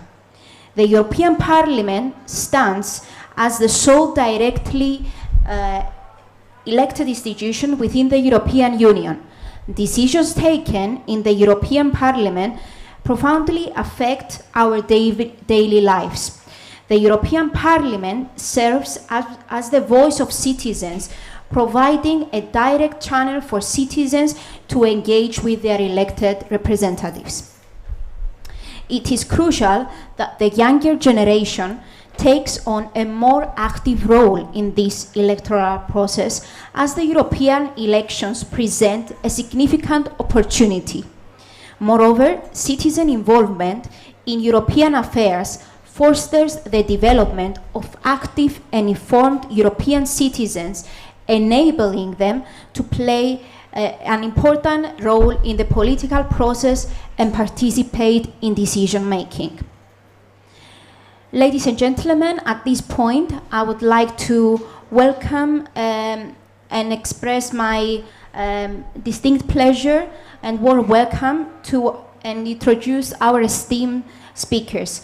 Mr. Dimitris Papadakis, Member of the European Parliament, Mrs. Eleni Stavru, Member of the European Parliament, Maria Gola, President of the Cyprus Youth Council and Data Analyst, Evi Theocharous, Board Member of the Cyprus Youth Diplomacy and former Cypriot Youth Delegate to the Council of Europe, and Yamur Isgan, Legal Advisor of the Human Rights Platform. At this point, I would like to give the floor to Mrs. Stavru to deliver her introductory statement on our topic. Mrs. Stavru, the floor is yours. Θέλω πρώτα να σας ευχαριστήσω τους διοργανωτές αυτού του πολύ ενδιαφέροντος συνεδρίου για τη σημερινή πρόσκληση και να δώσω συγχαρητήρια σε όλους τους συντελεστές. Χαίρομαι που βρίσκομαι στο συγκεκριμένο πάνελ με καταξιωμένους συνομιλητές και συνομιλήτριες και για την ευκαιρία που μας δίνεται να αναπτύξουμε κάποιες σκέψεις για το σημερινό πολύ κρίσιμο θέμα. Οι επόμενες εκλογές που έχουμε στη χώρα μας είναι οι ευρωεκλογές που για πρώτη φορά στην ιστορία της δημοκρατίας μας θα λάβουν χώρα ταυτόχρονα με τις εκλογές τοπικής αυτοδιοίκησης, ένεκα και της σχετικής μεταρρύθμισης που θα εφαρμοστεί το 2024. Αυτές οι εκλογές λοιπόν θα καθορίσουν τους τοπικούς άρχοντες καθώς και τους 6 εκπρόσωπούς μας στο μοναδικό εκλελεγμένο όργανο της Ευρωπαϊκής Ένωσης, το οποίο είναι το Ευρωπαϊκό Κοινοβούλιο. Δεν θέλω να μακρηγορήσω, αλλά απλά θα ήθελα να ξαναεξηγήσω το ρόλο του Ευρωπαϊκού Κοινοβουλίου, πολύ σύντομα, ότι ο ρόλος του περιλαμβάνει τη συμμετοχή στην νομοθετική διαδικασία, δεύτερον, στην κατάρτιση και έγκριση του κοινοτικού προϋπολογισμού και τρίτον, στην άσκηση του δημοκρατικού ελέγχου πάνω στη δράση των κοινοτικών οργάνων της Ευρωπαϊκής Επιτροπής και του Ευρωπαϊκού Συμβουλίου. Με τη συμμετοχή μας στις διάφορες επιτροπές του Σώματος συνδιαμορφώνουμε την πολιτική του Ευρωπαϊκού Κοινοβουλίου στα πιο πάνω θέματα. Προσωπικά εγώ συμμετέχω στις επιτροπές προϋπολογισμού, ελέγχου του προϋπολογισμού, ανάπτυξης, δικαιωμάτων των γυναικών και ισότητας των φύλων, καθώς και στην Επιτροπή Οικονομικών Θεμάτων. Στην Επιτροπή Προϋπολογισμών συνεδριάζουμε τακτικά για να εξετάσουμε τους ετήσιους και πολυετής προϋπολογισμούς της Ευρωπαϊκής Ένωσης για να τους τροποποιήσουμε και για να προετοιμάσουμε την έγκρισή τους. Στην Επιτροπή Ελέγχου των Προϋπολογισμών το έργο μας περιλαμβάνει αυστηρή εποπτεία και έλεγχο της ορθής και στοχευμένης χρήσης του προϋπολογισμού των 170 δισεκατομμυρίων ευρώ. Την κύρια ευθύνη όμως για τη διαχείριση του προϋπολογισμού την έχει η Ευρωπαϊκή Επιτροπή. Η Επιτροπή Ανάπτυξης, που είναι άλλη επιτροπή μου, αποτελεί έναν χώρο συζήτησης και λήψης αποφάσεων για ορισμένα από τα πιο πιεστικά ζητήματα που αντιμετωπίζει η ανθρωπότητα και συμμετέχει στη διατύπωση των νόμων, όπως είναι η κλιματική αλλαγή στον αναπτυσσόμενο κόσμο, την παροχή ανθρωπιστικής βοήθειας στις χώρες που έχουν ανάγκη και άλλα πολλά. Η Επιτροπή Οικονομικών και Νομισματικής Πολιτικής είναι υπεύθυνη για τους κανονισμούς που διέπουν τις χρηματοπιστωτικές υπηρεσίες, την ελεύθερη διακίνηση κεφαλαίου και πληρωμών, φορολογικές πολιτικές ανταγωνισμού, αλλά και τα πιο σημαντικά, την εποπτεία της Ευρωπαϊκής Κεντρικής Τράπεζας, η πρόεδρος της οποίας πρέπει να παρουσιάζεται στην Επιτροπή σε τακτικές συναντήσεις. Πολύ κοντά στην καρδιά μου είναι επίσης και η τελευταία μου επιτροπή, η Επιτροπή για τα Δικαιώματα των Γυναικών και της Ισότητας των Φύλων, διότι όπως καταλαβαίνετε, ως η μοναδική Ελληνοκύπρια Ευρωβουλευτής, έχω θέσει ως προτεραιότητα την ανάπτυξη και στήριξη πολιτικών που θα επιτρέψουν επιτέλους την ισότητα των φύλων σε όλο το φάσμα της ζωής μας και γι' αυτό έχουμε αναλάβει φακέλους πολύ δύσκολους για τη βία βάση το φύλο, βία στην οικογένεια, την μισθολογική διαφάνεια, την μεγαλύτερη συμμετοχή της γυναίκας στα διοικητικά συμβούλια των εταιριών κτλ. Όλα αυτά τα ανέφερα για να καταλήξω στην επιτακτική ανάγκη να συμμετάσχουμε στη διαδικασία που εκλέγει τους εκπροσώπους μας, είτε στο Ευρωπαϊκό Κοινοβούλιο, είτε στους Δήμους και τις κοινότητές μας, είτε στις εθνικές, βουλευτικές ή προεδρικές εκλογές. Αυτοί οι εκπρόσωποι, έκαστος από τη δική του κέρια και σημαντική θέση, συμμετέχουν στην συνδιαμόρφωση των πολιτικών που αντιμετωπίζουν τα σημερινά μας προβλήματα και θέτουν τα θεμέλια για την μελλοντική μας πρόοδο. Αναγνωρίζοντας τους υποψήφιους αυτούς, λαμβάνοντας υπόψη την πολιτική, προσωπική, επαγγελματική τους πορεία, τον καταρτισμό τους, την παιδεία τους και τις δυνατότητες που μπορούν να έχουν, στέλνουμε στα κέντρα λήψεως αποφάσεων τους πολιτικούς αυτούς που μας εκφράζουν και που θα μάχονται για αυτό που πιστεύουμε ότι είναι καλύτερο. Η απάθεια και η έλλειψη συμμετοχής στις εκλογές έχει σαν αποτέλεσμα την επιβράβευση πολιτικών που δεν μας εκφράζουν και με τους οποίους δεν συμφωνούμε για την κατεύθυνση που θα πάρει η χώρα μας αλλά και η Ενωμένη Ευρώπη. Αυτά από μένα, προσδοκώ στην ενδιαφέρουσα ανταλλαγή απόψεων με το ακροατήριο, το οποίο ευχαριστώ για τη σημερινή να μου ζητήσουν να συμμετάσχω. Thank you very much, Mrs. Stavru. We proceed with Mr. Papadakis. Mr. Papadakis, I give you the floor to express your own thoughts about the matter. Thank you very much.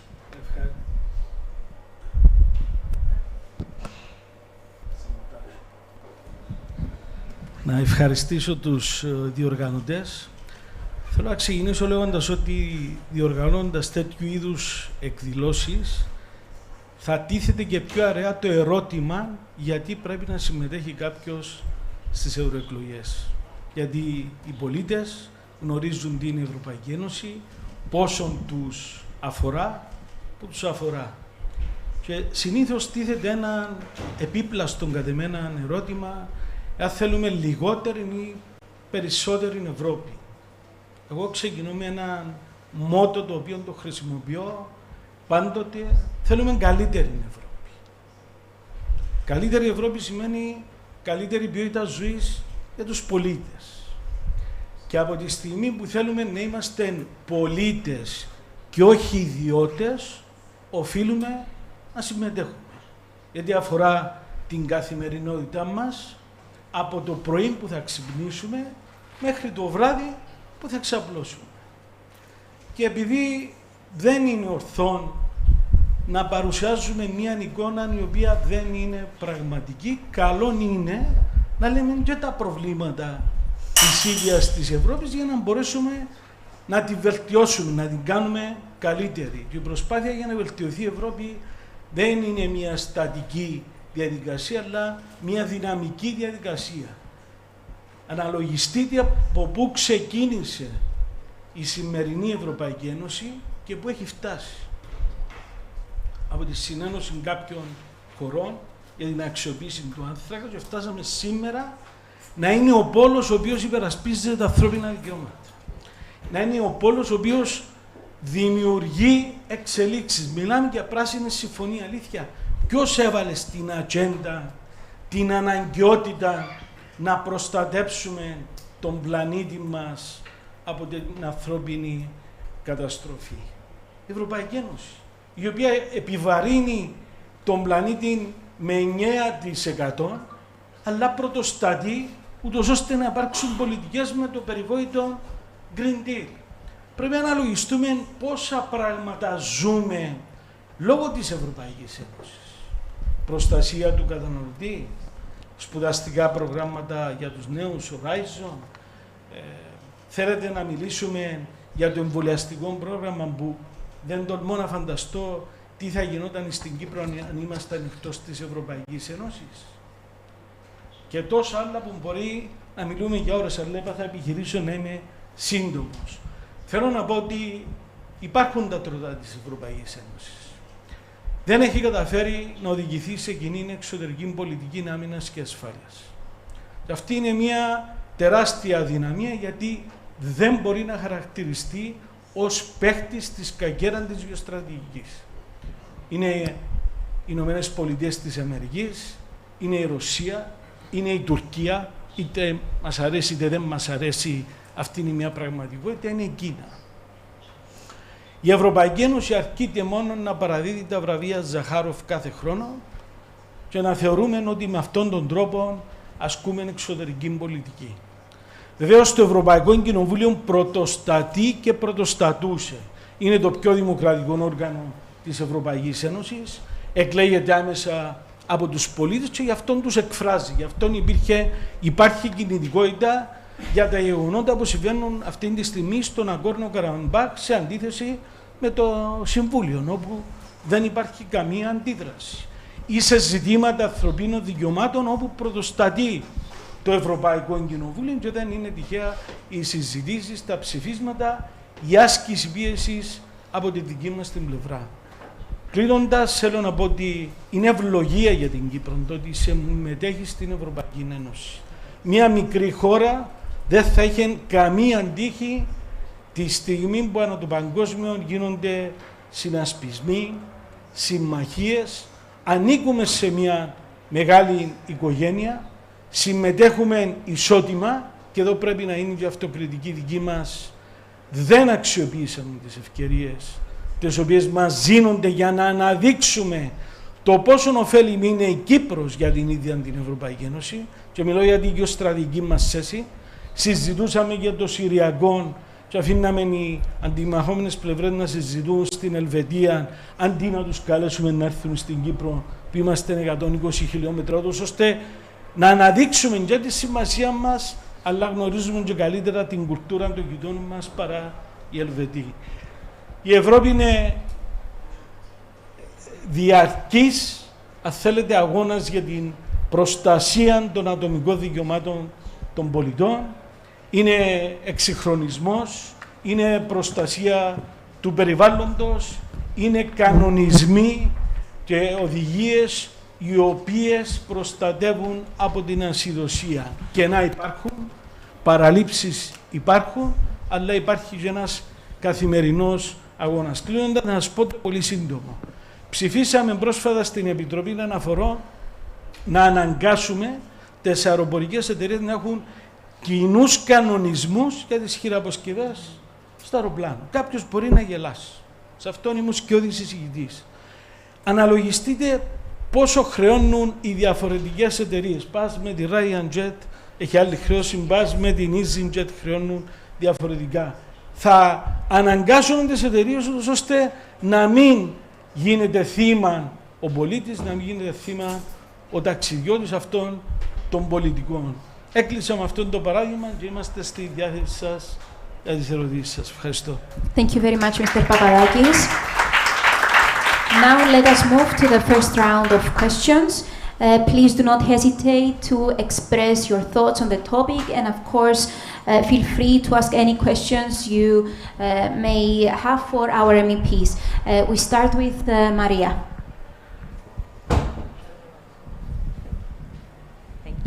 Always in gentlemen. Hi everyone. I will start with the following question. Thank you. This year's Cyprus Forum topic is transparency. And we are discussing, and we will be discussing about European elections and why voting and participation in general matters. As Cyprus Youth Council, we believe that transparency is a key factor to motivate especially young people to speak up, but also participate in democratic processes. What do you do from your position as elected members of the European Parliament to ensure transparency? And what would you do further to communicate this in order for people to believe again in European Union and the European values that you have, both of you have shared and experienced previously? Thank you. Thank you very much, Maria. We move on to Evie.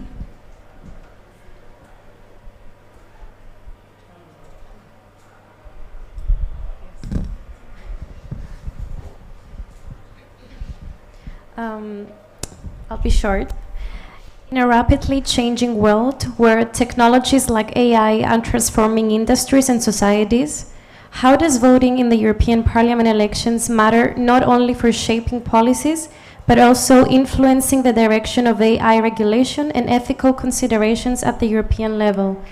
Also, how do we also protect European citizens from disinformation during election period? Thank you. Thank you very much, Evie. We move on to Yamor. The floor is yours. Okay, so I want to ask about participation, but specific to Turkish Cypriot community. So until 2014, there wasn't much notice about the European Parliament elections for the Turkish Cypriot community, but after 2014, we had 5 candidates running up, and at least some participation, which unfortunately was only 3%. And there were some reasons about it, despite the fact that there were ballot points set up near the cross points to make it easier. It was realized that 30% of the members of the community were left out from the electoral list, so they weren't able to vote. So in 2014, it stayed at 3%. But in 2019, it did increase, and it was around 6.9% this time. But again, there was a mistake with the electoral list, and the number was announced to be 105,000, around that approximately. But it was realized that it was different than that, and some names were not included, and people had to go to districts to register, and of course that was very difficult, and they had very short amount of time, which didn't enable them to do that. So we had the same problem about voting on the election day. So at the end, it was 6.9, which was an increase from the previous elections, but it was still very low. So I wanted to ask, what are your thoughts on the participation rate, and how do you think the barriers to voting for the Turkish Cypriot community can be removed and turnout be increased, since this is the only elections the Turkish Cypriot community has the right to participate? Thank you. Thank you very much, Yamor. Very interesting questions. I will give the floor at first to Mrs. Stavro, and then we proceed. Okay. Να ξεκινήσω από τη συμμετοχή των Τουρκοκυπρίων. Ήταν εθαρρυντικό ότι το 2019 είχαμε αύξηση της συμμετοχής των Τουρκοκυπρίων και γνωρίζω ότι το Υπουργείο Εσωτερικών επεξεργάζεται τρόπους ώστε να έχουμε αυξημένη συμμετοχή, κάτι που όλοι το θέλουν. Με την εκλογή Τουρκοκύπρου Ευρωβουλευτή του συνάδελφου του Νιαζίκη Ζιλκιουρέκ, στάληκε και ένα μήνυμα ότι δεν υπάρχει θέμα, γιατί η πλειοψηφία που ψήφισαν τον Νιαζί ήταν Ελληνοκύπροι, Άρα δεν υπάρχει εθνοτικός διαχωρισμός, όπως θέλουν κάποιοι να το παρουσιάσουν, αυτοί οι οποίοι καλλιεργούν τη λογική των δύο κρατών. Και προφανώς θέλουμε την ισχυρή συμμετοχή των Τουρκοκυπρίων, οι οποίοι είναι πολίτες της Κυπριακής Δημοκρατίας. Βεβαίως αυτόν θα βοηθήσει και περισσότερο στο στόχο που έχουμε για επανένωση του τόπου μας. Από ό,τι γνωρίζω, το Υπουργείο Εσωτερικών εργάζεται στη λογική ούτως ώστε να βοηθηθούν όσο το δυνατόν περισσότερο για να έχουμε αυξημένη συμμετοχή. Όσον αφορά το ερώτημα για διαφάνεια, οι κανονισμοί που έχουν θεσπιστεί στο Ευρωπαϊκό Κοινοβούλιο, και βεβαίως ξέρετε όλοι και το περιβόητο Qatar Gate, το οποίο έχει αδικήσει την εικόνα του Κοινοβουλίου, γιατί μια πολύ μικρή ομάδα έχει καταφέρει να αμαυρώσει μια εικόνα. Εγώ θυμάμαι, να σας το μεταφέρω χαρακτηριστικά, συνάδελφοι σας οι οποίες έκλαιγαν γιατί θεωρούσαν ότι αδικείται το έργο το οποίο παράγουν μέσα στο Ευρωπαϊκό Κοινοβούλιο από το πρωί μέχρι το βράδυ, γιατί βρέθηκε μια μικρή ομάδα να κάνει τους χειρισμούς. Αλλά ας μην το εστιάσουμε στο Ευρωπαϊκό Κοινοβούλιο. Στα Εθνικά Κοινοβούλια πόση διαφθορά υπάρχει σε όλες τις χώρες της Ευρωπαϊκής Ένωσης. Σε όλες τις χώρες της Ευρωπαϊκής Ένωσης. Βεβαίως έχουν θεσπιστεί οι κανονισμοί, υπάρχει διαφάνεια για τις μισθοδοσίες των ευρωβουλευτών, όλα αυτά είναι δημοσιευμένα στις ιστοσελίδες του Ευρωπαϊκού Κοινοβουλίου. Σαφώς θεωρώ ότι είμαστε και πολύ πιο μπροστά από άλλα Ινστιτούτα σε σχέση με τη διαφάνεια. Ας αναλογιστούμε τι ισχύει στο εθνικό μας, στο κρατικό μας κοινοβούλιο, και η σύγκριση θα είναι πολύ στενάχωρη για μας. Η τρίτη ερώτηση ήταν σχετικά με...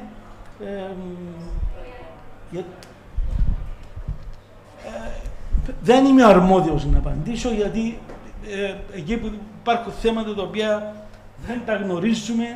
Συμμετέχω στην Επιτροπή των Εξωτερικών Υποθέσεων, συμμετέχω στην Επιτροπή Περιβάλλοντος και Υγείας και στην Επιτροπή Αναφορών. Απλώς να αξιοποιήσω το χρόνο μου, δεν θέλω να πω κάτι για το μεταναστευτικό, που είναι πολύ σημαντικό και αφορά τους πάντες.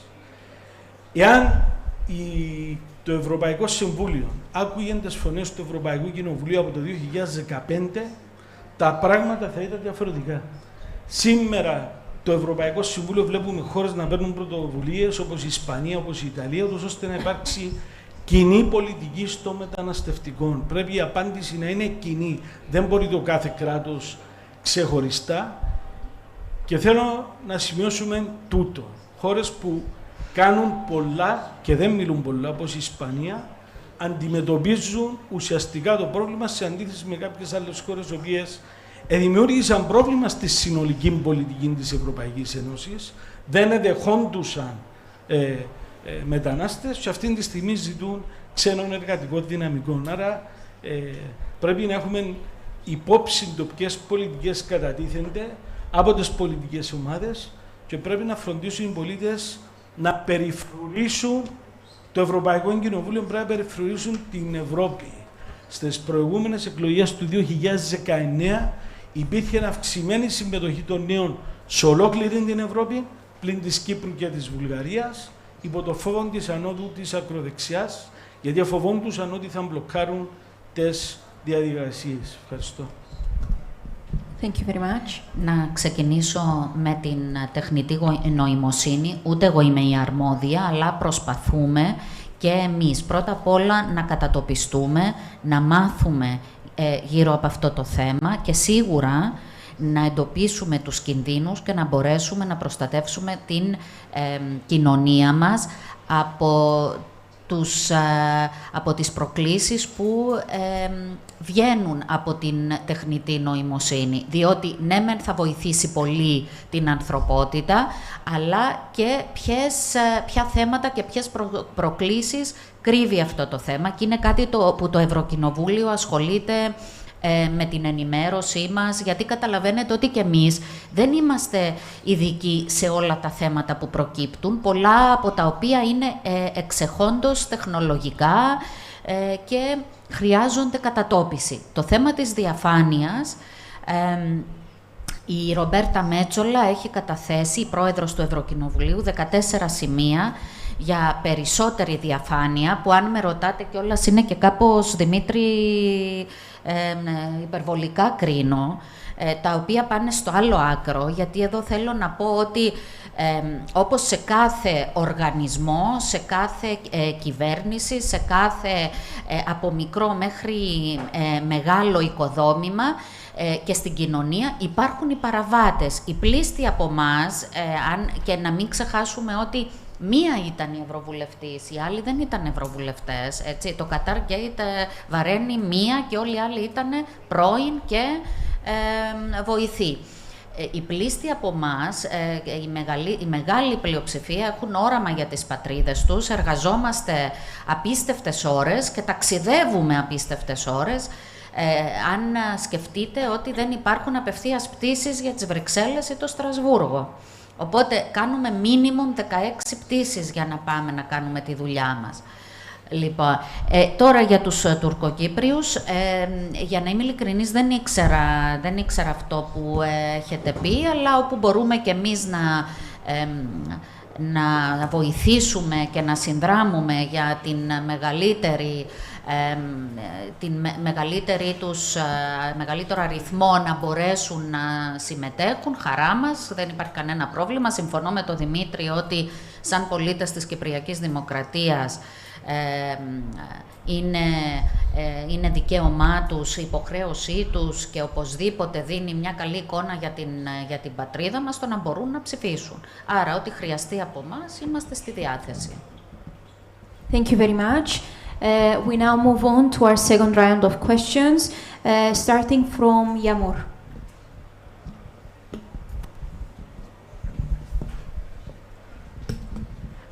So my second question is about, it is going to be about a sense of belonging for Turkish Cypriots to Europe, the European Union, and as an aspect of that, the language issue.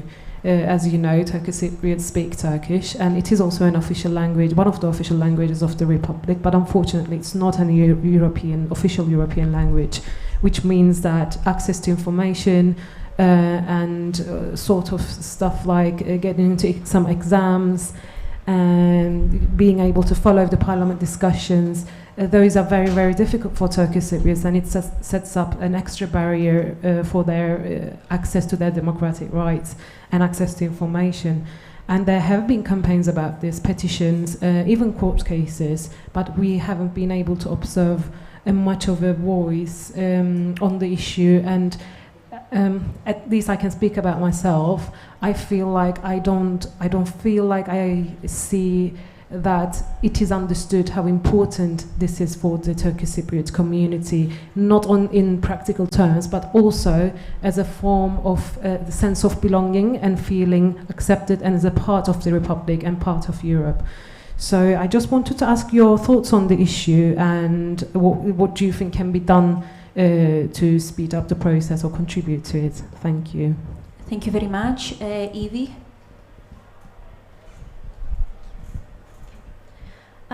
Despite the progress made in achieving gender equality across many spheres, a noticeable gap still exists when it comes to women's participation in two pivotal aspects of democracy, voting and representation. What are some barriers and challenges that women still face exercising the voting rights and even becoming MEPs? Thank you. Thank you very much, Evie. And the last question from Maria. Thank you. So, there has been a lot of pressure to the young people and the younger generations in general to be more resilient after the COVID pandemic, to take action on climate change, to be the leaders of today, but also be prepared to become the leaders of tomorrow. But the issue here is that the current leaders, they are not always here to hear us. Thank you for being here, but still. So, the question is, first of all, how do you convince young people to actually participate and wanting to become and be the leaders of today and tomorrow, of course? And also, something that it will be presented after our panel, there is this assessment tool by the European Youth Forum, so a young platform from young people, has put forward an impact assessment tool called EU Youth Test, a tool which ensures that young people are considered when the EU is deciding on new policies and law. How do you see it? And how are you supporting such procedures in order to help, but also motivate young people to be the leaders of today and also tomorrow? Thank you. Thank you very much, Maria. Very interesting questions. Θα ξεκινήσω από την τοποθέτηση της Μαρίας. Είναι γεγονός ότι ο νέος έχει χορτάσει από λόγια, από εκκλήσεις. Άρα πρέπει να υπάρξουν πολιτικές. Και παρόλο που θέλω να αποφύγω να πολιτικοποιήσω κάποια ζητήματα, έχουμε το μεγαλύτερο πρόβλημα που αντιμετωπίζει η νέα γενιά της Κύπρου με το housing, με το στεγαστικό. Δεν υπάρχουν πολιτικές ώστε να πείσουμε ότι το κράτος ενδιαφέρεται πραγματικά για τη νέα γενιά, να στεγάσει τα όνειρά της. Σε κάποιες χώρες δοθήκαν απαντήσεις.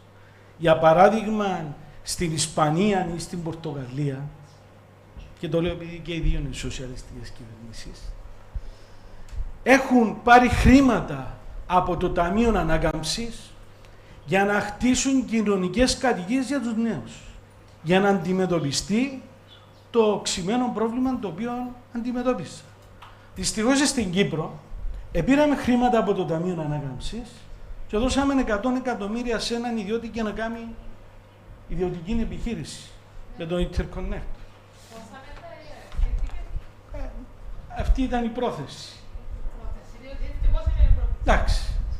Δεν ζητήσαμε όμως έναν κονδύλι για τη στεγαστική πολιτική των νέων. Και είναι ένας τρόπος για να προσελκύσει τους νέους, για να νιώσουν οι νέοι ότι πραγματικά ενδιαφερόμαστε για αυτούς και για τα προβλήματά τους πέραν των θεωρητικών διακηρύξεων.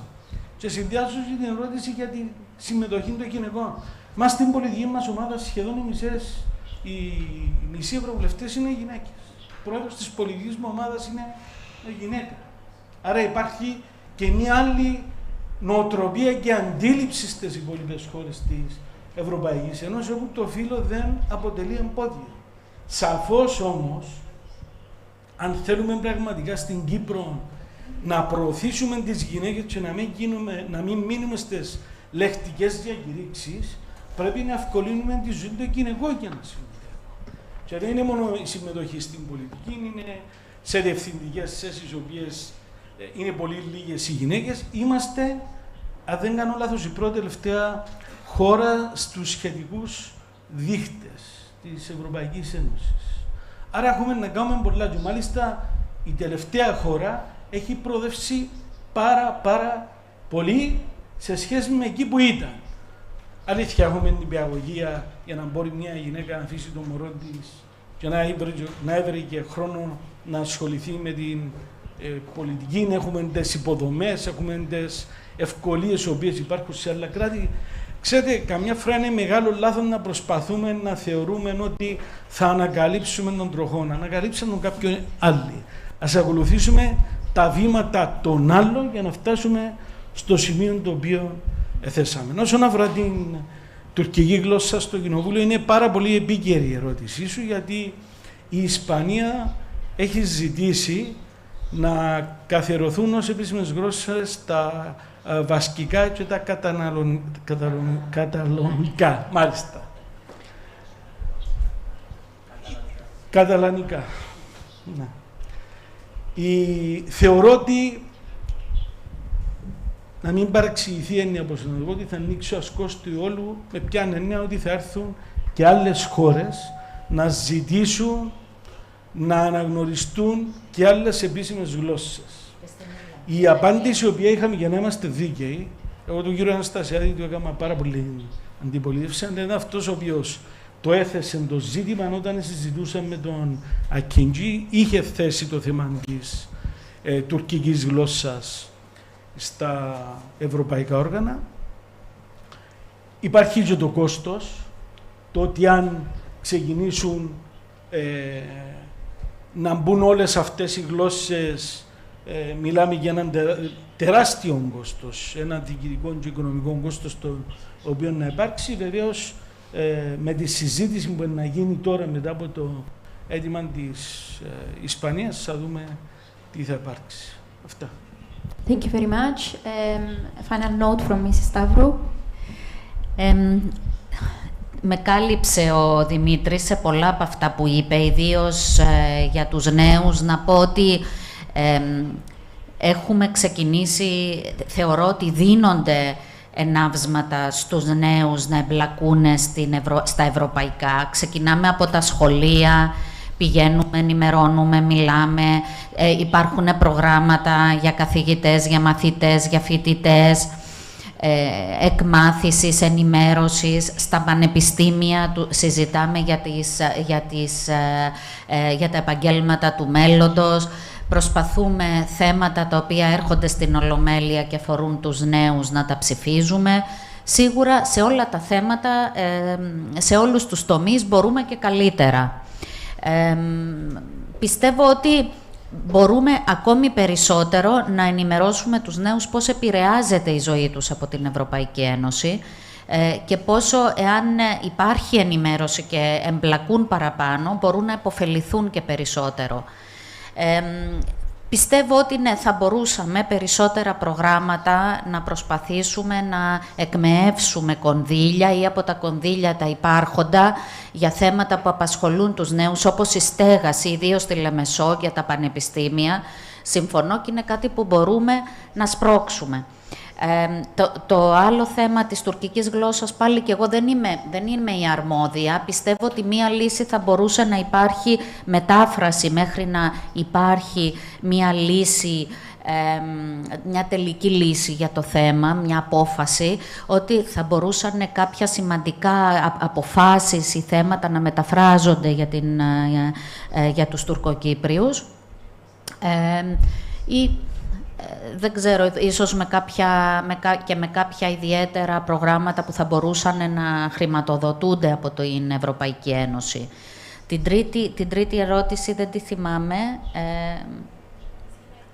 Για τις γυναίκες. Εγώ είμαι στην Επιτροπή Ισότητας των Φύλων και Ανθρωπίνων Δικαιωμάτων. Έχουμε πάρα πολύ δρόμο να διανύσουμε ως Κύπρος. Έχει αναδυθεί το θέμα τώρα πολύ ως η γυναίκα φροντιστής και φροντίστρια και το ότι αυτό το πράγμα είναι, αν θέλετε, ένας σκόπελος στην ανέλυξη της γυναίκας. Το ότι η γυναίκα έχει παιδιά, ότι καλείται πολλές φορές να φροντίσει γυρεότερους, αρρώστους, γονιούς, παιδιά, και αυτό δεν επιδοτείται και αυτό δεν πληρώνεται, έτσι ώστε να μην μπορούν να ασχολούνται με επαγγέλματα καριέρας, δουλεύουν λιγότερες ώρες, έχουν λιγότερη σύνταξη και είναι οι πρώτες που αντιμετωπίζουν τη φτώχεια αργότερα. Άρα αυτό και την ενεργειακή φτώχεια, τώρα ακριβώς που και το ηλεκτρικό και η ενέργεια γενικά έχει ακριβήνει πολύ. Σε αυτή την Επιτροπή παλεύουμε με ό,τι έχει να κάνει με τη συμπερίληψη όλων μέσα στην κοινωνία, με την καταπολέμηση της βίας βάσει του φύλου ή της επιλογής της σεξουαλικής προτίμησης, βίας κατά των παιδιών. Εγώ ασχολούμαι τώρα με ένα φάκελο που έχει να κάνει με τη σεξουαλική βία των παιδιών στο διαδίκτυο, διότι τα παιδιά έχει αποδειχτεί ότι έχουν μάθει και παρακάμπτουν το parent control, και με αποτέλεσμα να μπαίνουν σε σκοτεινά κυκλώματα από μόνα τους, αλλά και να πέφτουν θύματα σκοτεινών κυκλωμάτων. Και ό,τι έχει να κάνει σχέση με την ισότητα και τη συμπερίληψη όλων. Άρα είμαστε μια επιτροπή που παλεύει, αλλά πρέπει να σας πω και κάτι. Οι αποφάσεις της Ευρωπαϊκής Ένωσης πρέπει να μπορούν να εφαρμοστούν και στις εκάστοτε κοινωνίες. Δεν είναι όλες οι χώρες και οι κοινωνίες έτοιμες για ό,τι αποφασίσουμε στην Ευρώπη. Άρα θέλει πολύ προσοχή, θέλει ενημέρωση και από τα σχολεία, θέλει, αν θέλετε, μια αλλαγή κουλτούρας και από την οικογένεια για να μπορέσουμε να εφαρμόσουμε αυτές τις πολιτικές πιο εύκολα. Ευχαριστώ. Great. Νιώθω έντονα την ανάγκη να να δώσω μια έτσι συμβουλή ως μεγαλύτερος. Όταν εκλέγηκα το 2014 ήμουν 45-46 χρονών και θεωρούμουν ο νεαρότερος Κύπριος Ευρωβουλευτής. Στην πολιτική μου ομάδα συμμετέχουν παιδιά 22-25 χρονών, 30 χρονών. Συγκρουστείτε με κατεστημένες λογικές και νοοτροπίες. Δηλαδή, να λάβετε κι εσείς το βάρος να ζητάτε ελεημοσύνη, να αρμόζει στη νέα γενιά, συμμετέχετε, αλλάξετε κατεστημένες λογικές και νοοτροπίες. Συγκρουστείτε με τις λογικές και νοοτροπίες που λέει ότι ο τριαντάρης μωρών είναι ανώριμος. Προφανώς, εάν δεν το κάνετε το πράγμα, κανένας δεν θα σας χαριστεί, γιατί τους βολεύει το υφιστάμενο σύστημα. Πρέπει να το συνειδητοποιήσετε το πράγμα. Πρέπει να μπείτε ουσιαστικά μπροστά και να κρίνετε τους πολιτικούς πολύ σκληρά. Να καταθέτετε τις απόψεις σας, να διαδηλώσετε, να εκφραστείτε όπως κάνουν οι νέοι στην υπόλοιπη Ευρώπη. Γιατί να οι Βρυξέλλες να κλείουν το Σάββατο με ανθρώπινη αλυσίδα, να πετούν καλύτερο περιβάλλον και στη Λευκοσία να μην μπορεί να γίνει κάτι αντίστοιχο.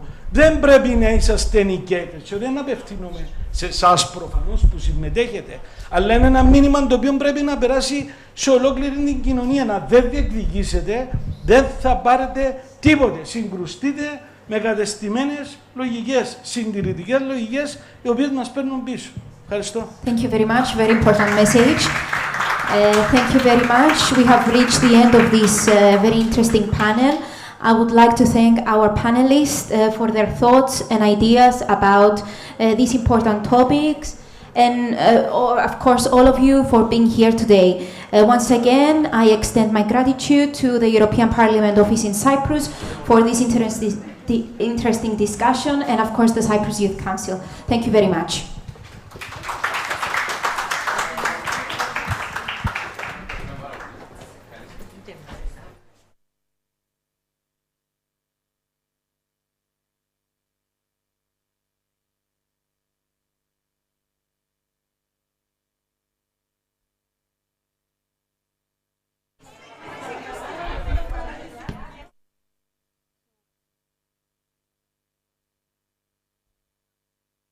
Moving on to our next keynote speech by Mr. Yoshua Haq, Deputy Assistant Secretary of the U.S. Department of State.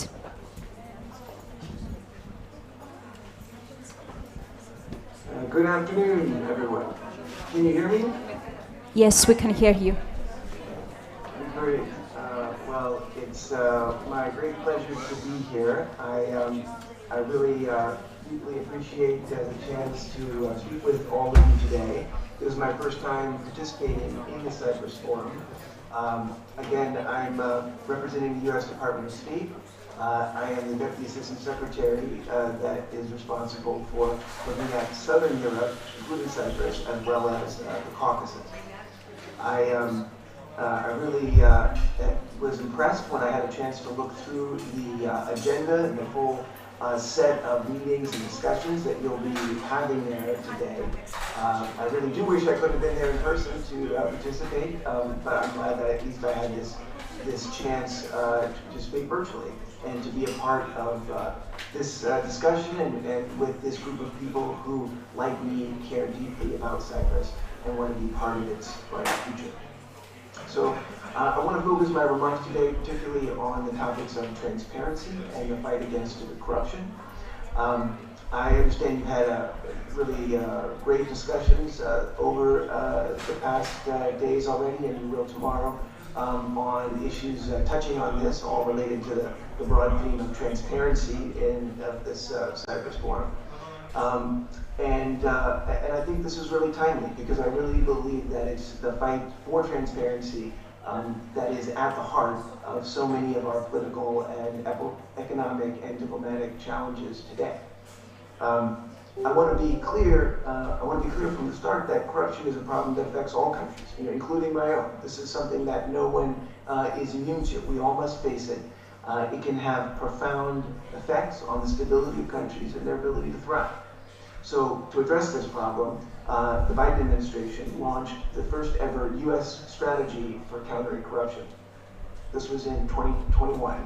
And President Biden at that time announced that corruption is a cancer within the body of societies. It's a disease that eats at public trust and the ability of governments to deliver for their citizens. Promoting transparency is therefore really key to shrinking the space in which corruption can thrive. And as the United States, we're doing this in many different channels. Through our multilateral cooperation, say in the G7 and in the G20 and elsewhere. But we're also prioritizing this in our bilateral relationships, including with the Republic of Cyprus. Because we know that no one country can combat corruption alone. We want to work with as many countries as possible to take on this threat and to promote transparency in any way that we can.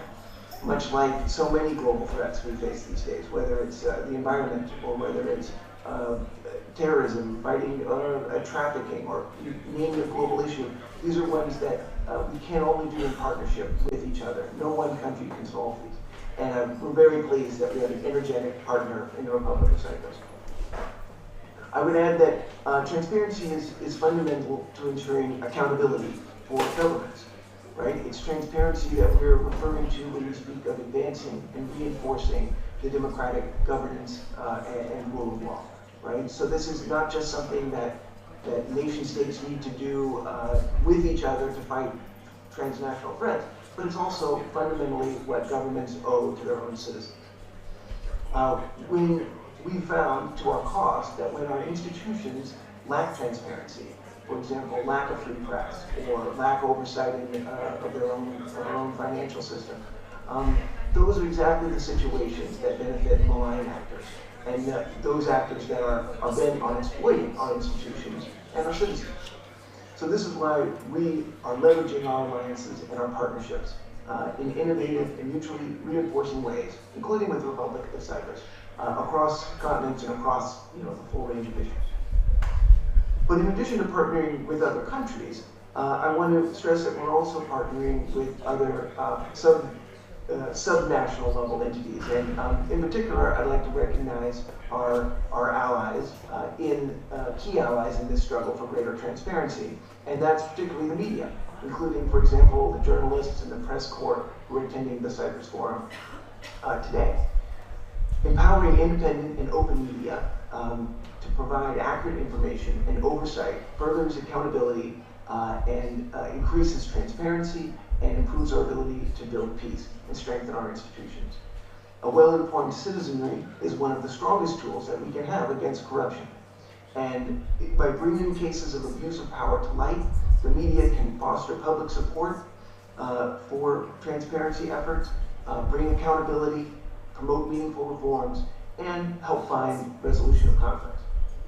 So that's why my government supports the work, for example, of the Organized Crime and Corruption Reporting Project in Cyprus. It is important that these voices be protected from unjust libel suits or other actions intended to intimidate or silence them. We really believe that it's this kind of independent reporting that can make vital contributions to social development, to transparency, economic growth, and to peace building. So I'd like to take the chance to also commend the Republic of Cyprus's diligent efforts to uphold its commitments to both the EU and the UN with respect to sanctions against Russia. The proactive investigation of sanctions, evasion cases, and transparent, close coordination with like-minded partners has strengthened Cyprus's institutions and demonstrated the robustness and adaptability of the Cypriot economy. The Republic of Cyprus's performance in this regard is really a testament to the resilience and the innovative spirit of the Cypriot people and its economy, and we're really happy that we've had such a strong partnership in this area. We particularly applaud President Christopher's zero-tolerance policy toward any Cypriot citizen or company that seeks to help evade international sanctions imposed on Russia.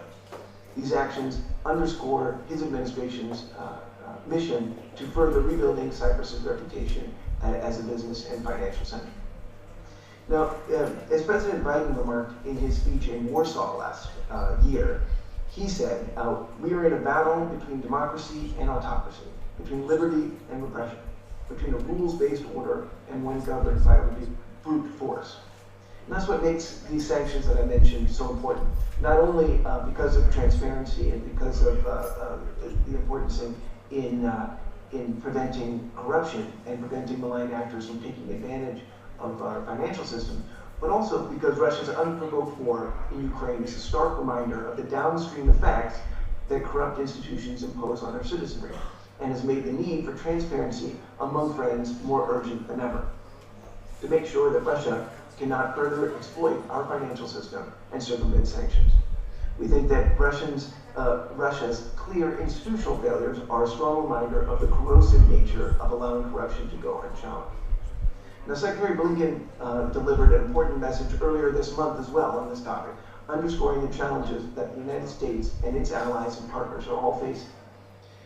We know that the influence of authoritarian powers, those regimes that seek to discredit or subvert the rights of their own citizens through opaque governance or disregard for the rule of law, is growing. Our ability to overcome this malign influence will only be possible, again, through our coalitions and partnerships. No one country can do it alone. Criminals, traffickers, sanctions evaders, even terrorists will deliberately seek to exploit opaque systems of government. None of us are immune from this reality. It really does take hard work to fight for transparency and good governance against corruption and those who would take advantage of our systems. So I really believe it's for this reason that the Republic of Cyprus has really decisively turned the corner and is on a clear upward trajectory in the fight against corruption. The Council of Europe's group of states against corruption made 16 specific recommendations to the Republic of Cyprus, and as I understand, 9 of those have been implemented satisfactorily already, 6 are partially implemented, and additional progress is being made every day. Our engagement and our support and close work with the Republic of Cyprus on these issues is constant and highly productive. To name a few, in the last 3 months alone, the Republic of Cyprus has hosted visits by the U.S. Department of Treasury's Deputy Assistant Secretary Anna Morris, our Department of State's Bureau of Economic Affairs Deputy Assistant Secretary Eric Woodhouse, the Department of State's Global Anti-Corruption Coordinator Richard Nephew as well. And of course, the State Department and Treasury here in Washington have recently hosted a delegation from the Associate of Cypriot Banks here in Washington as well. All of these have involved discussions about deepening and expanding our cooperation, training, and our information exchange to make further inroads in tackling corruption, promoting transparency, particularly in business. This strong U.S.-Cypriot rapport has really undergirds our business dynamism and will promote better and a more prosperous future for both of our countries.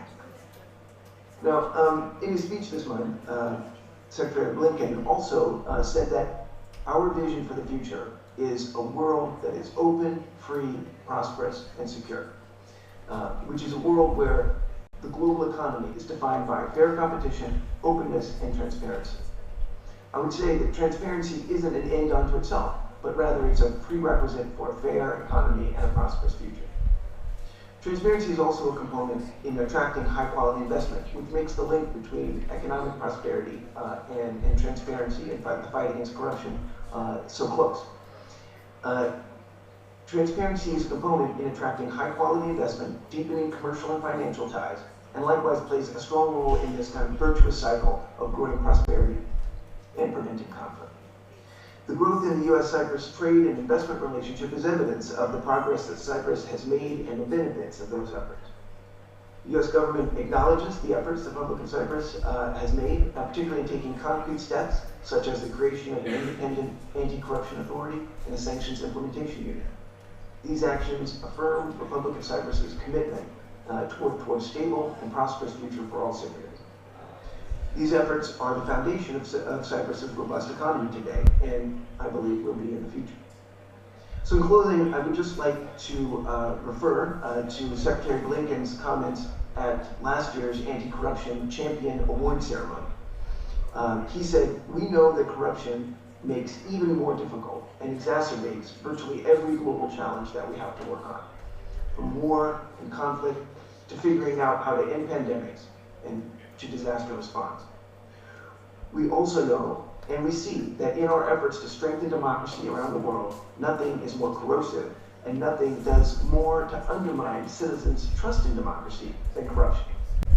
That's one of the reasons why corruption was one of the pillars of the Summit of Democracy that we had last year, and will continue to be at the heart of all of our efforts going forward. For me, it's in this sense that I really hope that this conference and all the discussions you're having this week and we'll have tomorrow are part of this longer term, larger conversation. And it's how that we all together can promote transparency, fight corruption, strengthen our democratic institutions, and ensure a more prosperous future. Ladies and gentlemen, it's been a real privilege to speak with you all today. I unfortunately won't have the opportunity today to take questions, and I apologize for that because I normally always really enjoy that and would love to hear from all of you. But I have enjoyed hearing the discussions that I was able to catch so far. And I would note that Ambassador Julie Fisher is also participating in the conference. I believe she'll be there tomorrow as well. And I'm sure she would be more than happy to follow up on any of the topics that I raised here today. So again, I would like to thank you for this opportunity. I look forward to the United States deepening cooperation with the Republic of Cyprus, and look forward, I hope, to seeing some of you in Cyprus in the near future. So thank you again for the invitation, and best regards. Thank you so much, Mr. Hack. Thank you. Thank you, Paul. We are now moving to our next keynote speech by Christiana Xenofondos, Vice President of the European Youth Forum, Parliamentary Research Associate, elected member of the Political Office of the Democratic Rally in Cyprus. Christiana, the floor is yours.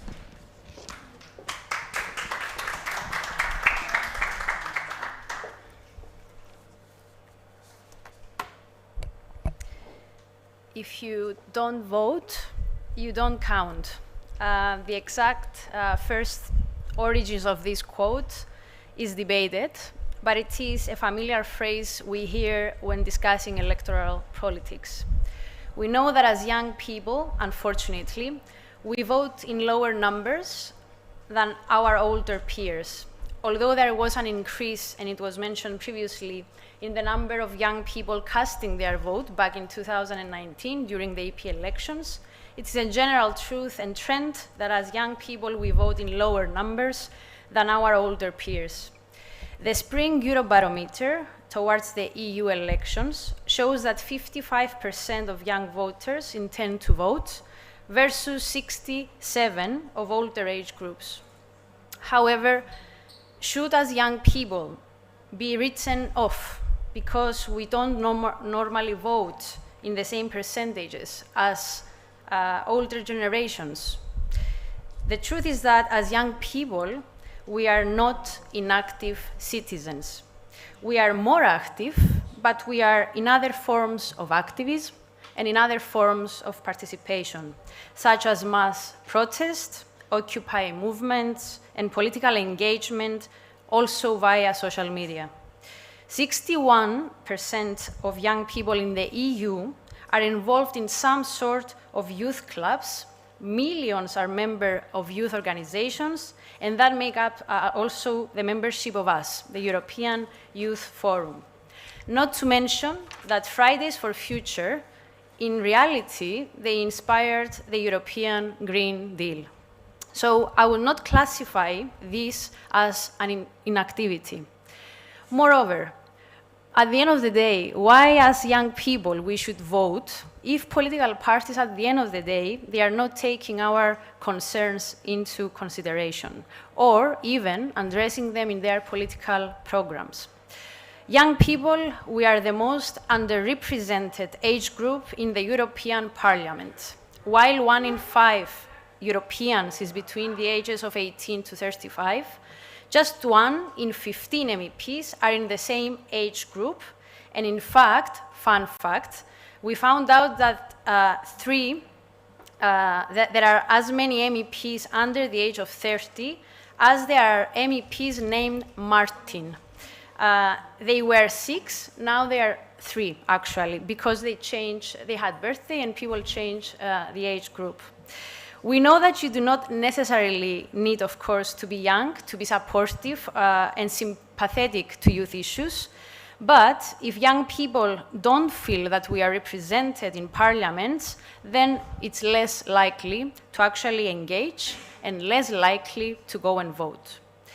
We need to have more young people as candidates on the list of political parties with a genuine likelihood of being elected. As young people, we need to be able to see our demographic represented in the political power structures. And this is why, as a European Youth Forum, we came up with our Youth Manifesto ahead of next year's EU elections. And this manifesto is a list of 20 demands that suggest areas of concrete policy focus that, if implemented, would lead to a better future for Europe's youth and give us something to vote for, and even a motivation. And allow me here to make a reference to mainstreaming youth. Mainstreaming youth is essential so policies are relevant, responsive, and effective in addressing the diverse challenges and opportunities faced by us as young people. It also contributes to the overall goal of creating more equitable and sustainable societies by harnessing the potential of us, the young people. All policies have a significant impact on our lives, as the decisions made today will have the longest consequences on us. And we need to find suitable ways for including the youth perspective, so we ensure that young people, we are not just passive recipients of policies, but active agents of the real change. And I'm taking now the initiative to share with you the EU Youth Test, for example, as one of our headline demands within the manifesto. EU Youth Test, and thank you, Maria Cola, for mentioning it previously. It is a tool that ensures that every EU law would be reviewed for its impact on young people. Every policy department, for example, in the European Commission, would have to consider young people when they are actually creating a policy. Young experts would be consulted also. And most crucially, mitigation measures would be proposed and implemented if a negative impact is identified on a group of young people or on young people as a whole. And what a better signal to young people across Europe that they matter than to implement such a straightforward tool of checking how they would be affected. And this is already done for the SMEs, small and mid-sized enterprises. If SMEs are provided this assessment, then why not the 25% of the total population in Europe not to be also considered in as much detail? Another demand in our manifesto pertains to the rule of law, our main thematic of today. The EU should use fast and effective measures and a clearly defined procedure to stop infringements on rule of law, fundamental rights and values, and civic space by member states' governments. And take the example of the issues that national youth councils are facing in some countries, recently also ours in Cyprus, unfortunately. Certain member state governments are freezing out, both politically and financially, youth councils that are democratically constituted, youth-led and independent from the government. And instead of listening to and valuing the representative view, they prefer to set up government-led organizations to replace them. And this cannot continue, of course. And our democracies only thrive when civic space and young people's right to participate without fear of retribution from the government is safeguarded. Thus, the next European Parliament needs to defend this right and needs to commit to addressing shrinking civic space in all forms that this occurs. There are also practical reasons why young people do not vote. A staggering 68% of young people who didn't vote back in 2019 stated they didn't do so because of practical reasons, not ideological ones, and not the myth that exists they were on holidays or away from home.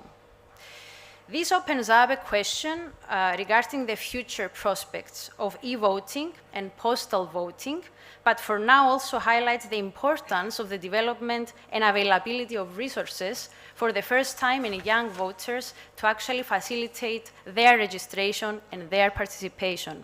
And this is particularly important for those who will be voting away from home, such as students, or those that they will need to register from a new, often rented address for the very first time. Political parties, local governments, youth organizations, councils should take coordinated efforts in order to ensure that such resources are actually available and tailored to every national context. And these are just a few suggestions in our manifesto that political parties need to take seriously in order to win young voters. The most important is to take our concerns seriously and commit to addressing them in their political parties' programs. We also need to rethink the restrictions of democratic participation. At some countries, at the age of 16, you can work, you can drive, you can make medical decisions, you can join a political party, you can get married or even enter a civil partnership, you can consent to lawful sexual intercourse, and you can apply even for your own social housing. Despite all this, young people are all over Europe are being denied to their right to have a say or on issues that matter to them. The majority of the 16 and 17 years old are not eligible to vote. Young people pay tax and have no say over how this is spent. They are criminally liable, yet have no say over the criminal justice system that governs this liability. From employment, taxation, and schooling to youth services, housing, and health, young people already have valuable experiences and perspectives which would hugely enrich and inform debates on policy areas to take forward in political programs at all possible levels. However, their voices are not included or valued as experts in the majority of democracies in this formal way.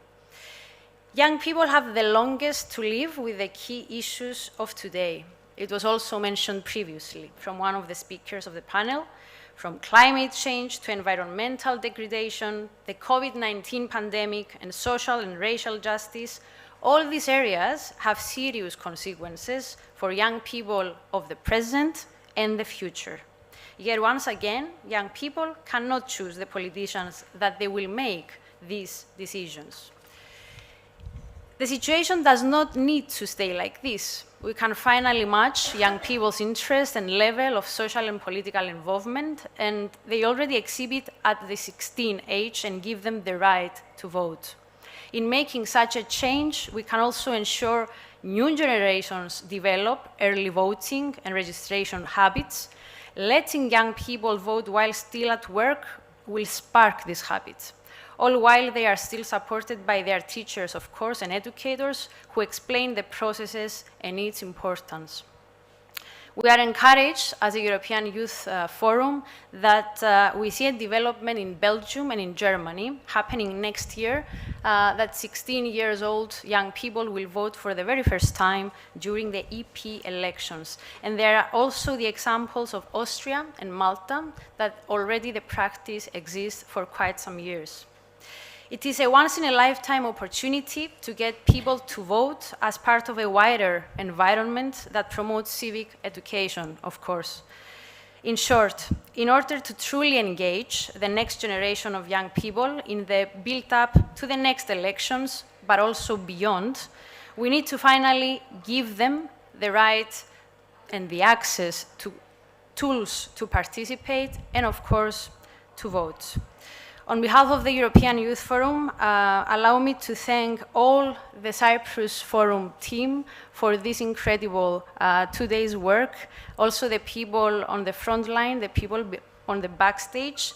And I will share with you that we really need such spaces, and keep giving us oxygen with your spaces that you are creating for more democracy and more transparency. Thank you very much.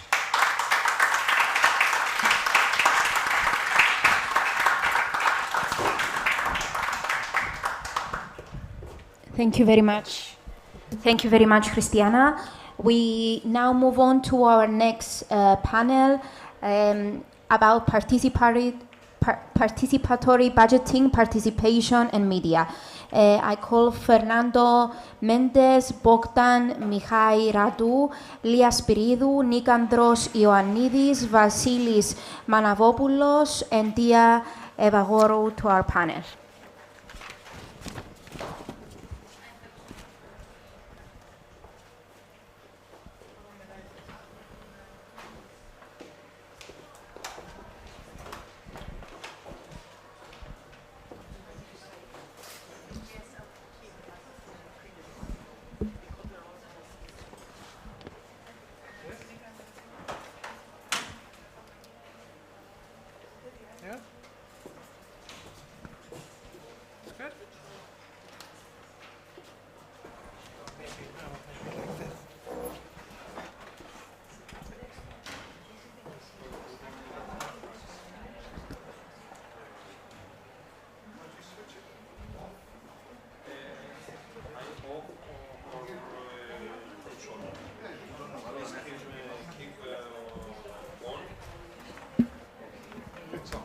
Hello.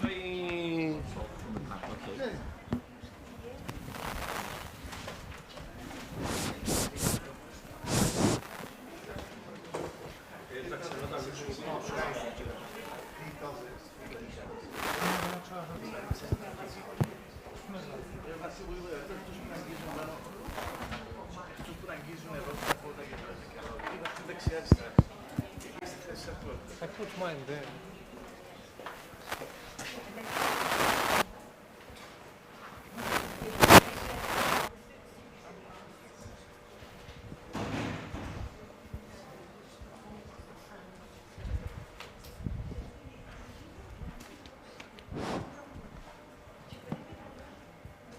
Okay, I think we're ready to start. Dear all, thank you for being here. I'm Dia Evagorou, Communication Officer at the Demotech EU project and International Affairs at the Cyprus University of Technology. I will be facilitating today's panel with the subject of participatory budgeting, participation, and the media. Before we start, I just want to pose statistically a question. How many of you have heard already about participatory budget? Just raise your hands. Oh, it's a good thing that we have in the audience. 1/3 of the audience. It's a good starting point, yeah. So our purpose in this panel is just to have an open discussion. Of course, we will have some initial remarks from our panelists, and then please feel free to share your thoughts, your comments, and some questions at the end, hopefully. We have a short period of time. The way we are thinking of doing this is I will introduce the panelists, and then they will have a round of opening statements and then an open discussion. Okay, first of all, I transfer the apologies of Lia Spiridou, who didn't make it today. She's the assistant professor at the Cyprus University of Technology, and she's actually the coordinator of the Demotech program that we are presenting today. I will introduce first Bogdan Mihai Radu. Welcome. He's a political scientist and senior lecturer in political science at Babeș-Bolyai University, in Cluj-Napoca, Romania. He holds a PhD degree from the University of California, Irvine, and a master's degree from the University of Manchester. His research focuses on exploring the formation of political values and patterns of political participation in post-communist countries. We also have with us Vasilis Manavopoulos from Thessaloniki. He is currently project manager for the Demotech project, funded by the European Horizon 2020 scheme. His main research interests include quantitative research methods and statistics, political psychology, and social network analysis. Fernando Mendes, he's a political scientist and a senior researcher at the Center for Democracy Studies, AARU, is that correct? And Department of Law at the University of Zurich, where he works in the area of direct democracy. And final but not least, Dikantros, he's a PhD candidate at Pompeu Fabra University and research associate at Cyprus University of Technology at Demotech program. Okay, I think we're ready to start with our presentations. Vasilis, can you please start with an introducing of the program and of participatory budgeting? Sure. Do we need the microphones? This small crowd? Okay. That's all. Okay. So presumably you can hear me better now. So quite a number of you have heard of participatory budgeting, and can I ask, do you like the idea? Do you think it's a good idea, participatory budgeting? Yes? Well, I started the same way as you did, but changed my mind a bit in the process.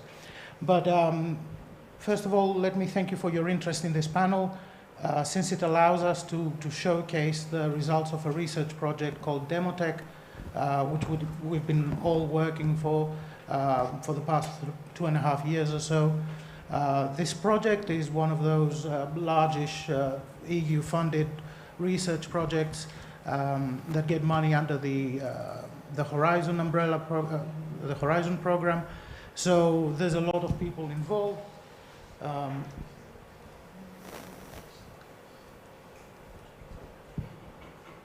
So there's quite a large number of people involved, 7 teams from 6 different countries.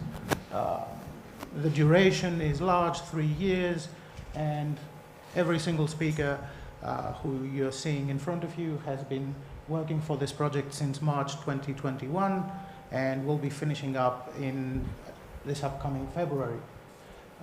So what's this project about? The main impetus behind this project is the investigation of the viability and the potential outcomes of applying something called participatory budgeting. So for those of you who have never heard of this, participatory budgeting is one of those democratic innovations, is one of those alternative ways of doing democracy that aim at engaging citizens, making them a bit more active, connecting them to the policy-making process. And participatory budgeting in specific is a scheme whereby citizens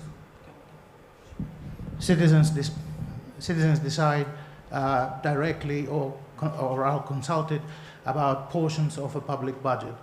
So, say for example, the mayor of Nicosia decides one day that he'll take 0.5% of the municipal budget, and the way that this money is going to be spent is going to be directly decided by citizens.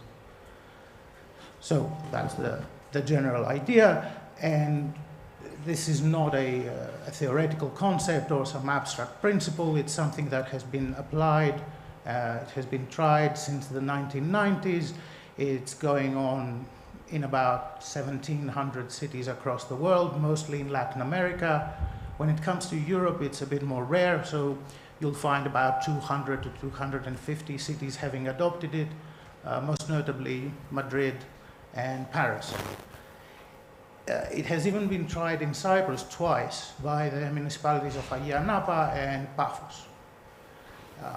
So this is a sort of a real policy-making tool that people have been trying. Given that our objective is to investigate this participatory budgeting, the first question that we tried answering is is this something that citizens actually want to see implemented in their own cities? And in order to do that, we conducted a large survey with representative samples of the populations, on which our colleague from Romania is going to be expanding upon in a couple of minutes. So the first question we want to ask, is this something that citizens want to see taking place? Now, in a lot of cases, in a lot of countries that the survey was run, this was a practical question. Say in Poland, it's constitutionally mandated that cities over 200,000 people have to do participatory budgeting for a portion of their budget. Now, in other cases like Cyprus or Greece, this is more of a theoretical question. Does this sound like a good idea? So another thing that we wanted to do through the project was to actually test different forms of participatory budgeting on the ground in 7 countries that we've been running this project in. And different forms, because participatory budgeting is a very malleable, a very flexible policy-making tool. So in some cities, what they do is the city council has 10 infrastructure projects under consideration, and they don't have the budget to do all of them. So what do? They ask citizens to vote what should be done first. In other cities, what they do is a bit of the reverse. That is to say, they ask citizens, what would be a good idea to spend 100,000 euros on? So people are free to propose their own projects. And then the council decides what they're actually going to implement. In some cases, they do this. Both of these things at the same time, and in yet other cities, they do a much more complicated process that involves multiple stages and an annual cycle that essentially begins immediately after the previous year's participatory budgeting cycle ends. So we wanted to test different forms of participatory budgeting on the ground and see what works in each country and what doesn't. The final two, I'll be expanding a bit upon later. The final two things that the final two speakers are going to be discussing the relationship between participatory budgeting and the media, because, okay, we live in the world of social media, but at least we think that traditional mass media still carry the power to determine the agenda or to drive discussion one way or the other. And of course, they are also an important factor in determining the success of any kind of citizen engagement scheme. So this is what we've been doing for the past 2.5 years. And the last 6 months of the project, what we are going to be trying to do is have 7 cities who are partners in the project actually implement participatory budgeting in reality. So I'll pass the microphone on to Dr. Radu, who will be discussing the sort of, is this something that people want to see happen?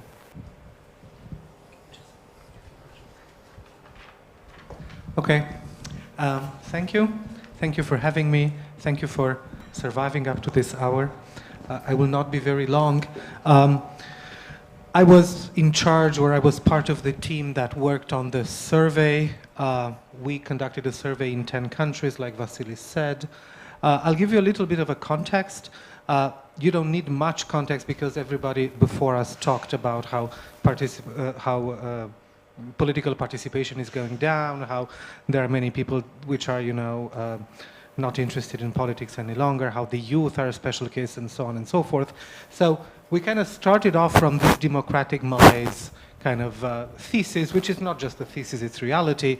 There is a plethora of writing here.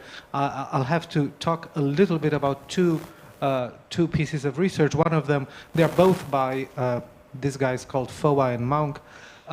One of them is about how people are becoming dissatisfied in traditional democracies with their own political systems, and while at the beginning there was the hope that people are just dissatisfied with particular governments, it turns out they are not dissatisfied with governments, they are dissatisfied with even with the idea to some extent, which then obviously can become very dangerous because it's, you know, it's easier to kind of get closer to authoritarianism.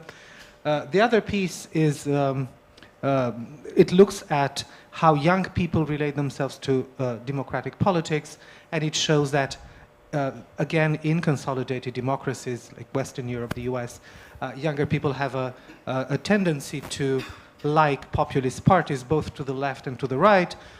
I'm not here to say that liking populist parties is necessarily bad, although I do think it's bad, but it is a threat to liberal democracy. So then, in this context of democratic malaise, we thought that participatory budgeting and other types of democratic innovations like referenda or citizens' juries, assemblies, those things can, to some extent, remedy this issue. It's obvious that representative democracy for some people is failing.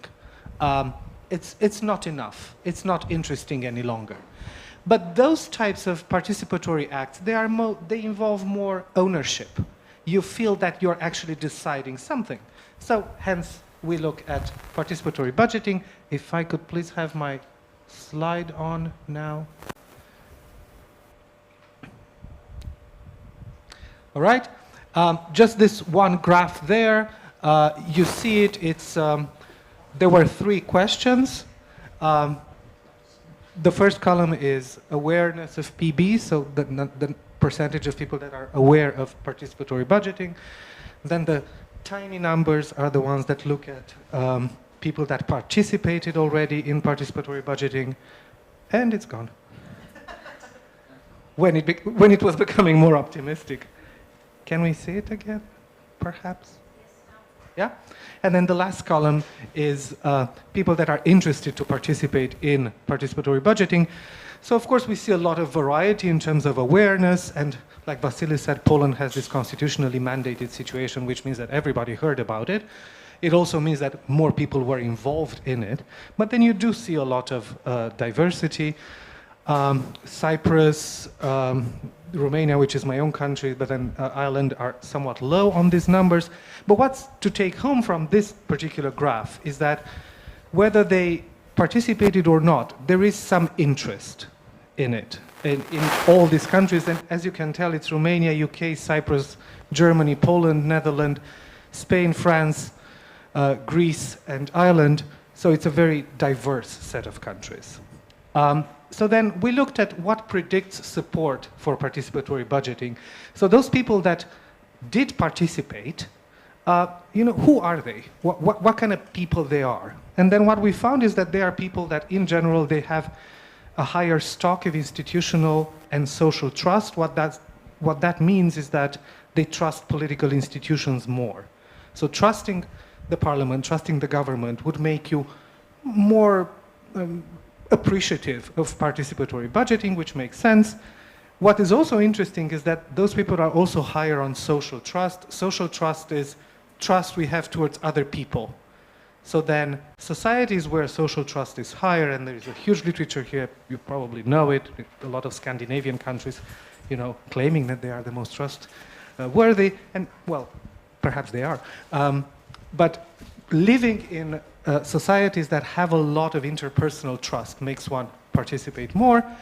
Also, we see that people that volunteer more, so people that are civically engaged, they're also more prone to participate.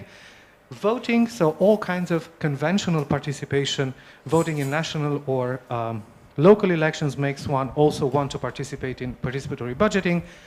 Those people that have higher interest in politics, they'll obviously participate more.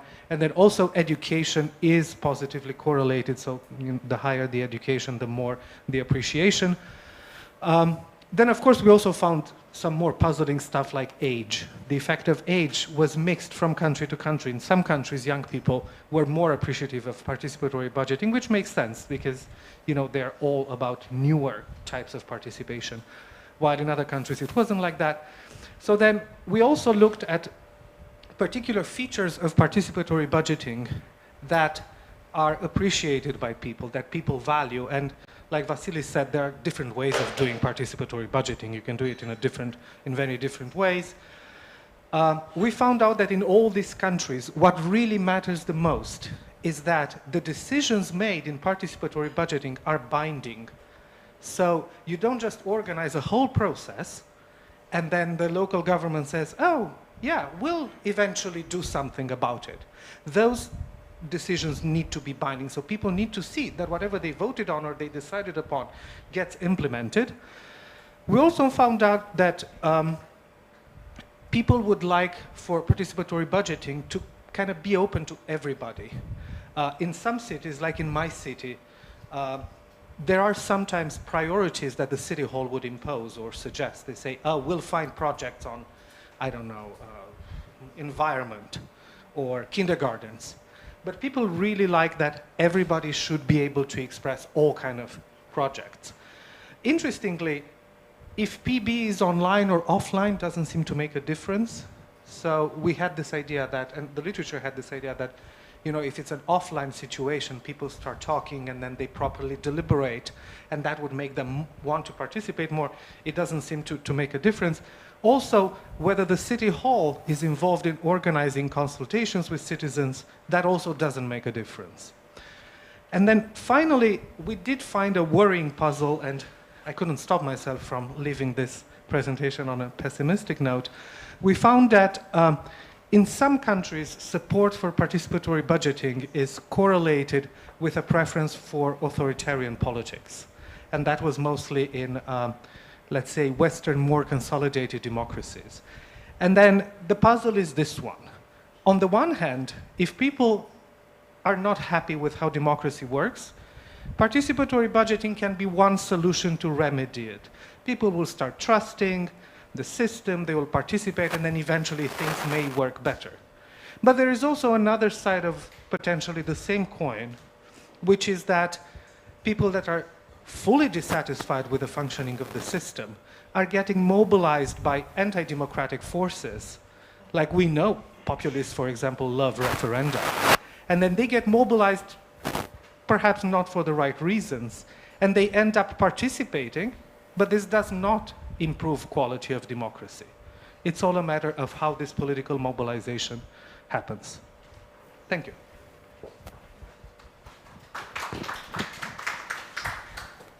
Okay, Yeah, Vasilis, you can continue.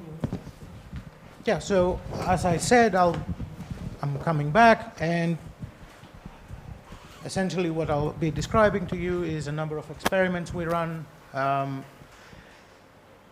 As I said, many different ways to do participatory budgeting, and we wanted to test a number of them in each country to see, okay, does this work here? Is this important or is this not? Is this something that people are happy with?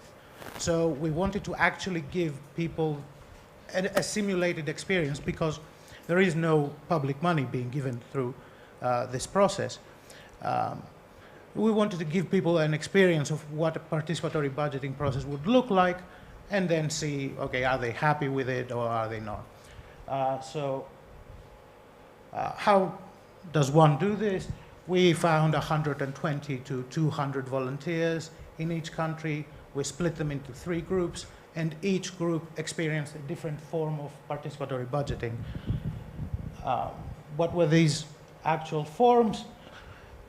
One of the groups, Group A, had to meet 3 times in 3 consecutive weeks for 2 hours each time. Now, this group during the first meeting, they decided, okay, what are the city's needs? They had a discussion between themselves, and they said, okay, these are the needs, these are the priorities, and this is the order in which we'll try to address them. During the second meeting, they took these priorities that they had determined the previous time, and they had to formulate actual projects, real things that could be done to address these needs. And during the third meeting, they received a list of 6 candidate PB projects, some of which they had articulated during the previous meeting, and they had to vote on which of these 6 they preferred first and which they preferred last.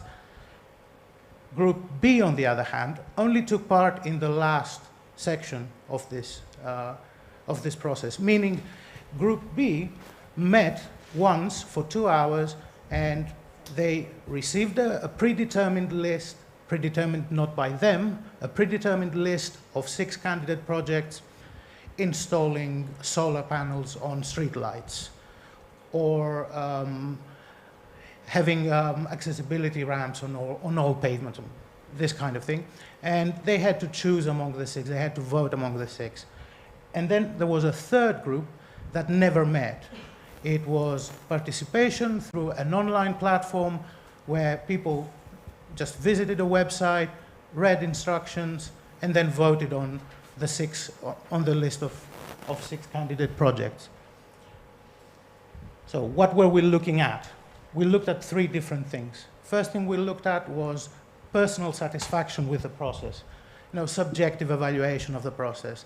Questions like, I felt I had my voice heard, or I was bored during the process, that kind of question. So we asked these 3 groups after the whole thing was concluded, all these questions, and we formed a composite score, an index from 1 to 10. The second thing we cared about was, if this was to take place in your city, how likely is it that you would actually take part in it? Again, 0 to 10, not at all, to very likely that I would take part. And we had some other questions that evaluated PB as policy. Questions like, PB would lead to bad decisions for the city, or PB cannot work in this, or PB is a good way of making decisions, so that kind of question. An evaluation of PB as policy. Now, we asked these questions both before and after the experiment. So people initially answered only after having received a very brief definition of what participatory budgeting is. They heard, okay, citizens decide parts of a public budget. Okay, how do you evaluate this idea? Do you like this idea? And then they answered the same question after having the experience of it. So I had some graphs to show you results, but I don't think I'm going to tar you with those. I'll go straight to the take-home points, which are 3, and in a bit of a conflict with what Dr. Radu told you before.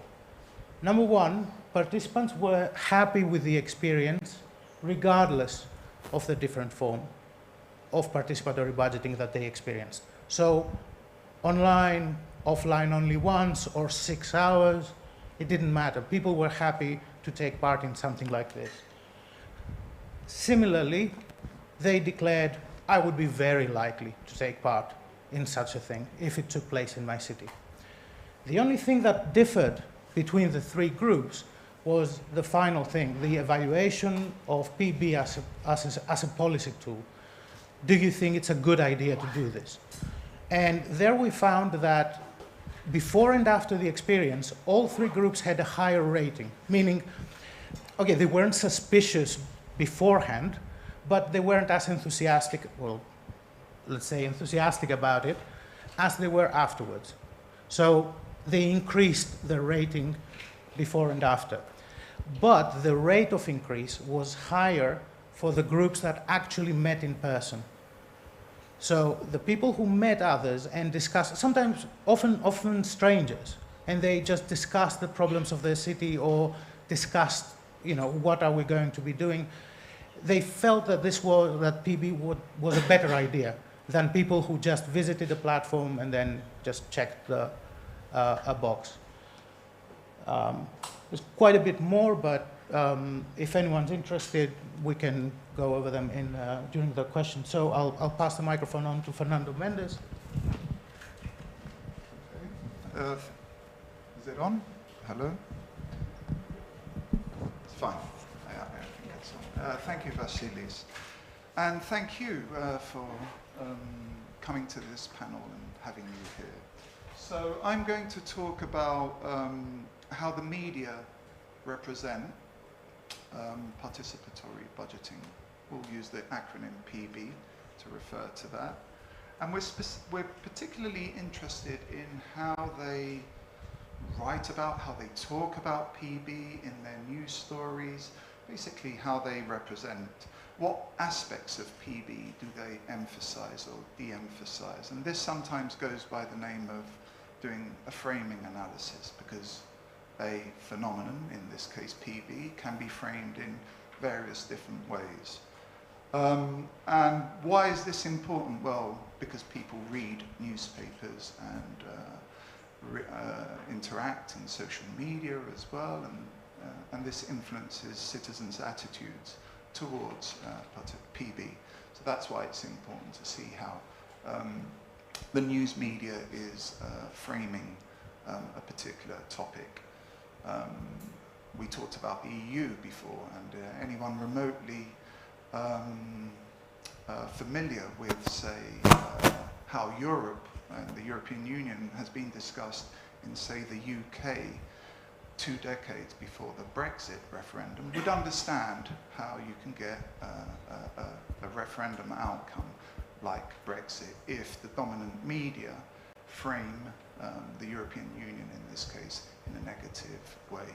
Or take any contemporary issue, climate change or corona, whatever, the coronavirus. So framing is important, and it's important because it helps to shape public opinion and citizens' attitudes.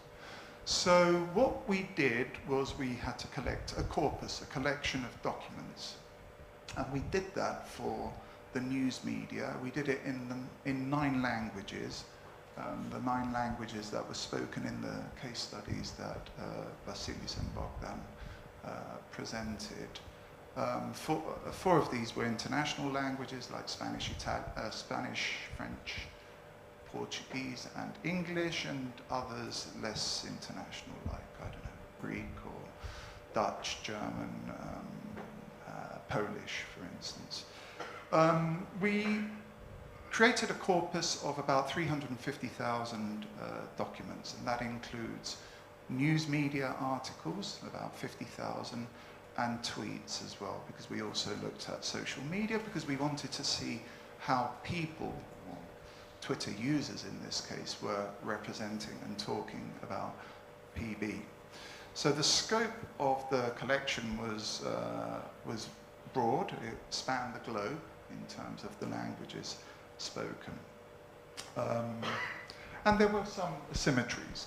So this is a quick overview of the frequency. I mean, we're talking, what we can see in this graph is not so much the absolute numbers, but it's the increasing trend of news articles on participatory budgeting, PB, and also PB-related tweets. And you can see a dip in both these time series, and that occurred when coronavirus broke out. You see, people stopped talking about it, or less news articles about it.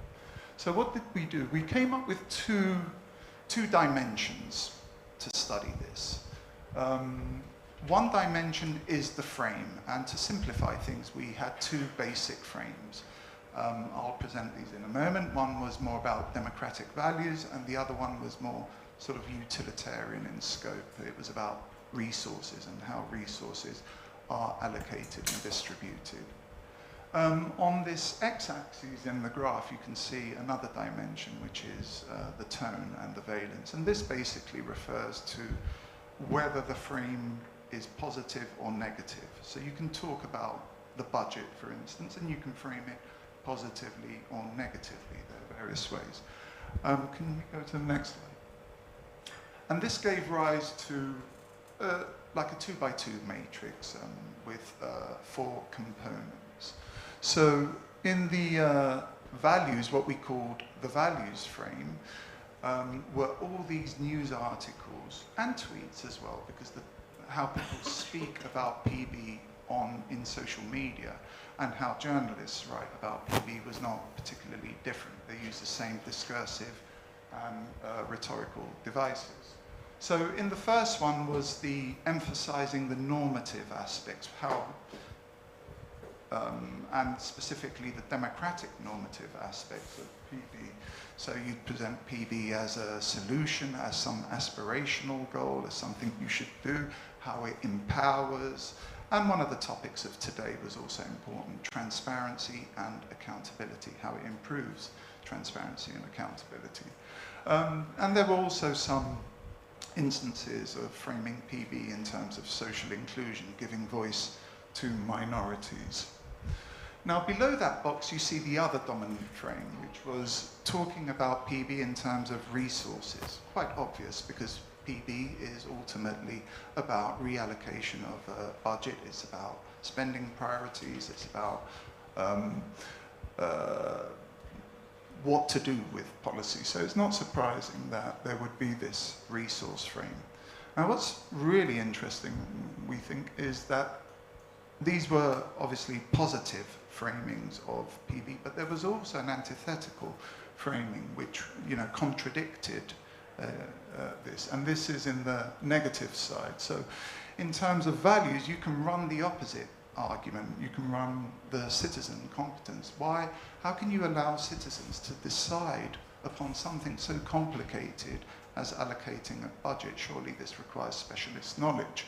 And then, of course, there were some frames that focused on, you know, how it gets dominated by partisanship and how it can lead to corruption as well. So we found these negative frames.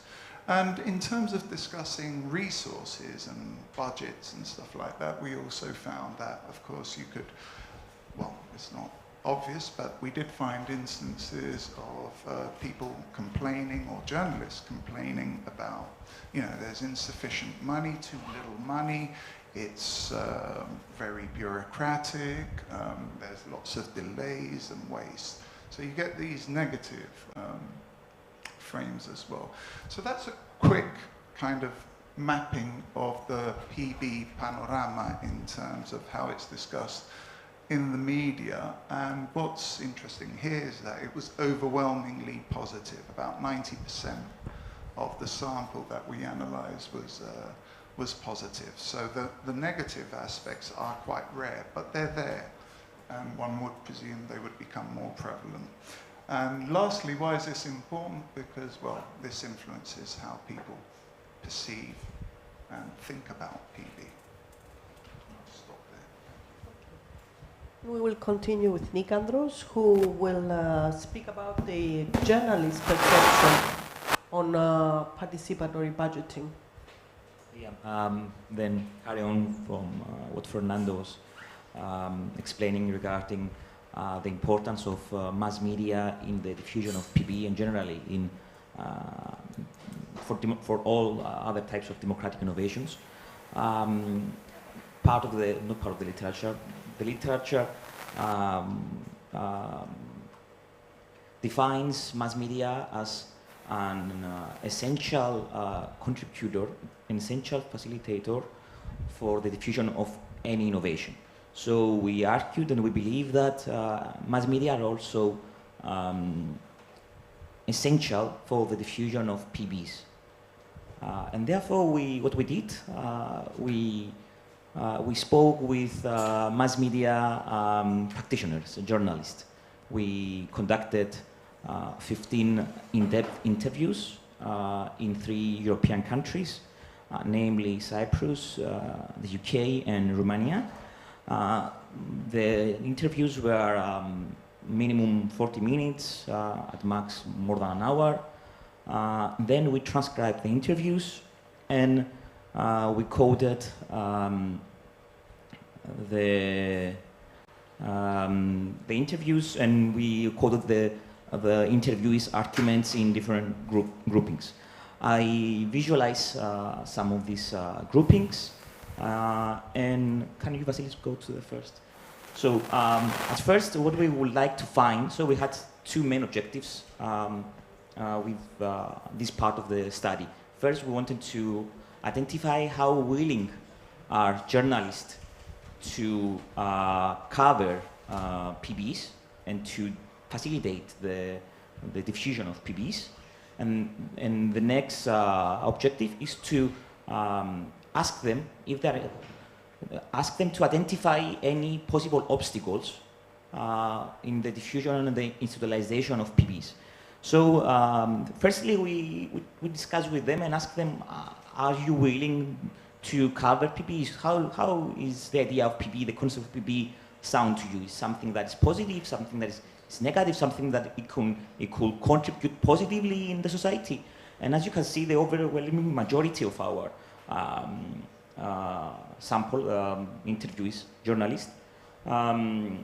They were vastly positive in favor of PB, especially in Cyprus, but the differences are very small. So more than 70% of the interviews arguments were grouped as being positive towards PB.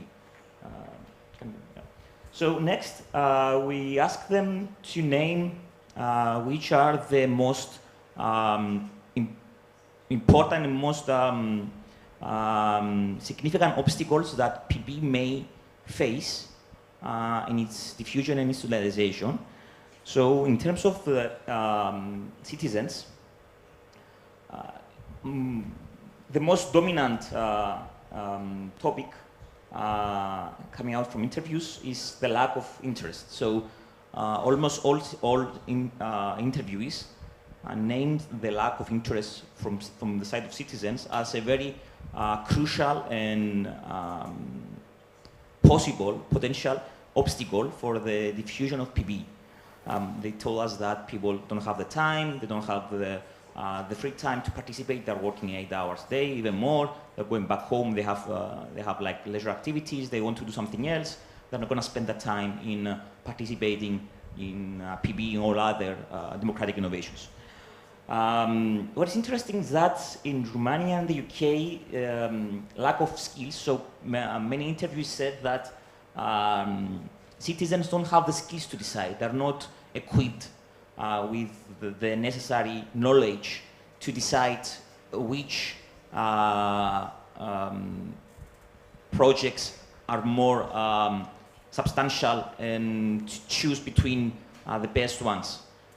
However, this topic was not so predominant in Cyprus, while in Cyprus the second most frequent topic was personal interest. So Cypriot journalists consider that Cypriots, if they will participate in PBs, if they will indeed show up and participate in PBs, they will do because of personal interest. They will vote based on their personal interest, and even some name party groupings and parties sorting. So people they will be motivated by parties, and they will show up in PBs and vote according to their party's will. So next, what we did, we also asked them about their perception of their role towards democracy. So what is the role of journalism towards democracy? Should journalists be active facilitators of social change, or they should be subjective reporters of reality?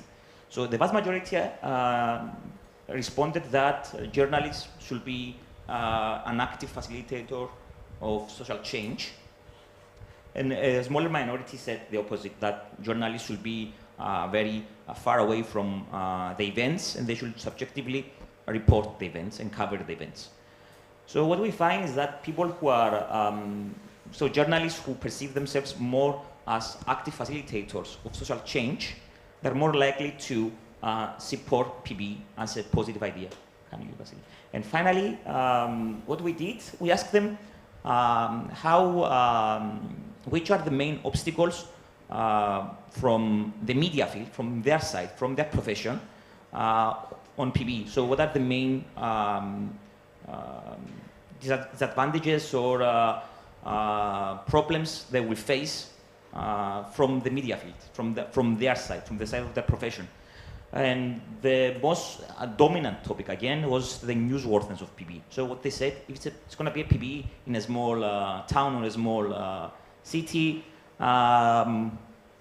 only the very local media will be willing to cover these PBs because it's not newsworthy for national-wide media, and also the level of the budget that is allocated to PB, they consider to be very, very important. So if a small city allocates a very small part of its budget for a PB, then is less newsworthy. If a very big city allocates a big part of its budget for PB procedures, then it's far more newsworthy. So this is also a very apparent issue from the side of journalists. And that's from me. Thank you all. Yes, we will take questions. I just want to make 1-2 points before we enter the group discussion. It seems from the experiments, both from the experiments with the citizens engaged in those countries and the journalists, that there is a, let's say, in majority, a positive attitude towards participatory budgeting. Personally, I have to admit, when I heard first this, because it's about an innovation, it's about direct democracy, I thought, yes, since I pay taxes, municipal taxes and everything, as a citizen, I want to have a say in policy making and the projects being taken in my city. I want to pose a question, and then we will take your question. A general one, addressing both the panelists and our audience. Do you think, with what you heard, that can it really work? And if we implement it, what will be possible benefits and what will be the dangers of it in terms of ways of implementation? And you mentioned something, Bogdan, about authoritarian regimes. And I'm wondering how it could work in Cyprus, and I want to hear your thoughts. Yes. Thank you. Okay, I have to say that I work in the parliament, and a big part of my job is actually monitoring what's going on with the budget. So I've had this conversation many times, and it's my personal belief that if it was about a full-scale discussion of the full budget, it would be a huge problem, because the instinct of everybody would be cut taxes, make an increase. If we're talking about a specific portion of the budget, I think it could work. And the reason that I think it could work is because I see it working with the parents' associations. I'm not confident that you know how it works in Cyprus, but very briefly, you have every single parent have the right to actually participate in the process. You will have a 10 or 11 member council that will be doing like the practical stuff. But the decision making on how to deal with the budget, like what the priorities will be, and having the discussion about how they can make sure that the budget remains balanced, the school budget, it will remain there. And also there is income coming from the government, because it's not the local government yet, it's like from the central government. And there's also the income that comes from the parents themselves.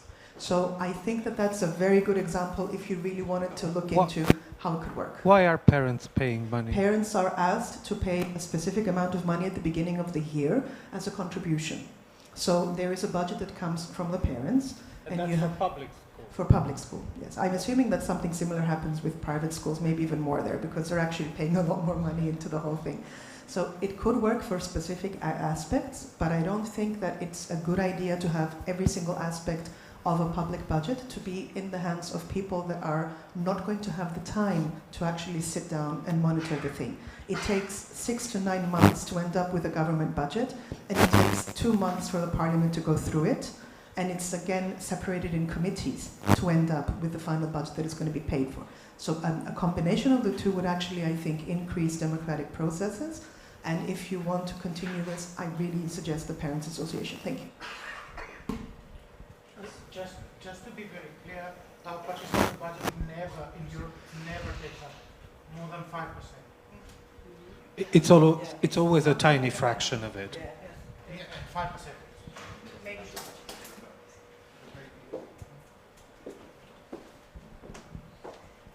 Okay, I thought it was a very interesting presentation. I liked what some of the things you said I did not know. I would like to say that I represent here the platform of gender budgeting in Cyprus. Here we created this platform a year ago, and we now have 5 universities and more than 450 organizations participating in this platform, and we try to change and we push for the reform of the budget of the government.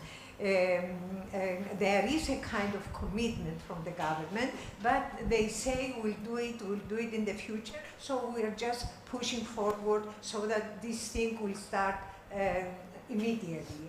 In order to make the government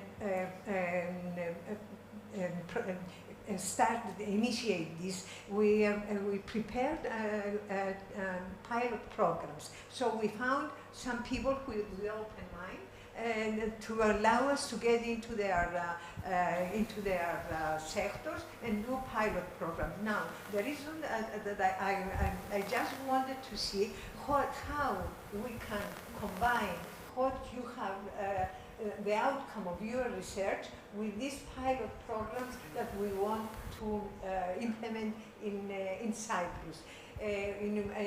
One of the programs will be done with the auditor's office. He gave us the permission to get into his office and do a pilot program there. And the other one we're going to do with the health organization. So I just want to see how if we can use some of this information that you have in our project, and see how we can combine these two, participatory budget with gender budgeting, which in relation in the final analysis, it's for me it's almost similar, because we are talking about the same thing. We don't look at this thing only from the point of view of gender. We are talking about a more effective budget, a more transparent budget, a more, how do you say, a more just budget, which goes,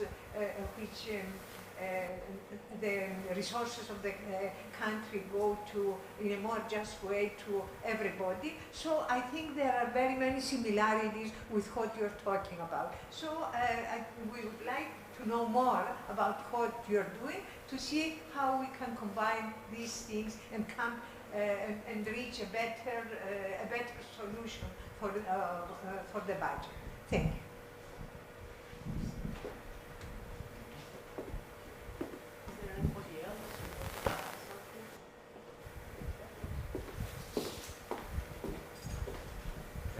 Hi, and thank you for an interesting presentation. Personally, I wasn't familiar with the concept, but thinking more and more about it after your discussion, it reminded me a little bit of the Swiss model. So where I think it could work, or it could have an effect. There's a lot of votes and websites on division in Switzerland, and it's increasingly a participatory democracy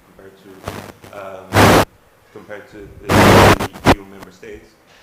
So that kind of model and that kind of opportunity in a country that doesn't necessarily have a more informed or educated populace, it still brings, I think, a positive effect. And I mean, in contrast to what you're saying about having a very small percentage of the budget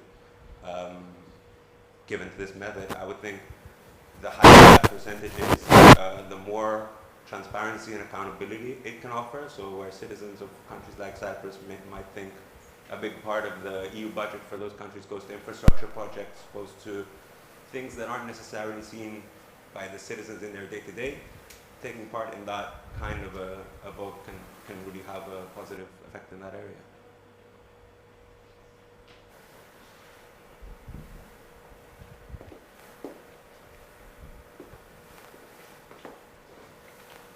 Thank you for your input. Shall we? We are running out of time. Unfortunately, we could talk for hours. Does anybody want to make a closing statement?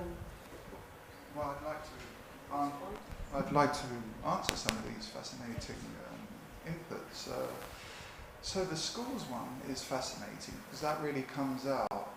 I've been reading thousands of tweets and newspaper articles, and it's quite vibrant in schools. So schools is certainly in the US, I think in the UK as well. So the schools offers a model, and fascinatingly, they talk about PB in schools, and they allow the children, that's the other side of the thing, the children after a certain age, to specify some of the priorities they'd like to spend money on.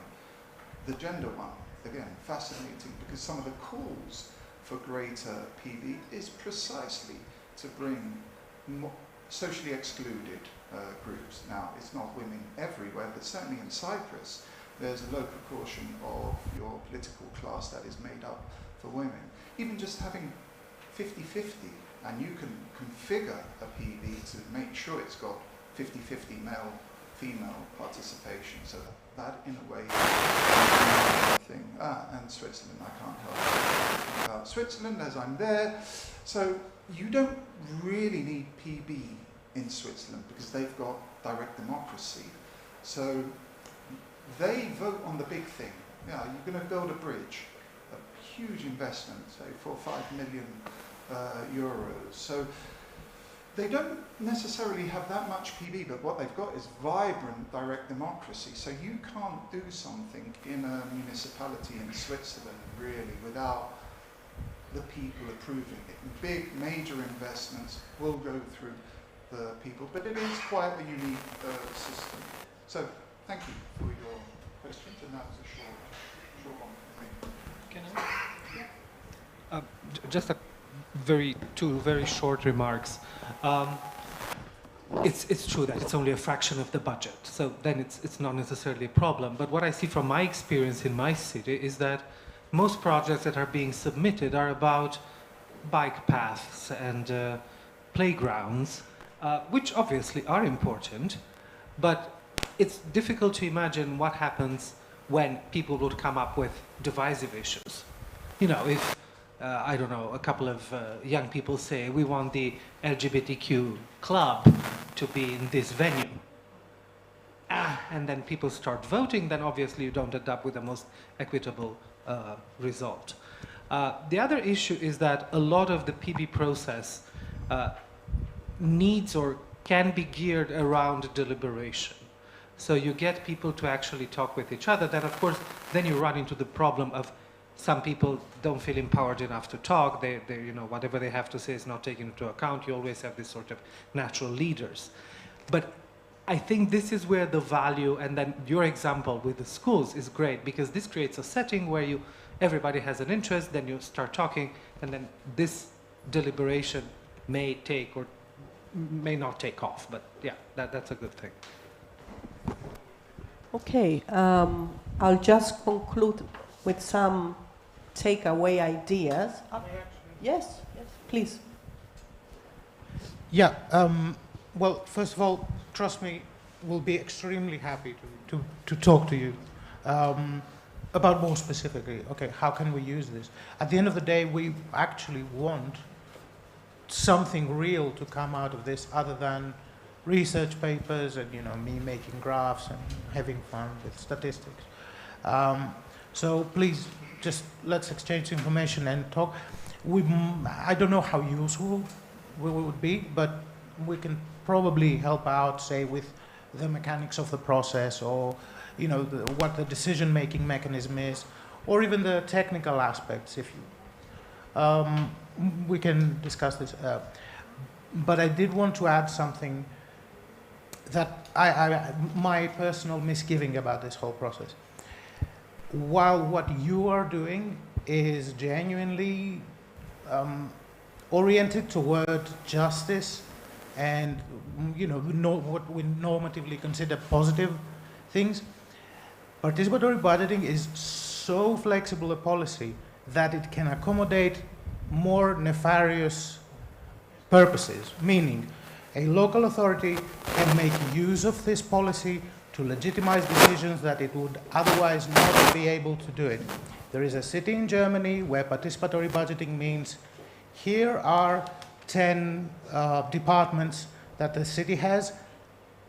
Which do you want to cut? Yeah, to cut first. How much do you want to cut this by? Which means less money for public services, but a decision made by you personally. that's a way to legitimize decision. This is not something to be left to people. It creates a bad environment for communication among citizens. It's not just that it's a bad idea in general. So participatory budgeting can be used one way or the other, and it all depends on what the municipal authority, because this is almost always done at the local level, what the municipal authority wants to achieve through it. So that's... Yeah.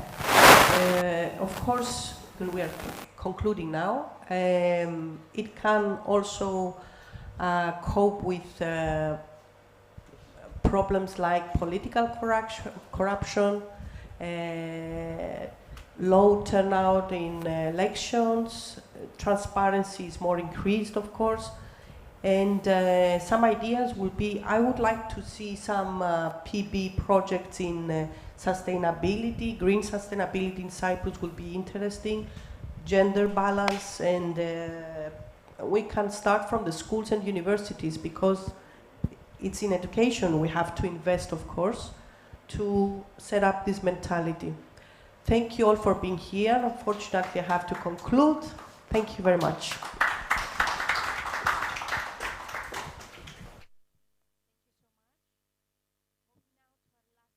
Panel. Thank you very much. Moving now to our last keynote speech by Mrs. Anna Zavou-Christoforou, Commissioner of Internal Audit. Mrs. Zavou, the floor is yours.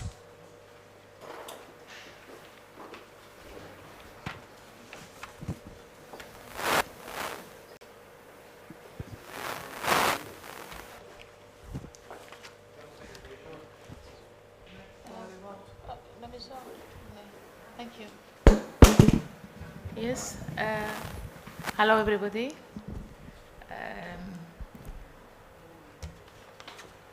I will be speaking about.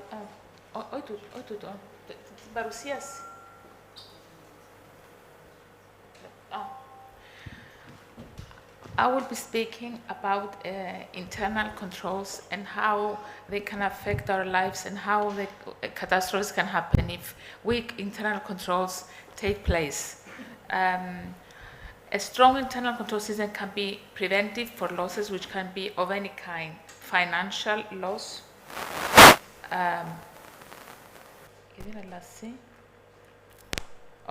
Can you, next slide, please? Right. Okay, it could be financial loss, human lives, resources, anything. I'm about to present the incident in Dembi, in Greece, in February 23, which cost the life of 53 people, and it was referred to as human error. In fact, it was negligence of applying the right controls at the railway station. Such controls, if applied, this would have never have happened. Next one, please. In every system, the internal auditor should identify the weakest link which would allow human intervention to create catastrophe. Like in the photo, you can see the weakness of the strong chain is the plastic tape that connects it to strong rings, which means that in every system there is a weak link that an auditor should find in order to prevent a catastrophe from happening. Next one, please. This is the photo of a disaster in Dembi, and the video that would follow explains how it happened. And we will see which were the weak links that led, the plastic tapes that led to the catastrophe. Can we show the video, please?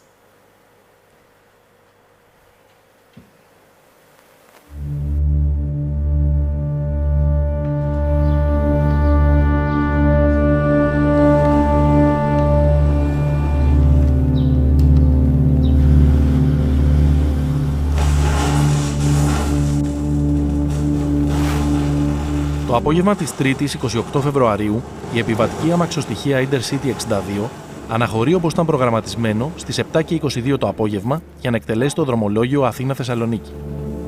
Σε όλο το μήκος της, η σιδηροδρομική γραμμή Αθήνα-Θεσσαλονίκη είναι διπλή.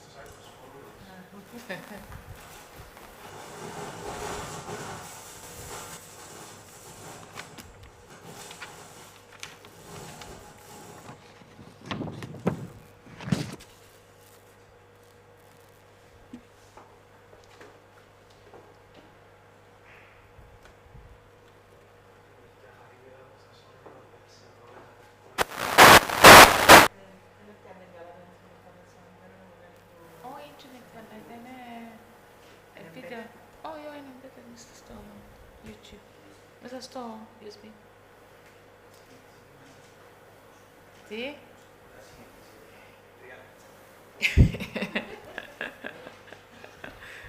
Εντάξει, είναι εύκολο διότι το βίντεο είναι εκείνο που βρίσκουμε τις αδυναμίες. The video is the weaknesses and then I will go to talk about the weaknesses. Anyway, Sofia Palamidis, next one. Can you put this next slide? The next slide.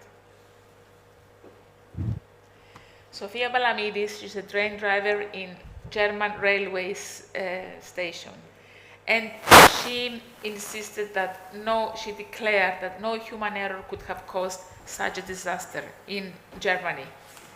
And I will go into say the key controls that exist in German railways where they didn't exist in Greece, and that's why it happened. Next one, please. They need 3 years minimum intensive training for all railway drivers.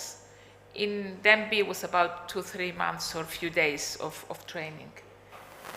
There are recorded communications between train drivers and station masters detailing routes, distances, and speeds all the time. Such a thing didn't happen in Denby, and if we manage to have the video, we will see that. Then passive and active signs and lights warn drivers throughout the tracks. That's another thing that didn't exist. Number 4 is very, very important. If a red light warns drivers entering opposite rail tracks, so there is a red light if there is a train entering the opposite track, and if the red light is passes, then powerful magnetic brakes stop the train automatically, no human intervention, and the station master is immediately notified. This, of course, didn't exist in Denby, and that's why no red light, no magnetic brakes, and that's why the trains continued and they crashed. And also there is emergency buttons utilizing UPS technology warning station masters and nearby trains which are obliged to stop immediately. And in the video, next one please. In the video, the Prime Minister is talking about human error and accountability, and I think Mr. Prime Minister, it wasn't a human error, it was a result of lack of internal controls. If internal controls have not yet been implemented, such as warning signs, automatic braking, emergency buttons, another Denby will happen again and the government will still be blaming human error. Anyway, I think, do you have the video, no?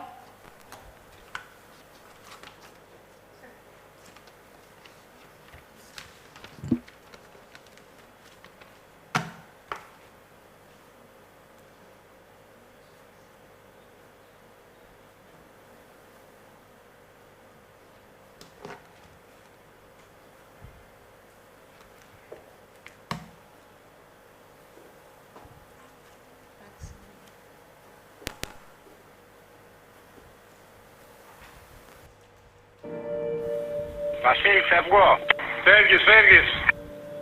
Όπως προκύπτει και από τη δημοσιοποίηση της συνομιλίας του με τον μηχανοδηγό, ο σταθμάρχης μπερδεύεται με τον προηγούμενο χειρισμό ενός άλλου τοπικού τρένου και δεν επαναφέρει με το κλειδί 118α τη γραμμή σε τροχιά ανόδου. Έτσι, για περίπου 25 χιλιόμετρα και σχεδόν 12 λεπτά, η επιβατική αμαξοστοιχεία κινείται σε κάθοδο, στην ίδια γραμμή με την εμπορευματική αμαξοστοιχεία υπαριθμών 63503 που με 2 άτομα προσωπικό εκτελεί το δρομολόγιο Θεσσαλονίκη-Λάρισα. Στο συγκεκριμένο σημείο της διαδρομής, η μέγιστη ταχύτητα που επιτρέπεται από το εγχειρίδιο κυκλοφορίας είναι 160 χιλιόμετρα ανά ώρα. Στις 11:21 τα 2 τρένα συγκρούονται. Τα 4 πρώτα βαγόνια του επιβατικού εκτροχιάζονται και το πρώτο τυλίγεται στις φλόγες. Η θερμοκρασία στο εσωτερικό του ίσως ξεπερνά και τους 1.300 βαθμούς Κελσίου. Στις 11:24, επιβάτης καλεί στο 112 και αναφέρει σοβαρό ατύχημα στην περιοχή Ευαγγελισμός Λάρισσας. Στις 11:40 φτάνουν στο σημείο οι πρώτες δυνάμεις της.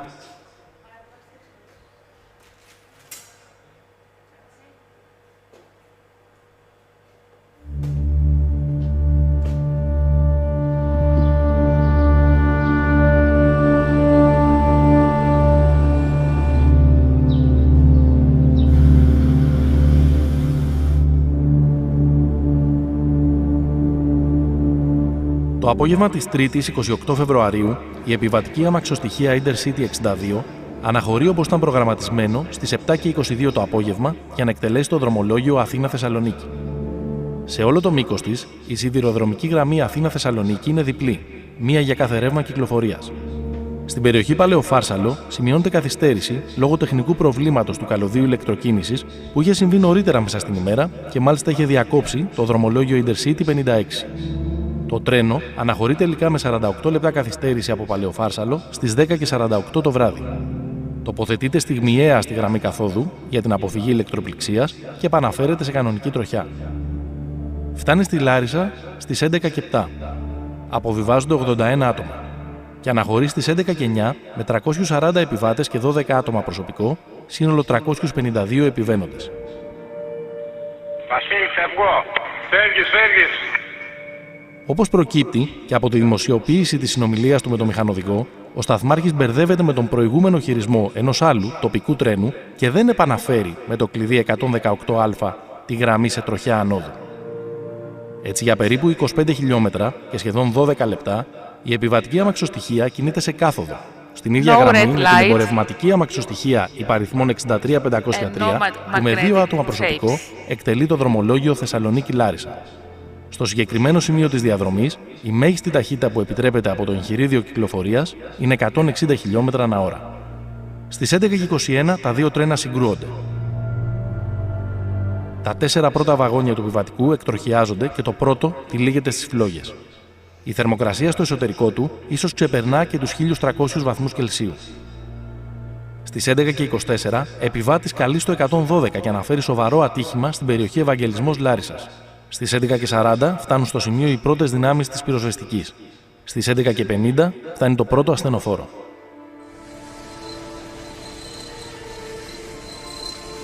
Στη διαδρομή Αθήνα-Θεσσαλονίκη δεν λειτουργεί σύστημα τηλεδιοίκησης. Παρότι έχει αγοραστεί από το 2000 με σκοπό να λειτουργήσει στους Ολυμπιακούς του 2004, 20 και πλέον χρόνια μετά δεν έχει ακόμα εγκατασταθεί σε έναν κικαιώνα ανολοκλήρωτων εργολαβιών, καταγγελιών για κακοδιαχείριση καθυστερημένων αναβαθμίσεων. Έτσι, εν έτη 2023, οι μηχανοδηγοί παίρνουν έως και 15 φορές σήμα μέσω ασυρμάτου από τον εκάστοτε σταθμάρχη για να κινηθούν από το σταθμό Α στο σταθμό Β, από το σταθμό Β στο σταθμό Γ και ούτω καθεξής. Στο δυστύχημα των τεμπών συγκεκριμένα, είναι εντελώς ανεξήγητη η καταγραφή από τον σταθμάρχη της άφιξης της εμπορικής αμαξοστοιχείας 63503 στις 11:05, ενώ εκείνη δεν είχε καν περάσει από το τούνελ των τεμπών.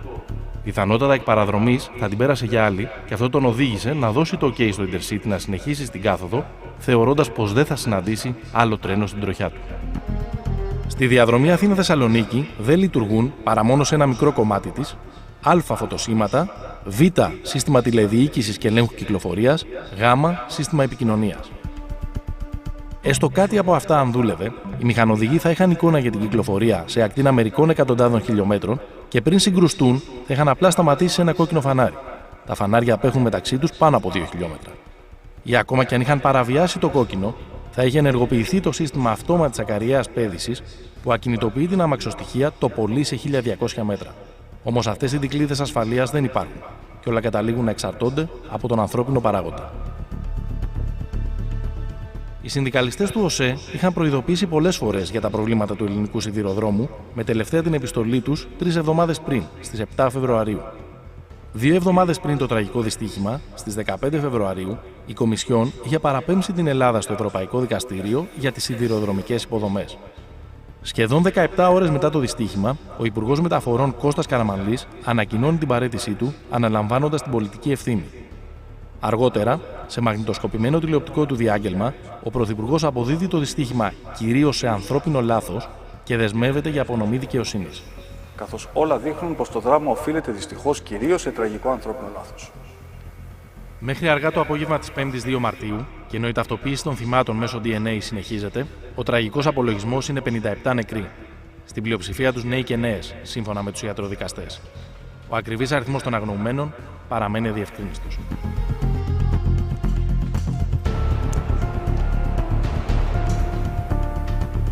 So we can see that it wasn't human error. It was lack of internal controls, negligence, and it led to so many people dying, young people mostly. Thank you.